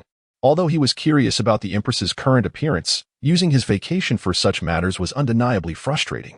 At that moment, Fishman Island was visited by an unexpected guest, the celestial dragon. The guards exclaimed as they observed the surveillance footage. Upon hearing this, Princess Otoheim immediately issued orders. Quickly dispatch the emergency response team to the coast. I shall head to the scene at once. Neptune, unable to intervene in time, felt a deep sense of concern. Although circumstances had improved, why had the celestial dragon come here? The residents looked on with curiosity, speculating about the celestial dragon's presence. Perhaps due to an attack by sea beasts. Hey, while Lord Andre is quite amicable with the humans on Fishman Island, this is a celestial dragon. Should we not assist him? One resident pondered. The celestial dragons are the ones who hold the most disdain for us. Many of our kin have been captured and enslaved by them, including Lord Tiger. The residents were torn in their decision. Suddenly, a gunshot rang out, startling the inhabitants. Damn it, a bunch of useless fools have perished, yelled the fallen celestial dragon, clutching a pistol. Bring me a mask. The stench of fish here is unbearable. Hurry and fetch a mask to save me, you imbeciles. After receiving news of the celestial dragon's arrival, Akin promptly contacted Andre. A celestial dragon? This plot twist is unexpected. Andre mused for a moment before issuing his command. All naval personnel must refrain from interference. You will secretly protect Princess Otoheim, intervening only if her life is in imminent danger. If she is merely being held at gunpoint, do not engage. Andre recalled the storyline. Fearing that his actions might inadvertently endanger Princess Otoheim, he instructed Akin to provide covert protection. The phone call left Akin bewildered. Ah, you can stand guard nearby. If bullets are truly fired, then you can rescue the princess, understand? Andre elaborated. Ah, Captain Andre, if bullets are fired? I save. Akin responded, lost in thought. Well, just try not to get involved. I trust you, Akin. Upon hanging up, Akin looked utterly perplexed. Meanwhile, on the coast, the audacious words of the celestial dragon incited fury among the fishmen. The celestial dragon repeatedly pulled the trigger of his gun, bullets ricocheting near the residents. Where's the doctor? Doctor. At this moment, a group of fishmen bearing the emblem of the Sun Pirates approached. The leading fishman looked at the fallen celestial dragon and remarked, "Long time no see, Masquerade. How dare you utter my name? You were once my slaves. Quickly return home. Who granted you your freedom?" Masquerade retorted. The pirate kicked the gun from Masquerade's grasp and aimed his own weapon at the celestial dragon's head. "I can forgive anyone, but you are beyond redemption." The residents, filled with concern, implored, "Stop. You cannot harm the celestial dragon. The efforts of Lord Andre and Princess Odoheim will be in vain." The pirate glanced around and stated, on the surface, "Harming a celestial dragon would draw the ire of a marine admiral, but here on Fishman Island, killing him would not invoke such a pursuit. But the naval base is right here on Fishman Island. Commander Akin and the others will never allow this." "Ah, the Navy. You fools dare to strike me? I am a celestial dragon," Masquerade shouted in a frenzy. Yet, no one paid heed to his cries. Several pirates observed their surroundings and declared, "Look around. We are surrounded by our kin. As long as we keep this quiet, who would know? Even if we kill him, it will simply be deemed a normal maritime mishap." Dozens of residents surveyed their surroundings, noting the absence of any Navy personnel. "You ignorant fish! You are nothing but foul fish and rotten shrimp. Hurry and fetch a medic. Notify the Navy." As Masquerade continued his threats, the residents' anger ignited. "I want to say a word. Besides, the celestial dragons are not virtuous. For the sake of Brother Tiger, let him taste the bitterness of slavery. Torture him." Masquerade, now filled with dread, exclaimed, "Why has it come to this for me?" The pirate tightened his grip on the gun, his finger twitching. Bang. Ah, Princess Odoheim. As in the original tale, Princess Odoheim shielded herself with her arm. "Do you not understand what I have said? Are you willing to waste all the efforts expended thus far?" She admonished sternly. A few pirates, feeling shame, discarded their weapons. "Aha, foolish fish. Do not move." In the eyes of a celestial dragon, the Princess of Fishmen is no different from commoners. "Hurry and notify the Navy. Fetch a doctor." "You imbeciles, what are you waiting for?" Masquerade threatened, aiming his gun at Princess Odoheim. Akin hesitated, uncertain whether to intervene. Meanwhile, Shirahoshi's expression grew increasingly terrified, prompting her to cry out, "Mother." Suddenly, the ground shook violently, causing Masquerade to turn and witness several gigantic sea kings materializing before him. Masquerade fainted from fear. The islanders gasped in astonishment. Sea kings, Jinbei and Tiger, who had just arrived, turned their attention to the sobbing Shirahoshi. Princess Odoheim, observing her daughter's distress, recalled a certain legend. "Princess Odoheim, are you unharmed?" Tiger and Jinbei inquired. "I am fine. Quickly take him to Dragon Palace. Where's the doctor? Hurry and provide treatment." Jinbei noticed Akin and raised an eyebrow in confusion, while Akin shook his head. Unbeknownst to anyone, a hat-wearing, multi-legged fishman stealthily approached Shirahoshi, reaching out to touch her. Days later, after the celestial dragon received treatment, Princess Odoheim returned to Mariewa alongside him. "Fear not, Jinbei. This individual will become an ally to Fishman Island. After all, relying solely on Moriana is somewhat challenging," Andre explained through the transponder snail. Neptune and Jinbei finally relaxed, but Tiger remained concerned. What if those celestial dragons seek to capture Princess Odoheim? Akin calmly reassured, "There is no need for fear. Commander Andre has mentioned that Lady Moriana holds a significant position among the celestial dragons. With her protection, I believe there will be no issues. Furthermore, Commander Andre will also be heading to Mariewa." After several days of sailing, Andre arrived at Mariewa. "Lord Andre," Princess Odoheim exclaimed with delight. "Ah, it has been a while." Andre responded, though his gaze was fixed on Moriana, who was slowly approaching. Chapter 48. Reunion with Moriana. Andre was astonished by Moriana's attire today, a striking red dress with her hair cascading over her chest, exuding an air of maturity. Noticing Andre's gaze, Moriana felt a surge of delight. "No way. Am I truly captivating him? This is Andre?" she remarked with a teasing tone. Andre averted his gaze and remarked nonchalantly, "Oh, it's nothing, merely comparing to see how you have changed since 3 years ago. It seems that aside from having grown a bit taller, in certain aspects. You still resemble a young girl with golden hair. Andre deliberately cast a glance at Moriana's bosom. How indecent! Moriana exclaimed, hands on her hips, scolding Andre. Princess Yuki leaped onto Andre, covering his mouth, and said, "How can you be so disrespectful to Lady Moriana?" Andre exerted considerable effort to remove Princess Iji's hand, gently placing her on the ground. "Oh dear, it's nothing," he reassured her. "However, Moriana, did you not claim to have resolved this matter? How could a celestial dragon specifically venture to Fishman Island to capture those former slaves?" Moriana, with a displeased expression, replied, "Muscarud is utterly foolish. He thought I was merely jesting. I have taught him a harsh lesson." Andre, with a disdainful expression, remarked, "Oh, a lesson, is it? Shall I endure your venomous tongue for half an hour?" Moriana leaped onto Andre, attempting to bite him, but despite her efforts, he remained unscathed. Princess Yaji quickly intervened, saying, "Lord Muscarud has been quite helpful this time. It is thanks to him and Lady Moriana that I have garnered considerable support. I eagerly anticipate the upcoming World Conference." "Princess Yaji, there's no need for honorifics. There are no lords here, and the celestial dragons are no different from us," Andre languidly stated as he settled into his chair. Princess Yaji's expression changed dramatically, but upon seeing Moriana, who showed no signs of anger, she gradually took her seat again. "We must intensify our efforts in various aspects of Fishman Island. Princess Yaji, if you have any thoughts, please feel free to share them with Moriana," suggested Andre. Princess Yaji responded hastily, "I truly appreciate both of your assistance. The current state of Fishman Island is already quite commendable. As for development, I am utterly inexperienced.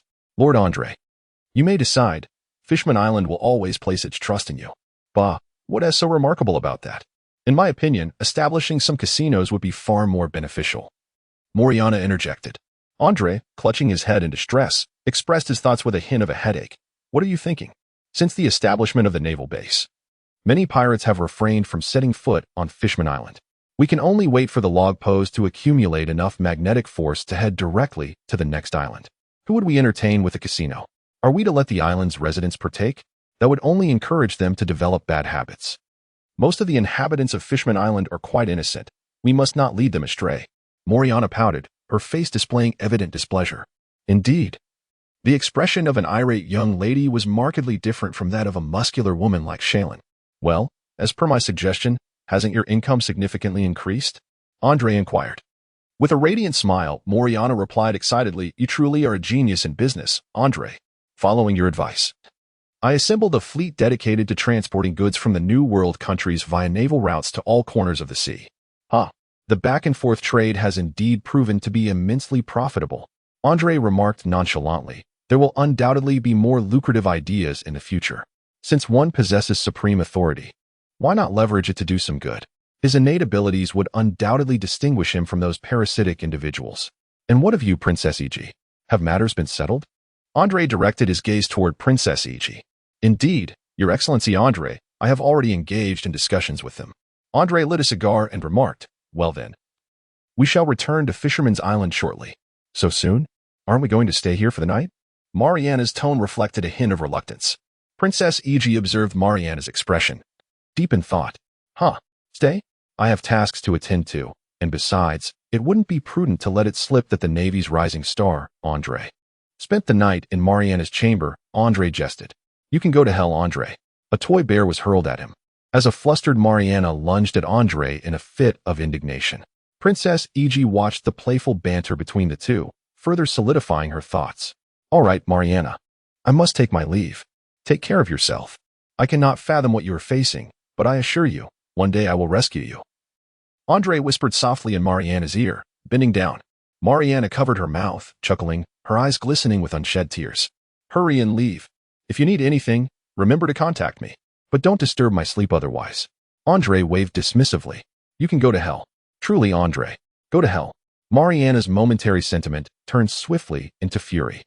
Princess Iji stood on the deck and quietly remarked to Andre, "My lord Andre, it seems that Mariana has a fondness for you."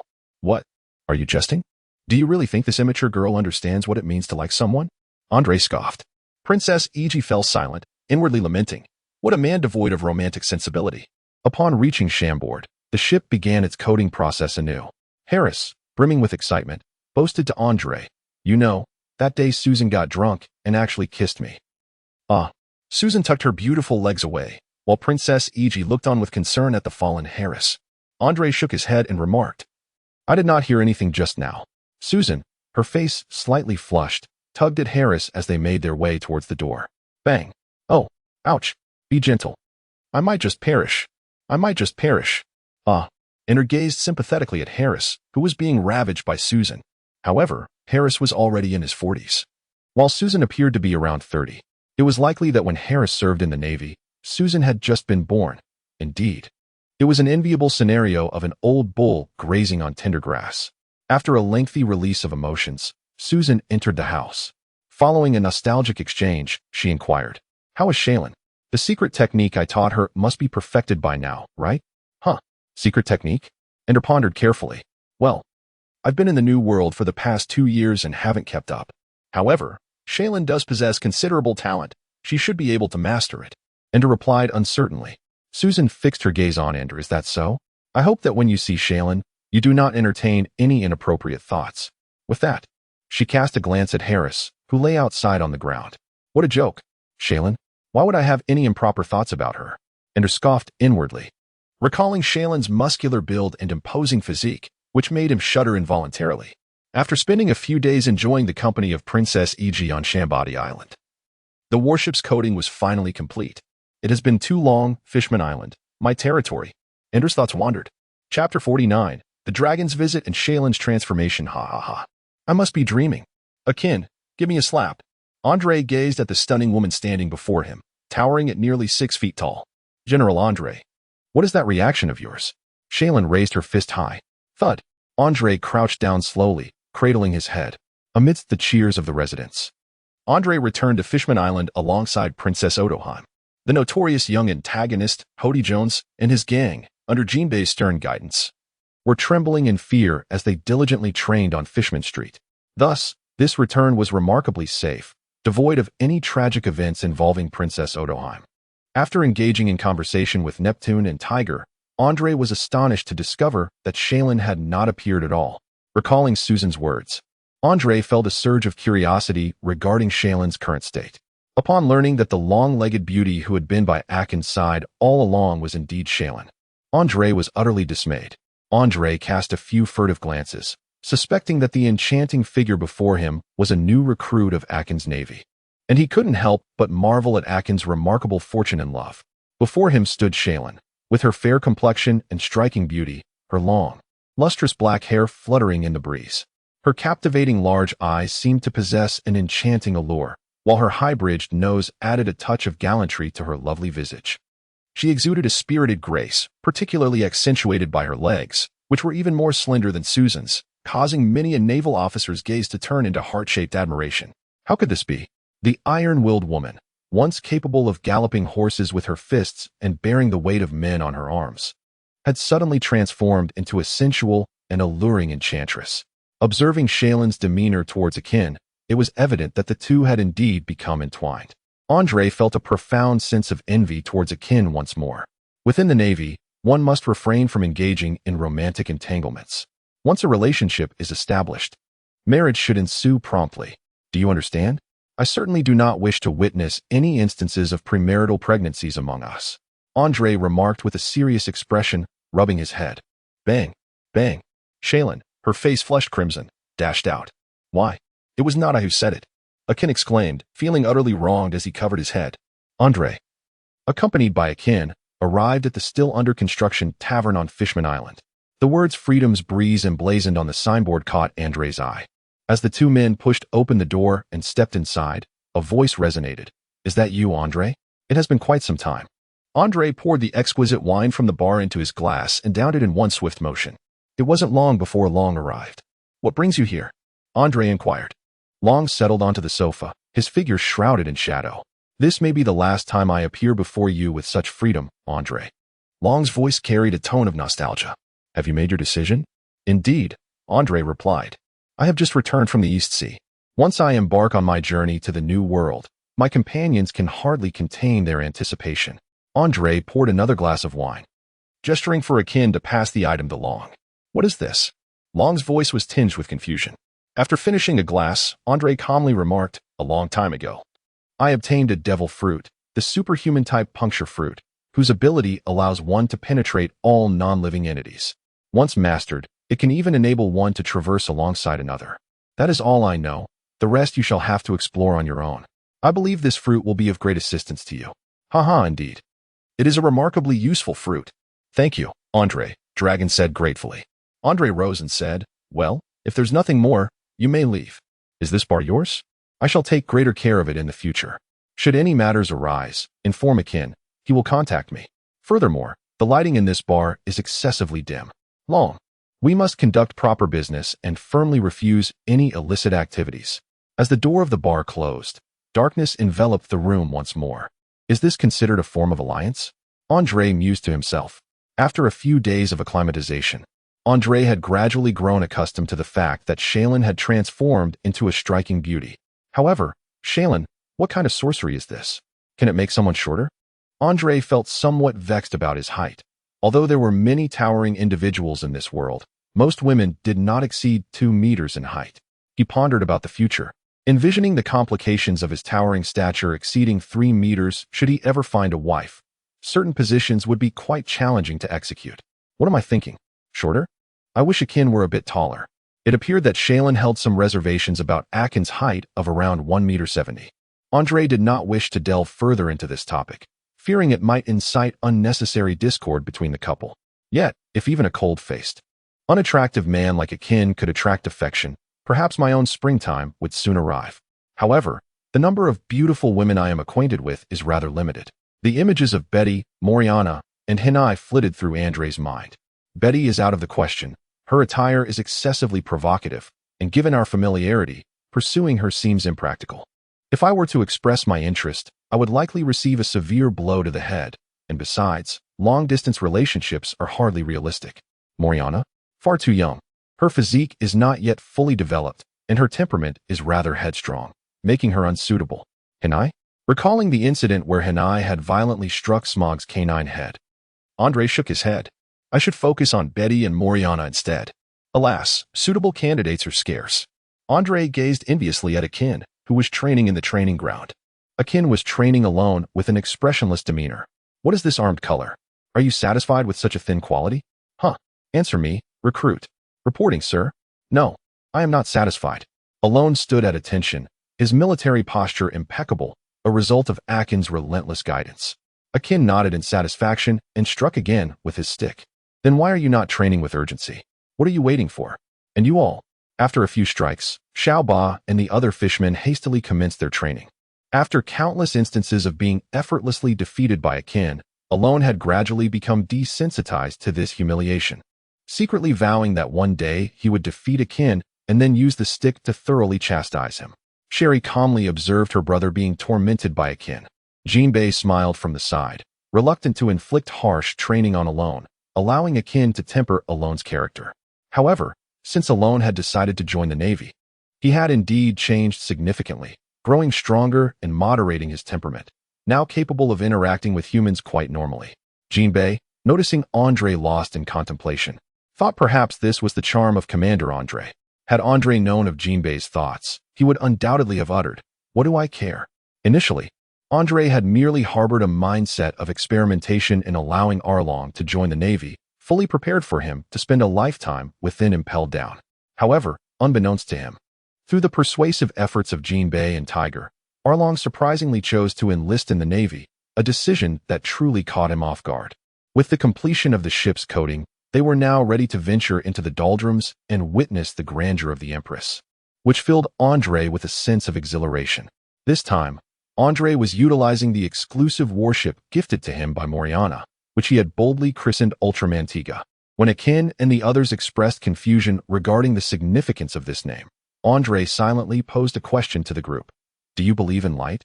The Ultramantiga had remained dormant in the harbor of Fishman Island for over 2 years, and had it not been for the Navy's diligent maintenance, it would likely have succumbed to disrepair long ago. Accompanied by Akin and Shaylin, Andre boarded his beloved Ultramantiga. Your Majesty, I have arrived. As Chapter 50, Nine Serpents unfolds, Ultramantiga entered the doldrums, and its speed abruptly diminished.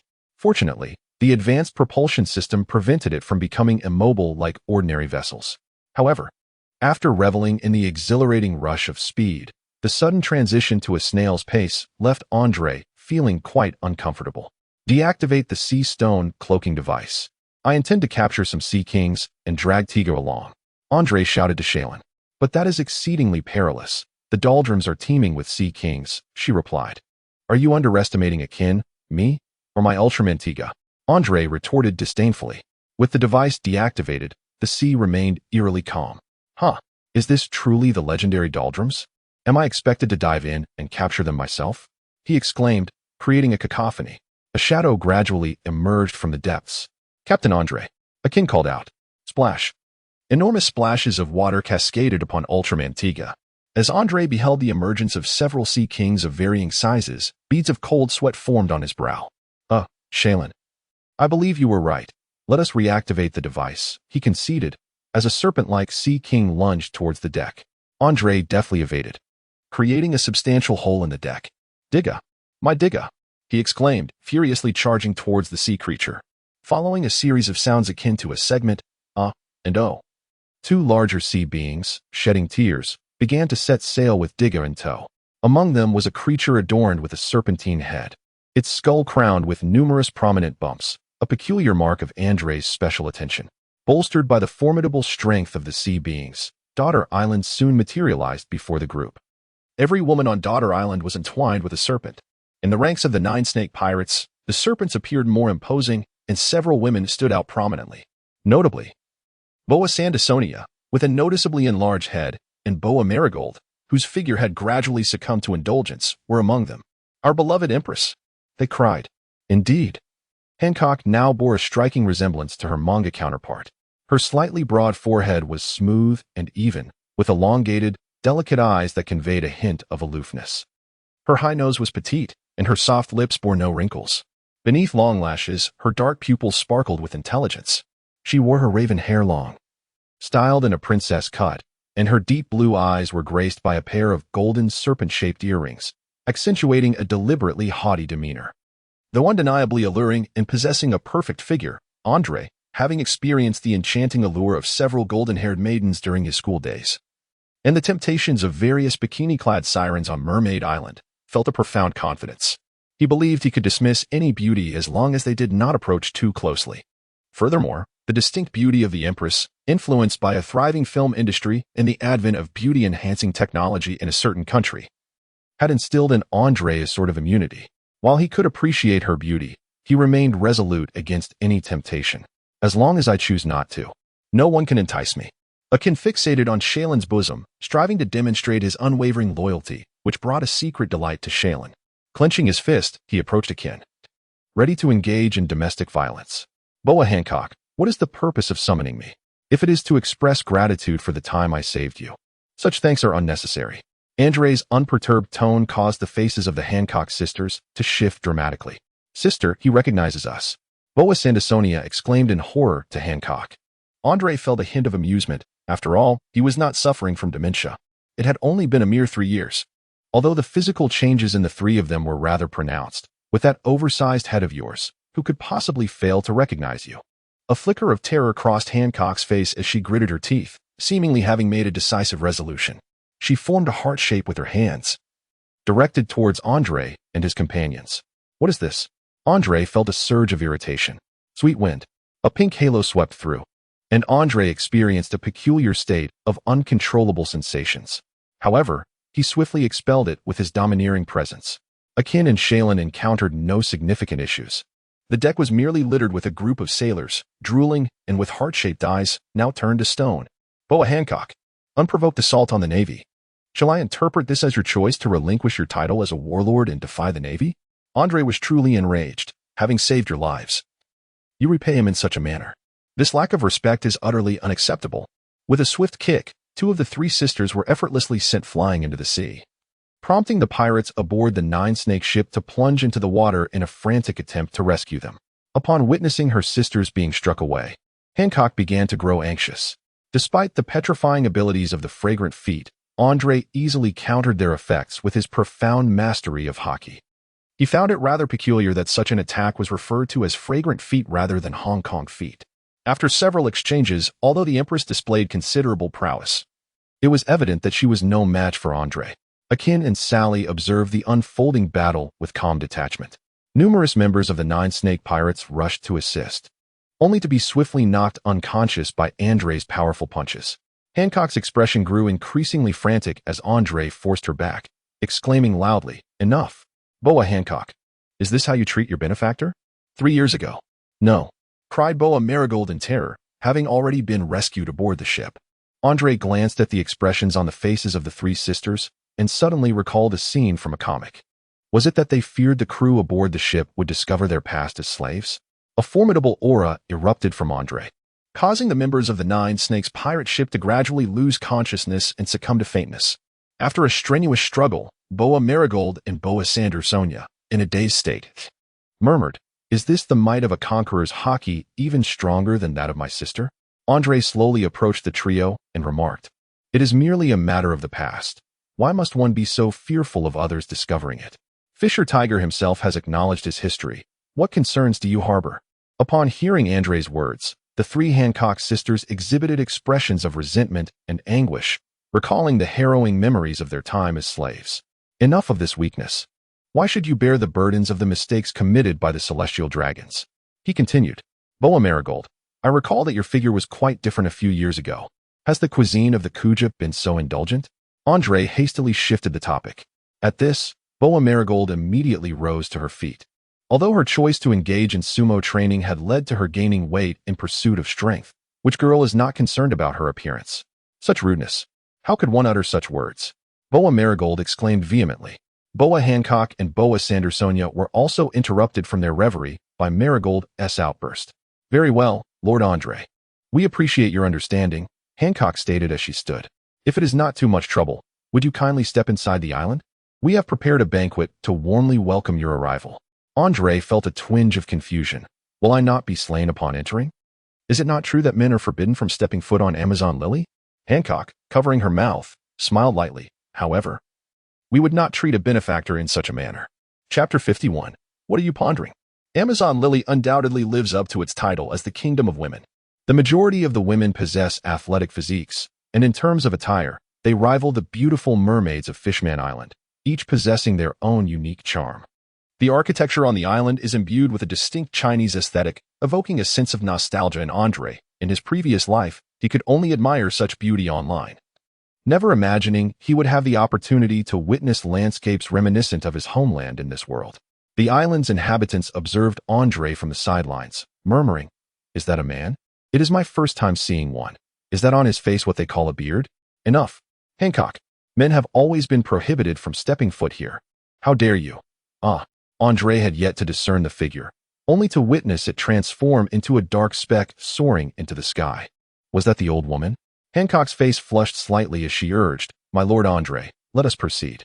At that moment, a strikingly beautiful woman with a slender neck adorned by a red serpent and a high, sleek black ponytail stood before Andre, her sharp voice cutting through the air. The rules inherited from Nine Snake Island must not be violated. Sweet wind. Andre gazed upon the statue, which had been rendered to stone in the midst of an unfinished conversation, and turned to the Empress, inquiring, "Is this acceptable?" "Do not worry. I shall restore her to her former state," Hancock replied softly. A sense of strangeness enveloped him. Could my arrival have caused the Nine Snakes to descend into chaos? Andre pondered silently. Only 3 individuals attended the banquet, accompanied by a seemingly foolish giant python, Salome, and remained unperturbed by the peculiar atmosphere, indulging himself with abandon. The 2 figures, resembling serpents, fixated their gaze upon him. His manner of eating was undeniably crude. Could it be Salome? Hiss hiss. Salome nodded in agreement. After changing into a fresh outfit in his room, Hancock glanced at the newspaper on the table, his expression somewhat peculiar. A rebellion within the Navy? The executioner of the celestial dragons. And his photograph was strikingly clear. It was indeed the newspaper from the events of Chambord Island and Mariewa that had transpired a few years prior. Recalling how Ender had slain the guards to rescue him. In his earlier ruthlessness, Hancock's complexion flushed slightly. "Snake Princess, I have warned you before, do not place your trust in men. You have been fixated on this newspaper for years. Do not presume I am unaware of your thoughts." Granny Xia had unknowingly positioned herself by the window. "Men are untrustworthy. This is my personal experience," she declared sternly. This is my own affair. You, old woman, ought to mind your own business. Hancock forcefully closed the window. Andre was indulging in a lavish feast when Hancock slowly made his entrance. My lord Andre, does the meal please your palate? How does the previous course fare? Andre promptly wiped his mouth, stood up, and let out a hearty belch, saying, No need for more. I am quite full, and it was absolutely delicious. Now, your majesty, if you could kindly sign off on the appointment of the 7 warlords, I shall take my leave. The empress readily affixed her signature, and Andre collected the documents. Preparing to bid farewell. Lord Andre, might I request your company for a moment? I have something I wish to show you, the empress said, her demeanor tinged with shyness. What is this? Your expression leaves much to the imagination, Andre thought to himself, finding her quite adorable. With a stoic nod, he followed her out of the banquet hall. What is this? A newspaper? Andre queried, puzzled. Indeed. Lord Andre, do you know? Ever since you and Lord Tiger rescued us, this incident has been reported in the newspapers. Although they fail to mention your involvement. Yet, I shall never forget the debt of gratitude I owe. After countless torments from the celestial dragons, my sister and I were slowly succumbing to despair. I believed no one dared to defy the celestial dragons, yet you and Lord Tiger bravely stormed Mariewa and liberated us. Hancock's tone was filled with fervor. Hey, I was merely passing by. Please do not attribute such matters to me, Andre hurriedly protested. Though it was unlikely that news of this would cause any trouble, it still felt inappropriate. Do not say that, Lord Andre. You not only dared to resist the celestial dragons, but even sought to eliminate them for the sake of your comrades. I am well aware of the events at Sabaody Archipelago. You are a hero. After this encounter, I am even more convinced of your heroism. Many have succumbed to my beauty, turned to stone by my powers. Yet you, Lord Andre, are unaffected by my devil fruit abilities. You are indeed a hero. And I hold you in the highest admiration. The empress's cheeks flushed as she spoke, her shyness evident in her demeanor. Andre found himself somewhat bewildered. What is happening? Is this infatuation? Is not your destined hero Luffy? Could it be? And reminisced about how Hancock developed feelings for Luffy in the original work and pondered upon it, reaching a conclusion. Resisting the celestial dragons and disregarding her beauty, these 2 points resonated with him. However, he questioned the appropriateness of such sentiments. Firstly, their identities were incongruent. Although he had always longed for a girlfriend, he never envisioned a relationship with an empress. Long-distance romances seldom yield favorable outcomes, especially when they belong to opposing factions. Andre hastily exclaimed, Hancock, you've misunderstood. I too am a lecherous man. What occurred just now was merely a coincidence. Please, test me. Truly, believe me, I am indeed a man of lascivious inclinations, a shameless and indecent fellow. At Andre's fervent insistence, Hancock reluctantly assumed a pose and unleashed her powers. Sweet, gentle wind. Andre gazed intently at the empress's figure, who appeared bashful in response. Such a physique, such a bosom, truly captivating. As the light penetrated Andre's being, he sensed something awakening within him. The 3 forms of haki, conquerors, observation, and armament, suddenly fused together, granting Andre a remarkable sensation of being able to command every cell in his body. Observing Andre, who remained unchanged, the empress shyly remarked, Lord Andre, you are indeed a hero. Yet, Andre was still immersed in that extraordinary feeling. Had the 3 powers truly united? However, his mastery over the internal triad was incomplete. What could this mean? Nevertheless, the empress's hopeful gaze and demure demeanor were becoming almost overwhelming for him. Snake Princess, what are you doing? At a crucial moment, the old woman reappeared. As the fruit's abilities were unleashed, the naval officers gradually began to recover. The empress, still radiating shyness, inquired with a hint of expectation, Lord Andre, will we be able to see each other again in the future? Andre exclaimed incredulously, what are you thinking? Women only affect the speed of my punches, and besides, long-distance relationships yield no favorable outcomes. Upon hearing this, Hancock felt as though a thunderbolt had struck her. Had the esteemed Andre just rejected her? She sank to the ground, enveloped in despondency. Ignoring the incredulous expressions of the surrounding Navy officers, Andre, addressing the sniveling Akin, declared, we are returning. As Ultraman Tiga departed, the Empress Hancock rose and silently vowed, Lord Andre, I shall not relinquish my resolve. Meanwhile, the elder looked contemplatively at the Empress, pondering, what if the Snake Princess were to unite with the Navy? What would become of the safety of 9 snakes? Absolutely not. That is utterly unacceptable. Men cannot be relied upon. Chapter 52. I, Arlong, guardian of Caucasia upon returning to Fishman Island, Andre expressed his concern to the shipwrights. You must ensure that my Ultraman Tiga is restored. Several shipwrights pounded their chests in assurance. Fear not, Captain Andre, for our leader is none other than the finest shipwright of Fishman Island, Dan, the researcher of oceanic forests. With him, your vessel will undoubtedly be restored to its former glory. It is Ultraman Tiga. Andre strongly countered. Ah, yes, Tiga. Regardless of whether it is slow or fast, you can rest assured by entrusting it to us. Andre felt an insurmountable barrier in communicating with them. However, Dan, the marine forest researcher, appeared to be the brother of the fishman Tom. When was Tom executed? It seems I must pay closer attention to this matter. Upon returning to the base, Andre discovered that Princess Iji had been waiting for him at the entrance for quite some time. Princess Iji? What matter could be so pressing that you would personally await my arrival? Andre inquired, somewhat perplexed. Princess Iji approached Andre and said, Andre, I have suddenly recalled something of great significance that I wish to discuss with you. Oh, what is it? Let us converse indoors. The two proceeded to Akin's office, where Andre brewed a pot of tea. Princess Iji, what is this matter of such importance? In a hushed tone, Princess Iji replied, Andre, during our recent visit to Mariawa, we garnered substantial support for my ideals. If all goes well after the next World Government meeting, the residents of Fishman Island will be able to live on the mainland. That sounds promising. What seems to be the issue? Andre asked, his confusion deepening. It is indeed a positive development. Yet the human attitude towards us cannot be expected to change overnight. I fear that this may lead to unnecessary complications and exacerbate the existing tensions between humans and our kind. Hence, I am uncertain about the path forward and have come to seek your counsel for a viable solution. Andre poured a cup of tea for Princess Ichi and remarked, It is quite simple. First, we can identify several towns within the 4 seas that are not overly populated, allowing a portion of the populace to relocate there for a trial. Alternatively, we could seek out a deserted island to designate as the exclusive territory for the fishmen. Might we pursue both methods simultaneously? Upon hearing this, Princess Ichi responded with delight. Then, Andre, do you have any suitable locations in mind? Andre rose to his feet and after taking a few steps, remarked, There must be numerous islands, yet they require a comprehensive development. This task can be entrusted to Moriana.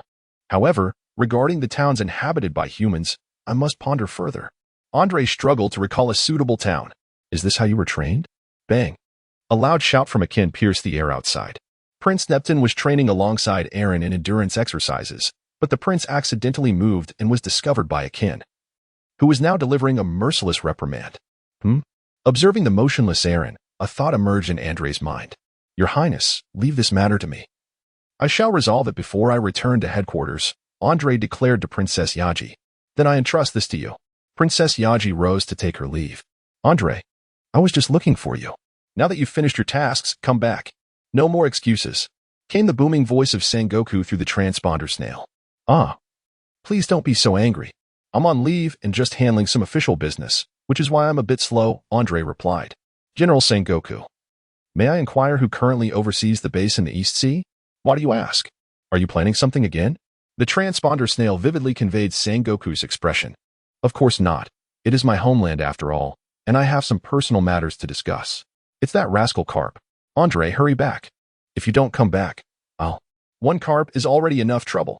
Sengoku cursed at the now disconnected transponder snail. After hanging up the phone, Andre quickly re-established contact with Cap. What brings you to seek the assistance of an old man like me, young Andre?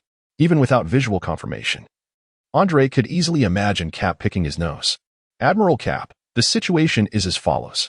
Once Andre finished his explanation, Cap, perplexed, inquired, How would you like me to assist you? Oh, Admiral Cap, I wish for Jinbei to lead a contingent of Fishman Navy to the East Sea, specifically to oversee the G-16 division, in order to reshape the local residents' perceptions of fishmen.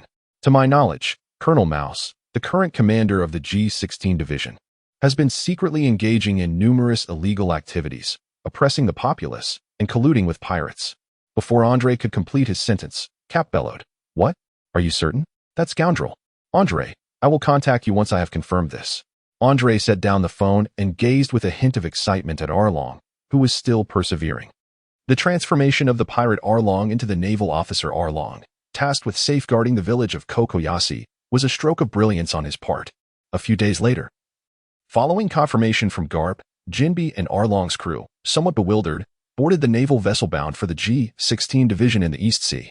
Just before their departure, Princess Odoheim solemnly admonished, "Your journey to the East Sea has been made possible through the considerable efforts of Lord Andre. You must diligently protect the local residents and alter their perceptions of us. This is crucial for our ability to coexist on land. Leave it to me, Princess Odoheim." Andre continued to instruct Jinbi on various matters. Arlong was somewhat exhilarated. Had they finally departed from that demon? Haha. When Jinbi arrived at the G-16 branch with 1,000 Fishman Navy members, the temporarily assigned Navy major, though somewhat intimidated, mustered the courage to oversee the handover. The Navy personnel below were abuzz with chatter. Fishmen? Will they be in charge here? Are we to consider them our colleagues? Can we trust them? They truly look terrifying. When did Fishmen become part of the Navy? Upon hearing this, Arlong's face flushed with anger, and he was ready to confront the group of Navy men. At that moment, the leading lieutenant shouted, "This is a direct order from Admiral Andre. These Fishman Navy members are trusted associates of Admiral Andre. Anyone caught gossiping will face military justice." The group of Navy personnel immediately changed their demeanor, standing at attention and falling silent. Once the arrangements were completed, Jinbi dispersed the Fishman Navy into various squads. However, Arlong and 100 fishmen, including Xiaoba, were left without any assignment, which irked Arlong, who approached Jinbi directly. "Brother Jinbi, why do we have no tasks?" Jinbi, puffing on his cigar, replied, "Oh, it's because your mission is of utmost importance. You will be stationed at Kokoyashi Village. The base there will be established in a few days." "Kokoyashi Village? What are we stationed there for?" Arlong asked, perplexed. "Because that will be the first town where our brethren set foot on land," Jinbi said sternly, fixing his gaze on Arlong.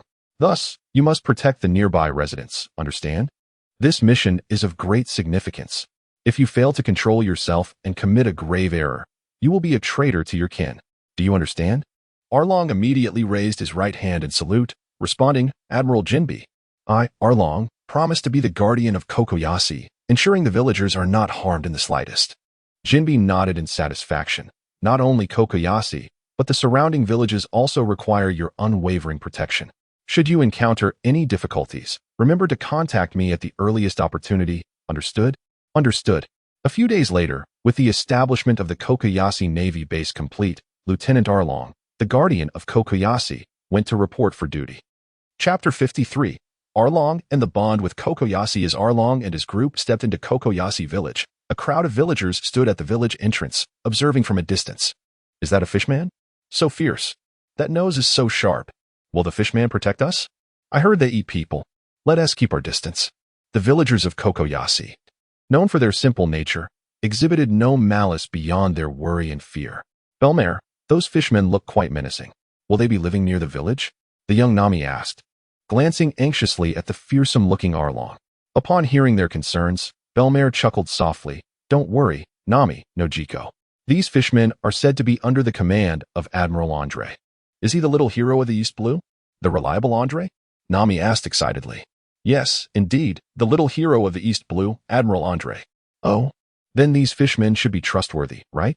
I heard Admiral Andre has a profound hatred for pirates. I must go see," Nami exclaimed, pulling Nojiko along as they ran toward Arlong and the others. "Nami, Nojiko, come back," a visibly anxious Akin shouted. "Belmare, they are fishmen. This could be dangerous." Akin's hat spun in the sea breeze. "Ha ha ha, Akin, you're really quite timid." "It's fine," Belmare laughed. Arlong observed the two little girls rushing toward him, feeling a twinge of curiosity. "Hey, Brother Arlong, are those two little girls not afraid of us?" Kurubi and Chu also looked over in intrigue. Under the watchful eyes of several individuals, Nami and Nojiko breathlessly approached Arlong, curiously inspecting the group. "Wow, is your nose real? It looks like a saw," Nami asked. Her curiosity piqued. Arlong regarded the two little girls, smiling at the worried villagers in the distance. "Ha ha ha, little human girls, you should hurry back. Your families are worried about you. And yes, my nose is indeed real. Why does it look like a saw? Because I am a sawshark fishman. TCH, those cowards. What is there to fear? Can I touch your nose, fishman uncle?" Nami asked excitedly, while Nojiko tugged at her anxiously. "Oh, touch it." "Sure," Arlong replied, crouching down. As Nami reached out to touch Arlong's nose, the villagers grew tense. "That is a fishman. Too dangerous. Pull them back." Belmare exhaled a smoke ring, addressing the villagers. It's all right. Although they are fishmen, they are also navy and here to protect us. We should not be fearful. Are you all not better than two little children? At that moment, a gigantic sea king suddenly emerged from the alleyway. Ah, a sea king. The villagers collectively turned pale, their hair standing on end.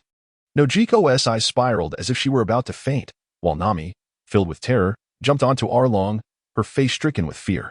Brother Arlong, where should we place Mumu? Xiaoba, atop the Sea King, asked Arlong.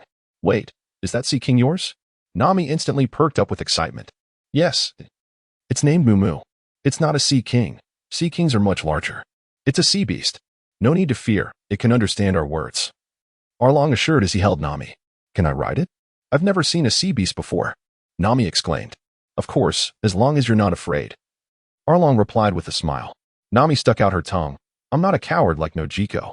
Nojiko shouted back, clenching her fists. I'm not a coward. I want to ride too. Under Xiaoba's protection, Nami and Nojiko excitedly climbed atop Mumu's head, while the villagers watched in trepidation. Mumu. Let us go, Xiaoba commanded. Mumu splashed through the water, sending sprays flying. Oh, Nami shouted in delight. As they passed near the villagers, Mumu turned. And a massive splash drenched them. Aiken was soaked like a drowned rat, and Belmer's cigarette went out. The villagers exchanged glances, bursting into laughter. Following this incident, the villagers realized that these Fishman Navy members were not as fearsome as rumored, and their attitudes toward the fishmen shifted from fear to acceptance. Nami, in particular, frequently ventured into the Navy base to play, and upon seeing the navigational charts Arlong had, she became utterly fascinated with them. When Nami proudly showcased her first drawn sea chart to Arlong, he was taken aback. You truly are a natural navigator, Nami, Arlong praised. When you grow up, how about joining the Navy as my navigator? Sure, Uncle Arlong, Nami exclaimed joyfully. On that day, as Arlong patrolled the nearby sea routes with his companion Momo, a group of unwelcome guests arrived at Kakoja village. Belmare was delivering oranges she had grown to the naval base when she suddenly heard a fishman on guard shouting, Pirate ship! Alert the villagers to hide and stay indoors. Xiaoba, along with several fishmen, stood at the port with grave expressions. While the naval personnel examined the bounty notices from the East Blue, they don't seem to be pirates from the East Blue. I can't find any information on them. The pirate ship gradually docked at the port, its worn and battered hull suggesting it had endured a rough journey. Ahaha, we made it. A pirate with a scar from a sword on his forehead shouted with glee. Dozens of injured pirates slowly emerged onto the deck. Finally, we made it back from that hellish place. Fishmen? The leading pirate looked at Xiaoba and his companions, asking, why are there fishmen in the Navy? Am I seeing things? When did a bunch of fish become naval officers? Ahaha, you think you can resist us? The pirates jumped down one by one, each bearing wounds, yet their faces were filled with malice. Fishmen, tell me where this is. Who are you? I command you not to resist. Prepare food at once. Xiaoba stood resolutely at the forefront, declaring, this is Kakoja village in the East Blue. We are the Navy stationed here, and I advise you not to act recklessly. Ahaha, a fishman daring to threaten our captain? Our captain has a bounty of 88 million berries. You know, Ivanov charged toward Xiaoba and the others, who prepared to defend themselves with swords. Suddenly, Ivanov transformed into a pile of paper, scattering all around. Ha ha ha, useless. I am the user of the paper fruit. Ordinary attacks cannot harm me, Ivanov boasted. Xiaoba was caught off guard as a piece of paper grazed him, leaving a deep wound on his abdomen. A group of pirates nearby laughed heartily, watching the skirmish unfold. After a prolonged struggle, Xiaoba and his companions fell to the ground, exhausted. Damn it! If we can hold on just a bit longer, Brother Arlong will arrive. Xiaoba strained to rise from the ground. Oh, a fishman like you is so intent on protecting this village? Do you really think they'll be grateful? Ha ha ha, naive fishman. Die. Ivanov's arm morphed into a sharp paper knife, aiming a strike at Xiaoba. Bang! A gaping hole appeared in Ivanov's chest. Let them go, pirate, Belmare shouted, aiming her gun at Ivanov. The hole in Ivanov's body slowly healed. Aha! Another beauty. I must be lucky today. Belmare, Uncle Xiaoba, Nami, who had sneaked out of the village, rushed over with Nojiko, while Aiken huffed and puffed behind them. Nami, Nojiko, hide quickly, Belmare urged, her expression stern. Aiken hurriedly pulled the two girls into a nearby building. Ha ha, no need to hide. You will all die soon anyway, Ivanov cruelly remarked. Belmare kept firing her gun at Ivanov, bullets piercing through him, yet the wounds healed rapidly. Belmare, quickly take the villagers and run. We'll be fine once Brother Arlong returns. Xiaoba urged, panicking. Impossible. How can I abandon our hero who protects us and run away alone? Ahaha. How touching. Then you shall all die here. Ivanov continued to torment Belmare, while Xiaoba attempted to rise and attack him. However, both their efforts proved futile against Ivanov, who remained unscathed. Haha, how weak. I'm tired of this. You can all go die now. Ivanov laughed maniacally at the fallen duo. Belmare, Uncle Xiaoba. Suddenly, Nami dashed forward, extending her arms to shield them. Don't, Nami. You must flee. Xiaoba cried out with great effort. Go. Belmare echoed, urging Nami. Nami's eyes were filled with fear, yet she resolutely shook her head. Oh, an unafraid little girl? Killing a child like you would be such a delightful experience. Ivanov exclaimed with excitement. At that moment, the pirates suddenly stirred. What is this? A sea beast? Our ship. Captain. Ivanov turned to see a massive sea creature with a bull's head sinking their ship. Damn it. You foolish sea beast. How dare you destroy my vessel? Ivanov roared in fury. Swish. A figure leaped high from the depths of the sea, landing before Ivanov. Another fishman coming to die. Ivanov sneered. Arlong glared at his fallen kin and Belmare, anger radiating from him. Nami, hide. Leave this to me. Arlong gently set Nami aside, speaking softly. Woo. Uncle Arlong. They're all bad people. Woo. They want to kill Belmare and Uncle Xiaoba. Arlong slowly approached Ivanov, saying, You're a pathetic fool who fled from the Grand Line to the East Blue. You damned fishman. How dare you speak to us like that? Ivanov bellowed angrily, his body fragmenting to attack Arlong. 1,000 cuts. Arlong swiftly dodged. The two battled fiercely, yet Arlong's attacks were futile against Ivanov, who had elemental-like abilities. Ivanov jeered, Useless, fishman. You cannot touch me. Men, storm the town. Go loot. Go kill. Let them drown in fear. Ahaha. Arlong remained silent, his teeth morphing into a dark abyss. Shark bite. Ha. Useless. Ivanov shrieked, horrified as he felt his body weakening, pointing at Arlong in terror. Why does this mere fishman possess hockey? Without uttering a word. Arlong bit down harder. Captain. Why? Kill him. Kill that fishman. The pirates charged at Arlong in a fury. Arlong tossed Ivanov's lifeless body aside and declared to the pirates. You shall all perish. In mere moments, he felled the advancing pirates. In the terrified gazes of the remaining crew, Arlong unleashed a rampage. Meanwhile, the island's residents armed themselves with brooms and other makeshift weapons, joining the fight against the pirates. Belmare. Nami cried out, heartbroken at the sight of a fainted Belmare. Don't worry, Nami. Belmare is merely unconscious, Xiaoba reassured her. After that incident, the villagers grew fond of Arlong and his band of fishmen, frequently bringing food and drink to the naval base. Some even invited Arlong and his crew to their homes, leaving them deeply grateful. Days later, the bounty of 120 million berries for Ivanov and his crew was delivered to Arlong. He decided to share this bounty with the villagers of Kokoja. This garnered unanimous agreement from the fishmen. Upon seeing such a substantial sum of money, Nami's eyes transformed into the shape of currency. Belmare firmly refused to accept the bounty.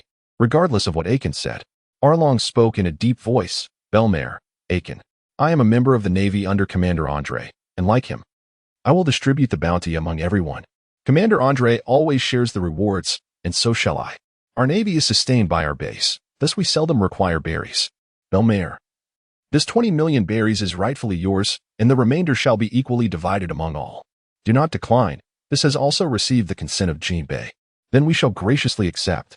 Nami, with a gleam of avarice in her eyes, took the smaller pouch of money from Arlong. Nami, Belmare shouted in anger.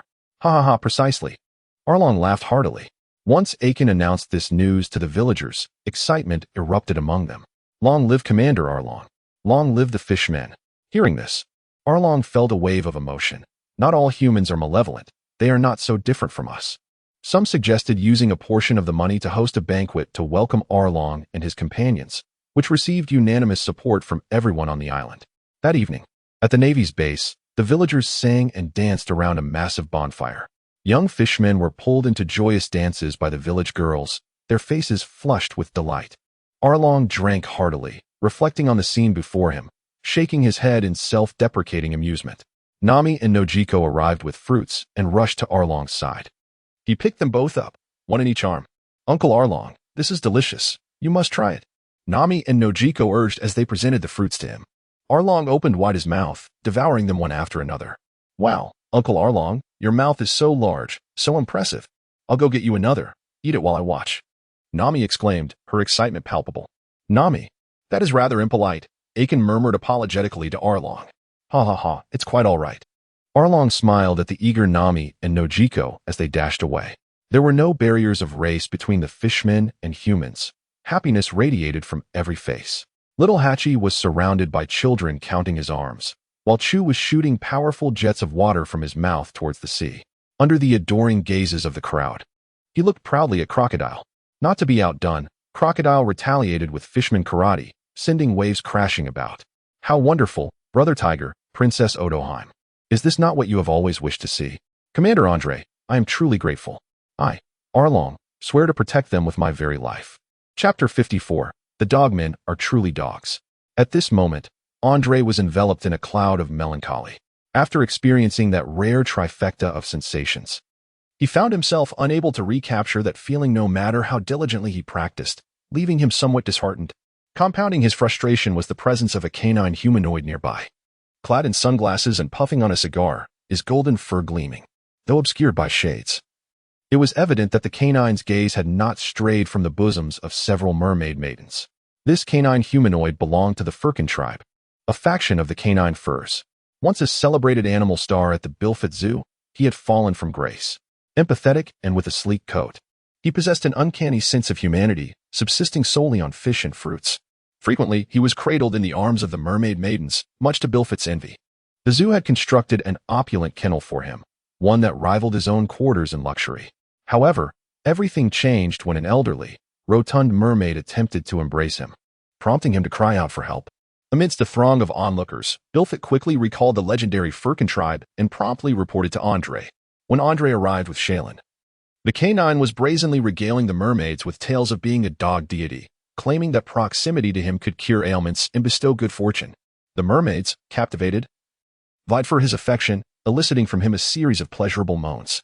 Yet, upon spotting Shaylin, he attempted to employ the same ruse, only to be met with a punch that sent him crashing into the ground. After enduring Shaylin's merciless onslaught, he divulged the tale of being adopted by an old pirate who had chastised him for neglecting his studies in medicine. Indeed, this canine was a remarkably skilled doctor. Since childhood, he had been taken in by a pirate who was also a physician, imparting valuable knowledge.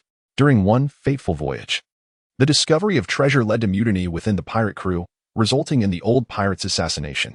Just as he was steeling himself for vengeance, a tempest struck, and he alone survived, buoyed by his fur amidst the tumultuous sea.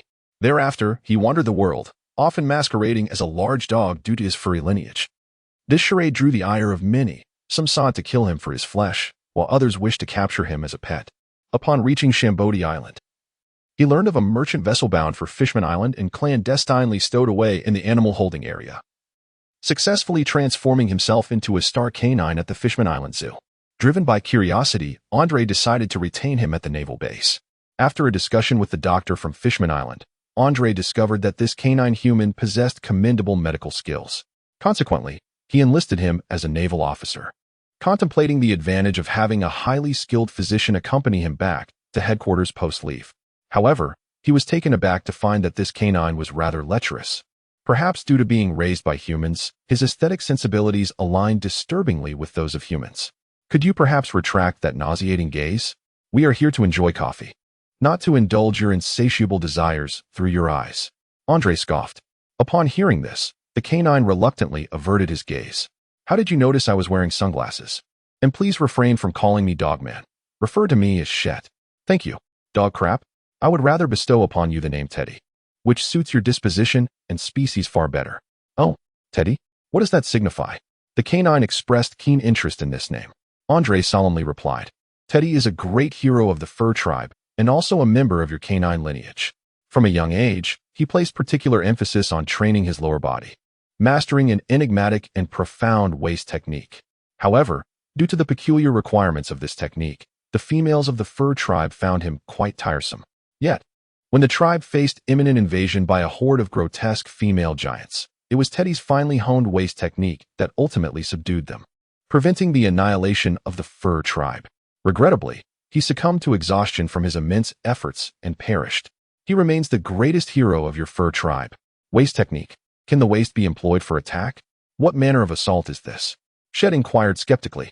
This is Teddy's unique skill, which creates a powerful collision with the air at an extraordinary speed within a mere second, generating vibrations. The impact is comparable to the might of Whitebeard wielding the powers of the Trimmer fruit. Alas, since Teddy's demise, this extraordinary technique has been lost. Andre lamented. The canine figure fell silent for a moment before taking a sip of coffee. Though your words seem plausible, the name Shet was given to me by my adoptive father, and I cannot change it. Oh, your adoptive father must be quite cultured to bestow upon you such a meaningful name. Lord Shet, may I embrace you? A mermaid lady courageously approached and asked. Of course, beautiful mermaid, Shet replied with grace. A towering dog, over 2 meters tall, lay upon the mermaid lady like a pet, particularly as its head continuously nuzzled against her. Andre, amidst his envy, felt a flicker of anger. How could a mere dog bask in such privileges? While I can only stand by and witness the cruelty inflicted upon them, this dog person is truly a disgrace. As Andre's furious gaze lingered, the mermaid lady walked away with a beaming smile. Ah, the enchanting mermaid island, the exquisite mermaid maiden. This is my paradise. I am utterly enamored with this land, exclaimed Shet.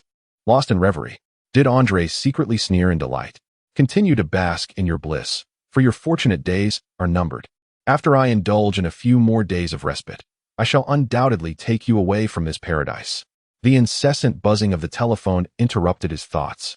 Commander Andre, Prince Sharkstar has sustained injuries from a gigantic axe while defending Princess White Light at the base. What?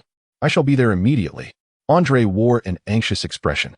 Although Akin had been teaching him in his stead, he still held the Neptune Third Prince in high regard. Could it be that this colossal axe belonged to the user of the target fruit? Is this plot unfolding already? Andre dashed out of the CAF, accompanied by the blissfully dazed dogman, Shet. Upon their arrival, they found White Star weeping inconsolably alongside the 2 princes, while Prince Shark had received urgent bandaging to staunch the bleeding. Let me see, Andre murmured. Do not fret, it is nothing serious. Merely a fleeting bout of breathlessness that caused him to faint. Shet extended his paw, casually pressing it twice upon Prince Shark's form, prompting the prince to gradually open his eyes. Andre summoned Akin and inquired, what is happening? Why is the base in such disarray? Suddenly, a massive axe soared through the air, aimed at Princess White Star. Prince Sharkstar courageously shielded her with his own body. Yet the force was so tremendous that it sent him crashing into numerous structures. Following this chaos, Princess White Star burst into tears, and inexplicably, the Sea Kings emerged from the depths of the base, causing further destruction to some buildings, although they vanished shortly thereafter. Akin, somewhat perplexed, remarked, it appears the Sea Kings have sensed White Star's fear and manifested themselves. However, this merman, Vander Dakin 9, should not be attempting to harm White Star at this moment. What could be the reason? Andre, feeling a sense of urgency, realized he must resolve this matter before departing. Chapter 55, A Farce and Andre's Discovery Princess White Star. May I inquire about the situation? Andre asked, directing his gaze toward the now composed princess. She wiped her tears and replied, over the past few days, I have been receiving love letters. I chose to ignore them, but they escalated into peculiar gift packages and menacing marriage proposals, which instilled great fear in me. Eventually, my brother discovered that a merman named Vander Dakin 9 was behind this, and he apprehended him, demanding an apology. Yet, he continued to threaten me, insisting that I marry him. I declared that I would rather perish than become his bride. My brother imprisoned him in the underwater prison on Fishman Island.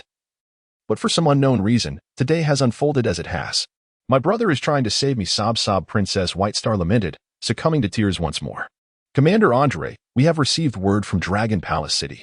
The underwater prison has been breached by the merman Jinbei, and Vander Dakin 9 has been rescued.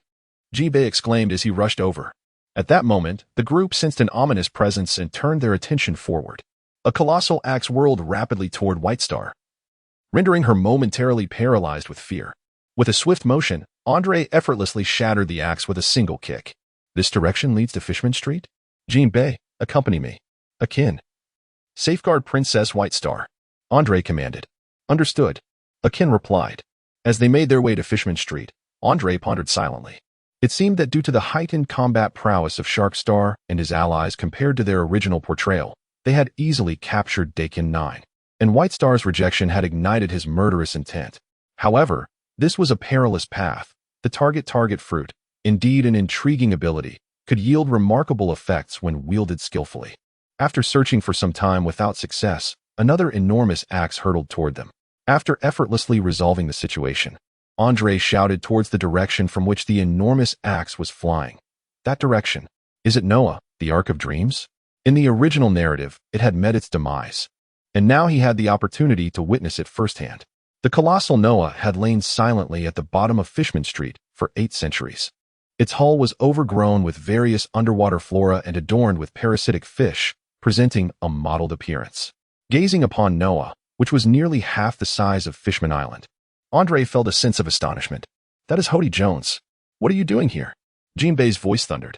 A few fishmen emerged before Andre, and upon closer inspection, he realized that a band of rebellious youths was present. Senior Jinbei, you, along with Senior Tiger and Senior Arlong, have always been our objects of admiration and learning. Yet you have fallen. You have become the lapdogs of humans and betrayed Fishman Island. Today marks your demise. Hody Jones bellowed with fury. Vander Decken 9 also appeared alongside him, declaring, Jinbei, you, Tiger, and Arlong have lost the honor of Fishman. Today, we shall personally bring about your destruction. Enter. With an air of calmness, communicated through ventriloquism, pardon me, do you intend to annihilate us? Just based on your strength alongside these few youths? A gasp arose among the bystanders. Humans are conversing beneath the sea. This? Merely a trivial vocal technique. Do not be so astonished. Hody Jones erupted into laughter. Truly, Andrew, the great benefactor of Fishman Island. Of course, we can vanquish you. Behold this. Hody Jones and his companions brandished a handful of pills, shoving them into their mouths. Is that a potent drug, CS? Ender inquired uncertainly. It is the ES potent drug, ES potent drug. They shouted in unison. Oh, my apologies for the oversight. Ender sincerely apologized. Jinbei, with a hint of exasperation, remarked, I say, you youngsters, do you truly believe that consuming a few illicit substances will suffice to defeat us? What of them? A shadow loomed over them. What is that? It was the colossal sea monsters, the great Iridu and Kalakan, accompanied by a horde of sea creatures encircling Ender and Jinbei. Master Ender. 3 figures emerged. The third prince of Neptune hastening towards them. Master Ender, allow us to assist you. They said in unison. Oh, I was rather troubled by the lack of personnel, thus. You 3 engage with your peers while I tackle these sea beasts. Jinbei, you deal with that lecherous multi-legged fishman. After nodding, they charged toward their adversaries. Do you underestimate us? You dare send these mere children to hinder us? Hody Jones fumed. Oh, I hope you all endure a while longer and enjoy yourselves. Andre was filled with confidence regarding the third prince. Under his personally refined Xingyiquan and the devilish tutelage of Akin and Jinbei, it would indeed be a farce if he could not subdue these youngsters who had merely indulged in some forbidden substances. Thus, the most effective method to confront the sea beasts and the sea kings was undeniably this. The manifestation of Conqueror's Haki sent a shiver down the spines of the sea creatures, causing them to scatter in disarray at Andre's silent command. The colossal octopus kraken found itself entangled with the bald-headed sea monster, utterly at a loss. Andre nodded in satisfaction, having mastered the use of his Conqueror's Haki to such an extent that he could apply it precisely to the sea monster without disturbing Jinbei and the others. Andre leapt onto the head of the kraken, threatening, stay quiet, or face death. The kraken, in a panic, nodded vigorously, the bald sea monster stammering. I am not afraid of you, little one. I shall defeat you. At that moment, Shaving Andre appeared beside the bald sea monster and delivered a powerful punch to its large head. The creature swayed a few times before losing consciousness, leaving the kraken frozen in fear. Prince Neptunus engaged in battle with Hody Jones, appearing to handle the situation with ease. Hody Jones shouted in anger. The fierce drug is as plentiful as chocolate beans. However, it wasn't long before Hody underwent a transformation. A few onlookers curiously observed him. After several minutes of roaring and struggling, Hody's hair turned white, and sensing the surge of power within him, he clenched his fists and laughed heartily. Ha ha ha. This is power. He attacked Sharkstar with several times the speed he had displayed earlier. Sharkstar wore a grave expression, sensing the difference in Hody's strength. The other fishmen split into 2 groups, one group engaging the 2 princes while the others began consuming the fierce drug in abundance. As more fishmen transformed one after another, the 3 princes began to struggle. Meanwhile, Jinbei was nearing the point of defeating Daikin the Ninth. Daikin, in a state of panic, shouted, "Dairudo, block him, you worthless fool." Gradually waking from Daikin's cries, Dairudo responded, "Ah, Captain. I'm coming." With Jinbei's strike, a wave of water surged forth like a cannonball towards Daikin. In a frenzy, Daikin hid behind Dairudo. "Ah, Captain, it hurts so much." Boo-hoo. Dairudo couldn't help but weep as the wave struck him relentlessly. Witnessing this, Daikin erupted in fury. "Useless. You shall die here. If you wish to kill me, then perish together." With that, Daikin charged towards Noah, prompting a frown from Andre. Realizing that he intended to use the fruit to hurl Noah at White Star, just as in the original tale. "No way you can accomplish that." Before Daikin could reach Noah, Andre swiftly drew the cold moon blade and plunged it into his body. Villains often perish from excessive chatter, and heroes are not immune to the same fate. With another swift strike, Andre severed Daikin's head. As Daikin fell, a visible beam of light surged towards Andre's chest. "What is this?" Andre marveled at the wooden carving adorning his chest. Recalling what Princess Odoheim had said, that the carving was crafted from the roots of the sun tree, Eve, and was exceedingly precious, Andre couldn't help but wonder if this carving could absorb the fruit. As Sharkstar and others continued to fight, Andre grew impatient. With a single punch for each adversary, he effortlessly concluded the battles. "I apologize, Master. I have disappointed you." The three princes bore expressions of deep shame. "Not at all. Escort them back to Fishman Island, publicly pronounce their crimes, and execute them. Jinbei, those two behemoths are your responsibility. Subdue them to safeguard the island. If you cannot, then kill them." Upon hearing Andre's commands, the Kraken nodded frantically, drenched in sweat, while Dairudo continued to suffer in agony. After making the necessary arrangements, disregarding a few individuals, Andre swiftly returned to the base to ascertain the validity of his thoughts. Andre entered the room, where Akin was already waiting with several fruits of various shapes. As Andre approached, a beam of white light emanated from his chest, striking a fruit resembling an apple. The apple rapidly transformed before his very eyes. "This is a devil fruit," Akin exclaimed in astonishment. "Indeed, it is the paramecia type, baka baka fruit," Andre observed, studying the wooden sculpture at his chest, which displayed a conspicuous crack. It seemed this ability could only withstand a few more uses before the sculpture would be irreparably damaged. Realizing Akin was not fond of this fruit, Andre contemplated that it would be most beneficial if gifted to Dragon. He instructed Akin to deliver the fruit to the bar established by the Revolutionary Army on Fishman Island, then resolved to make a trip to Dragon Palace City. He intended to see if the roots of Eve still existed. Chapter 56. The Purification Fruit. Upon learning that Andre had slain Daikin the Ninth, both Neptune and Princess Odoheim expressed their heartfelt gratitude. After Andre revealed his intentions to the two, Princess Iji shook her head and said, "I am truly sorry, Lord Andre. The last remaining piece of the tree root was merely a small fragment, which has already been fashioned into a wood carving. Moreover, the yang tree Eve has always been the most treasured entity on Fishman Island. We cannot willingly harm it." This piece of wood root was, in fact, shed by the yang tree Eve voluntarily. Noticing Andre's disappointment, Neptune curiously inquired, "Lord Andre, is the wood root of Eve significant to you?" "Oh, not at all." Andre quickly concealed his feelings. "I merely found it intriguing and wondered if I could cultivate another tree using Eve's wood root." "Ah, well, to be honest, we have already attempted that, but regrettably, it proved utterly futile. Hence, we decided to carve it into a sculpture to present to you, Neptune," he said, with Neptune sheepishly scratching his head. "Andre, when do you intend to slack off on Fishman Island? If you do not return to the headquarters soon, I will come to Fishman Island and drag you back." The expression of the phone worm was filled with fury, accompanied by spittle flying from its mouth. Andre cleared his ears, remaining composed like a general from the Warring States period. "Once I conclude the Summer Eve Festival at Fishman Island, I shall return promptly." The telephone snail had been disconnected, and he lit a cigar, immersed in silent contemplation. Recently, he had been in contact with Teacher Zephyr, who mentioned that this year's students exhibited remarkable potential, including two exceptionally powerful devil fruit users, Ein, with the time-backward fruit, and Benz, wielding the flourishing fruit. It seemed that 3 years hence would coincide with the moment when Teacher Zephyr suffered a grievous defeat. Although he was uncertain whether his arrival would trigger any butterfly effects, he resolved to prevent this calamity from occurring during his 3-year tenure.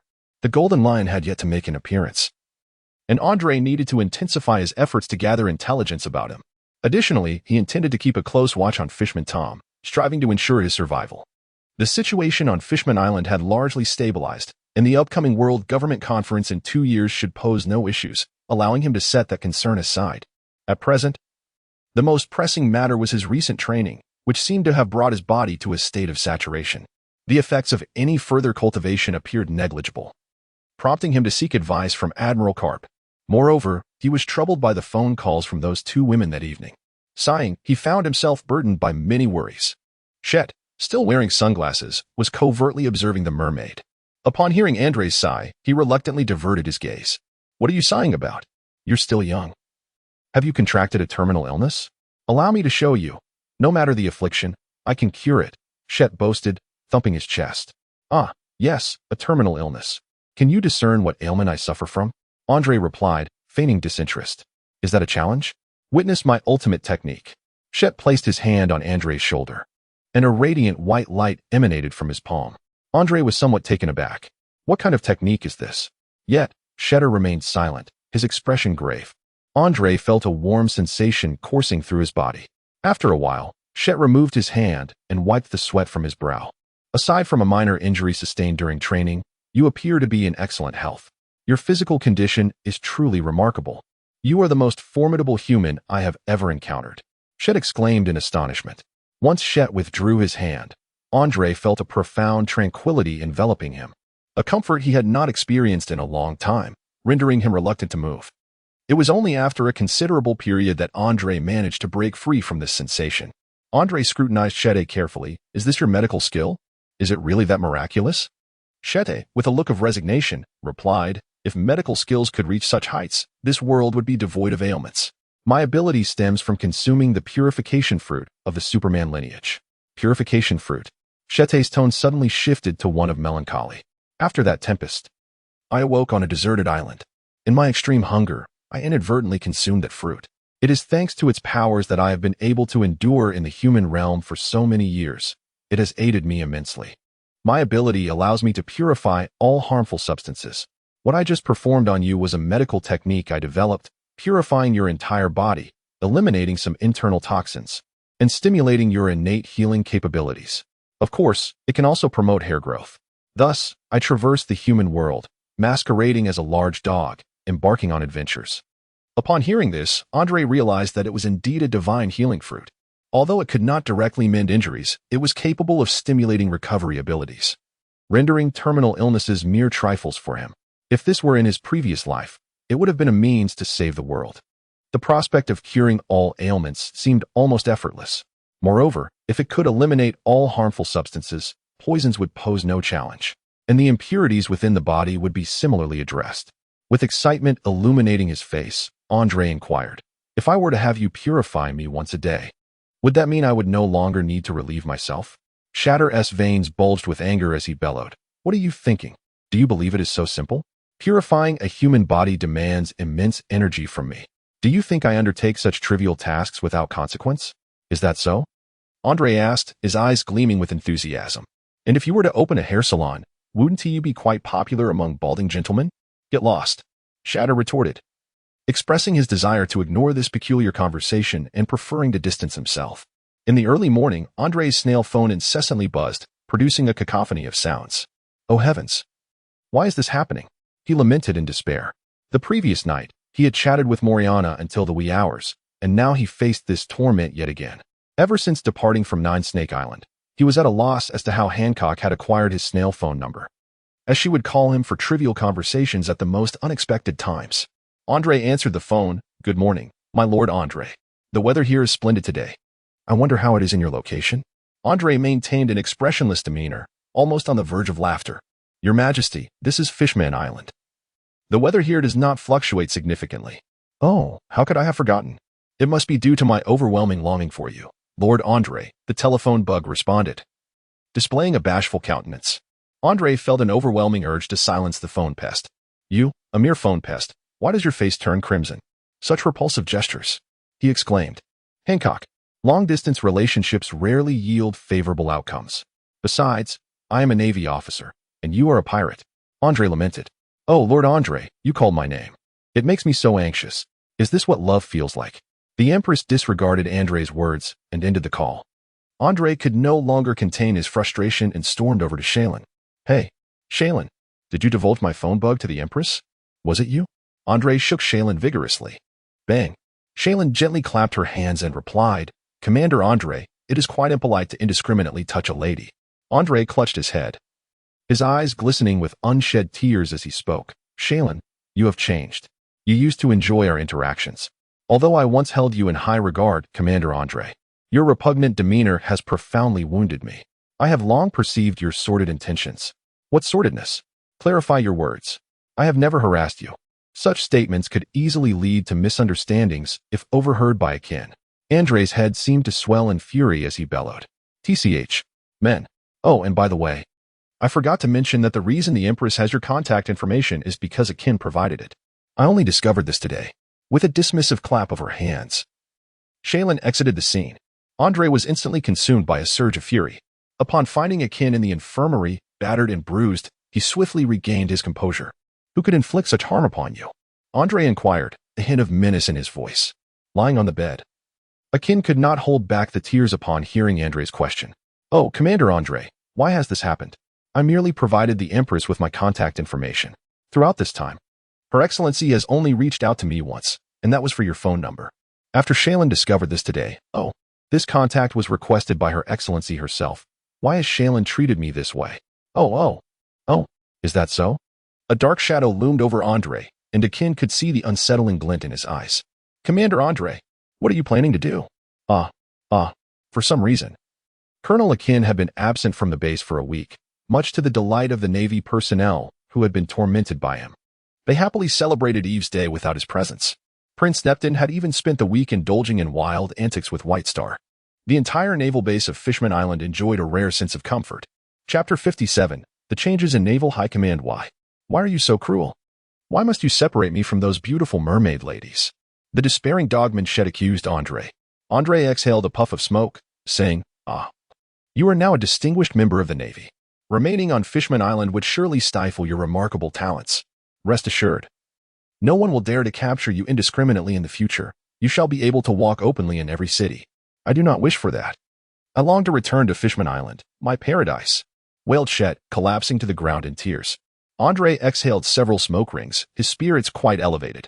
You seem to be lost in thought, while foolishly indulging in frivolous antics before me. If I do not take you away, by the time we return, Fishman Island might very well transform into Fur Island. Andre, you still have the audacity to come back. Do you have any idea how crucial this meeting is? Sengoku slammed his hand on the table, shouting in fury. Sengoku, do not be so irate. How about a friendly competition over a donut with me? Garp chuckled heartily from the side. And you, Garp, you merely returned a day earlier than Andre. Do not act so nonchalantly. Sengoku continued his tirade in anger. The two men disregarded Sengoku's fury. Andre continued to blow smoke rings, while Garp busied himself with picking his nose. Sengoku felt the need for some stress relief. Admiral Garp, it seems I have reached a plateau lately. Whether in training or combat, I do not sense any enhancement in my abilities. I wonder if you have any insightful advice. Garp, upon hearing this, discreetly flicked the booger onto Sengoku's hat and replied, Once I finish my tasks in a few days, let us spar. I wish to see how much you have progressed recently. Andre nodded. After all, Garp was a hero of the Navy. Although he had aged, Andre felt that there was currently no one in the Navy who could rival him. As a master of physical combat without the aid of any devil fruit powers, Garp had already reached his zenith. However, he pondered how long he could withstand under Garp's might with his current strength. Andre stood in the center of the elevated platform, striving to maintain a semblance of a smile. Approximately 6 months prior, Admiral Kong had entrusted all naval affairs to Sengoku. Following Zephyr's setbacks in the diminishing top-tier combat capabilities of the Navy, it had been Sengoku and Zephyr who upheld the Navy's dignity over the years. Fortunately, the emergence of formidable talents such as Sakazuki and Akiji among the younger generation, along with the relatively youthful Admiral Borsellino, has fortified the Navy's combat strength immensely.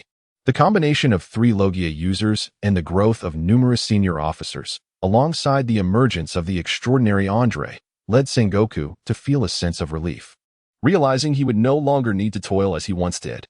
Perhaps in the future, he would reminisce fondly about his days as an admiral, which had been the most effortless. After an interminable monologue from Admiral Kong, Sengoku took his place in the highest seat of the Admiralty, with the 3 admirals, vice-admirals, and rear admirals seated below him in succession. Andrei stood amidst a cadre of several major generals, confronted by a barrage of flashing cameras. The naval promotion ceremony was grandly orchestrated, with journalists from various nations in attendance, serving both to showcase the formidable strength of the Navy and to instill a sense of intimidation against the incessant threat of piracy. Whether it was due to Andrei's resounding fame or his strikingly handsome appearance compared to those around him, the interest from the reporters was notably heightened. Standing at approximately 3 meters 5, Andrei stood out distinctly among the officers. His hair was styled yesterday in a fashion reminiscent of ancient Chinese knights. Coupled with a freshly shaved beard and a somewhat delicate visage, along with his tall and slender physique, he could be regarded as exceptionally dashing, causing many female reporters to harbor unbidden feelings of admiration. In stark contrast, before him stood a woman resembling a bloated version of Admiral Kizaru, over 40 years of age. With at least 3 layers of excess around her midsection, her mouth perpetually drooling in a grotesque manner. Andrei felt a bit weary, yet he maintained a courteous smile. Fortunately, the reporters were not posing any questions at the moment, they were merely capturing photographs. Meanwhile, Karp, after a prolonged struggle to extract a stubborn booger, contemplated for a moment before flicking it towards Andrei. Andrei's gaze had been observing, whether intentionally or not, ever since Karp's finger had been inserted into his nostril. As the nasal mucus sped towards him, Andrei seized the moment to let out a perfectly timed sneeze.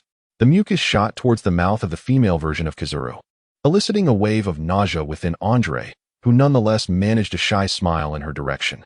The female Kizaru appeared even more thrilled, her flashes of light rendering Andrei nearly unable to open his eyes.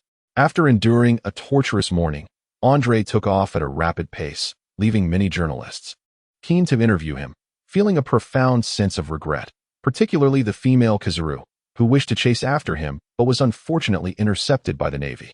A man resembling a canine, puffing on a cigar and wearing sunglasses, intently watched the scene ahead. Intrigued, Andrei approached. "My dear lady, from the very moment I laid eyes upon you, I was ensnared by your beauty. This bouquet of fiery roses from the West Sea symbolizes my deep affections for you. Please accept my fervent love." A middle-aged man, reminiscent of Kizaru, knelt on one knee before a beautiful naval officer. This is Chibuta Kaki and T to Shigeyama, Andrei thought. Confirming their identities, Shigeyama's right lower lip bore a beauty mark, neither too large nor too small, lending a hint of sensuality to her striking features. Her legs were likely more impressive than Kaki's height, Andrei mused with a hint of malice. As for Kaki's appearance, Andrei chose to remain silent. Upon closer inspection, Kizaru, while slightly more disheveled, still possessed a marginally superior attractiveness. Impatiently, Shigeyama kicked the roses from Kaki's hand. "Get lost, Kaki. I neither like this flower nor you," she declared. "Why?" Kaki lamented, his face etched with sorrow. "I love you so much, T2, because you are simply too ugly." Shigeyama replied with brutal honesty, clutching his chest. Kaki lamented, "That's the 63rd rejection. Yet, I shall not give up." Shete couldn't help but chuckle, and under Kaki's furious gaze, he too knelt before Shigeyama, presenting a bouquet of eternity blossoms plucked from the nearby foliage. "My beautiful lady, though this is our first encounter, your image has lingered in my mind ceaselessly. How many nights have I dreamed of meeting you? I am Inagami Shete, the legendary dog deity said to bring good fortune with a mere embrace. This is the lucky flower I have brought from my homeland, offered to you, my goddess." Shigeyama, her expression one of confusion, looked down at Shete and remarked, "For tried? And this flower, it must be the eternity blossom from the garden, correct?" Andrei gazed at the bouquet, which was adorned with soil, somewhat perplexed by Shet's thought process. "No, I am the legendary hound god. This flower, blessed by my divine power, will grant you immunity from ailments and bestow good fortune upon you. Behold." With a flick of his claws, the eternal blossom radiated an exquisite brilliance, shimmering with an alluring glow. "A power wielder?" Shikawa inquired as he accepted the flowers. Shet, with a flourish of his abundant fur, cast a smug glance at the furious Kaki. "While your abilities are indeed intriguing, I must assert that our species' differences render our union impossible. Furthermore, both Admiral Karp and Admiral Tsuru hold a fondness for the eternal blossom. You are in for misfortune." After speaking, Shikawa took a step back. "I, the hound god Shet, embody good fortune. What misfortune could befall me? I feel invigorated, as if I've been cleansed." Transformed into an image, Shet appeared utterly enchanted. "And you, Kaki? Once again, you are pestering Shikawa." Kaki, who had been quietly chuckling to the side, also morphed into an image, aligning beside Shet. Admiral Tsuru, Andre approached to greet, pondering the enigma of the fruit abilities. Compared to a few years ago, Tsuru had aged considerably, yet still exuded vitality. Ah, Andre, is this fur-clad creature one of your acquaintances? Tsuru chuckled. Uh-huh. This is the purifier fruit user I once mentioned to the warlord. Tsuru remarked with a hint of disdain. You must discipline him properly, Andre. Shikawa extended his palm. Speaking softly, I have long heard of your esteemed reputation, Major General Andre. Their hands clasped together, and Andre smiled in response. Admiral Momotaro. It is your illustrious name that I have heard so much about. After a round of courteous exchanges, Tsuru led Shikawa away. Meanwhile, Kaki and the hound god Shet found themselves engrossed in conversation, sharing a sense of camaraderie as though they were soulmates meeting for the first time. Andre gazed incredulously at the two individuals, who were chummily leaning against each other, proclaiming their desire to find a place to indulge in copious drinking. Is this what they call kindred spirits? The camaraderie of sycophants? Yet, my dear Jiaji, you are mistaken. Your obsequiousness pales in comparison to his genuine loyalty. I fear that should you venture to Fishman Island, you will face a brutal reckoning. Chapter 58. Vice Admiral Karp, you truly live up to your reputation. I have come to a realization. Andre, how about you exchange your Ultraman with me? Karp remarked while picking his nose. Vice Admiral Karp, this is Dyna Ultraman. It is Dyna. Furthermore, it was gifted to me by Moriana. To so easily exchange it would be to disregard the kindness of the celestial dragons. Moreover, do you believe in light? Only by believing in light can one navigate this vessel. Andre replied with a serious demeanor. Light? What light? That prematurely aged man, Kizaru? Why would I place my faith in him? However, amidst that detestable group of celestial dragons, there seems to be one good person. I have heard that Moriana is but a few years younger than you. Do you share a special bond? Karp's gaze turned inquisitive. Vice Admiral Karp, please refrain from making such jokes.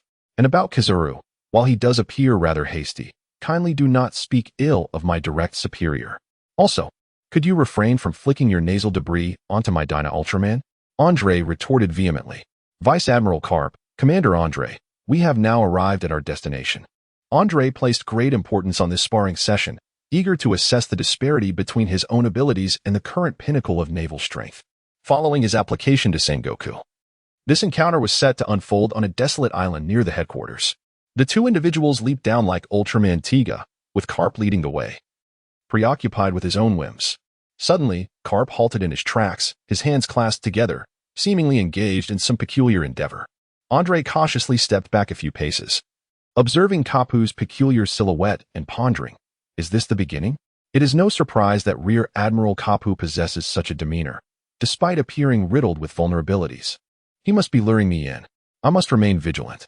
After a minute of tense standoff, Andre felt his resolve wavering. What the heck? I might as well test the waters lightly. Here I come, Rear Admiral Kapu. Huh. Kapu turned around with a look of confusion, his hands pressing firmly against his nostrils. Andre endeavored to halt his advance, yet his fist mercilessly struck Karp's eye.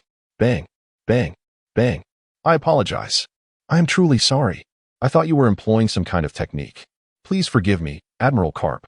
With a bruised face, Andre bent slightly, displaying sincerity. Karp, cradling his now swollen and discolored left eye, bellowed at Andre. I was merely pinching my nostrils. What peculiar technique could I possibly possess? Would I turn my back to you during a spar? Profoundly sorry. No need for apologies, you little brat. The spar has commenced. Karp grinned menacingly, suddenly launching a punch at Andre. With foresight, Andre swiftly evaded to Karp's flank, retaliating with a strike of his own. Karp's reflexes were equally sharp, and their fists collided with a resounding impact. Not bad, Andre. Mutual admiration. I shan't comment on your character, but thankfully I have been observing you with my observation haki. Otherwise, you might have caught me off guard. The two refrained from utilizing haki, their fists connecting directly, each testing the other's physical prowess. After a brief exchange, Andre, having landed a punch, found himself on the receiving end of a relentless barrage from Karp, who, seizing the opportunity, unleashed a flurry of strikes. In a shameless act, Andre called for a halt to the sparring. That's enough. Given your current physical condition, you exhibit a semblance of my youthful vigor. Now, let us ascertain the extent of your haki mastery. I believe the reason you feel an absence of personal growth lies precisely here, Karp stated, his expression grave. Upon hearing this, Andre summoned all his strength to wield his armament haki. From head to toe, he transformed into a figure of ebony, polished with a matte finish. What an astonishing display of haki! Alas, Andre, while the depth of your haki is unparalleled among your generation, it remains unrefined. Refinement? Does haki truly require refinement? A look of confusion crossed Andre's face. Indeed, one could say it has not yet been forged into the quality of pure iron. Now, let us continue our sparring. This time, unleash your full power, Cap proclaimed to Andre. Andre was entirely enveloped in the dark hue of haki, his body cloaked in an inky blackness, with a faint luminescence shimmering upon his fists as he charged towards Carp. In contrast, Carp remained remarkably composed in the face of Andre's onslaught, a layer of haki also enveloping his fists. Boom! The two fists collided, unleashing a tempestuous gust of wind. Andre distinctly sensed that Carp's mastery of haki surpassed his own by at least a level of quality. Yet, having already acquired the skill of flowing cherry blossom, he pondered why the disparity was so pronounced. Was this what Rear Admiral Carp referred to as tempering? He unleashed the complete arsenal of the 36 techniques of iron, exerting every ounce of his strength with each attack, only to be effortlessly thwarted by Carp's minuscule yet formidable haki. As their battle intensified, both combatants grew increasingly exhilarated, and Carp gradually unleashed his full might, causing Andre to feel an overwhelming surge of pressure. Carp's application of haki was exceptionally adept, and Andre silently compared him to his mentor, Zephyr, although Zephyr had never displayed his full power in Andre's presence. It was evident that his prowess paled in comparison to Carp's. In terms of observation haki, Carp undoubtedly surpassed Andre by a considerable margin. As Carp's fierce onslaught continued, Andre found himself steadily on the defensive. Despite his superhuman physique, each punch from Carp struck him with excruciating pain, akin to a nail piercing through his flesh. Could this be the effect of haki reaching its pinnacle? He realized that he could not endure this for much longer. With this thought in mind, Andre took a step back and addressed Carp. Rear Admiral Carp, I possess a set of boxing techniques that I would like you to evaluate. Ah. Do you mean the techniques you practiced back in the East Blue? Let me see how far you've come. Carp sensed Andre's seriousness, and his expression shifted to one of solemnity. Tiger form. Andre's hands transformed into claws, lunging toward Carp. Before him, Andre seemed to metamorphose into a descending tiger, the faint echo of a tiger's roar resonating in Carp's ears. A tiger, indeed. Its presence was formidable, its strikes fierce. Alas, devoid of any protection. A foe slightly weaker than oneself cannot withstand for long. Yet, against a master, one's vulnerabilities are easily exposed. Carp delivered a gentle punch to Andre's waist, propelling him through the air in an instant. Crane form. In Kapu's eyes, Andre's figure transformed into a graceful bird. Was he mimicking avian martial arts? His evasion was ample, yet his strikes lacked potency. Serpentine. Remarkably swift, yet lacking in resilience. Simian. Abundantly agile, but deficient in other aspects. Andre executed several martial techniques, each of which Carp meticulously pointed out the flaws.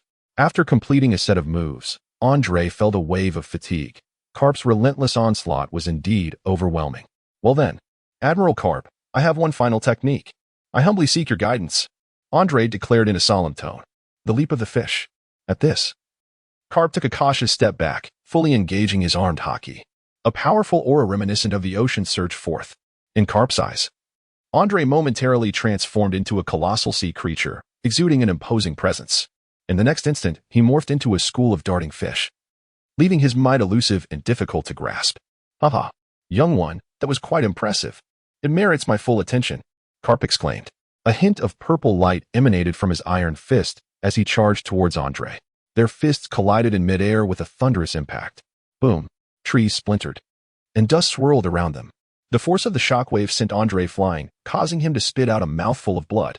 Carp, too, was propelled backward. Cough, cough. He labored to regain his footing. Andre lay on the ground, feeling an overwhelming ache throughout his body, devoid of any strength. The disparity was rather significant. It seemed he needed to intensify his training. Such were his thoughts. Carp extended his hands to lift Andre.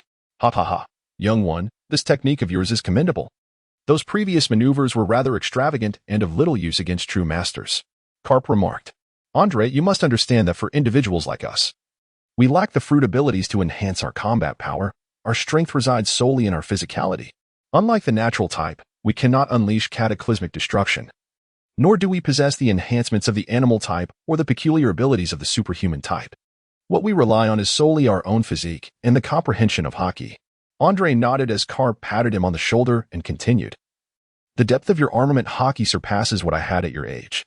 However, this very profundity hampers your growth, for it has reached its limit. You must compress it further to attain greater strength. Compress?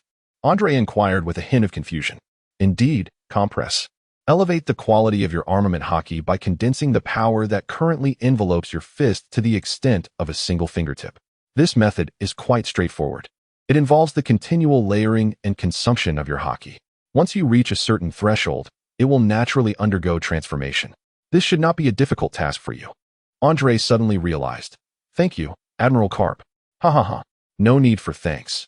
You would have grasped it swiftly even without me, Karp remarked, picking his nose. Andre cast a sidelong glance at Karp's fingers. Moreover, Karp suddenly adopted a more serious demeanor. Your boxing techniques are overly intricate. While your momentum is commendable, the force is not as formidable. I am uncertain from whom you acquired your lineage. If two ordinary individuals were to engage in combat, the one employing your style would easily emerge victorious, provided their stamina is not vastly disparate. Perhaps a brigadier could triumph over a major general. But when a major general faces an opponent of equal strength, it ultimately hinges upon the adversary's response. Once the opponent grasps your techniques, they will swiftly uncover the inherent weaknesses. For us, each individual possesses several techniques that demand considerable energy, such as your final move. I can discern the tremendous toll it takes on your stamina. Such techniques should not be employed lightly until the very end. In our regular skirmishes, we rely on our own reflexes, strength, and endurance. These three elements form the foundation of true power, rather than any ostentatious displays. If your stamina is robust enough, then overpowering your opponent through sheer physicality is the rightful path. When I observed your boxing style in the East Sea, it was, in essence, a technique capable of reaching the pinnacle of martial arts. The five elements fist, you say? Yet, it merely represents an introductory form of boxing, Andre remarked, perplexed. Karp responded by patting Andre more vigorously, causing him to cough incessantly. That set of techniques, in my view, serves as both an entry point into martial arts and a profound understanding of one's essence. A magnificent philosophical approach to boxing. Karp reflected wistfully. The creator of this boxing style must have been a legendary figure who had reached the apex of physical prowess. The five techniques encompass stamina, strength, resilience, offense, and defense. This boxing style constitutes the foundation of your heritage, with all other techniques derived from it, Karp lamented. Upon hearing Kapu's words, Andre's mind sparked with enlightenment. The five elements boxing, metal, wood, water, fire, and earth, each represented profound concepts. Water symbolized nourishment and resilience. Fire embodied destruction and aggression. Metal signified convergence and strength. Wood represented growth and stamina, and earth illustrated unity and defense. It dawned on him that this was the true treasure of Xingyiquan. He realized he had been overly entangled in the complexities of other martial arts. After all, this world was not akin to his previous life. Kapu gently flicked a booger onto the distracted Andre and continued. Your final offensive move was relentless, akin to the ceaseless waves of the ocean, inflicting considerable damage upon this old man. In my view, that strike bears the essence of your unique style. Therefore, you should refrain from delving into those feudal techniques and instead devote yourself to mastering the fundamentals of your boxing style. For that is your greatest asset in enhancing your combat prowess. Of course, you are already remarkably powerful. There is no need for excessive exertion in your training. Sometimes, overexertion may yield counterproductive results. I understand your fervent desire for vengeance, but the Golden Lion's capabilities render him imperceptible to our Navy's intelligence. Do not become ensnared in this pursuit. It holds no benefit for you. Andre bowed and expressed, I am immensely grateful to you, Admiral Karp.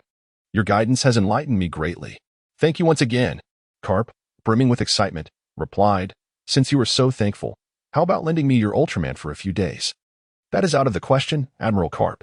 Please, exercise some rationality. I consider it a brotherly companion. A small piece of nasal mucus was playfully flicked towards Andre. Admiral Karp, could it be that you are the nose-picking individual who has consumed the nosebleed fruit? If I were to consume anything, it would be the donut fruit or the senbei fruit. I must take my leave, as my injuries require a few months of recuperation. I shall request leave from Sengoku to return to the East Blue and visit my grandson. Luffy, is it? You must strive to ensure he becomes a commendable Navy officer. Andre remarked with a hint of mischief. Of course, my grandson shall undoubtedly become the mightiest Navy officer. However, with Shanks' arm discarded in the East Blue, your grandson can only aspire to be the strongest pirate, not the strongest Navy officer. Reflecting on this notion, Andre felt a tinge of pity for Carp. Recognizing that his son, Dragon, would eventually become the arch-nemesis of the world government, while his grandson, Luffy, had harbored dreams of becoming a pirate since childhood. Yet, as a hero within the Navy, what manner of upbringing could lead to such a profound ideological disparity among his descendants? What? Severely injured from sparring? What are you all thinking? This is inconceivable. And you, Andre, if you can still walk, then return to G2 at once. Carp and Andre hastily exited the marshal's office. Keen to avoid provoking Sengoku's wrath, fearing he might lose control and inadvertently crush them with his abilities. Nonetheless, is it possible for Carp to sustain injuries? Truly, Andre, you are remarkable, Sengoku mused to himself. Contemplating Andre's performance, Sengoku felt a twinge of concern. Perhaps it was unwise to assign Andre under Kizaru. In truth, Akainu could also use reinforcements. Young man, I shall return to the East Blue now. Farewell. But, Admiral Carp, Marshal Sengoku has not sanctioned your leave. You old curmudgeon. Do you intend to disregard military orders? Humph. For the time being, I remain the highest authority in the East Blue. Is it not permissible for me to attend to official business? Carp retorted nonchalantly, oblivious to the nasal mucus he was pinching. Before Andre, it seemed as though a grand door had swung open. Admiral Carp, truly it is you. In comparison to you, Admiral Kizaru is but a flickering candle vying with the brilliance of the sun and moon. Admiral Carp, ha ha ha. Indeed, that young lad Palusolino merely appears older than I. However, Admiral Carp, I believe there has been a slight misunderstanding regarding my words. What I meant to convey is that your straightforward and honorable approach to idleness far surpasses that of Admiral Kizaru. Andre could only admire silently, vowing that one day he would be akin to you, Admiral Carp. Chapter 59, Sea Dragon. Commander Andre, how can I possess such commanding presence as you do? Mark earnestly inquired beside Andre. What presence? Andre mused, wondering if he was referring to his overwhelming charisma. Has this lad become delusional? Can anyone truly exude such presence? It is that effortless demeanor you exhibit when facing pirates. To me, it is utterly impressive. Mark expressed with envy. Andre suddenly realized. Oh, you wish to learn this? What do you mean by this? It refers to intimidating your opponent through words or actions. This aura is quite easy to master. Shall I teach you? Please. I would be immensely grateful.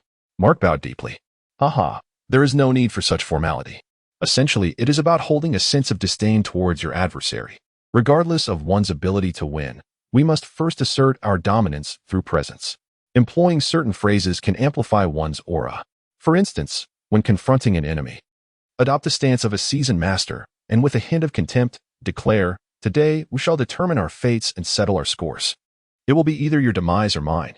How does that elevate the gravity of the situation? You may even accentuate your contempt with gestures, such as raising your little finger. Mark gazed at him with admiration. To determine our fates and settle our scores. Ah, that phrase is truly formidable. But, Commander Andre, what if I find myself unable to defeat my opponent? Andre pondered for a moment. It is quite simple to concede defeat. One can concoct a myriad of excuses to justify such an outcome. For instance, one might claim that due to a temporary ailment today, I shall spare you for the time being.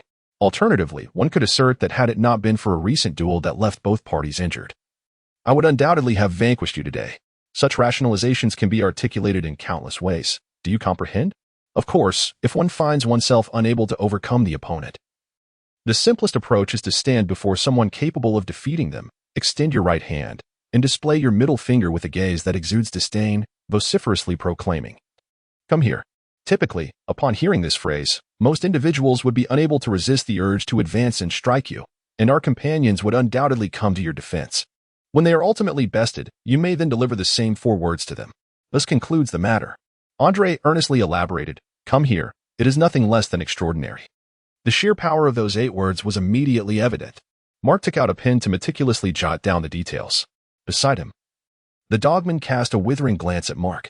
Hey, don't think that just because you're wearing sunglasses, I can't perceive your gaze. If you dare, let us duel. Today we shall determine both life and death, as well as superiority. Indeed, you are quite the quick learner. I sincerely hope you won't meet your demise at the hands of another. Andre silently prayed for Mark. Report, Commander. A pirate ship has been spotted ahead. The messenger arrived at the perfect moment. Mark, the opportunity to demonstrate your might has arrived. Go forth. I have faith in you, Andre declared with a thumbs up. Mark, brimming with excitement, replied, Commander Andre, watch me. He boldly faced the group of pirates, striding forward alone, and shouted, Today, we shall determine both life and death. You shall either kill me, or I shall vanquish you. The pirates exchanged glances, momentarily paralyzed by uncertainty. As the Navy made its entrance, the pirates gradually lowered their weapons. Where are your captain and officers? Mark inquired. They were just killed by cannon fire. I truly apologize for that, he replied. At this moment, Mark was astonished. It turned out this tactic was indeed effective, frightening them into submission. I see it now. From this day forth, I shall become a master of deception. After several skirmishes, Andre was astonished to discover that the dogman, Shedder, possessed commendable combat prowess, particularly in the use of haki, which surpassed that of the comical duo by a significant margin. Hey, how did you learn to use haki? Is it really so easy to master now? Andre inquired with genuine curiosity. Shedder disdainfully exhaled a puff of smoke. Huh? Is there even a need to learn? You simply pick it up as you fight. Damn it, when it comes to pretense, I cannot compare to you. Coincidentally, Mark overheard Shedder's remark. Is there even a need to learn? Is there even a need to learn? Quite right, indeed. Haha. Andre cast a disapproving glance at Mark, pondering whether the boy had succumbed to madness. Commander Andre, we have detected a band of pirates attacking the village up ahead. A flicker of murderous intent surged within Quisky, urging him to quicken his pace, leaving no one behind. Heavens, who will save us? Please, stop. We truly have no money left. The villagers wept helplessly amidst the raucous laughter of the pirates. With his white hair tousled, Quisky hesitated momentarily, but upon witnessing the pirates invade the village, he gritted his teeth and returned indoors to unlock the basement. There, a red and blue spear lay submerged in a water tank, its blue tip stained with a peculiar crimson hue. As the villagers' cries grew increasingly desperate, Quisky could no longer contain himself. He leaped into the tank, grasped the spear, and rushed outside.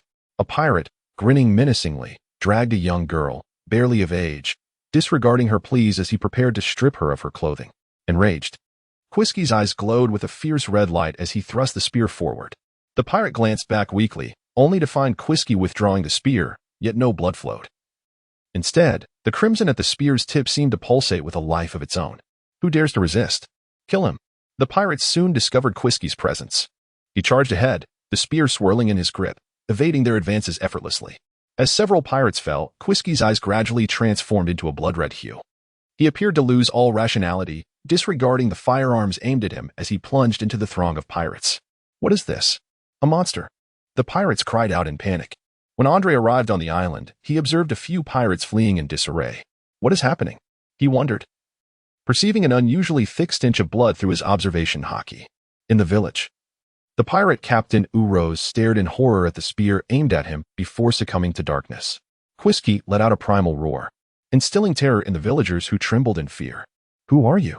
Andre inquired, gazing at the man exuding a blood-red aura, his attention drawn to the spear in Quisky's hand. What a menacing weapon! Quisky, having lost his sanity, charged toward Andre with reckless abandon.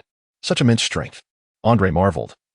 Stepping back, Quisky, like a wild beast, locked onto Andre, launching an attack without regard for his safety. Alas, despite his brute force, he had lost his wits. Andre, calmly responding, leaped lightly and landed behind Quisky, delivering a punch. Quisky was sent sprawling to the ground but quickly rose again, charging at Andre. This sensation felt akin to being shielded by an invisible barrier, yet Andre could distinctly feel the impact breaking Quisky's bones. Why can he still stand? Andre pondered in confusion. That spear. Sir, it controls him. Do not kill him. He is a good person. A girl cried out, rushing toward Andre. She was the very girl Quisky had set out to rescue. As Andre observed with keen attention while evading, he scrutinized the long spear held by Quisk. A visibly crimson gas continuously surged from the spearhead, flowing into Quisk's body. Andre forcefully struck Quisk's hands, which were evidently injured from the impact of his blow. However, as the gas swept over them, Quisk's hands swiftly recovered. After several more attempts to inflict damage, Andre gradually lost his patience. Despite sustaining multiple injuries, Quisk's resilience was remarkable. How could one defeat him? Perhaps severing his hands would be a solution? Andre slowly drew out the cold moon. A shadow flitted by as the dogman, Shet, charged towards Quisk. A white light emerged in his grasp, while the crimson gas dissipated at a visibly rapid pace. Andre sheathed the cold moon and slowly approached Quisky. Quisky appeared somewhat strained, his tongue lolling out. Quisky gradually regained his senses. What is this? The Navy? Who are you? What is the meaning of this weapon? Andre inquired. Quisky offered a wry smile. Noble naval officer, I am Quisky, a swordsmith. As for this weapon, please allow me to stow it away.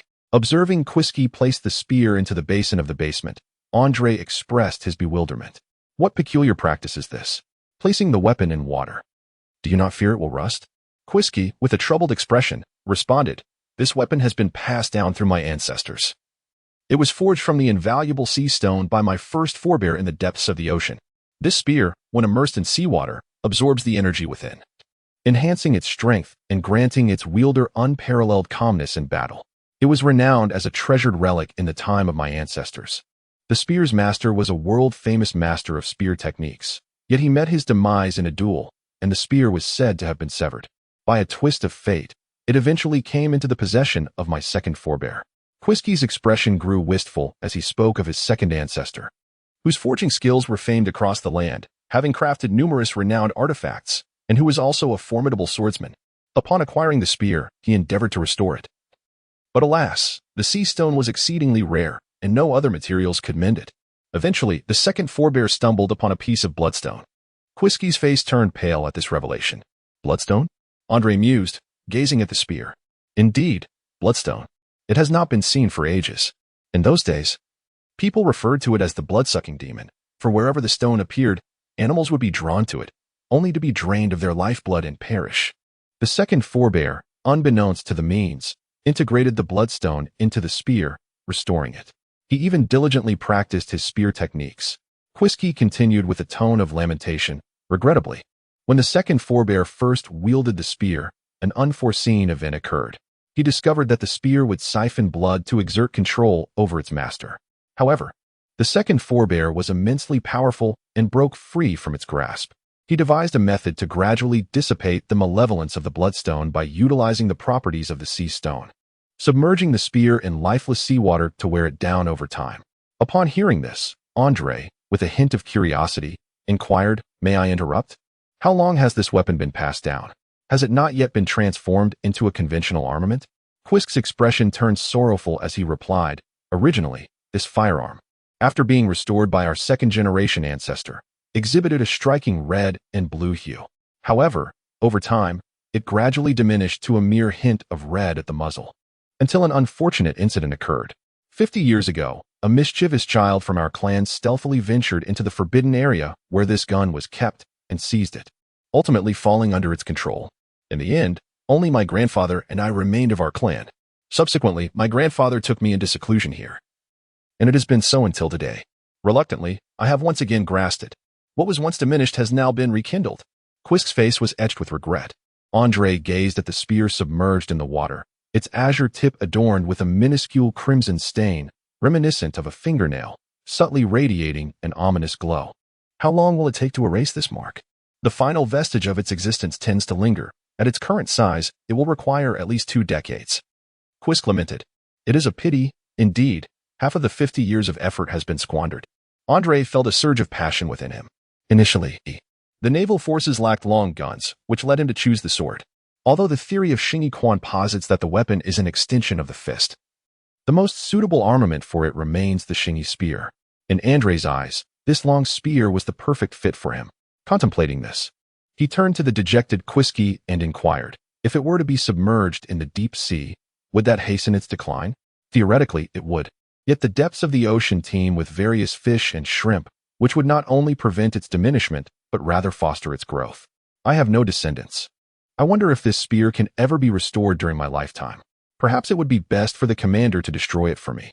Quisky lamented with a heavy heart. Destroy it? Wouldn't that render years of legacy a mere joke? Why not gift it to me instead? Andre responded with enthusiasm. You? That is out of the question. This spear is far too enigmatic. You cannot control it. I cannot control it. It is merely a weapon. Andre scoffed as he reached out to retrieve the long spear. Andre felt as though a tremendous force had surged through his mind, yet after the impact, He firmly grasped the spear, remaining unchanged. What about you? Quisk gazed at Andre in astonishment. If you hand it over to me, I shall find a way to dispel its malevolent aura. I, Andre, shall not bring disgrace upon this spear. Andre spoke with utmost confidence. The executioner of the Pirate King? The little hero of the East Sea, Andre? Andre wore a look of displeasure but chose not to hold it against you, considering the significance of this long spear. Indeed, it is I. You need not call me by that nickname behind me. Do you see any diminutive aspect about me? Quisk pondered for a moment and replied. That is acceptable, but you must promise me that until the malevolence of the bloodstone dissipates, you shall not wield this spear. Should you fall under its control, it would spell disaster. Rest assured, when I do use it, I will certainly bring it to show you. Very well. Having this spear in your possession fulfills a wish of mine. May it regain its former glory. Quisk exhaled softly. By the way, good sir, what is the name of this spear? Andre inquired. Our ancestors once named it the Sea Dragon. However, due to the Bloodstone, it can no longer be called that. We can only hope that once the malevolence of the Bloodstone fades, it may reclaim the prestige of the Sea Dragon. Thank you for that. I apologize for not having learned your name until now, good sir. Andre scratched his head in embarrassment. Quisk, indeed. I mentioned it right at the beginning. I beg your pardon. I must confess, I am rather forgetful with names, and I sincerely apologize. Andre placed the long spear into the water chamber of Diga Ultraman, a broad smile adorning his face. With the formidable spear now in his possession, it appeared that he would no longer need to masquerade as a sword master. Yet, uncertainty lingered over what title he should adopt. The dual master of fist and spear?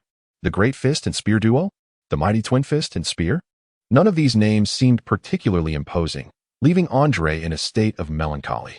Chapter 60. The City of Water. After more than 6 months of rigorous training, Andre felt that his mastery of armed hockey had ascended to a new level. Indeed, enlisting the tutelage of Carp had proven to be a sagacious decision.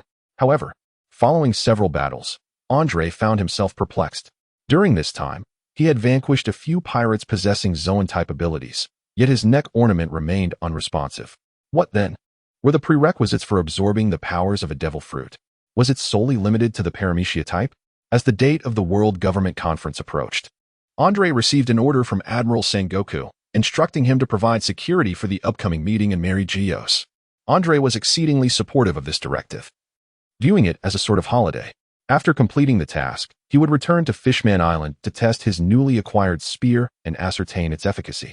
Meanwhile, a bruised and battered Mark found himself in a state of despondency. His injuries were a result of a previous duel with a pirate who was a master of martial arts. After a spirited exchange, the pirate's fighting spirit surged, and his latent energy erupted. Had it not been for Andre's timely intervention, Mark might have met an untimely demise. Come on, Mark, don't be so pessimistic. It's merely a setback, a trivial splash in the grand tapestry of your extraordinary life. As the saying goes, to achieve greatness before others, one must first endure hardships. Another adage states that one cannot see a rainbow without first weathering the storm. Forge ahead. Only through self-strengthening can you truly shine, Andre encouraged. Upon hearing this, Mark regained his composure and retorted, Commander Andre, who is this sage? I would like to meet him. His words resonate with such wisdom. Ah, the sage is an elder from my hometown, who has, my apologies, Commander Andre. Mark quickly bowed in deference. Not at all, Mark. Keep training hard. I have faith in you, Andre declared, giving him a thumbs up. I will strive to do my best, Commander Andre. I shall become the greatest, Mark asserted with determination. Have you consulted Red-Haired about such lofty ambitions? Belagud mocked, grinning at Mark's foolishness. Who are you calling foolish, bald-headed buffoon? Mark retorted. I'm referring to you. You goat-brained simpleton. Shut up, you two fools. Shed interjected, wearing a pair of sunglasses with disdain. What are you saying? Do you wish to duel? Today, we shall settle our fates and establish supremacy. It will either be your demise or mine. Don't steal my lines, you bald-headed fool. Come on, do you think I fear you two dimwits? A crowd of Navy personnel had gathered nearby, wagering on who among them would emerge victorious. Andre gazed at the 3 individuals engaged in amiable conversation, feeling a sense of solace. The people aboard the vessel exuded a certain vitality. Throughout the past year, Andre had diligently sought information regarding Edward Weeble, yet no news had surfaced. Fortunately, the upcoming year marked the final phase of the training camp, and if necessary, he could personally ensure the protection of the trainees during real combat. However, Before that, he intended to visit the water city. The maritime train had been completed today. The newspaper featured a grand image of the locomotive, resolutely advancing forward. As the sea breeze gently caressed him, Andre reclined in a rocking chair alongside Shetter, squinting his eyes to bask in the warm sunlight. Before Lord Andre lay a judicial vessel docked at the port of Water City. HM? Have we arrived already? Andre reluctantly opened his eyes, only to see several dark specks approaching from the distance. The dogman, Shet, also blinked awake, and both appeared somewhat bewildered. It was cannonballs. An enemy attack. Lord Andre, be careful. Suddenly, a loud bang resounded, and both Lord Andre and Lord Shet were struck and plunged into the sea. Chaos erupted on the deck. Do not fear, I shall dive in to rescue them. Mark rolled up his sleeves and leaped into the water. Help, help. I have no strength left. Lord Mark also fell into the sea. Another barrage of cannonballs was incoming. Swiftly, we must defend ourselves. A flurry of commotion ensued. As we gazed at Shet, the dogman, struggling in the waves, Andre felt a sense of bewilderment. Having just awakened, why was there a shell? Oh, the shell. My Digga. Digga. Andre swiftly swam towards the surface, suddenly recalling that Shet could not swim, and dove back down to retrieve him. Mark? Never mind. One is as good as two. I shall bring them both. Gulp. Shet and Mark continuously expelled seawater. Lord Andre. Several small pirate ships launched an attack against us and the judicial vessel before swiftly retreating. Due to their formidable firepower, the power system of Ultraman Tiga has sustained damage. Andre beheld the disheveled figure of Ultraman Tiga, his heart heavy with sorrow. It had always been he who dealt the blows, yet today, unexpectedly, he found himself on the receiving end. Nevertheless, this scene seemed oddly familiar. After considerable effort, the ship was finally tidied up, and Andre guided Ultraman Tiga through the waters, bringing him to dock in the harbor. Andre strode towards the city of water, his demeanor brimming with intensity. The city of water was in disarray, where a certain Carter Flam, known as Frankie, was engaged in a fierce battle with the Navy. It seemed he had arrived too late. A pang of regret washing over him. Halt.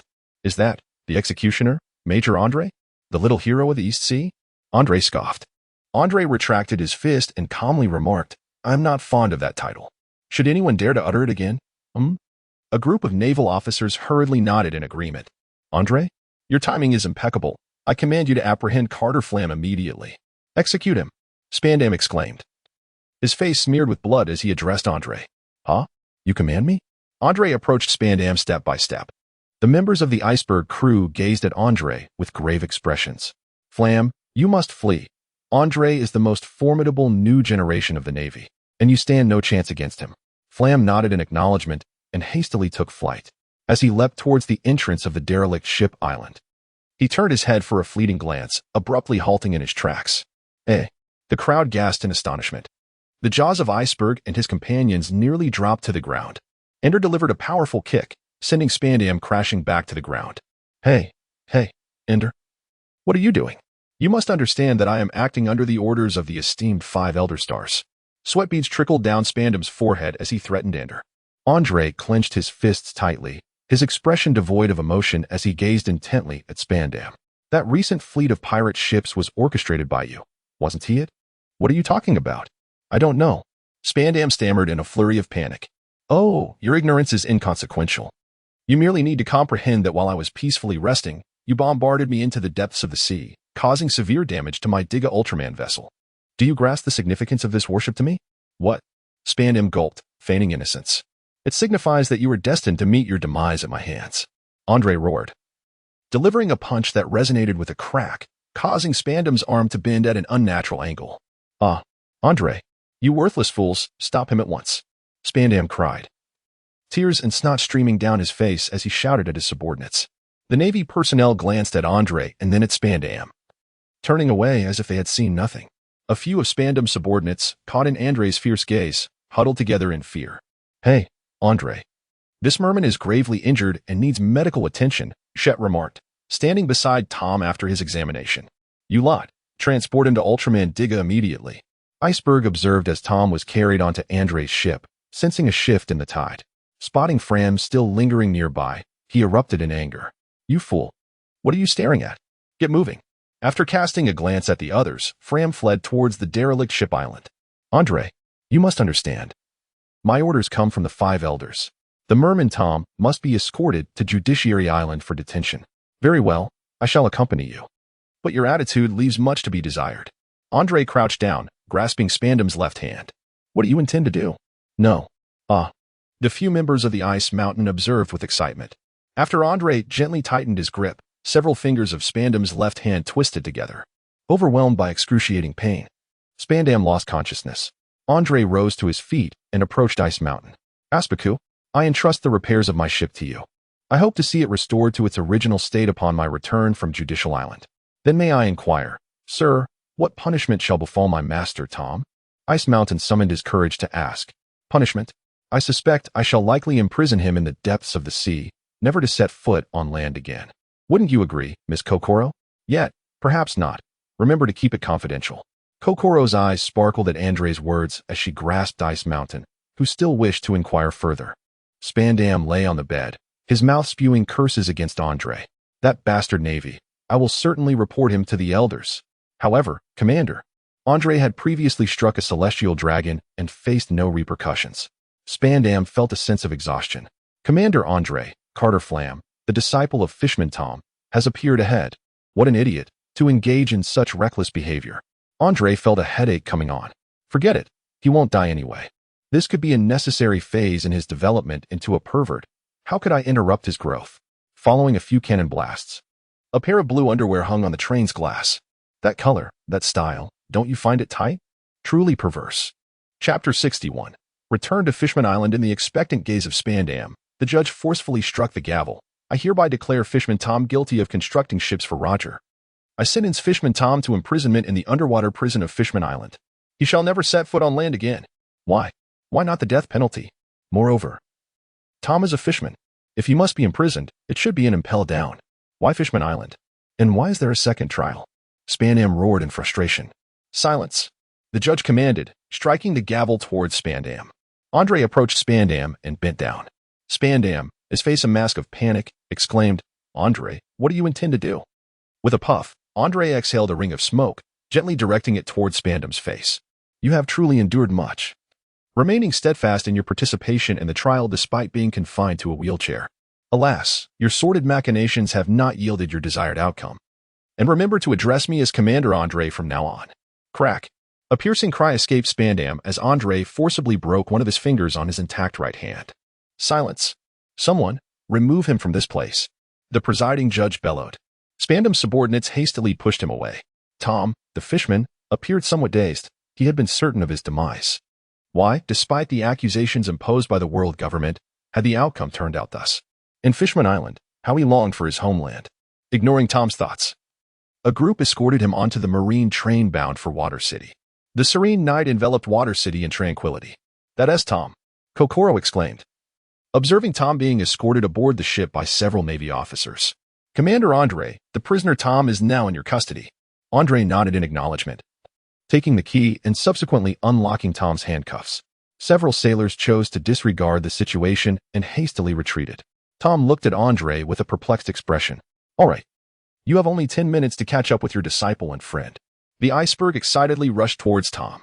Andre meticulously examined the repairs of Ultraman Tiga, nodding in satisfaction after a thorough inspection. The technology of the Ice Mountain appears to be quite impressive. I am immensely grateful for your life-saving assistance, Sir Andre. Under the explanation of Ice Mountain, the merman Tom finally comprehended the situation. It is a pity about that fool Flam, Ice Mountain lamented tearfully. Oh, that pervert who only wears shorts? I sense he is still alive, rescued by that frog. He may very well seek you out in a few days. Andre remarked to Ice Mountain. Really? The group instantly brightened with joy. Indeed, however, I hope you will keep the matter of Master Tom's imprisonment on Merman Island confidential. After all, it would not reflect well on the world government, you understand. If the news were to leak. Andre gestured across his throat, causing the group to break into a sweat and nod vigorously in agreement. All right, Master Tom, let us return to Merman Island now. Much has changed there, and I believe you should witness it. En route, Tom conducted a brief inspection and suggested several modifications to Ultraman Tiga, to which Andre graciously assured him that he could freely make alterations upon returning to Merman Island. Tom, upon arriving at the coated shores of Chambord Island, Susan, brimming with pride, inquired about Shaylin's recent condition. How is it, Major Andre? Has Shaylin undergone significant changes? Recalling Shaylin's graceful figure, Andre's gaze inadvertently drifted towards Susan's bosom. Indeed, quite substantial. Bang. Andre's head plunged directly into the ground. And you. Bang. Harris declared, I must accompany you as well, lest it appears I am neglectful in my hospitality. Upon arriving at Fishman Island, the group had already been waiting at the port for a considerable time. Having received notice from Andre, Master Tom, Princess Odoheim personally rushed over. Dan gazed at Tom with palpable excitement, ignoring the tearful scene that could fill a pot of noodles. Andre continued toward the naval base. After placing the long spear sea dragon into the secret chamber that Akin had constructed deep beneath the base, Andre meticulously observed the changes in the sea dragon. It seemed to come alive, allowing Andre to finally relax. As long as it was effective, he instructed Akin to keep a close watch, then hurried off to Dragon Palace City. Coincidentally, Princess Odoheim was returning as well. After deliberation, Neptune, along with Princess Odoheim and Princess Shirahoshi, decided to accompany Andre aboard the Ultraman Dyna to Mariewa for the World Government meeting, while Prince Neptune remained in Dragon Palace City. Little Shirahoshi leapt up with excitement, and Andre, caught off guard, found himself pinned beneath her tail. How will such a large figure ever find a spouse? Andre pondered silently while lying on the ground. Little Shirahoshi continued to bounce joyfully, prompting the others to urgently pull Andre from beneath Shirahoshi's tail. Andre felt as though his body had been run over by a truck. Uncle Andre, I saw you sneaking off to the seabed with Uncle Akin today. You must buy me some lollipops, or I shall inform Sister Shaylin, said a rather adorable little mermaid, pouting her lips. Andre took a deep breath, exclaiming in frustration, What nonsense is this about uncles and lollipops? Your words are laden with meaning. Tanny, refrain from misusing idioms. Do you believe it fitting to conspire against us in such a clandestine manner? We are upright individuals, mind you, and you ought to address me as brother. Furthermore, that lollipop is hardly delectable. Consuming it will surely lead to the loss of your teeth. The little mermaid Tanny was a disciple of Shaylin, whom she had taken under her wing at Fishman Island. According to Shaylin, Tanny possessed a talent for navigation that surpassed her own, and she was diligent in her studies, earning Shaylin's favor. However, Tanny's mischievous nature led her to be exceedingly curious about everything around her. On one occasion, she persuaded Akin to take her on an excursion to Sabaody Archipelago, for which Akin had to endure 3 days in the infirmary. Tanny, come here quickly. Do not linger by that lecher. Shaylin cast a disdainful glance at Andre. Tanny swiftly leaped into Shaylin's embrace, who affectionately remarked, Tanny, you have grown into a remarkably beautiful fishman, so do refrain from being overly intimate with men, understand? Especially not with certain lecherous individuals. Shaylin gestured toward Andre. You have changed, Shaylin.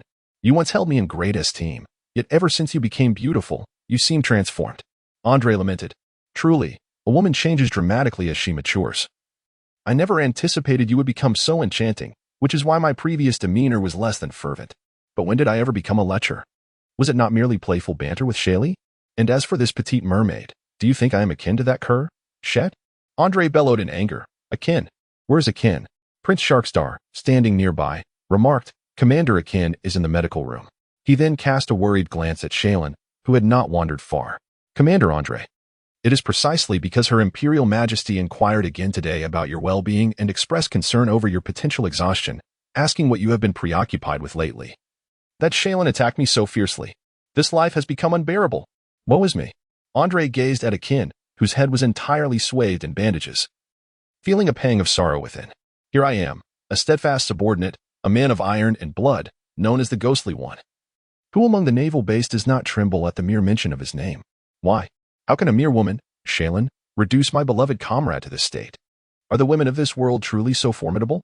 By the way, Akin, what did you say to them?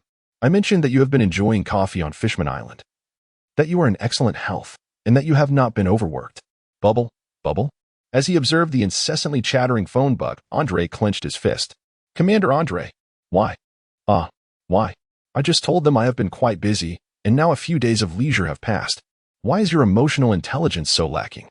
Will Shaylin still have feelings for you? My Lord Andre, what is emotional intelligence? Emotional intelligence is inviting me to inflict harm upon you. Akin. The naval base on Fishman Island has recently seen every face radiate happiness, as the esteemed Sir Akin has been bedridden for half a month due to illness. Chapter 62. The meeting begins. After a thorough transformation by Fishman Tom, Ultraman Digga was reborn.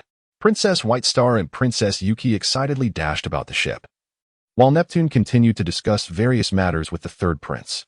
Alas, it is regrettable that there is no outstanding navigator among us. Oh, I simply cannot bear to separate Shaylin from Akin. I truly am a remarkable individual, Andre lamented. Lord Shet. Ah, Lord Shet. The dogman Shet was blissfully encircled by a dozen mermaid maidens. Get over here, you dogman. Andre bellowed. How is it that a dignified, tall, and handsome naval officer like myself lacks the favor of even a single dogman? Where's the justice in this? Shet reluctantly departed from the embrace of the mermaid maidens, exclaiming, Ah, farewell to my goddesses, farewell to paradise, I shall miss you all. As the group prepared to depart, Shaylin rushed over anxiously. Andre, Tanny has suddenly fainted. Could we allow Shet to take a look first? Upon hearing this, Andre immediately instructed his associate, Shetter, to accompany Shaylin for urgent medical assistance. Shetter, you shall remain on Fishman Island for the time being. Do not cause any disturbances. We shall depart together upon my return. Rest assured, Commander, Shetter replied solemnly. In the midst of Shaylin's palpable anxiety, Shetter elaborated, this ailment is exceedingly rare. It involves a mutation in her own blood. I will need to utilize my fruit abilities to purify her monthly. How long will this take? Are there any other dangers? Shaylin inquired hastily. There are no immediate dangers, though the situation is somewhat complex. It will take approximately 2 years. For now, she simply needs to rest. Otherwise, she should be fine, he reassured her. As Shaylin and the canine companion exited the room, the latter gave a thumbs up towards the interior. Now, it seems these 2 years of lollipops are secured. Tanny thought blissfully. Andre was utterly oblivious, languidly observing Mark and Barrygood engaging in their customary exchange of playful banter. Go ahead and continue your antics, how tedious, he muttered. I fear I might inadvertently harm him. Mark retorted with a dismissive expression. If it weren't for the concern of damaging the commander's vessel, I would dive in and take you down. Barrygood shot back, undeterred. Even if I were to fall, it would be blindingly due to your bald head. After Tom's modifications, the speed of Ultraman Tiga was significantly enhanced, swiftly reaching Red Harbor. My Lord Andre, Lady Moriana requests that you pay her a visit during this period. One of Moriana's agents discreetly informed Andre after escorting the Neptune family away. Andre, with a heavy heart, reluctantly acquiesced and trudged into the base of Red Harbor. Hey, Andre, I heard you recently accomplished something significant. Carp was vigorously grappling with a piece of meat larger than his own head. There were Jiyuan, Jiaqing, and a few other familiar faces. They all seemed to be elite, yet here he was, the lone rear admiral. It was merely a trivial matter. How has your grandson Luffy been faring lately? Andre inquired with genuine curiosity. You old rascal. You know very well that this could reflect poorly on the 5 elders. If word gets out, they'll surely make life difficult for me. Carp laughed heartily. As for Luffy, under my tutelage, he is growing stronger every day. Just the other day, I tossed him into the forest, and he managed to survive on his own for a month. Carp's face beamed with pride. Puffed. Jiyuan sprayed soda all over Jiaqing in disbelief.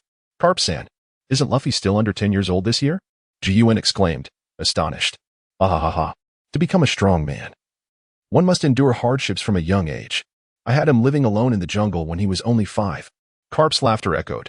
Jiyuan and Andre exchanged glances. Both resigned and remarked simultaneously, to be your grandson truly seems a tragic fate. Ah. Andre harbored a deep admiration for Luffy, who, despite enduring relentless torment throughout his childhood, remained untainted by darkness. It was a testament to his extraordinary mindset. After several days of tedious waiting, Andre set out alone towards the Celestial Gate. Halt your steps. Major General, ahead lies the realm of the gods. Passage is strictly forbidden. A guard positioned himself before Andre, obstructing his path. Huh? Ender lowered his head, staring at him in puzzlement. Behind him, someone promptly pulled him aside, and the door creaked open. I apologize, Lord Ender. Lady Moriana has already given her instructions. He is new here and not fully aware of the circumstances. Oh, it's quite all right. But don't you find it exhausting to be clad in such heavy iron armor? Ender inquired, observing the individuals before him, fully adorned in their gleaming attire. Lord Ender, you jest. Andre shook his head and stepped into the Celestial Dragon's abode. The journey was remarkably smooth, yet upon reaching Moriana's residence, he sensed an unusually heightened presence of energy. Has the world government increased the guards for the Celestial Dragons during this period? It appears that the world government is indeed meticulous in their protection of the Celestial Dragons. As Andre entered the room, Moriana was vehemently berating Reddick. Reddick, resembling a chastised child, hung his head in silence. "Ah, it's you. Please don't hit me. I didn't mean to break my sister's necklace," Reddick exclaimed, hastily gesturing with his hands upon noticing Andre. Andre suddenly felt that Reddick, as a celestial being, had lost all semblance of dignity. After being dismissed by Moriana, Reddick excitedly rushed towards Andre. "Andre, you are truly a genius," exclaimed Moriana as she leaped into Andre's embrace. Andre wore a serene expression. Although the beautiful girl had transformed into a stunning beauty in his embrace, his heart remained utterly unperturbed. It was too tranquil, lacking the grandiosity I am accustomed to. I have long been aware of my own genius. What, pray tell, has elicited such admiration from you this time? It pertains to the buffet you previously mentioned. I followed your advice and indeed reaped substantial profits. But, isn't there a lesson for the proprietor regarding those with insatiable appetites? Andre pondered the peculiarities of people's appetites in this world. Initially, there were some, but I subsequently categorized them into tiers. The average diners paid a standard rate, while the voracious eaters incurred significantly higher expenses. As for those with truly colossal appetites, I charged them the full price. Do you not receive any complaints for this? Complaints? Moriana feigned ignorance. "Ah, I momentarily forgot that you hail from a privileged lineage. Ha ha, now my subordinates are ubiquitous. Nothing in this world escapes my notice." Moriana beamed with pride. Andre lit a cigar, sinking into the sofa with an expression of sheer enjoyment. "This sofa is truly exquisite. By the way, what did you summon me for? My current responsibilities are quite demanding." Moriana stuck out her tongue playfully. "What weighty matters? It's merely a matter of sitting there and daydreaming. I called you here to inform you that the relocation of the inhabitants from Fishman Island to the mainland has been largely confirmed." "Oh, how delightful. Is there anything else?" A pillow was tossed in his direction. "What kind of attitude is this? How dismissive." Moriana charged at Andre, baring her teeth in mock aggression. After a while, inhaling Moriana's subtle fragrance, Andre found himself losing control over certain impulses. "Hey, don't lean on me like that. Maintain a maiden's modesty." He lifted Moriana and placed her back onto the sofa. "Ha, you lecher. How dare you entertain such thoughts about a girl who has yet to fully mature?" Moriana gazed at him with disdain. "What kind of expression is that? It's merely a natural physiological response, you know. Have you studied biology? Are you familiar with the anatomy of men?" Andre, his face flushed with embarrassment, exclaimed, "You lecher. Princess typing." Andre felt a sense of immaturity. Why did his intelligence seem to plummet each time he encountered Moriana? Could it be that the celestial dragons possessed an innate ability to diminish the intellect of others? It was indeed terrifying. After a rather meaningless exchange, Andre clasped his waist and trudged back to Red Harbor, finding the sofa too soft and his back slightly uncomfortable. Oh, the joys of youth.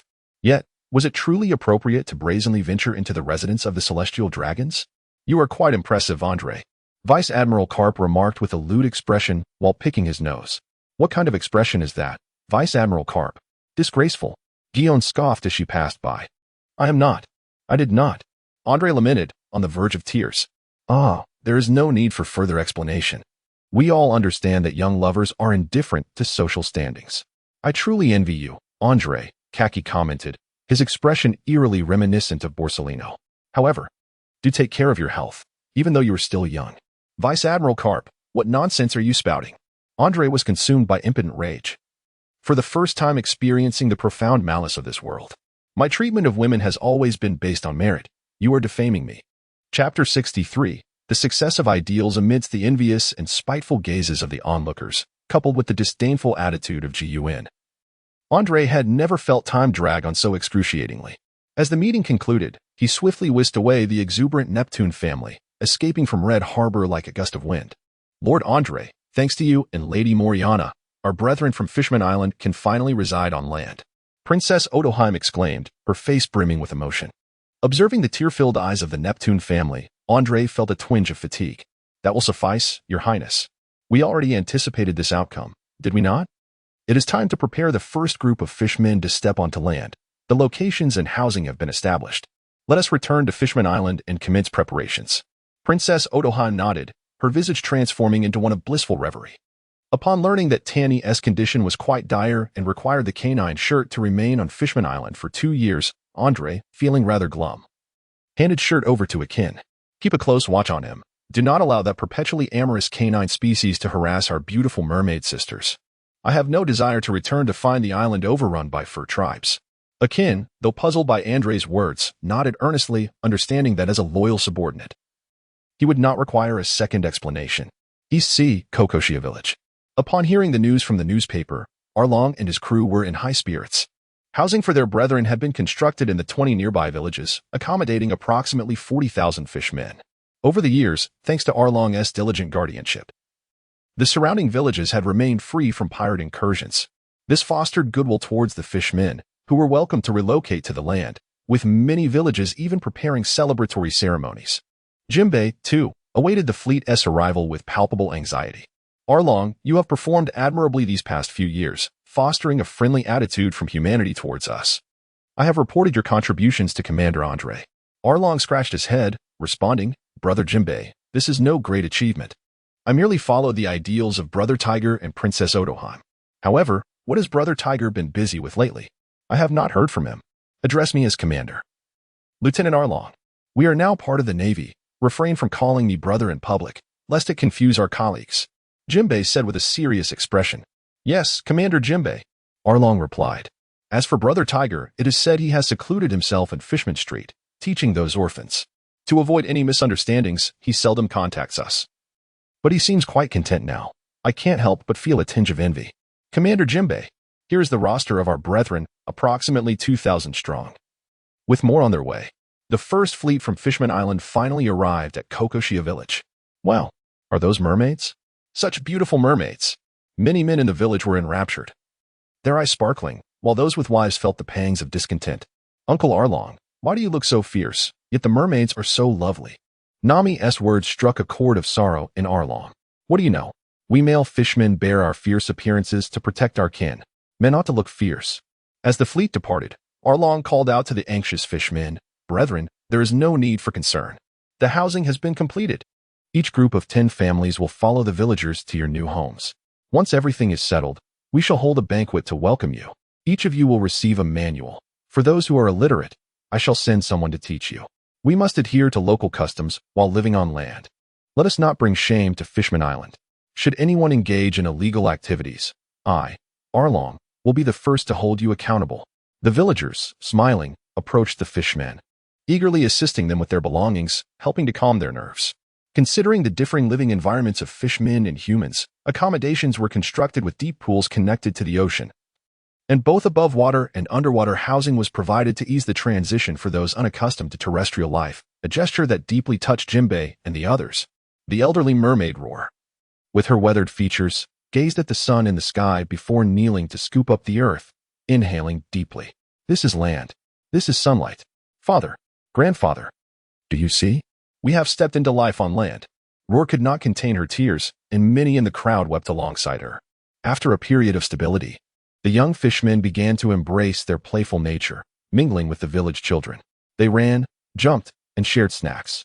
Some mischievous children led their fishmen counterparts into Belmir's orange grove to stealthily pluck oranges, prompting Nami and Nojiko to chase after them. The fishmen expressed their concern, repeatedly apologizing. Belmir laughed joyfully. Haha, no worries. Today I shall treat you to these oranges. Hey, Nami, those are my newly planted flowers. Do not trample them. Belmir exclaimed angrily as she joined the chase. Akin laughed heartily from the sidelines, and the fishmen joined in the merriment. As the banquet commenced under the influence of alcohol, the fishmen shed their reservations, and some beautiful mermaids began to dance, eliciting raucous cheers. With each arriving fleet, the 40,000 residents of Fishman Island experienced the warmth of the true sun for the first time, living beneath the sky. The local residents warmly assisted the fishmen in acclimating to terrestrial life, and they soon integrated into the human world. In Jinbei's daily reports, Princess Otoheim wept tears of joy, collapsing into Neptune's embrace. Our dream has finally come true. Fishman Island has emerged from the depths, and our brethren now live on land. Neptune gently patted Princess Otoheim, his own emotions stirring. The ministers surrounding them were likewise in tears, and many of Neptune's men wiped their eyes. Thanks to Lord Andre, he fulfilled everything he promised. We must repay this kindness, Princess Otoheim declared, visibly moved. Indeed, we owe much to Andre. Rest assured, whatever Lord Andre wishes to accomplish, Fishman Island will steadfastly support him. Neptune affirmed, his voice resolute. Very well, then let us host a banquet with the Navy to celebrate. Today, I intend to drink to my heart's content and ensure that Shaylin is thoroughly inebriated. Nefton wore a look of exasperation, realizing that Shaylin's capacity for alcohol far surpassed his own. With your mere 3 bottles, I fear chaos may ensue once again. Nevertheless, it is indeed time to host a banquet in celebration. On that day, the Navy collectively took a leave of absence to partake in the festivities at Dragon Palace City. After consuming 3 bottles of wine, Princess E.G. commenced her performance, insisting on a contest with Shet to determine who possessed the most body hair. The atmosphere grew increasingly awkward until Akin received a call from the Empress, inquiring why she could not reach Andre, which ignited a fervor in the proceedings. Why is the seawater of Dragon Palace City so salty? It is the tears of my dear Colonel Akin that have permeated it. Chapter 64, Lyle. At this moment, Andre embarked once again on his journey to the G1 branch. That day, while fishing at the G2 base, he received a call from Admiral Sengoku. Andre, there has been considerable unrest in the New World lately. The commander of the G1 base has requested reinforcements. After deliberation, we have decided to send you to G1 for support. The situation is urgent, and you must lead your subordinates to G1 as swiftly as possible. Understood, Admiral Sengoku. Andre replied. However, he recalled that in a year's time, the training camp would conduct its final combat exercises. If the incident involving Zephyr were to occur again, he would be unable to reach him in time. With this thought weighing on his mind, Andre hurriedly contacted Zephyr. Andre, what is the matter? How has your training been? I've heard you've been promoted to Rear Admiral. Ha ha ha. The joyous expression on Zephyr's face was palpable even through the phone. Ender spoke with grave seriousness. Teacher Zifa, I must convey something to you that you must heed carefully. What is it? Among the subordinates I have on Fishman Island, there exists a mermaid endowed with an innate ability to foresee the future. According to her visions, during the practical training with this group of students next year, an unfortunate event is destined to occur. Therefore, Teacher Zifa, I implore you to refrain from conducting practical training next year. Andre spoke with great care. Haha. Prophecies cannot always be accurate. There's no need to take them to heart. Zifa replied nonchalantly. But, Zifa-sensei, it's different. My subordinate predicted the death of Pirate King Roger when she was just a child. Her prophecies have never been wrong. Therefore, I implore you, please refrain from conducting practical training next year. If it must happen, may it be in the East Blue? Andre's tone was exceedingly grave. After a prolonged silence, Zifa's voice finally emerged. I understand, Andre. This is your genuine concern. If we are to engage in practical training next year, I shall journey to the East Blue. Andre gradually relaxed upon hearing Zephyr's words. Teacher Zephyr, if time permits next year, I will accompany you. Ha ha ha, young man. I am not yet so frail that I require your protection. No, Teacher Zephyr, it is merely that I have missed you dearly after these years apart. All right, young man. That is not the demeanor of a true man. You must strive to better yourself and aspire to become the pinnacle of naval might, Andre. After hanging up, Andre swiftly headed to G1 with the comical duo. Belagud and Mark wore expressions of excitement. Under Andre's tutelage, their abilities had notably improved. Mark had begun to grasp the fundamentals of observation hockey, while Belagud's fruit abilities had been expanded with Andre's imaginative suggestions. Both harbored an inexplicable confidence about facing the formidable pirates of the New World. Their aspirations of fame and glory lay ahead in the New World. They exchanged a glance, their hands unconsciously clasping together. You rascal, release my hand. You were the one who held my hand first, you fool. Thus commenced their usual banter of love and rivalry. Major Andre, greetings. I am the Chief of Staff, Squirrel, at the G1 base. Squirrel's hairstyle was striking. A mohawk with dark purple hair gathered into a bun at the back of his head, alongside a handlebar mustache. Clad in a checkered suit reminiscent of a comic book character. Yet, at this juncture, one might wonder why Squirrel had not yet attained the rank of Rear Admiral. Who, then, was the commander of the G1 branch? Andre felt a flicker of curiosity. Rear Admiral Squirrel, I have long heard of your reputation. Back in the training camp, Teacher Zephyr often spoke of you as an exemplary senior. Andre extended his right hand to shake Squirrel's. Is that so? It has been quite some time since I was under Teacher Zephyr's guidance. I truly miss those days. Squirrel's expression softened. Teacher Zephyr is a perpetual deity within the Navy. After exchanging compliments, Squirrel escorted Andre to the commander's office. Once Squirrel had completed his report and closed the door behind him, Andre was greeted by a familiar voice. Andre, your growth is indeed remarkable. The chair faced away from Andre, obscuring the commander's visage. However, That voice was unmistakable. You are Commander Lyle, Andre exclaimed with delight. Ha ha, look at our reliable Andre, now transformed into a little hero of the East Sea. Lyle rose, his stature as imposing as ever. Though a long scar beneath his left eye added an air of ferocity. As he approached Andre, he gazed up at him and exclaimed, Andre, you have grown taller than me. It appears you have truly evolved into a genuine Navy officer, living up to Commander Barrow's expectations. Speaking of Barrow, a sense of melancholy enveloped them. Commander Lyle, you are now the base commander of G1. It seems your growth has been swift as well. Ha, you cheeky brat. I was initially opposed to your transfer, but Fleet Admiral Sengoku insisted that your strength is commendable even among rear admirals, which is why I ultimately agreed. The pirates' strength in the New World has escalated, and each one has endured numerous battles, so do not underestimate them, understood? Rest assured, Commander Lyle. Very well. You shall serve as my aide for now. As for your subordinates, they will remain to guard the branch until you acclimate to this environment. You may take your leave and settle in. Once Andre departed, Lyle retrieved a photograph from his drawer. In it, Barrow had one arm around Lyle and the other resting on Andre's head, all three faces beaming with joy. Teacher Barrow, can you see? Andre has grown into a true man. Lyle's eyes welled with tears. The G1 branch lies at the far end of the red line, directly facing the most chaotic pirate territories of the New World. Currently, the New World is engulfed in turmoil, with Edward Newgate's Whitebeard pirates, the Beast pirates led by the formidable Kaido, and the Big Mom pirates under Charlotte Linlin showcasing their imperial prowess upon the seas. Additionally, Shanks, despite his disabilities, leads the red-haired pirates with a formidable presence. Many arrogant or overconfident pirate crews incessantly challenge them, resulting in utter chaos within the New World. Among them are the deranged lunatics who disregard naval authority, actively assaulting G1's patrol fleets, leading to a significant depletion of G1's military strength. The three admirals are tasked with monitoring and deterring these three pirate crews, while reinforcements are dispatched from other regions. As G1 serves as the Navy's largest stronghold in the New World and must not falter. Sengoku's decision to transfer Andre to G1 is rooted in the need for protection against pirates. After all, the name of the Navy's new prodigy, who defeated Shanks, reverberates throughout the ears of those pirates in the New World. Chapter 65. Daily Lives. Lyle's flagship bears the emblem of a resplendent golden eagle, named the Golden Eagle. At first, Andre was unaware of its significance until one day, Lyle transformed into an enormous golden giant eagle.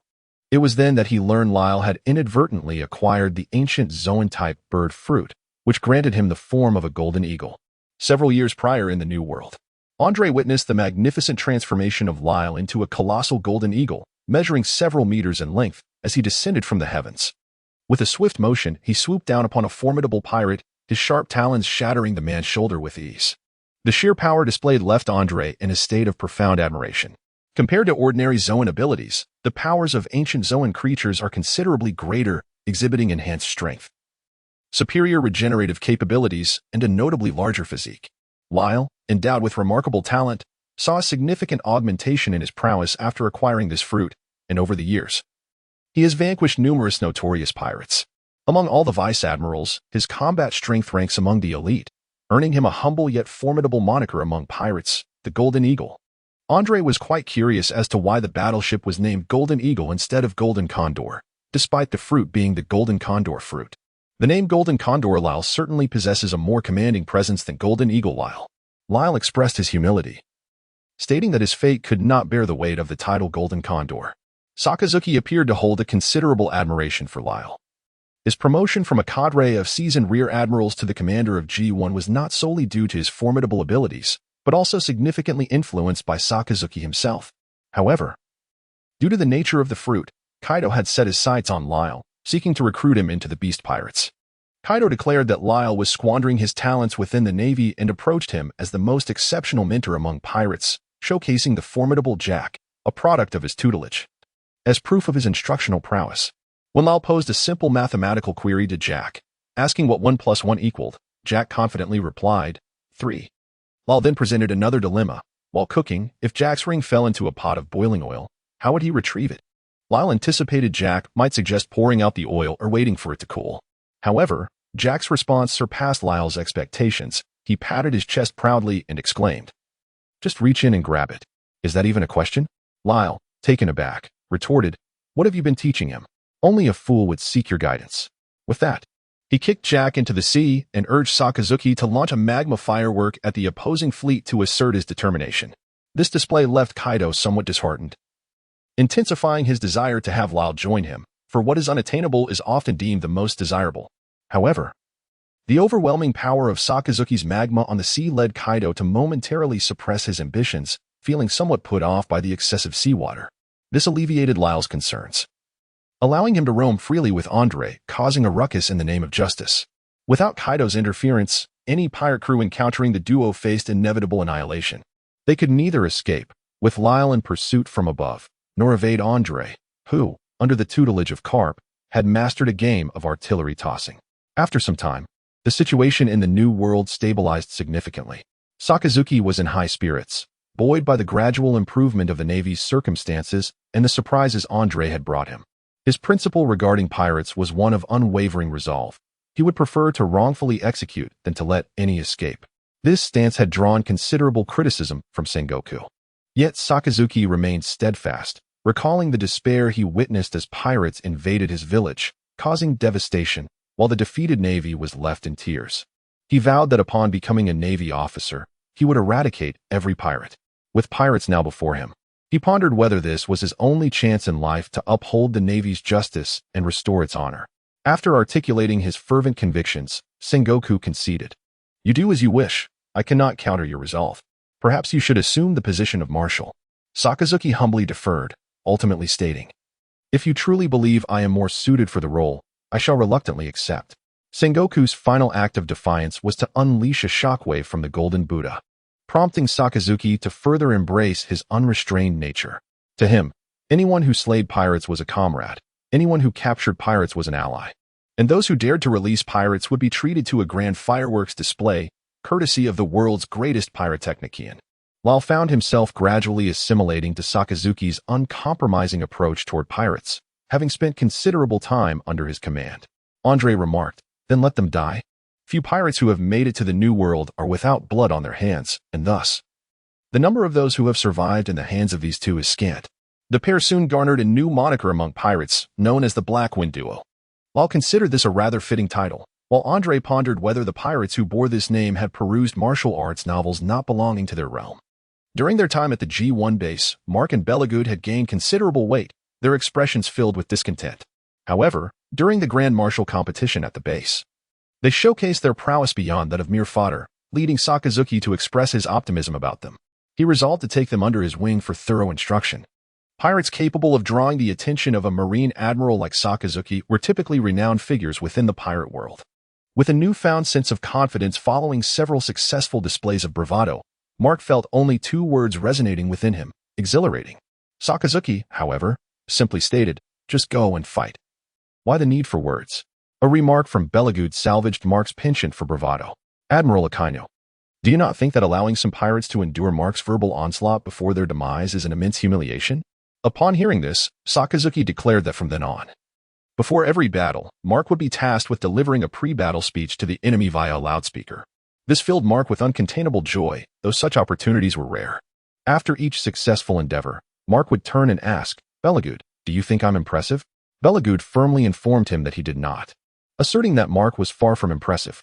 Yet, Mark persisted, insisting that Belagud share his thoughts on the matter. "Get lost." Belagud's response was concise and aptly captured the sentiments of all present. Mark felt that they were envious of him, and the sensation of being the center of attention invigorated him. He believed he was steadily advancing on the path of supremacy, inching ahead of everyone else. "Come here. Is that all you've got?" Exhilarating. Recently, Mark's dreams had been filled with these recurring phrases. Recently, Andre has been enjoying a delightful respite, primarily due to his ability to completely bid farewell to the days of incessant torment from telemarketers under the guise of official business. Tina, on the other hand, has taken another vacation, indulging in her shopping sprees. Smog furrows his brow, attempting to reassure himself. It is merely a demotion from colonel to lieutenant colonel. This punishment seems rather just. Zephyr gazes at the figures in the training camp, feeling an impulsive urge to take them out to sea to confront pirates. Yet Andre's daily harassment resembles a tightening curse around him. Hancock, after being persuaded by the elder, has also declared her intention to enhance her combat prowess through diligent practice.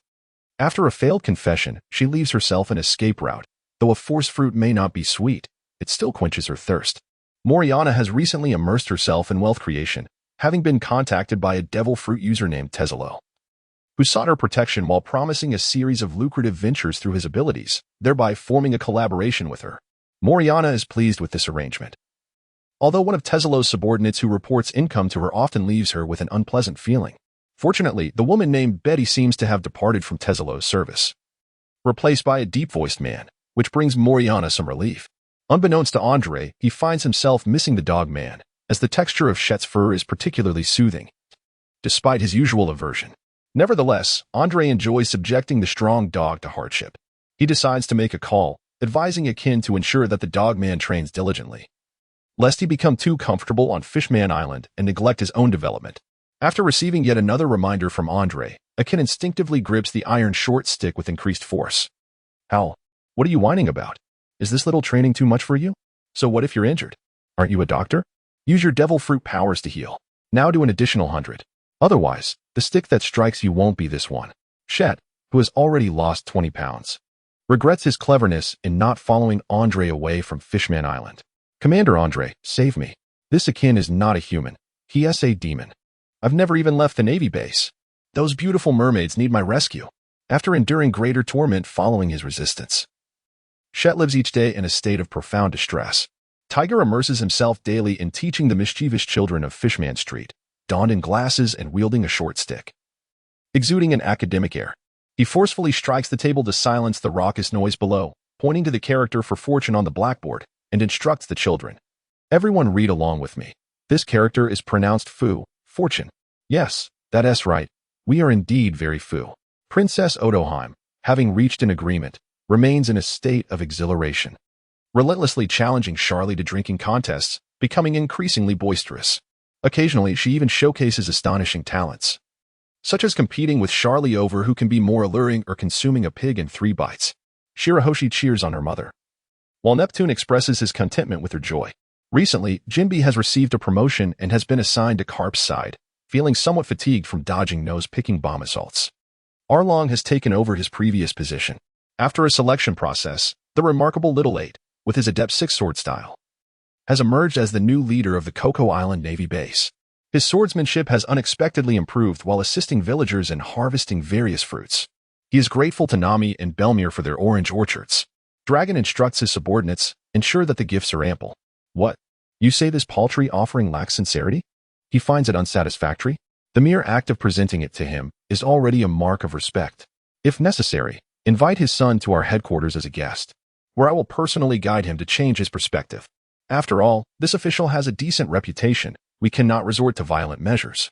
Let us win over all who can be won and utilize all that can be utilized. Andre, you are truly a great man. Dragon sincerely admires Andre. Chapter 66. The Kingdom of Gaia's time passes swiftly, and in the blink of an eye, Andre has been at the G1 branch for a year.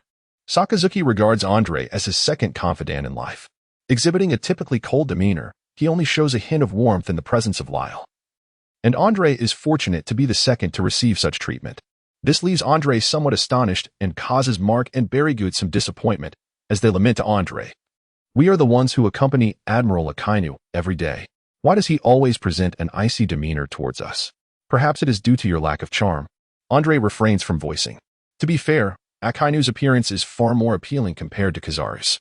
A softer expression and more smiles would do wonders in a previous life. He would undoubtedly have been a beloved, warm-hearted gangster uncle among naive young girls. However, Andre's concerns regarding Zephyr grow with each passing day. He lacks the time to visit the training camp. If he were to leave the branch without permission, Sakazuki would express his impatience. My magma is already yearning for action. After numerous reminders, Zephyr firmly declares he will not take the training camp out and rejects Andre's persistent calls. This brings Andre a sigh of relief. As they have set him as a spam caller, surely he will refrain from recklessly venturing out, allowing this incident to be perfectly avoided. Yet, concerning the second Whitebeard, there is no news from the Navy. Could he have sprung forth from the crevices of stone? Hey, Lyle, shouldn't we consider returning? We have been out for quite some time. We might as well head straight to the Grand Line, Andre remarks with exasperation. After more than a month at sea, without a single sight of a pirate, it has become exceedingly tedious. There's no rush. We received a request for assistance from the financial minister of the Kingdom of Gaias. As it seems some pirates have recently appeared in their territory. We should investigate. Given our distance, we will arrive by tomorrow, while hands Andre a cigar. The Kingdom of Gaias is a member of the world government, and Andre has previously encountered its king during a world government meeting. The king possesses a visage that resembles a combination of Kizaru and Akainu, and it is said that he is exceedingly tyrannical, exhibiting a dreadful demeanor towards his subjects. The kingdom is known for its abundant fruits and a peculiar plant known as the breadfruit tree, and the living conditions there are relatively pleasant. The king of Gaias unexpectedly ascended to the throne several years ago after the sudden demise of the old king, amid 4 princes vying for power. Following his ascension, the highly favored first and third princes, as well as the courteous fourth prince, all met untimely ends. This has led to significant suspicion among the populace, especially as he has displayed a character marked by debauchery and cruelty since taking the throne, resulting in a surge of dissent within the kingdom. Nevertheless, King Gaius commands a fiercely loyal guard unit, led by Captain Tattoo, a formidable hockey user who has previously defeated a bounty exceeding 500 million. Under Tattoo's suppression, the internal strife within the kingdom swiftly quelled. Upon arriving at the Kingdom of Gaias, Lyle and Andre find Tattoo and several others waiting for them. My lords, I apologize. The pirates have already been captured. I regret that the Navy has made a fruitless trip. His Majesty the King has prepared a banquet to express his apologies. We kindly invite you to join us. Lyle and Andre exchanged a glance. Has it been resolved? Well, since the banquet is prepared, it would be remiss not to partake. The sailors were exceedingly delighted, as this voyage had stretched a bit too long, and aside from a mid-journey resupply, the endless expanse of the ocean had become quite tiresome. Tattoo appeared to be around 40, with bright eyes and a stature that was imposing and grand. Standing before Andre, he seemed slightly shorter. Yet Andre's physique lacked the robustness of Tattoo's. Indeed, Tattoo's build was far more formidable. However, this man possessed a natural squint that seemed incongruous with his stature. So, you are the esteemed Captain Tattoo? It is a pleasure to finally meet you. Tattoo turned to Lyle and remarked, Oh, you have heard of my tales? Not exactly. But your visage is replete with stories, Lyle replied. Under Tattoo's guidance, Lyle and his companions followed closely behind. Nevertheless, Andre harbored some doubts. The rumors suggested that the Kingdom of Gaias harbored a deep-seated animosity towards the royal guard. So why were these individuals regarding us with such vigilance and concern? After Tattoo had settled the sailors into the grand hall to indulge in a feast, he led Andre and Lyle into a resplendent palace. Ah, my apologies, General Lyle. For the inconvenience, spoke a frail-looking old man, seemingly well acquainted with Lyle, who stepped forward to embrace the elder. Elder Tuppus, it is nothing. I merely came to see how you have been faring. You appear to be in fine health. Andre pondered to himself. How could one with such a robust physique, capable of being swept away by the fierce winds, utter such disingenuous words? Allow me to introduce you, Andre. This is Senior Tups, a comrade who once served alongside Major General Barrow. After sustaining injuries, he retired and returned to his hometown of Gaeth, where he now holds the esteemed position of Minister of Military Affairs in the Kingdom of Gaeth. Upon hearing that he was a comrade of the venerable Barrow, Andre promptly raised his hand in salute. Elder Tups, your vitality is truly remarkable. One would scarcely perceive that you served alongside Admiral Barrow in the Navy. Tups beamed with delight. You must be Andre, whose esteemed reputation has preceded you. Indeed, you have become an exceptional naval officer. Alas, it is a pity that old Barrow cannot witness this. He continued, Now, allow me to introduce my grandson, Flair. Remarkably, his name differs from yours by only a single character. A youthful man of striking appearance rose, and Flair smiled while nodding in acknowledgement. Once Tups had completed the introductions, he gestured for the servants to commence serving the dishes. Elder Tups, where is His Excellency, the Chancellor of Finance, Lord Lister? I have yet to see him in attendance. Flair inquired. Andre distinctly perceived a momentary pause in Tuppus's expression before he responded with a smile, saying, Lister? He is currently away from the kingdom due to some official matters. Tuppus swiftly shifted the conversation, reminiscing with Lyle about past events. Andre meticulously observed the crowd and noticed that, aside from Tuppus and his grandson Flair, as well as the enigmatic Tattoo, the expressions of the other attendees bore an indescribable peculiarity. It seemed as though they lacked a certain vitality, their faces and gestures appearing somewhat rigid. Andre recalled the expressions of the townsfolk, feeling a sense of bewilderment. After indulging in a hearty meal and drink, word spread that the king had summoned the two of them, under the guidance of Tuppus. Andre once again found himself in the presence of the ruler of the kingdom of Gaia, Rikomo. Before entering the room, Andre silently employed his observation haki to survey the surroundings. The events of the day had been rather peculiar, instilling a profound sense of vigilance within him. This matter has indeed troubled the Navy. I have prepared the remuneration. Although I have not intervened, I cannot allow you to leave empty-handed. I have arranged for accommodations. Let us rest here for the night. Rikomo lay on the bed, his voice somewhat feeble. I am grateful to His Majesty the King. I hope I am not imposing. After this brief exchange, the group exited the room. At that moment, Andre sensed an attendant's heart rate quickening, as if he were scrutinizing them intently. Rikomo certainly harbored some issues. Given his previous displays of ineptitude, his normalcy was anything but. Rikomo's eyes were devoid of spirit, mirroring those of the others. Coupled with the attendant's unsettling behavior, there must be undisclosed matters within the kingdom of Gaia. Andre remained silent, resolved to uncover the secrets concealed within the kingdom of Gaia's this evening. Chapter 67, The Fruit of Emotion. The expanse of the Gaia's royal palace was vast. Andre and Lyle were assigned to a chamber on the palace's right side.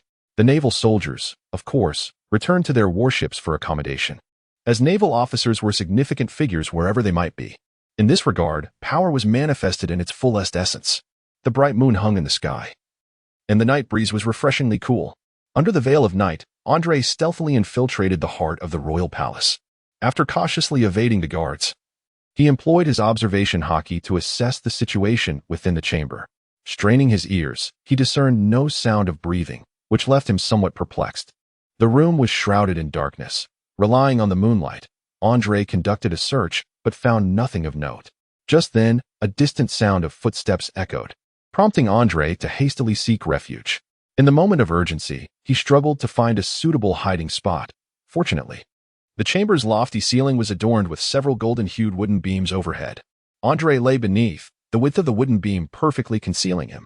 As the door creaked open, the light flickered to life. A group of individuals entered in silence. It was Flair, whose daytime visage radiated warmth and charm, yet at this moment, his countenance revealed a sinister edge. Tattoo, must we endure this? I can scarcely bear the sight of these beasts for another day. Andre observed the crowd, noting that everyone who had attended the daytime banquet was present, save for Forel. Tap stood to the left, and Tupos to the right of Forel. Across from them, several individuals wore blank expressions, led by King Rikomo of the Gaia's kingdom. Tattoo, with an air of composure, turned to Tupos and said, Your Highness, we must exercise patience. Your mastery of the fruit's power is still in its infancy. Otherwise, you would not have allowed Lister to break free from your control. Fortunately, our timely discovery prevented him from transmitting further information. Tupos, however, scolded him with an angry visage. I have warned you before not to be overly eager. Tattoo can only command a third of the guard. These families wield the bulk of power within the kingdom. We must gradually usurp their influence. Were it not for your insistence on controlling Lipus's family, we might have already succeeded. Forel's face reflected guilt. Observing his demeanor, Tupos softened his tone. Fortunately, your reputation among the citizens remains intact. Once news of your return spreads, they will protect you. Without this, the Navy would have annihilated us. Once we send the Navy away tomorrow, we must eliminate them immediately. Time is of the essence, and their suspicions are bound to arise. We have already secured the majority of military strength. If we delay further, I fear we may face not just Lear but others as well. Forel nodded and approached Rikomo, his body radiating a kaleidoscope of light that infiltrated Rikomo's mind. After several individuals had received this treatment, Forel's complexion grew exceedingly pale. My physical strength is inadequate to control so many, he lamented. Enough, Forel. While the power of the emotion fruit is formidable, it is challenging to develop. Your ability to reach this level is commendable, Tupos consoled, patting Forel on the shoulder. Emotion fruit. Andre strained to recall its description from the fruit compendium. The superhuman emotion fruit can manipulate the fluctuations of human emotions and exert control over them. Upon awakening, it can even alter a person's thoughts, thus wielding immense power. However, this fruit demands a high mental fortitude from its user, and Forel's ability to control so many indicates his willpower is not to be underestimated. Yet, his frail appearance suggested a lack of physical training. Once Forel completed the activation of his fruit's power, he distinctly sensed Rikomo and the others' expressions becoming animated, no longer burdened by a sense of numbness. You may all return home now, Forel instructed. The group slowly exited the room, leaving only Rikomo behind. Rikomo, my dear brother, You have brought disgrace upon our royal family since childhood. In your adulthood, you have abducted maidens to satisfy your lust, even taking lives in the process. Yet father did not imprison you.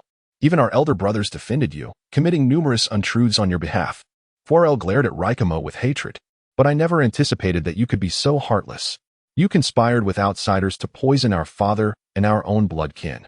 Do you recall how our father pleaded for you when he struck you? If I had not been so young and hidden away by tattoo, I might have already fallen victim to your treachery.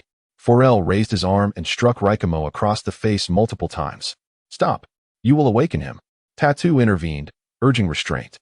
In a short while, you will have your chance to avenge our late king and the princes. Raikamo's expression shifted in response to the slaps, gradually settling into a calm demeanor. I know Lear well.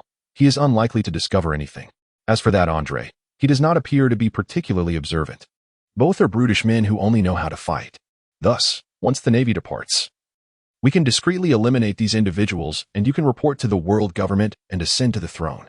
Tippos scoffed. As for the world government, as long as you remit the heavenly gold on schedule and possess sufficient belly, they will not concern themselves with who inherits this kingdom, provided you carry royal blood. Therefore, our plan is flawless. You merely need to set aside your thirst for vengeance. Do you understand, Forel? Forel nodded. I understand, uncle. Uncle? It seemed another piece of gossip had surfaced. However, Tupos, as a member of the royal lineage, had not chosen to bask in the comforts of the kingdom, but had instead spent years serving in the Navy, truly embodying a loyal servant of the people. Forel, remember, you are the last scion of the Gaeta's kingdom. Raikamo is unworthy of being human, thus. The weight of responsibility rests heavily on your shoulders. The lives of 3 million citizens depend solely on you. If the world government discovers this, the consequences will extend far beyond the few of us. Observing the scene of a grandfather reprimanding his grandson, Andre felt a twinge of uncertainty. This matter could be deemed a crime, yet it could also be interpreted as a desperate act of rebellion. Furthermore, with a monster like Raikamo guilty of fratricide, he must ensure his demise. After a moment of contemplation, Andre opted to remain oblivious, treating the situation as a dream from which he was unaware, thus ensuring a mutual sense of satisfaction for all involved. However, while Andre entertained such thoughts, others did not share his perspective. The door swung open, and a serious leer entered. Commander Tupos, people are capable of growth. It appears I have been underestimated. Forel looked alarmed. Tattoo appeared cautious, while Tupos wore an awkward expression. Andre, come down at once. Upon hearing this, Andre found himself at a loss. He leaped before the few individuals, causing Tubbs to flush with embarrassment. Andre speculated that his mind must be pondering, isn't this the archetype of a brash man? How is it that everyone resembles Sherlock Holmes? My face is sore from the blows dealt by the two of you. Apologies, for I am actually Conan, though regrettably, I have forgotten my glasses. Chapter 68. I do not wish to battle you. Greetings, everyone. If I were to confess that I have poor sleeping habits and have sleepwalked to this point, would you believe me? Andre endeavored to shatter the stifling atmosphere. Regrettably, few paid heed to him, which left him somewhat disenchanted. Senior Tups, as a retired naval officer, how could you assist criminals in subjugating a king? Does such behavior align with your sense of justice? Lyle glared at Tups, his face a mask of indignation. Brother, have you lost your wits? You are fully aware of the situation. This can only be deemed a commendable act, a true defense of justice. If it were me, that beastly king would be 6 feet under by now. Andre lamented Lyle's obstinacy. Justice. Lyle, you remain as naive as ever. After the inexplicable demise of the crown prince and his siblings, we reported the incident to the world government. Yet how did they respond? Following the offering of so-called tribute to the government, they merely stated they would not interfere in the transition of royal power. Hilarious. I assent to it. Is this what justice looks like? If this is justice, I would rather become the most malevolent being in existence, obliterating such so-called justice. Tups bellowed with a countenance filled with righteous fury. Silence, Tups. Justice is far from this superficial interpretation. In all endeavors, we must adhere to order. If you seize control of this nation through such nefarious means, how does that differ from the tyranny you oppose? I cannot comprehend your actions. It appears that your post-retirement life has gradually corroded the sense of justice within you. Andre felt a profound sense of helplessness after so many years apart. It was evident that Lyle's Sikorsky syndrome had reached a terminal stage. No wonder Akainu wore a smile akin to a blooming chrysanthemum when facing Lyle. Could he possibly be the estranged son of Sikorsky? Yet, the age discrepancy didn't quite align. It was futile to dwell on such thoughts. I require no understanding from you. Lyle, let me witness the extent of your growth over these years. Tuppus's muscles bulged prominently, his garments nearly bursting at the seams. In an instant, he transformed from a professional con artist easily toppled by a gust of wind into a seasoned champion of bodybuilding, having reigned for 30 consecutive years. And he was the first to leap out the door. Is this a transformation akin to that of the turtle hermit? Your lineage remains unchanged. Perhaps I have been too superficial in my assessments. Tattoo naturally directed his fervent gaze towards the pillar adjacent to Andre. The new Navy recruit, Andre. I've heard tales of your victory over red-haired Shanks. I have longed for this encounter. Today, let us engage in a decisive battle. With that proclamation, Tattoo launched a punch towards Andre. What is the cause of this sudden surge of emotion? Your youthful fervor is bubbling over without reason. Can't you see that I have no desire to fight? Nevertheless, the force behind that punch was indeed formidable, embodying half my strength. The four individuals swiftly divided into two groups, racing outside. Tuppus, concerned that the aftermath of the battle might wreak havoc upon the palace, urged Lyle to flee to a safer distance. Andre gestured towards Tattoo, indicating for him to follow. Only a group of guards, drawn by the noise, remained, staring vacantly at the sky. Flair stepped outside and called to them, reassuringly stating that there was no cause for concern, as it was merely a routine sparring session. Though aged, Tupp's muscles, once unleashed, emanated an overwhelming sense of pressure. His strikes were swift and powerful, momentarily gaining the upper hand over Lyle, transforming into a golden eagle. Lyle soared above Tupp's and remarked, Elder Tupp's, it seems the words of Major Barrow hold true. In terms of combat prowess, you certainly surpass him by a considerable margin. Tupp squinted his eyes and replied, an ancient species of the animal type, is it? But who isn't? Suddenly, a colossal lion materialized before Andre. Its white fur and blood-red eyes exuding an aura of ferocity. I am not, he retorted. Is the ancient species truly so undervalued? Andre turned to face the somewhat irate Tattoo. Why do you gaze at me in such a manner? Andre commenced, let us determine our fates today. Andre scratched his head and suggested, Lord Tattoo, why don't we sit down, enjoy some fruit, and sip tea? I must admit, I find little enthusiasm for this battle. I really do not wish to fight you. You are insulting me. I am eager to see what skills you possess that lead you to underestimate me. Tattoo felt a surge of anger, and in an instant, vanished from sight. Bang. The Navy 6 style? Andre extended his hands to block Tattoo's assault. Tattoo remained silent, and as he launched a series of punches and kicks, Andre was left with no choice but to defend himself. Andre felt a sense of melancholy. This kind of battle truly contradicted his innermost convictions. To defeat him would be undesirable, yet refraining from action left him vulnerable to assault. Enough. If you continue like this, I shall retaliate. After enduring numerous blows, Andre's temper began to rise. Ha. You amuse me. Your abilities are modest, yet your bravado is immense. Come on, strike me down. Tattoo, observing Andre's inability to counter, was filled with an unwarranted arrogance. With such meager strength, you dare to claim you could defeat Shanks? It appears my prowess has ascended to the pinnacle of the world. Yet, invincibility can be a lonely state, for a fleeting moment. Tattoo's demeanor grew somber as he paused his assault to gaze at the moon. What is this sensation reminiscent of the legendary Shimin Shui Shui? From whence does your confidence derive? Have you not noticed my restraint? He taunted. Hey, Tattoo. Lean in. I wish to show you a treasure. Andre circled his right hand, directing his words towards Tattoo. Humph. The young man is arrogantly presumptuous, unaware of his own limitations. Tattoo regarded him with disdain. Upon hearing this, Andre remained unperturbed, his left hand forming a circle as both hands incessantly rotated back and forth, resembling two wheels in motion. Allow me to demonstrate the distinction between superiority and inferiority. This martial art was conceived by me at the tender age of 5. With it, I have ascended mountains to capture tigers and plunged into the seas to seize dragons. Tattoo scoffed. It seems I have underestimated you. With that, Tattoo delivered a powerful kick aimed at Andre, only to find that Andre's fist wielded immense force. Feeling the impact resonate through his foot, Tattoo's body sank as he hastily raised both arms in defense. In an instant, Tattoo was forced to retreat repeatedly, his arms suffering excruciating pain under Andre's relentless assault. As he struggled to maintain his ground, Tattoo finally staggered back and demanded, "What kind of martial art is this?" Andre chuckled, the turtle fist, specifically designed to strike at turtles. Tattoo looked on with a puzzled expression. "Oh, it's my own creation, the sea turtle fist. Aimed precisely at turtle eggs. What do you think of the strength behind it?" Andre noticed that Tattoo did not understand the meaning of turtle and immediately opted for a different expression. Are you mocking me? Tattoo's eyes, filled with fury, were bloodshot. You are truly clever, aren't you, you little rascal? Consumed by rage, Tattoo vowed to beat Andre senseless.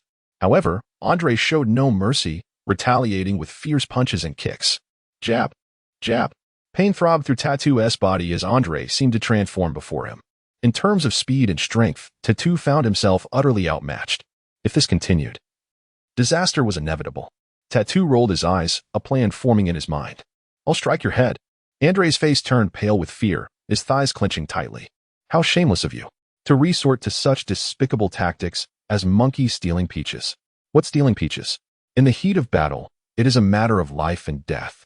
Any means necessary to achieve victory are justified. Your naivety has allowed you to survive until now. You are indeed fortunate. Andre's fury surged within him. To display such insolence before me? Truly outrageous, beyond all reason. Given this provocation, I can hardly be blamed. Allow me to demonstrate the art of my esteemed predecessors. Spit it out. Capture it. Strike it down. Tattoo's expression was one of profound agony. Tears and snot streamed down his face as he opened his mouth to speak, but could utter no sound. The ocean is boundless. With a smile of liberation, Tattoo succumbed to unconsciousness. Do not mistake my silence for weakness. I am no mere plaything. Andre clapped his hands, feeling a surge of joy.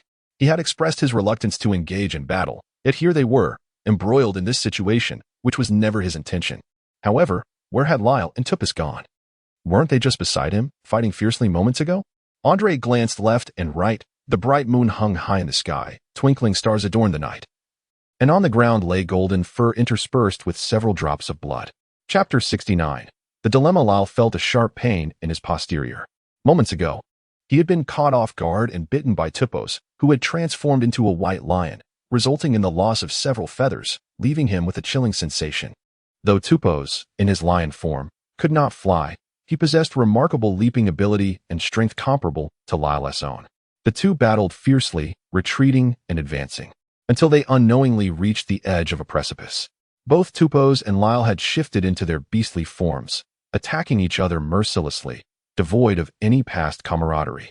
However, Tupos, despite his experience, found himself at a disadvantage against the younger and more vigorous Lyle. After a fierce exchange, Lyle landed a decisive blow that sent Tupos flying.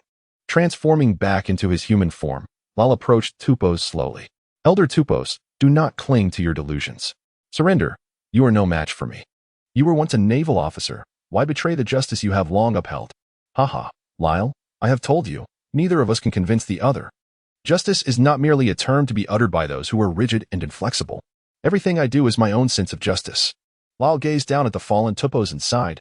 Then, Elder Tupos, I have no choice but to apprehend you and hand you over to the world government for judgment.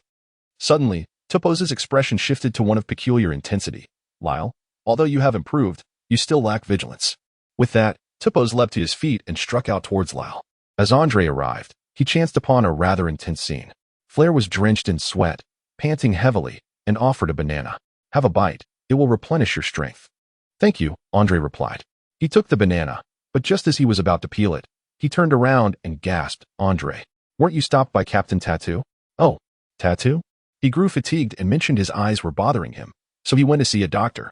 Observing Flair's astonishment, Andre stepped closer, draping an arm around his neck, and said, you needn't worry excessively about me. I am not as obstinate as General Lyle. Let's consume something, after all. The outcome of this conflict will not be determined anytime soon. Your fruit ability is indeed remarkable. Can it also restore one's stamina? Flair mused that he himself possessed no significant combat prowess, so he might as well embrace the situation. It doesn't restore stamina, it merely stirs my great uncle's emotions, allowing him to temporarily disregard his pain. Ah, this fruit ability is quite formidable. Is there a limit to its use? This skill can only be directed at one person, unlike the hypnosis ability, which can control multiple individuals. Hey, are we that familiar? Why would I share that with you? Flair exclaimed, mouth agape. Ha ha ha, just a casual inquiry. Come, let us eat and chat.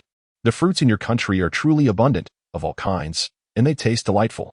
Living here must be quite blissful. Flair fell into a contemplative silence, taking a bite of the banana. After finishing, a look of melancholy crossed his face. The kingdom of Gaiathes. Its citizens were once very happy. After joining the world government and engaging in trade with other nations, their lives improved day by day. Back then, my father was still alive, and the royal family's reputation was impeccable. My father was deeply beloved by the people. But it's all because of him, that wretched beast. Flair's eyes reddened, filled with resentment. My father managed the kingdom's upper echelons with great strictness, which bred discontent. But I never anticipated that Raikamo would be so depraved as to conspire with them to poison his own father. He even had my elder brother and younger brother murdered, all for the sake of satisfying his ambition to rule this country. By this point, Flair was in tears. If it weren't for Tattoo and those citizens who support me, I would have long fallen victim to his treachery. To protect me and conceal my whereabouts, he ruthlessly slaughtered 300 citizens. Since the day he ascended the throne, the people have lived in constant fear under his reign. He even kills for amusement daily. The moment I escaped Gaiathes, I vowed to return and personally deal with this beast. I shall restore this kingdom to the joyful and laughter-filled place it once was, Flair declared through gritted teeth. Andre expressed his sympathy, feeling a deep urge to eliminate such heartless trash. Yet, it was merely a step away when you arrived. Why? Sob. Filier wept bitterly. Once Filier had exhausted his lamentations, Andre gently patted his shoulder and remarked, "As for scoundrels like Raikamo, I am indifferent to their fate. In fact, when I first heard the news, I wished to pretend I had never been present. However, since General Lyle is already aware of this matter, I cannot openly oppose his methods. Nevertheless, I stand in support of your cause. Rest assured, you may now return to find Tattoo and initiate your plan, striving to bring about the transition of this nation's monarchy before dawn. I shall employ my own means to ensure Lyle's agreement." Filier, with an expression of disbelief, stared at Andre in a daze. "What is that expression of yours? The situation has reached this point. Even if I were deceiving you, what difference would it make? Just follow my instructions. The Navy is not merely a war machine devoted to upholding justice." Andre felt a sense of emotion as he gazed at Lyle, who was still engaged in battle. Indeed, since the situation had reached this point, why not give it a try? Even if we were to perish in the process of eliminating those vile creatures, it would be preferable to our current plight. "Thank you, Andre." Andre waved his hand dismissively. "Go now, and remember to be swift. I have already informed the naval personnel aboard that they must remain on the ship, regardless of the sounds they may hear. Now, arrange for someone to deliver the hush money to Mary Joa." Froller nodded vigorously and hurried in the direction of the palace. Although Andre spoke with unwavering confidence, he found himself at a loss on how to convince Sakasaki regarding the increasingly severe situation with Lyle. This was bordering on paranoia.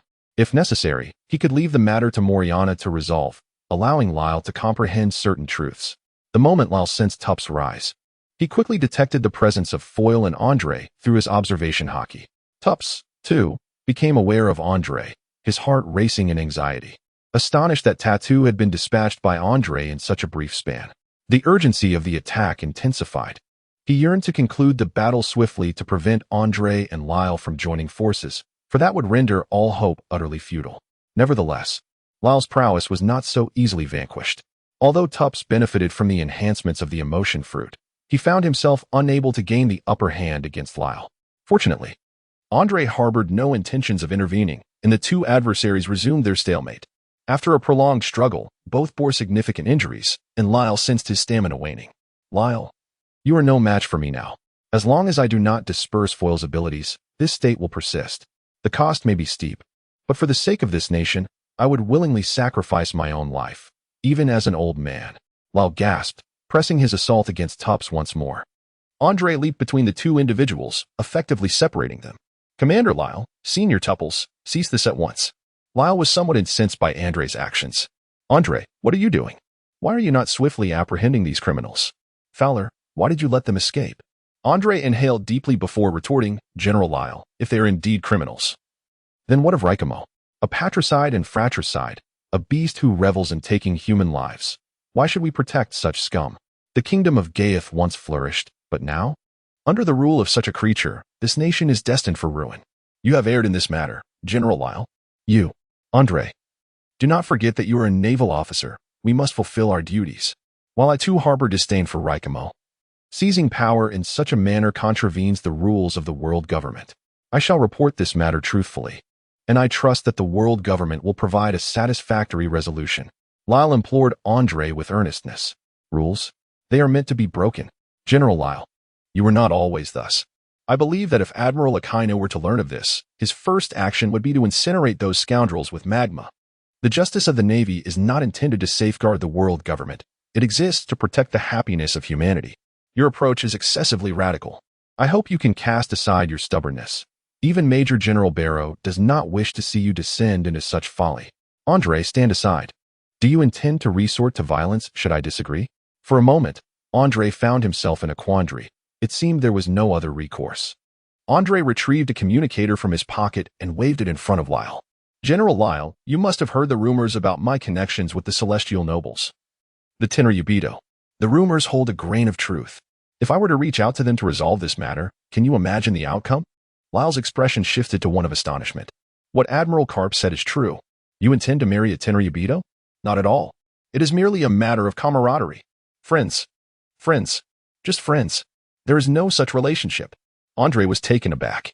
Lyle fell into a contemplative silence, and Andre felt a twinge of embarrassment.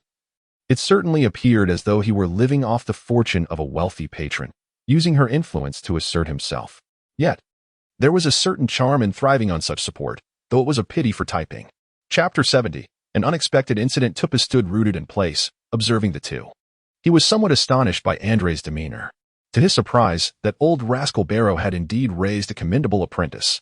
Young man, you have truly astonished me. Astonished you? What sort of accent is that, Senior Tuppis? Cough, cough. Tuppis covered his chest and began to cough. All right, General Lyle, Senior Tuppis. I have dispatched Flare to handle that group of nuisances. By dawn, this nation will return to its former state. General Lyle, shall we pretend we were never here?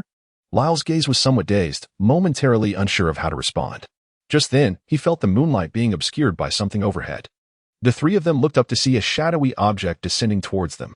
Andre quickly sidestepped. Suddenly, a fierce gust of wind forced him and his companions to shield their eyes. What is this? A vast pit appeared before them. Andre and his companions curiously approached to investigate. Was it a meteorite? Or perhaps an aerial island above? Andre lifted his gaze to the sky. Suddenly, a pair of colossal hands appeared at the entrance. It was Kaido. Lyle's expression grew grave, while Tuppis took a step back. Andre, confronted by the towering figure of Kaido, who was more than twice his height, felt beads of sweat trickling down his forehead. HM? Kaido's immense presence exuded an aura of oppression as he turned his head and spotted Lyle. Ha ha. Lyle. Today is indeed a stroke of luck. Kaido sneered, bending down with a glimmer of delight in his eyes. Andre found himself somewhat bewildered. In this situation, it seemed that Lyle and Tuppis were no longer capable of combat, and he would have to rely on himself. However, why engage in bungee jumping at such a late hour? It appears that you are not only a mentor, but also an animal enthusiast and a seasoned bungee jumper, showcasing a remarkable array of skills. Is that so? I must say, today has been utterly disastrous. I never anticipated that I would encounter Kaido, who has long coveted me, during this outing. It seems I neglected to consult the almanac before venturing out. Andre, I will hold him off. You two go ahead. Lyle shouted to the pair. Ha! Young Lyle, you should rather take your leave. This is my homeland. With that, Tuppis charged towards Kaido. Bang. Bang. Andre observed Kaido as he sent the two individuals flying through the air like mere flies. Is this your method of enlivening the tense atmosphere? He scoffed. Enough of this. Why don't you both take a break? Allow me to handle this. Andre raised his fist and charged forward, while Kaido extended his palm to strike at Andre. Do not underestimate me. I am Kaido of the 100 Beasts. Kaido's hand was nearly the size of an average person's head. However, when their fists met, Andre's punch sent Kaido's palm flying. Oh, impressive strength. It seems you are not just a mere fish. I might actually need to exert some effort here. What is this? First there was red-haired, and now you, do all the emperors enjoy this showmanship? Andre secretly scoffed, delivering a punch to Kaido's chest. Ha ha ha. Quite impressive. Just like that. Come on, kid. This physical defense appears formidable, yet when it comes to physical strength, I am not one to concede defeat to you, Kaido. Andre harbored immense confidence in his formidable physique, honed through years of rigorous training and fortified by the principles of Xingyiquan. The two combatants exchanged blows with relentless fervor, with Andre standing resolute against Kaido's onslaught, refusing to yield even an inch. Kaido, gradually becoming invigorated, exclaimed, Young naval officer, proclaim your name. You are worthy of my serious attention. I am called Ma Baohua. Beware of my lightning five-sword technique. The peculiar name hardly seems to match your prowess. Yet I eagerly anticipate your lightning 5-sword technique. Haha. Andre unleashed his armament haki, declaring that today he would test the strength of his opponent's physique. Indeed, Kaido and Andre engaged in an all-out battle, each punch striking with precision, occasionally exchanging intimate headbutts. Their legs remained steadfast, as if conceding even a single step would equate to defeat. Thunderous hexagrams. Kaido brandished his massive club and brought it crashing down. You resort to ambush. But you cannot withstand the consequences, he taunted, wielding a weapon. A flash of lightning strikes. Andre also unleashed the Cold Moon's roar, a manifestation of weaponry entwined with the Conqueror's haki. I too possess such prowess, alongside the resounding Thunderous Octagon. Thunderous Octagon. Lightning dual swords. Thunderous Octagon. Lightning triple swords. Thunderous. Lightning quadruple swords. Lightning quintuple slash. The collision of Conqueror's haki provoked a violent tremor in the surroundings. Lyle and Tupos observed Andre, who stood his ground unwaveringly. Lyle swallowed hard, while Tupos cleared his throat with great effort. After yet another tedious display of fervor, Kaido's assaults intensified with increasing ferocity. Andre found himself struggling, as Kaido's Conqueror's haki was significantly more profound than his own. Despite his attempts, Andre's mastery of this formidable power paled in comparison to Kaido's. After a few exchanges, the pressure became increasingly suffocating for Andre, as if something within him yearned to break free. At that moment, Andre reacted a beat too late. Kaido's massive club struck him with force, sending him hurtling away. Haha, not bad, little brat. To possess Conqueror's haki as a Navy man. How about joining me as my subordinate? I shall grant you a title of calamity. Rayler and Tupos, their faces etched with concern, rushed towards Kaido to prevent further harm to Andre. After a brief respite, the two regained considerable strength.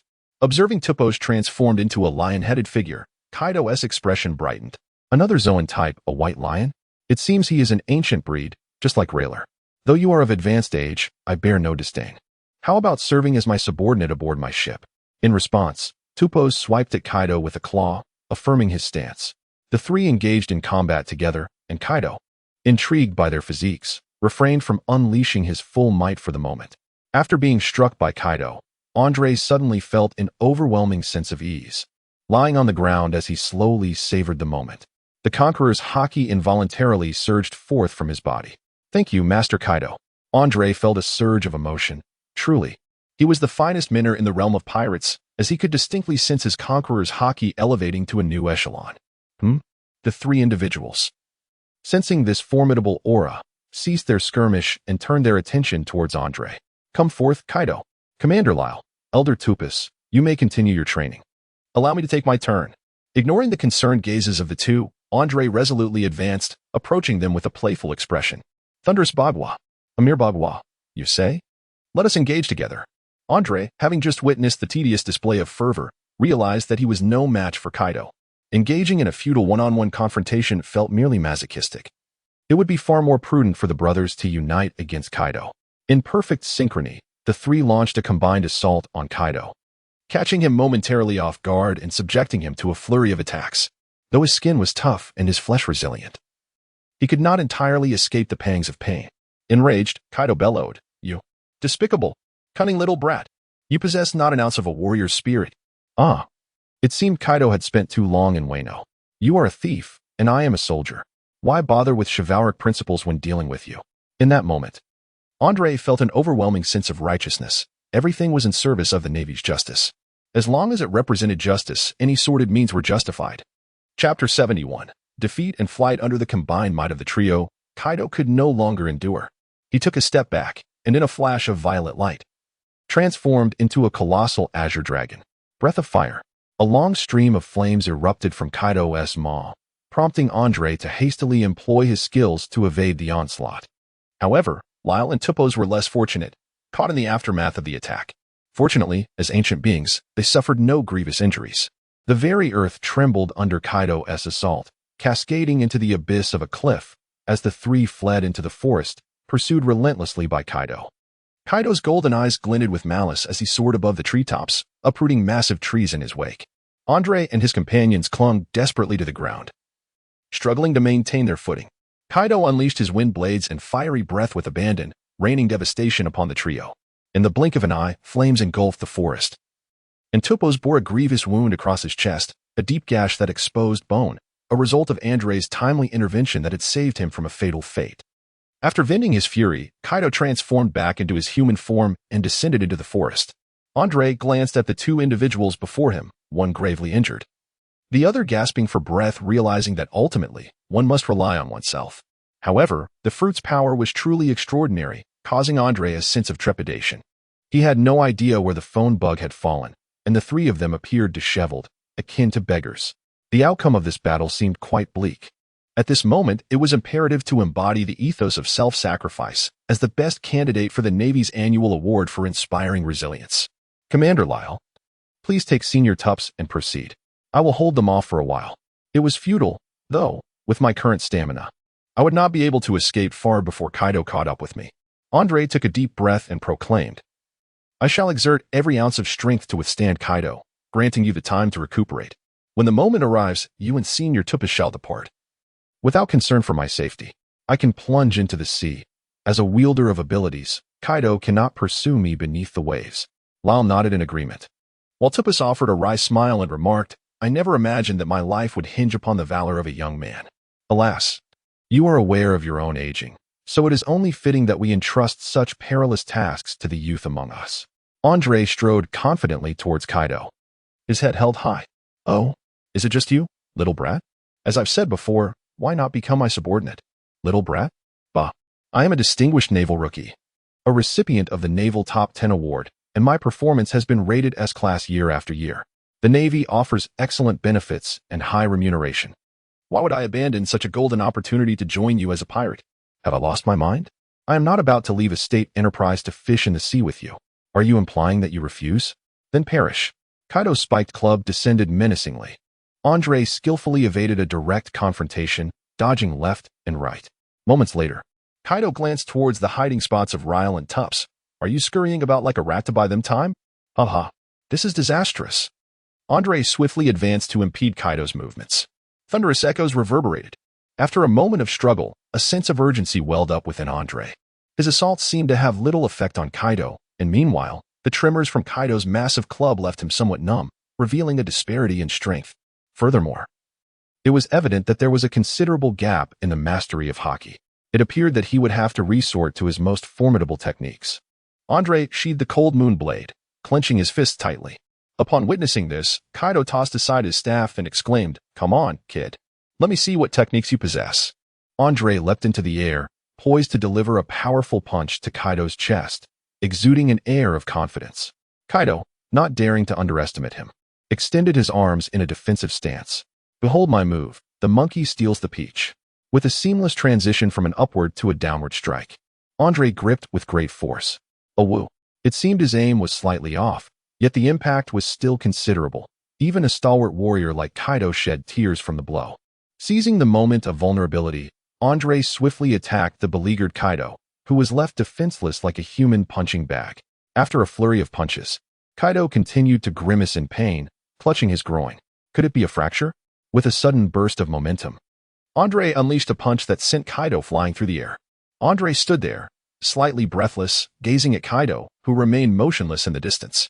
This technique, refined under the guidance of Carp, utilized the water-like force of the five elements fist, intertwined with the power of armament and conqueror's Haki, enabling it to penetrate the enemy's body and unleash a relentless torrent of destruction, thereby inflicting a grievous blow in an instant.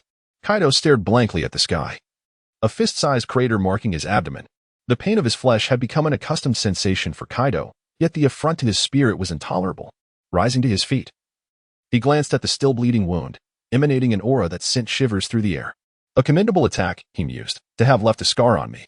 Yet, what good is such formidable power if wielded with such despicable methods? Boy, you have truly roused my ire. How dare you treat me in this manner? Do you have any idea who I am? I am Kaido. With that, Kaido's head transformed into that of an azure dragon, his long whiskers floating gracefully about his shoulders. Andre meticulously observed every movement of Kaido, but in the blink of an eye, Kaido appeared right before him. Bang! Andre pressed his hand against his chest, a sharp claw mark emerging upon his skin, causing a surge of blood to rush within him. Kaido, relentless in his pursuit of retribution, brandished his massive club and commenced his favorite act of aggression once more. Thunderous tumult ensued. Andre struggled desperately, blood continuously dripping from his mouth, his strength gradually waning. Thunder rumbled ominously. It was the loyal blade, Cold Moon, which had accompanied Andre for many years, now shattered under Kaido's strike. The blow struck him squarely on the forehead. Andre could only muster his haki to shield his head before being sent flying deep into the jungle, his vision fading to darkness as he lost consciousness. Andre. Lau rushed to Andre's side, finding him sprawled on the ground, unresponsive. A tight knot formed in Lyle's heart. If Andre were to perish, how could he face Major Barrow? After a careful examination, he discovered that Andre was merely unconscious, and relief washed over him. Suddenly, a shadow loomed over them, and Lyle turned to see Kaido swinging his massive club down. Boom. At that critical moment, Tupos stepped forward. Don't just stand there, Lyle. I'll hold him off. You take Andre and flee. But, Lyle hesitated. There are no buts. If you truly feel indebted to me, then heed Andre's wish. Just pretend you were never here today. Tupos's tone carried a hint of pleading. Lyle nodded gravely, tears welling in his eyes. Transforming into a golden eagle, he grasped Andre and soared into the sky. Don't even think about escaping. Kaido bellowed, attempting to intercept them, only to be struck away by a colossal white lion. Don't underestimate me, Kaido, Tupos shouted. Glancing at Lyle, who was already far off, a surge of pride swelling within him. Lyle, Andre, this is the justice of a Navy man. Lyle, feeling anxious, realized that the distance to the base was too great. It seemed he would have to head toward the Grand Line in hopes of shaking off Kaido. Tupos, it all rests on you now. I'm sorry, Lyle lamented, regretting his insistence on fighting, which had led to this dire outcome. Tupos sacrificing himself to block Kaido only deepened his shame. For these past years, blinded by hatred, he truly had committed many wrongs. Chapter 72. Sky Island. The Golden Eagle was already heading toward the location of the battle. Lyle felt a surge of emotion, witnessing Kaido's immense form, still possessing the courage to confront the challenge head-on. At that moment, Kaido transformed into a gigantic azure dragon. Lyle dared not linger and shouted to the warship, retreat. Quickly contact headquarters for support. Retreat with all your might. Lyle understood that with Tupos's stamina, he could not withstand Kaido's onslaught for long. For safety, he opted to carry Andre toward the headquarters and await reinforcement from the admiral. As dawn broke, Lyle's form wavered perilously. Yet, thinking of Kaido's abilities, he gritted his teeth and pressed on. Ha, Lyle, you cannot escape, Kaido taunted. Tupos. Lyle dared not look back, flying forward with all his strength, aware that Tupos's chances of survival were dwindling. It's futile, Lyle. Drop that kid. My offer still stands. Join me as my subordinate. No one can save you now, Kaido declared. Though he had been a scoundrel who deeply wounded Lyle, he still decided to extend this opportunity. Lyle dismissed his words angrily. I want to listen to you. Leave me be. However, the injury on his backside severely hampered his flight speed. As pain surged through him, memories of Tupos filled Lyle with sorrow. Kaido's figure loomed ever closer, yet it seemed he was savoring the chase, maintaining a distance while bombarding Lyle with verbal taunts. Suddenly, the sky darkened. Ominous clouds gathering as fierce winds swept across. What is that? Lyle exclaimed with a flicker of hope, spotting a massive tornado swirling toward them. In the vast ocean, the tempest gathered dark clouds, and between the storm and the sea, Lyle clutched Andre, bravely forging ahead. His movements grew more sluggish, and Kaido's eyes glinted with murderous intent as he shouted, Lyle, I'm giving you one last chance. If you refuse again, you'll die alongside that kid. Lyle flapped his wings with all his might, a singular thought racing through his mind. Faster. I must get into the storm. There's a chance of survival. Suddenly, a searing flame shot toward Lyle. In the nick of time, he transformed back into human form, clutching Andre and using his speed to approach the storm's edge. Bad wind, Lyle cried, but a gust of wind sliced through him, causing him to grit his teeth as he held Andre tightly. Their bodies were engulfed by the immense storm, vanishing from sight. This is the consequence of defying me, Kaido exclaimed, realizing the severity of the natural disaster, and fled with all his might. Andre was jolted awake by a wave of excruciating pain. Ugh, my head hurts so badly. My chest aches as well. What is this sensation? Andre opened his eyes and surveyed his surroundings, finding himself in a room that exuded a youthful charm, adorned in shades of pink. Delicate shell-like decorations were scattered throughout the space. However, the height of the room was quite exaggerated, capable of accommodating two of him comfortably. He felt a slight heaviness on his chest, as a pair of legs, resembling those clad in black leggings, rested upon him. Andre gazed at the slumbering Lyle. the flaxen nightgown failing to conceal Lyle's alluring form. His eyes were met with a wild display of raven-black hair. Andre felt a wave of nausea, a sensation that usually remained concealed. Were you left behind during the evolutionary process, you primitive being? Lyle's legs twitched as he observed the dark hair on the soles of his feet, while Andre struggled with all his might. Unfortunately, his frail body prevented him from rising immediately. A foul stench permeated the air. Ugh. Lyle. Lyle was jolted awake by Andre's voice and sat up straight. Andre, you're awake. Splendid. A pair of odorous feet inadvertently landed on Andre's face. Ugh. Ugh. Lyle. I swear I will kill you. Ugh. Creak. Mommy. That uncle is awake. A petite, fair-skinned little girl opened the door, peering in and calling out to someone nearby. Oh, is that so? It seems that Machi's medical skills are quite impressive. The voice was sweet and melodious, prompting Lyle to spring to his feet. Who is this? An angel? Gazing at the woman who entered, Andre felt as though he had been transported to paradise. She wore a delicate white garment, her ruby lips and rosy complexion captivating. Her bright eyes and gleaming teeth complemented a slender waist, accentuated by an ample bosom that surpassed even Susan's, creating a mesmerizing display with each graceful step she took. Behind her, a pair of pristine wings radiated an aura of purity amidst her enchanting presence. Stimulated by the surge of hormones, Andre leapt to his feet. Lyle. Has your companion awakened? Lyle scratched his head, about to respond when Andre's voice chimed from behind. Esteemed lady, I express my heartfelt gratitude for your act of salvation. My name is Andre, 25 years of age, possessing a handsome visage and pure thoughts, yet to be wed. Lyle furrowed his brow. Before you speak, could you kindly put on some clothes? Andre maintained his composure, saying, I apologize, but this is a physiological phenomenon that is distinctly characteristic of youth. I believe you can no longer relate to it. The angel stifled a laugh, covering her mouth. I beg your pardon, Andre, due to your towering stature. I was momentarily unable to find attire befitting you. It is only in recent days that I have crafted a suitable garment. Thank you, dear lady. Under the furious gaze of Lyle, Andre naturally accepted the clothing and donned it. Elena, thank you for your care. I appreciate your assistance during this time. Lyle's face flushed crimson as Elena fixed her unwavering stare upon him. Andre sensed an unusual tension in the air. It's nothing, Lyle. I have already mentioned that you need not be so courteous to me, he remarked. I have just prepared a meal for you. After such a lengthy period of unconsciousness, it is essential for Andre to regain his strength. With that, Elena turned and departed. Andre fixated on Elena's silhouette, contemplating that such a form could bear 10 sons. After consuming the meal, he felt rejuvenated, truly alive once more. Indeed, man is iron and food is steel. A single meal missed can evoke a profound sense of hunger. Lyle, how many days have I been unconscious? Where are we? Lyle painstakingly maneuvered to gather the last morsel of meat from the plate, carefully ensuring it did not slip from his chopsticks. Upon placing it in his mouth, he was somewhat moved, realizing that in the brief moment he took to serve himself, the table had become completely bare. Andre, you have been in a coma for over half a month. Thankfully, Elena has taken meticulous care of you. Otherwise, you might have starved to death.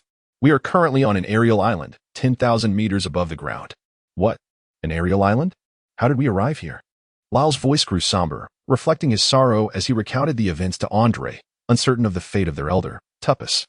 Andre felt a surge of emotion upon hearing this. He had not anticipated that Tupples would sever ties with Lyle for his sake, confronting an insurmountable adversary and wagering everything for the future of the kingdom. Perhaps the esteemed Tupples would emerge unscathed, after all. He too was a wielder of ancient animal abilities. Andre sought to console Lyle. Just then, Elena returned to the room. Observing the completely empty dining table, she cheerfully remarked, It seems that Andre has made a remarkable recovery. Lyle mentioned that your appetite surpasses his. I had prepared a considerable amount of food. Yet it appears you devoured it all, haha.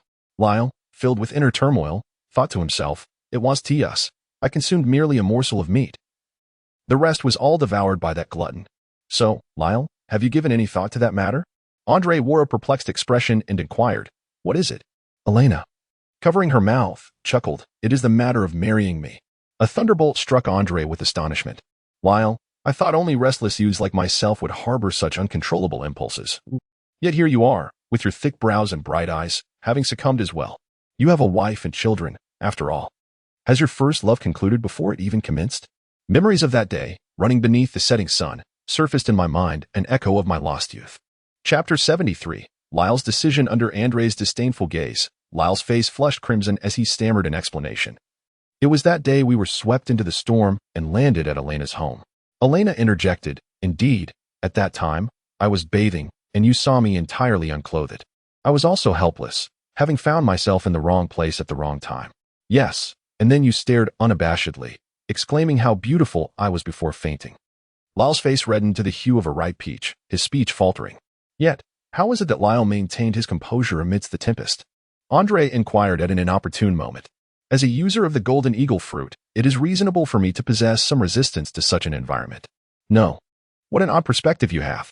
The two individuals shouted furiously at Andre. Lyle, I hope you will provide me with an answer soon, although I have 2 children. Apart from my deceased husband, no one has ever seen me unclothed. You are bestowed upon me as my husband by the heavens, and you must take responsibility. After Elena finished speaking, she picked up her plate and exited.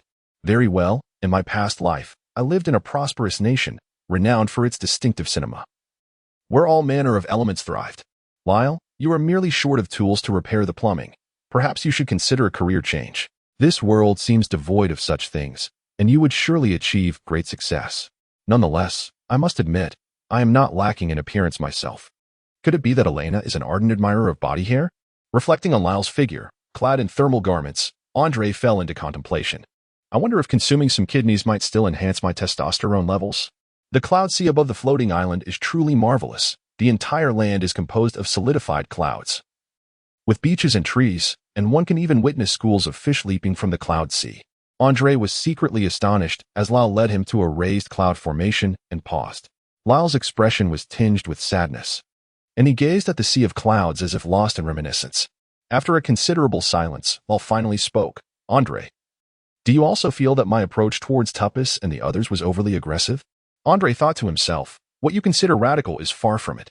I initially believed you had adopted a Sakazuki-like demeanor, but it seems that even Sakazuki must now be described in terms of your own transformation.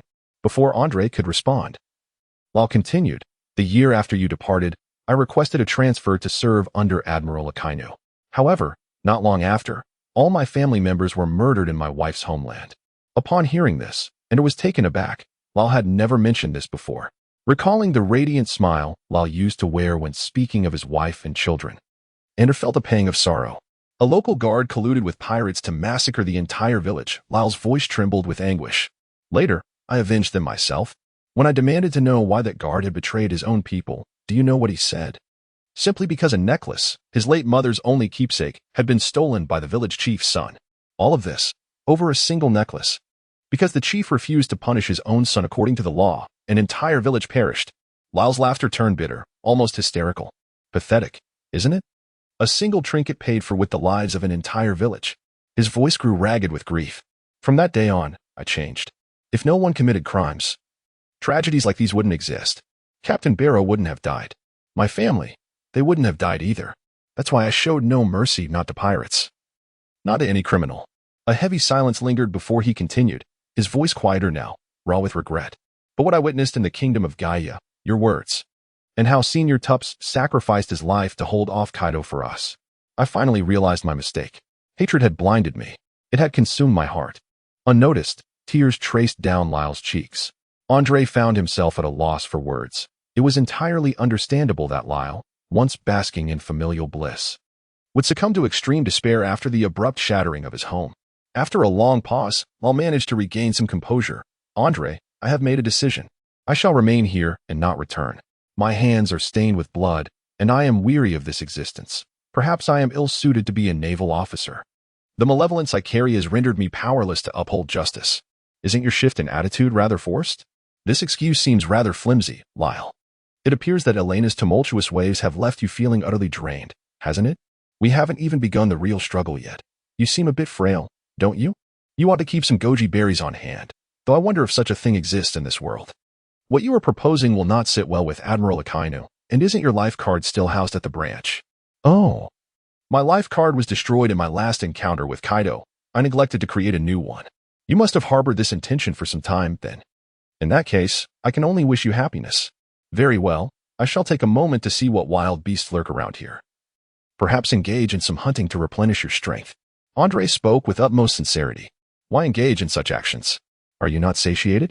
Oh, I have heard that one should consume what they wish to replenish. Certain organs of a tiger possess remarkable effects on specific aspects of our health. Allow me to take care of it, given that you have yet to recover. Observing the faint traces of blood seeping from Lyle's back, Andre stroked his chin thoughtfully.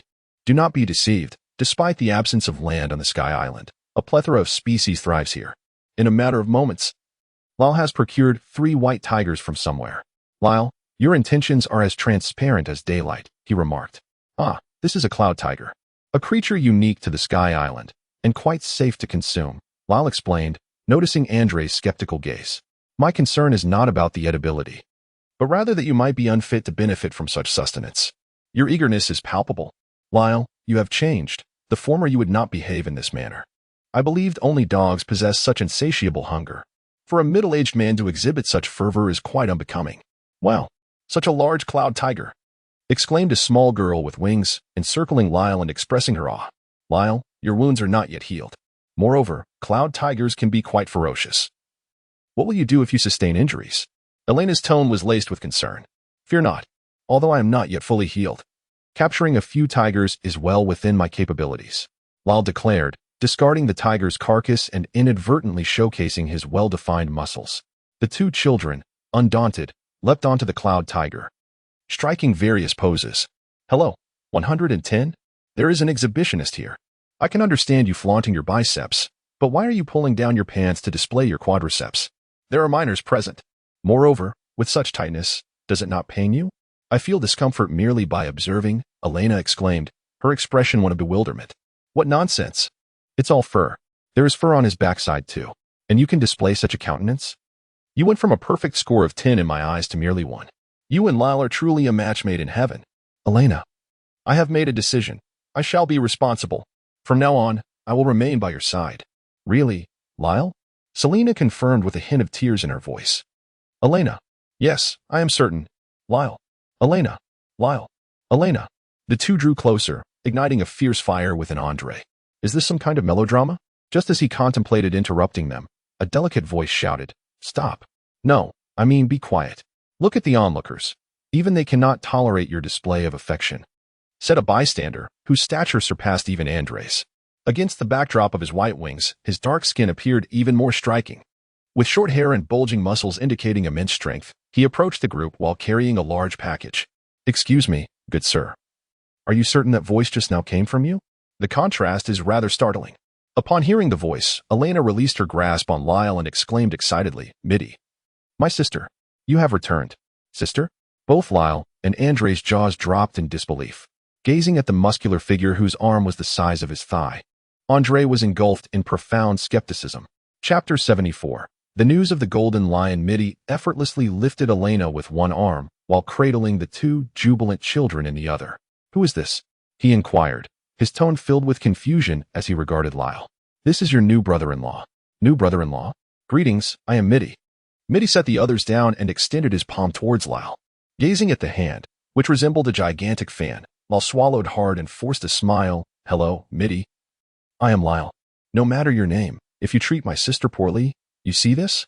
Mitty clenched his fist tightly, producing a series of cracking sounds. Lyle instinctively nodded, sweat beading on his forehead. Mitty. Lyle, do not be angry. Mitty suffered a blow to the head from a tree in his youth, hence his lack of clarity. Oh. It is quite all right, Lyle chuckled awkwardly. Who are you? Andre inquired, struggling to comprehend the juxtaposition of the giant's imposing figure and his gentle voice. I am your brother-in-law's brother, thus, your brother. Mighty brother, please refrain from speaking.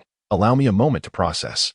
After a prolonged silence, Andre finally accepted that this formidable giant, who could easily portray a character like Li Kuei or Zhang Fei without makeup, was essentially a somewhat dim-witted, concrete-built sister.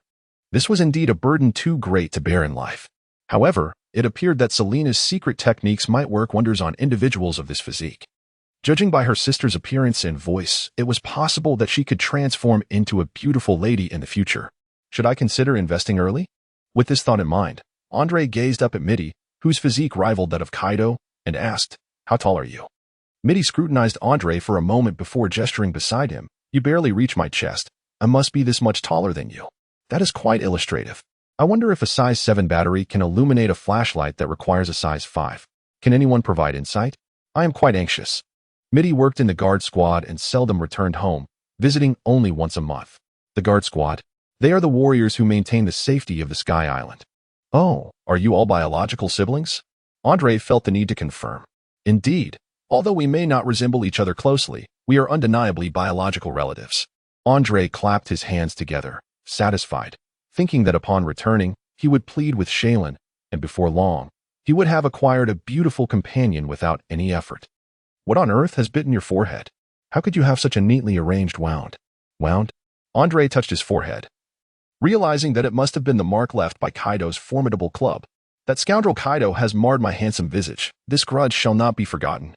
Sister, Uncle Freeman mentioned that the payment for the bounty will commence shortly, and he has sent me back today with a generous supply of wind bounty and fire bounty for you. Elena's eyes lit up at the news. I truly must express my gratitude to Uncle Freeman. Middle-eye, upon our return, you must heed Freeman's words diligently, understood? Middle-eye nodded fervently. I have always listened to Uncle Freeman's counsel, dear sister. Andre and Lyle were utterly perplexed.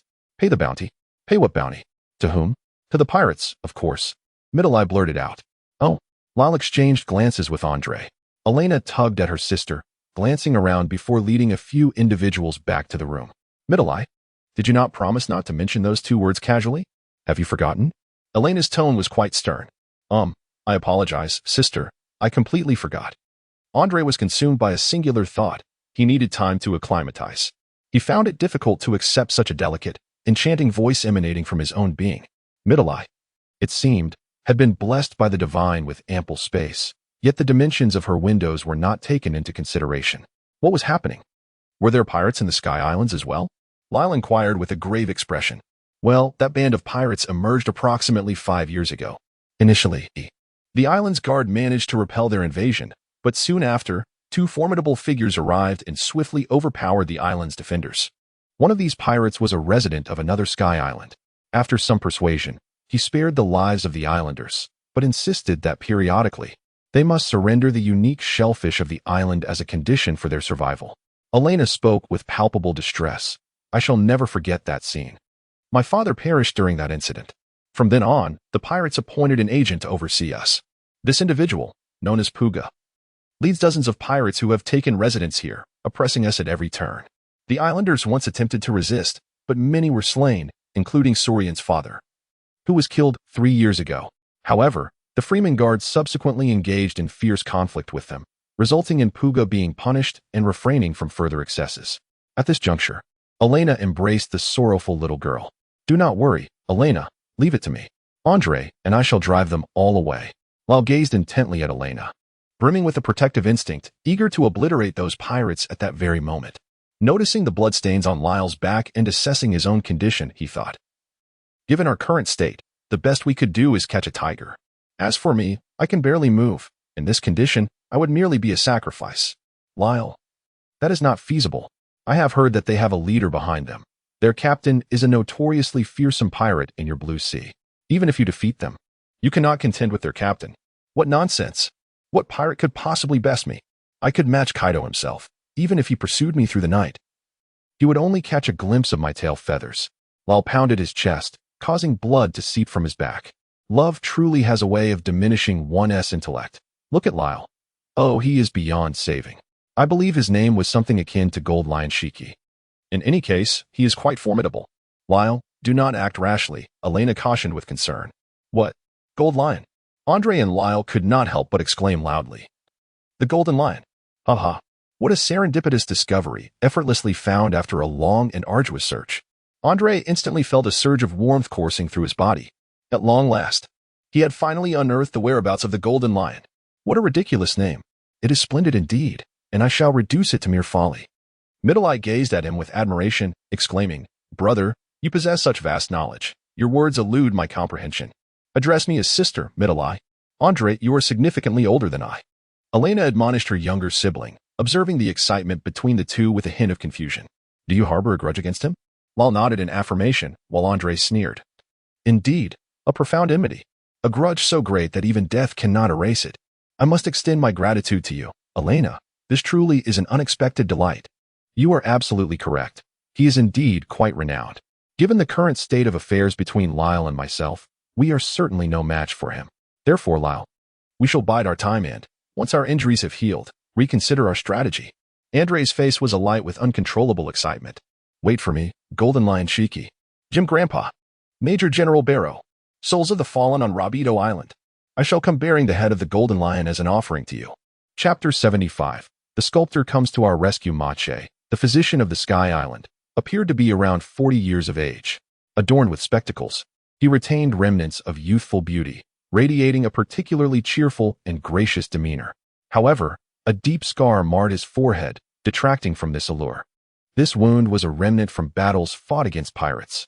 In an act of desperation to save her life, his husband Freeman had succumbed to the tyranny of the pirates. This deeply irked Mache, as they had all agreed to risk their lives and bravely resist. Yet, he had willingly become an accomplice to the enemy for the sake of her beauty. Such a lack of masculine valor was disheartening. Andre constantly inquired of her, Mache, do you understand what love truly is?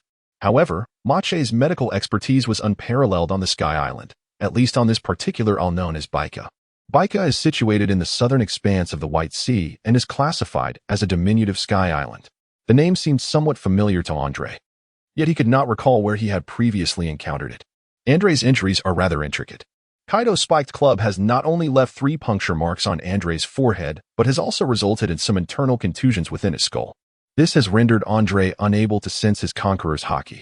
Nevertheless, Andre's recovery has unexpectedly surpassed Machi's expectations. In terms of restorative capability, he notably exceeds Rail, even when compared to the ancient Zoan-type abilities. This has caused Rail to harbor doubts regarding Andre, pondering whether he has consumed some mythical Zoan fruit. How could a mere human possess greater healing prowess than a distinguished ancient Zoan user? Is this the chasm that separates the gifted from the ordinary? With Machi's relentless massages and treatments each day, Rail's injuries gradually began to mend.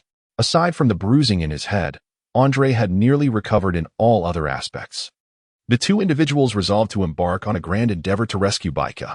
After a brief demonstration of Lyle's fruit abilities before Mache, the latter was utterly astounded. Mache promptly declared his intention to rally the island's inhabitants to assist the duo. Puga, a native of the Sky Island, was, however, cowardly and submissive. When the pirates announced their intention to appoint a proxy to manage the Sky Island, Puga eagerly offered his knee without hesitation.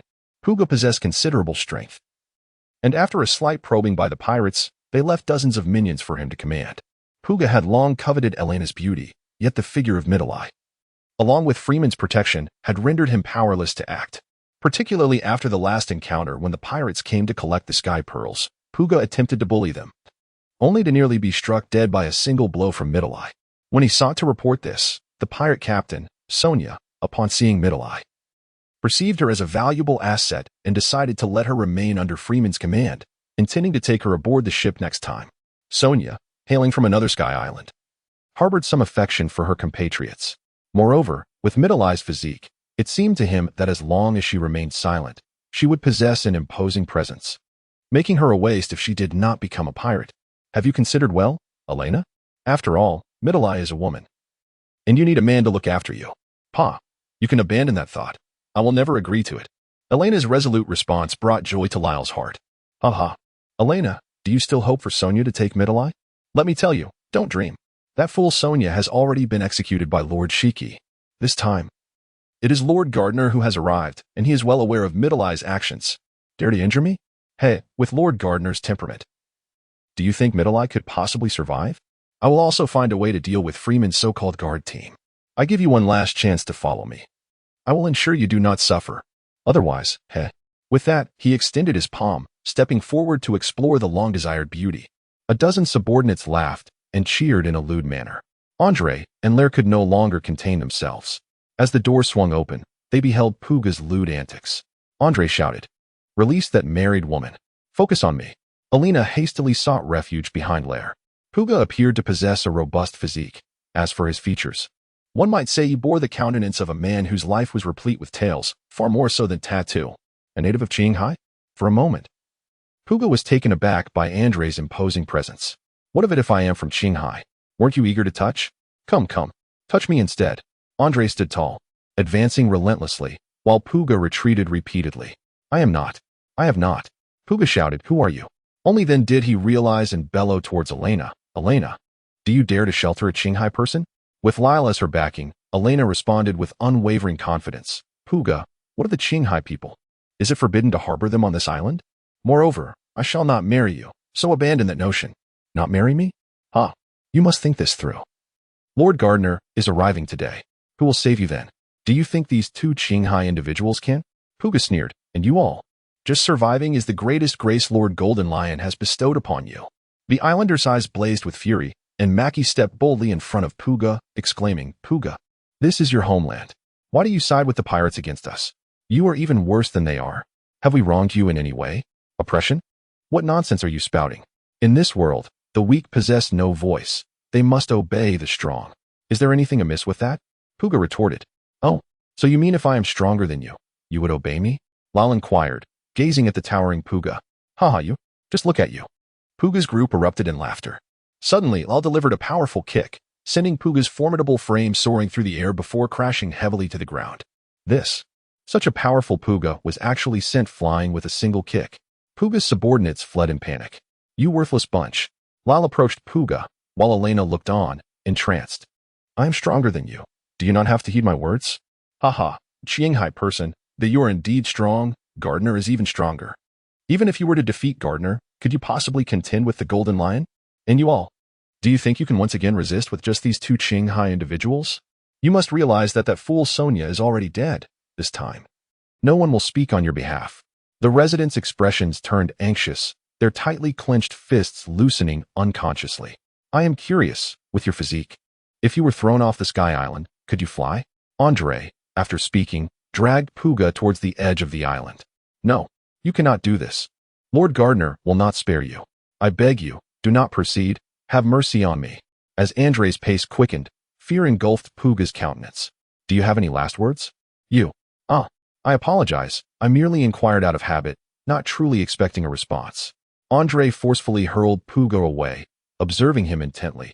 It appeared he was severely overweight. Unable to take flight, destined for demise. What to do? Has he truly cast Puga aside? Are we to perish? The residents murmured amongst themselves, and Mache sneered. At this juncture, what are you still fretting about? Just days ago, we deliberated on this matter. Why the sudden trepidation? Have you all wished to live under this ceaseless oppression? All right, Mache, allow me to speak to everyone. Andrew, adjusting his attire, stood before the residents and spoke in a solemn tone. Allow me to introduce myself. Standing before you is the executioner of the Pirate King, an esteemed member of the Navy's top 10, the recipient of the Navy's annual award for inspiring excellence, the one who has struck red-haired and kicked Kaido. The new generation's vanguard of the Navy, Executioner Gonzalez Ender. And this here is Rear Admiral Lyle. A profound silence enveloped the crowd, their bewildered expressions causing a hint of embarrassment for Ender. Ah, I do relish your ignorance, he remarked. Lyle, transform. Upon hearing this, Lyle immediately morphed into a magnificent golden eagle and soared into the sky. Wow, what is this? A miracle. Is the eagle god among us? We are saved. The moon god has sent the eagle god to rescue us. The residents were instantly infused with courage. As Lyle reverted to his human form and landed before Andre. Is all this unnecessary chatter truly of any consequence? Andre was deeply affected. Watching Elena rush into Lyle's embrace with an expression of adoration, he suddenly felt quite full. Chapter 76. The liberation of Baika under the leadership of Andre and Lyle. A group armed themselves and charged towards the port of Baika. Those wielding shells were understandable, as the various shells from the Sky Island possess immense power. The ones with pots made sense too. Striking someone with one would certainly inflict pain. However, those brandishing towels left me perplexed. Were they intending to whip their foes into submission? The hundreds of members of the guard, led by Freeman, also arrived at the port. Dozens of pirates, having received the news, stood ready with an array of firearms. Retreat! Retreat! The pirates, faces filled with panic, were predominantly reliant on their weapons to maintain control over Baika. Lacking any particularly formidable fighters, Puga was considered the strongest among them. Freeman, will you continue to aid the oppressor? Freeman, a middle-aged man with dark skin and an appearance radiating righteousness, looked troubled as he addressed Mache. What are you doing? Go back. Gardner will be here soon, and you are no match for him. Have you all forgotten the lessons of the past? At that moment, a small vessel adorned with a pirate flag approached from the distance. What is this? Powered by wind shells? Floating through the air? Andre contemplated to himself that upon his return, he must bring several large wind shells, allowing Ultraman Tiga to soar through the skies. For a Tiga that cannot fly lacks a certain charm. The arrival of the pirate ship instilled confidence within the crew. A group of pirates descended from the vessel, led by a man with dreadlocks. What do you, feathered fiends, intend to do gathering here? He sneered. As Andre approached, he realized that this dreadlocked man was one-eyed, his mouth adorned with gleaming white teeth that could serve as a testament for a whitening toothpaste. A long blade was sheathed at his waist, suggesting he was a master swordsman. Gardener, we have come to avenge our kin, for my father, for our families. Avenging? What was your name again? No matter. What gives you the audacity to defy me? That fool, Sornia, has already been executed by Lord Golden Lion. From now on, I am the one who holds the reins here. Gardener's smile twisted into something more sinister. It seems I will have to eliminate all of you. Collecting a few shells is a task my subordinates can handle. Your lives hold little significance to Lord Golden Lion. With that, Gardener drew a pistol and aimed it at Mache, pulling the trigger. No. Freeman cried out in despair. Bang. Andre reached out and grasped the bullet that was shot towards Mackie. Who are you? A hapless soul washed ashore by the currents? And yet, you possess the audacity to catch my bullet with your bare hands? You seem to possess some remarkable strength. State your name. Andre clenched his hand tightly, causing the bullet to shatter and fall to the ground. Who am I? He mused. And I wonder, who are you? Gardener, albeit somewhat irate, appeared to have a realization as he revealed a broad, gleaming smile towards Andre. I am Gardener, the captain of the one-sword pirate crew, under the command of Captain Shiki of the flying pirate crew. Given your evident prowess, you do not seem to be an insignificant figure. How about joining my ship and serving under Lord Shiki together?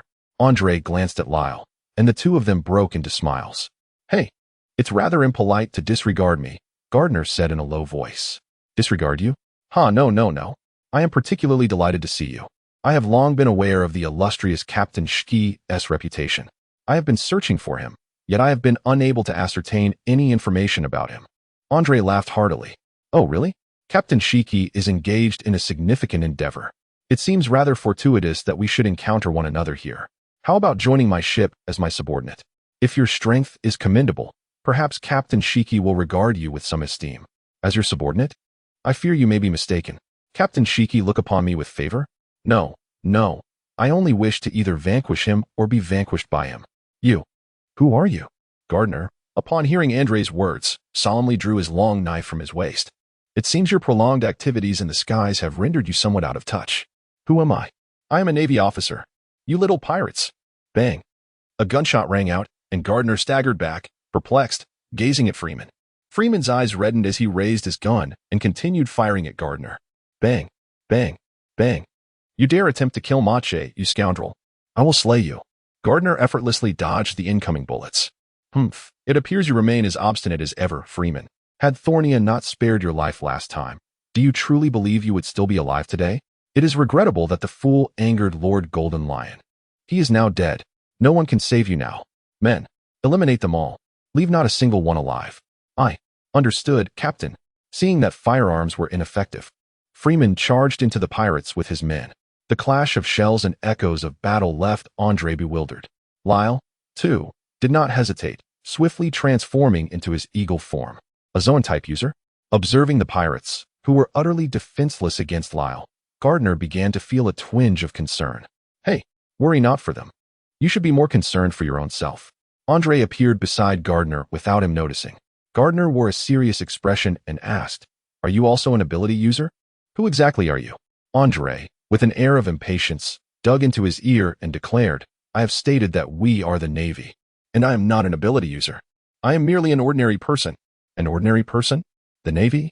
You find yourself in a realm above the reach of your Navy. Do you believe that with just one ability user, you stand a chance against me? Once I dispatch you, I shall proceed to eliminate him. Very well, let us commence this delightful encounter. I can hardly contain my eagerness. Judging by your title, do you wield but a single sword? Is your swordsmanship not particularly remarkable? Come, strike me with your blade. You scoundrel. A single sword signifies that I need only one strike to deal with anyone.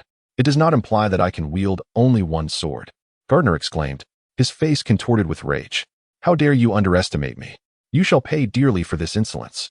Oh, I see now. I must apologize for my misunderstanding. I too possess a title, One Punch. I wonder which is swifter, your blade or my fist. Die! Gardner shouted, raising his long sword and slicing towards Andre with astonishing speed. The blade shimmered with a dark aura, indicating a profound mastery of haki. Clang! How is this possible? Gardner stared in disbelief at Andre, who had managed to grasp his long sword with bare hands. Andre grinned at him slyly, saying, "It appears that your swordplay leaves much to be desired. Allow me to offer you a taste of my fist." With a resounding thud, Gardner fell to the ground, his face smeared with blood. Andre clapped his hands and surveyed his surroundings. The pirates were mostly incapacitated, with hardly a few still standing. Middle-eye had also appeared out of nowhere, delivering a resounding slap while emitting a series of exhilarating, primal sounds that stirred the blood. Andre tightly closed his eyes and covered his ears. It was unbearable to witness the scene. It was cruel, exceedingly cruel. The brutality shown towards enemies was matched only by the even greater cruelty inflicted upon comrades. Before long, the pirates were all eradicated, prompting a chorus of cheers from the crowd. Freeman and Mache embraced each other fervently. "Sister, didn't you say that girls shouldn't hug others casually?" Middle-eye inquired curiously of Elena. "Well, we are adults now, and you are still a child, Middle-eye. Adults are allowed to embrace those they cherish," Elena said, holding Lyle closely. "Cherish?" Middle-eye glanced around and spotted Andre. "Then when I become an adult, can I hug Andre?" Andre's complexion turned pale. No, Middle-eye, you are still too young. We shall discuss this later. If Shaylin were to impart her secret arts to you, I would certainly welcome it," Andre mused. After Andre had ruthlessly completed his interrogation, Gardner took his final breath with a sense of relief. Learning of Shiki's whereabouts, Andre felt a surge of exhilaration. Gardner truly was a good man, providing both a ship and a map. Andre and Lyle decided to take a moment to recuperate before seeking vengeance against Shiki. Until that day, divine retribution. Boom. A bolt of lightning struck the sky island of Baika, and Lyle, clad in shorts, stormed out of the door. Chapter 77, Enel's Tragic Experience. This is Enel. Anders' drowsiness was abruptly shattered by the lightning that danced across the sky as he looked down upon Enel of Baika. Bang! Lyle forcefully kicked the ostentatious Enel down. Judging by his furious demeanor, it seemed that Enel had unwittingly disrupted his affairs. When Andre arrived, Enel was staring blankly at Lyle. "You, how could a mere mortal possibly attack me? How can a mere human dare to strike a deity?" At this moment, he proclaimed himself a god, exhibiting severe delusions of grandeur that required urgent remedy. Enel's formidable strike aimed at the island's grandest palace, yet regrettably, the pirates there had already been vanquished by Andre, rendering his blow entirely futile. Nevertheless, the inhabitants of the island were roused from their slumber by the tremendous noise and gathered together. Enel? Wasn't he exiled to the depths of the White Sea? How is it that he has survived? They murmured, noting the grotesque wings on his back. Such an eyesore. They commented, pointing at Enel. "You wretched mortals shall perish. How dare you defame a god?" Enel shouted angrily as he soared into the sky, prepared to face divine retribution. Boom. Lyle delivered another kick, sending Enel crashing back down. How is it possible? How can I be struck once more? Enel's face was a mask of disbelief. "I say, he is merely a user of a natural type ability. With a little understanding of haki, one can easily defeat you. And a god, you say?" Lyle responded with disdain. "Wow. What kind of ability is that? Has Enel transformed into a thunder god? Still, he cannot rival the sculptor god. Long live the sculptor god. Enough of this nonsense. What god? I am no sculptor god. It is merely the power of a devil fruit. Do not refer to me in such a manner." Lyle was visibly shaken by the title of sculptor god. A devil fruit? What is that? Does consuming it grant one divine abilities? Andre sighed softly, stating, "Very well. I shall explain this matter to you at a later time. For now, return and rest. We must consider the possibility of unintended harm should a conflict arise. I trust you have witnessed the nature of such an assault." Andre pointed towards the distant palace still shrouded in smoke. The group quickly retreated, leaving only Elena, Mackie, and Freeman, a pair of star-crossed lovers, behind. Enel remained engulfed in deep suspicion. "I refuse to believe it. Thunder. Bang. Thunder. Bang." After several strikes, Enel was on the brink of despair. Why? Why can you strike me? I have sensed your attacks with my mind. Why can't I evade them? What a multitude of inquiries. Allow me to elucidate. Then, Andre responded. Firstly, He can strike you because he possesses armament haki, a power that proves exceptionally effective against your elemental form. Secondly, your ability to sense his attacks arises from your observation haki, not some mind network. Perhaps your observation haki has undergone a mutation due to your fruit ability, but fundamentally, it remains observation haki. At this point, Andre was somewhat astonished. Has he developed these abilities already? It seems the talent for developing fruit abilities is quite high. Thirdly, the reason you cannot evade is that your body is too weak. Your eyes see it, your mind comprehends it, yet your body fails to react. Such is the reality. Do you understand? Are you mocking me, you mere mortal? What is this haki? Thunder. Bang, bang, bang. Observing Enel, whose head was now covered in bruises, Andre blew on his fist. This is haki. Do you comprehend? Why? Why can an ordinary mortal harm me? Enel, in a state of utter collapse, was disregarded as Andre turned to Elena and the others. What is his story? Freeman, gazing at Enel, slipped into reminiscence. Enel is the child of the previous moon god, though his parents passed away when he was very young. Moon god. Andre wore an expression of confusion.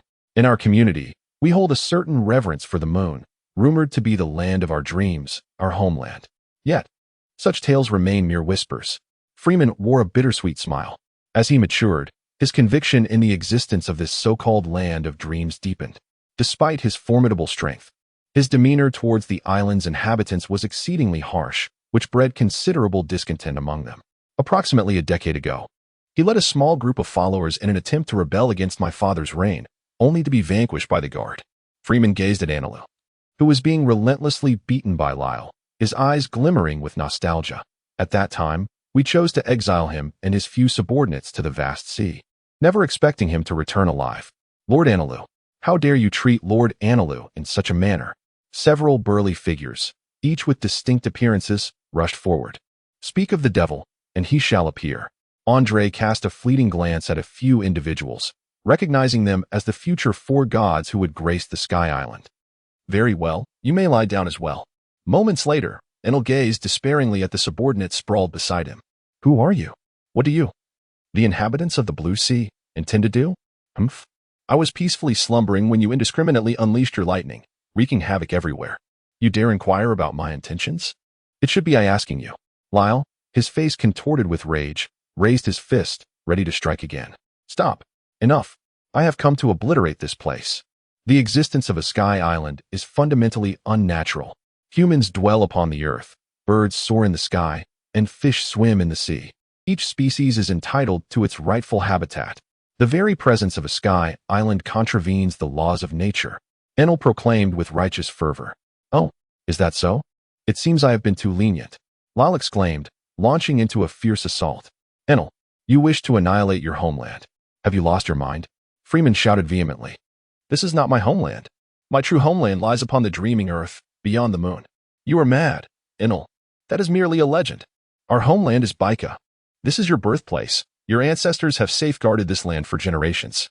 Are you truly prepared to destroy your own homeland? Enel and Freeman engaged in a heated exchange, neither willing to concede their stance.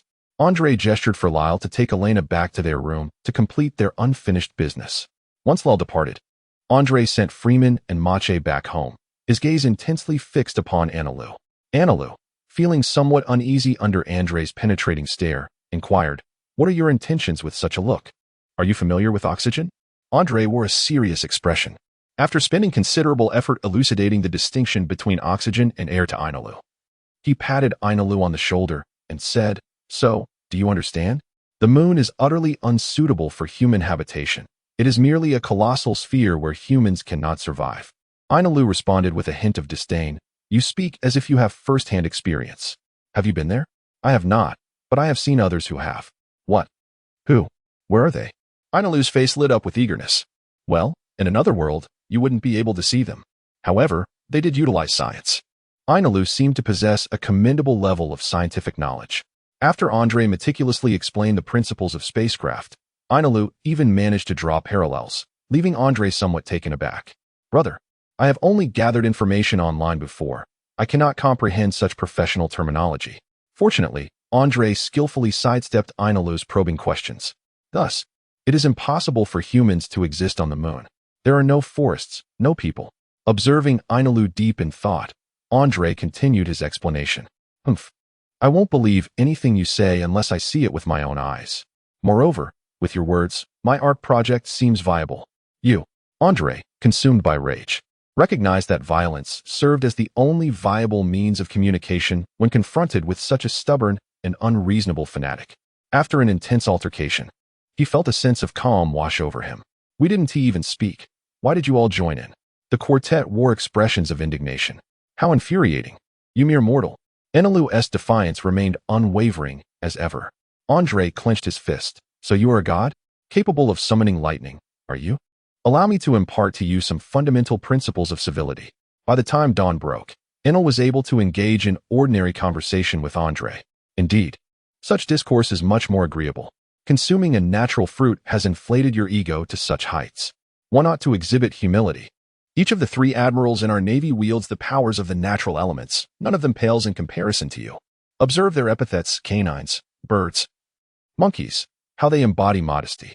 And yet you, claiming divinity, you seem to lack any significant affliction, yet your bravado is unrestrained. The god of thunder ensemble huddled closely, their previous arrogance dissipating. Lyle. Before long, Lyle appeared before them. Well then, Lyle, please continue to guide them in the ways of humility. I shall take my leave for a while. Upon awakening, I will return to assist you. Lyle nodded in acknowledgement. Why must this continue? I have already changed. Yet you treat us thus. Enel, bruised and battered, protested defiantly to Andre, while the quartet fervently nodded in agreement. Why? Have you ever seen a single dose of medicine cure an ailment? One must reinforce the treatment. By the way, Lyle, as long as he does not resist. There's no need for hockey. That would be rather brutal. Employ gentler methods. Understood. Rest assured, I shall be exceedingly gentle. Lyle removed his long robe, donning only shorts, and with a clenched fist, he offered Enel and the others a reassuring smile. His dark fur glistened ominously under the sunlight, instilling a sense of dread within the hearts of the god of thunder ensemble. Chapter 78. You shall be named Thunderclap under the persuasion of Elena and Freeman. The beleaguered god of thunder band finally attained their liberation. As they savored a delectable meal once more, their faces reflected profound gratitude. As Andre extended his hand, Enelu and his companions retreated in alarm, tumbling to the ground. What do you intend to do? I haven't uttered a word. I am merely dining. Oh, I simply found this piece of meat appealing and wish to take a bite. Is such a reaction truly warranted? Ah, well then, that resolves the matter, Enelu remarked, promptly returning to his seat. Your nonchalant demeanor is truly impressive. By the way, Enelu, where are your wings? Have they transformed into drums? Elena inquired with curiosity. Those superfluous appendages? I had them removed. As for this drum, it is a divine artifact I have integrated into my being, Enelu replied, his demeanor markedly indifferent. Yet he had undergone a significant transformation. You are indeed formidable. To sever a pair of wings with such ease, and to embed this drum into your flesh, how remarkable. That earlobe of yours is quite unique.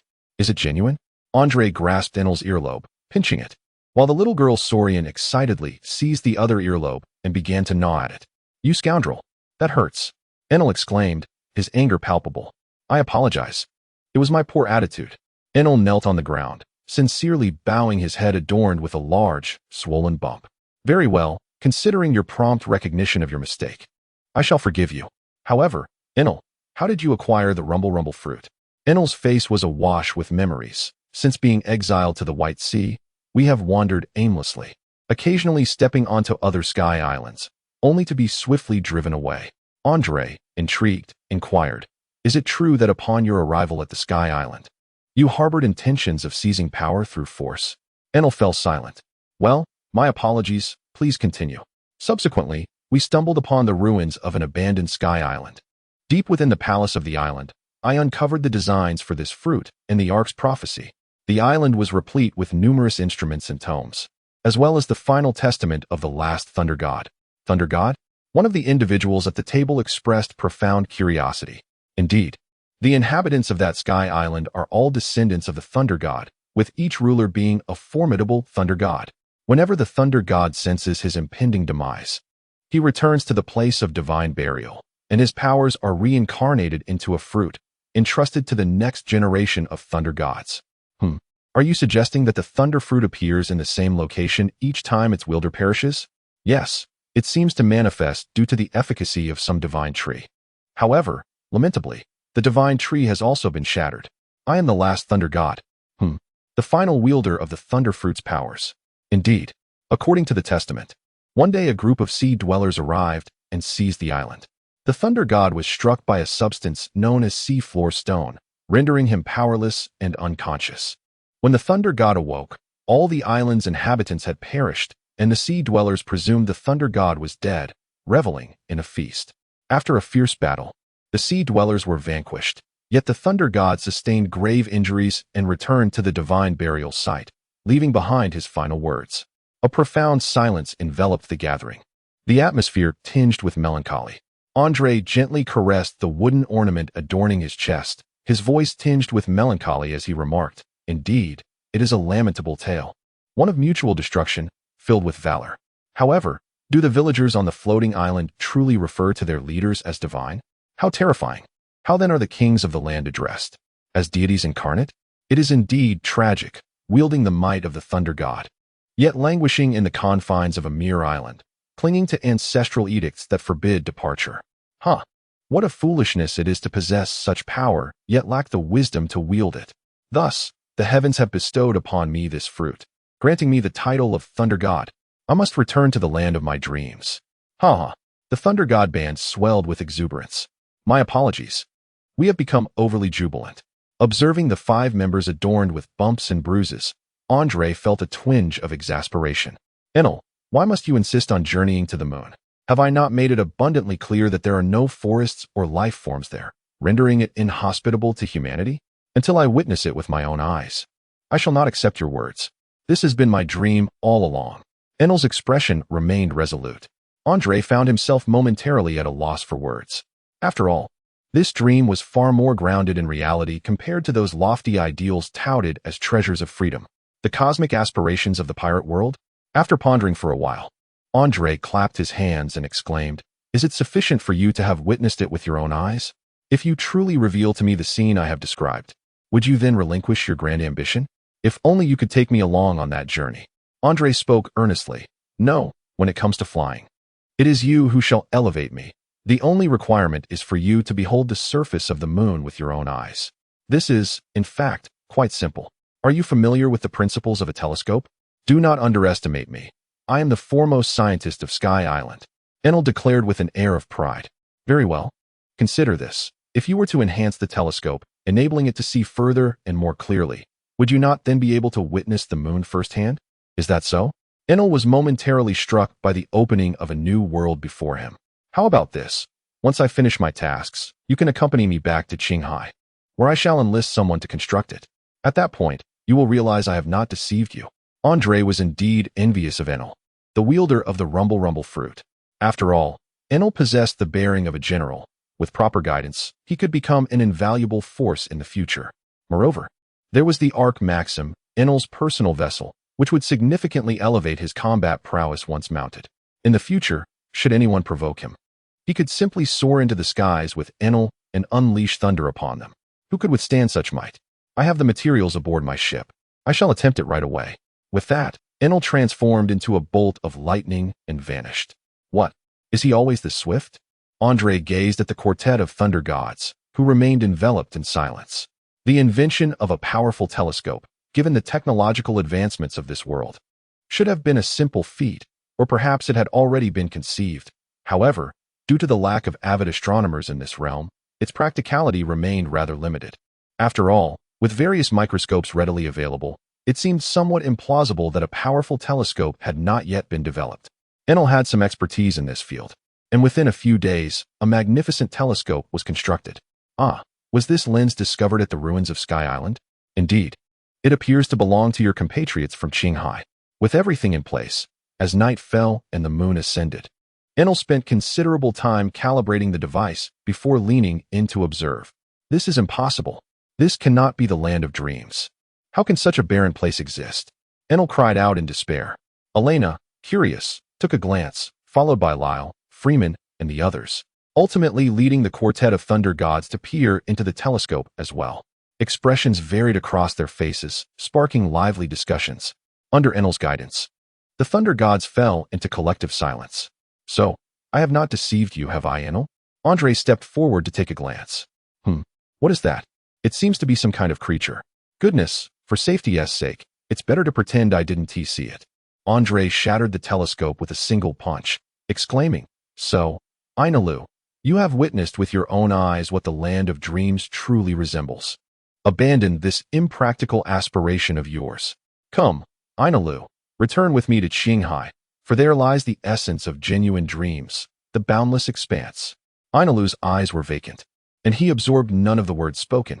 Andre felt that his words had fallen on deaf ears, despite the effort he had put into cultivating his emotions. After a considerable time, Ainalu began to recover from the immense shock. You are right. It turns out that the land of dreams is merely a legend, a figment of imagination. Andre was once again brewing his emotions, preparing to reiterate his earlier impassioned speech. However, Ainalu interjected, proclaiming, I have made my decision. I shall accompany you to Qinghai. This. Are you not going to consider it further? Is it really so sudden? The unexpected arrival of happiness left Andre feeling somewhat unfulfilled, since the dreamland had proven to be merely a legend. It was clear he could not remain on the empty island for eternity. He needed the people of Qinghai to know the name of Ainalu, the thunder god. The name of Ainalu, wielder of the rumble fruit. Indeed, Ainalu, the title of thunder god, is rather ostentatious. The people of Qinghai are formidable and numerous. How about I bestow upon you a more fitting moniker? Let us call you Surging Thunder instead. Surging Thunder? That happens to be the title of a particularly soothing song from my hometown. Allow me to sing it for you. Andre cleared his throat. The thunderous might of this celestial cultivation, the heavens collapsing and the earth sinking beneath the golden purple hammer. Following a passionate and unrestrained roar, silence enveloped the scene. It appears that you do not comprehend the essence of art. True kindred spirits are indeed rare to find. Andre wore an expression of melancholy. Kill him. Kill him. Under the leadership of Lyle, Enel and his companions vented their pent-up frustrations. Chapter 79. Arrival. Once Enel and his companions had fully recovered, Andre felt it was time to confront the Golden Lion. After deliberation, Andre, along with Lyle and Enel, set off to challenge the Golden Lion, while the Thunder God Quartet and Freeman stayed behind on Sky Island to guard against unforeseen circumstances. However, your injuries have not yet healed. Shouldn't you wait a bit longer? After all, we are dealing with the Golden Lion. Lyle expressed his concerns. What is there to fear? Doesn't he, the Golden Lion, have half a ship's rudder stuck in his head? This is merely a conversation between comrades in arms. I can hardly bear to wait any longer. Which special vehicle shall we take? The Eagle or the Thundercloud? Never mind, let us take the pirate ship. The pirate ship, endowed with the ability to float due to the Golden Lion's float fruit, was equipped with numerous wind sails to control its direction. This realization dashed Andre's hopes. Digga could not soar through the skies anymore. Guided by the map provided by Gardner, Lyle navigated the pirate ship southward towards Baika. In this expanse of the White Sea lay a vast void, a chasm that pierced through the white waters straight to the blue sea. Whether a result of nature's craftsmanship or the work of a capable wielder, the sight was indeed magnificent. The miraculous country of the Golden Lion was concealed high above the Grand Line, approximately 6,000 meters from the ground. As they drew closer to their destination, Andre's anxiety gradually subsided. Look, Enel exclaimed in astonishment. Dozens of islands of varying sizes floated in the sky. One small island seemed to be missing a piece. Andre strained his gaze and recognized it as the majority of the once whole Rabido Island, taken by the Golden Lion. The pirate ship descended directly onto the island, and Andre eagerly leaped from the vessel. Are there already so many fierce beasts here? A group of colossal beasts surrounded them, with several animals already engaged in vicious combat among themselves. 30 million foot Thunderbird. Indeed, the Thunderfruit proved to be the most effective weapon against the minions. What is the cause of these animals? Lyle marvelously inquired. It seems to be due to a peculiar plant. Beyond that, I am not entirely sure. This island is part of my homeland, Rabido Island. Andre, with a melancholic expression, pointed towards the highest point of the island and said, Over there lies my home. I wonder if the house still stands. Several dilapidated structures were overrun with unfamiliar green vegetation. Upon pushing open the door, Andre was overwhelmed with a torrent of emotions. The furniture, though exceedingly worn, still faintly revealed its original form, crafted painstakingly by Jim. There stood the wooden horse and the wooden sword, alongside scattered little toys, all meticulously fashioned by Jim for Andre. Yet, burdened with an adult soul, Andre found them excessively juvenile and never once engaged with them. In witnessing these remnants, the long-suppressed yearning for Jim surged forth within Andre after all these years. From the moment he arrived in this world, Jim had been akin to a grandfather from a past life, not only saving his life, but treating him as a cherished grandson. He always thought of Andre when there was something delicious to eat. Despite Andre's hearty appetite, Jim would often stealthily venture into the forest to hunt, once returning with severe injuries that left him bedridden for 3 months. Unlike other children, who were innocent and endearing, Andre felt a sense of unworthiness. Yet Jim never showed disdain. Throughout his childhood, Jim went to great lengths to fulfill every request Andre made. Every detail of his upbringing was enveloped in Jim's meticulous care. Tears flowed uncontrollably down his cheeks. Enelu and Lyle also felt a sense of melancholy, perhaps reminiscing about their own rooms and the figures in their memories, those who, whether gentle or stern, always showered them with love. The palace of the Golden Lion must lie upon the highest, grandest island. Let us proceed directly there and bring this chapter to a close today. Andre wiped away his tears and spoke slowly. Do as you wish, it matters not to me. Enel wore a proud expression. Lyle contemplated whether he should first impart a lesson to Enel before confronting the Golden Lion. However, he dismissed the thought, considering the potential risk to their own combat strength. Nonetheless, Andre, do we truly possess the capability to defeat the Golden Lion and his crew with just the 3 of us? And what of your injuries? Do not worry, Lyle. Andre reassured him. I have thoroughly interrogated the Golden Lion's subordinates. Only a small fraction remain here, and without the Golden Lion's summons, they will not return. Thus, our combined strength is sufficient to deal with them. My injuries are not severe. You need not fret. Andre exuded confidence in the trio, believing that an elderly Golden Lion, subdued by the weight of the helm, posed little threat. The air was filled with the cacophony of screeches and squawks as a band of red-eyed monkeys confronted a group of duck-like creatures. The leader of the monkeys donned a hat crafted from watermelon rind, gesticulating animatedly towards the ducks. Was King Gigi engaged in a battle with Psyduck? Did these creatures possess such remarkable intelligence? Were they negotiating? Lal found himself astonished by the high intellect exhibited by King Gigi. Suddenly, a sound indicated the approach of humans, prompting the 3 to leap into the shelter of a grand tree. In a swift motion, a bolt from a crossbow, carrying an unknown object, struck King Gigi, who collapsed upon impact. Psyduck, tilting its head in confusion, soon met a similar fate. As the monkeys and ducks lay incapacitated, a dozen individuals clad in sunglasses and wielding bows and crossbows emerged. Have all the inputs been entered? Conduct a thorough check. Once their examination concluded, the group intended to withdraw, only to find Andre and his companions had inexplicably blocked their path. Hey, what are you doing? Lyle inquired with curiosity. We are inputting IQ into these beasts to ensure their evolution. Oh, what is IQ? It's, you imbecile. Why should I divulge that to you? Who are you people? The leading figure in sunglasses, now alarmed, promptly raised his crossbow towards the trio. Thunder? No need for thunder. These miscreants are not worthy of your lightning. Andre clapped his hands and addressed Eniru, while behind him, over a dozen individuals had already been swiftly incapacitated by his prowess. A colossal crocodile lay bound, its jaws forcibly secured. Andre approached the man in sunglasses, standing before the crocodile. Now, I shall pose a question, and you will respond. Should you deceive me, I believe Mr. Crocodile will relish a delightful dinner. Splendid. Now, for the initial inquiry, please reveal all that you know. My name is Lubais, and I am 33 years old. Andre relaxed his grip. I sincerely apologize. This is the miraculous land of Lord Golden Lion. What we just did was inject a serum extracted from a plant known as IQ into animals, as IQ enables them to undergo evolution. However, I am uncertain as to the rationale behind this action. At present, Lord Golden Lion is absent from the island, and it is under the governance of Dr. Indigo. Aside from the villagers we have captured to assist us, there are approximately over 1,000 pirates residing here, surrounding the village and the kingdom. There are trees known as daft green that serve as protection, emitting an odor that deters animals from attacking. However, excessive inhalation of its gas can lead to a condition known as daft, which manifests as green scars on the body. The affected areas gradually stiffen, ultimately resulting in immobility. And the antidote is controlled by Dr. Indigo. The scenery here is enchanting, making it a splendid locale for adventure. Andre gently released his grip once more. Brother, I truly find myself at a loss for words, Lu Paisai exclaimed, his face etched with despair. When will the golden lion return? And is there a village here? Where is it? Lal asked in a low voice. Typically, the esteemed golden lion is away for approximately 4 months, having just departed. He is expected to return in a little over 3 months.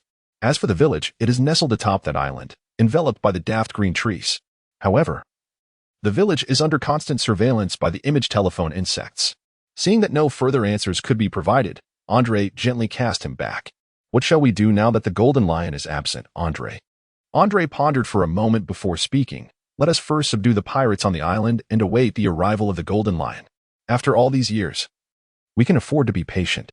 Moreover, these creatures could prove quite beneficial to my martial arts. Andre glanced at the ferocious beasts that had unexpectedly encircled him, feeling a sense of joy within. It was high time to elevate his mastery of the 5-element fist, and these creatures would serve as the perfect sparring partners. Chapter 80. Control of the palace. As the pirate ship floated to the entrance of the palace's alley, Andre and his companions did not conceal their presence, swiftly charging inside. Enemy attack! Enemy attack! The lackeys raised their firearms, firing incessantly as bullets whizzed through the air. It was during such moments that Inara was called to showcase his prowess. With a series of thunderous explosions, a group of henchmen lay sprawled on the ground, their faces obscured in darkness, their fates uncertain. The few surviving inept fighters, their faces etched with terror, shouted, "A natural type. It's a natural type ability user." With a comical expression, Dr. Indigo gradually emerged before them. Andre felt as if his head might explode. Dr. Indigo extended his palm, poised to gesture, but was abruptly seized by one of his subordinates, a nature type. They possessed nature-based abilities. Who are you? They inquired. This is the territory of Lord Shiki the Golden Lion. Dr. Indigo wore an expression of utmost seriousness. Andre refrained from idle chatter and hurled a stone forward. Dr. Indigo, however, effortlessly evaded the projectile. Suddenly, a gorilla clad in garments appeared before Andre, swinging its fists downwards. Bang! How foolish. The chimpanzee was sent flying. Chemical juggling balls. Dr. Indigo conjured a multitude of spheres composed of vibrant yellow and green chemicals, which struck Andre, enveloping him in a cloud of smoke. Crackle, crackle. Surely, this is the end. As the smoke dissipated, Andre emerged, covering his nose and waving his hands, completely unscathed. What on earth? The stench is unbearable. Dr. Indigo, with a furious expression, quickened his pace, conjuring a colossal sphere in his hands, the giant juggling ball. The sphere soared through the air, but Andre had already vanished. Where could he have gone? Dr. Indigo searched in confusion. Hey, I'm right here, behind you. Andre patted his shoulder. As Dr. Indigo turned around,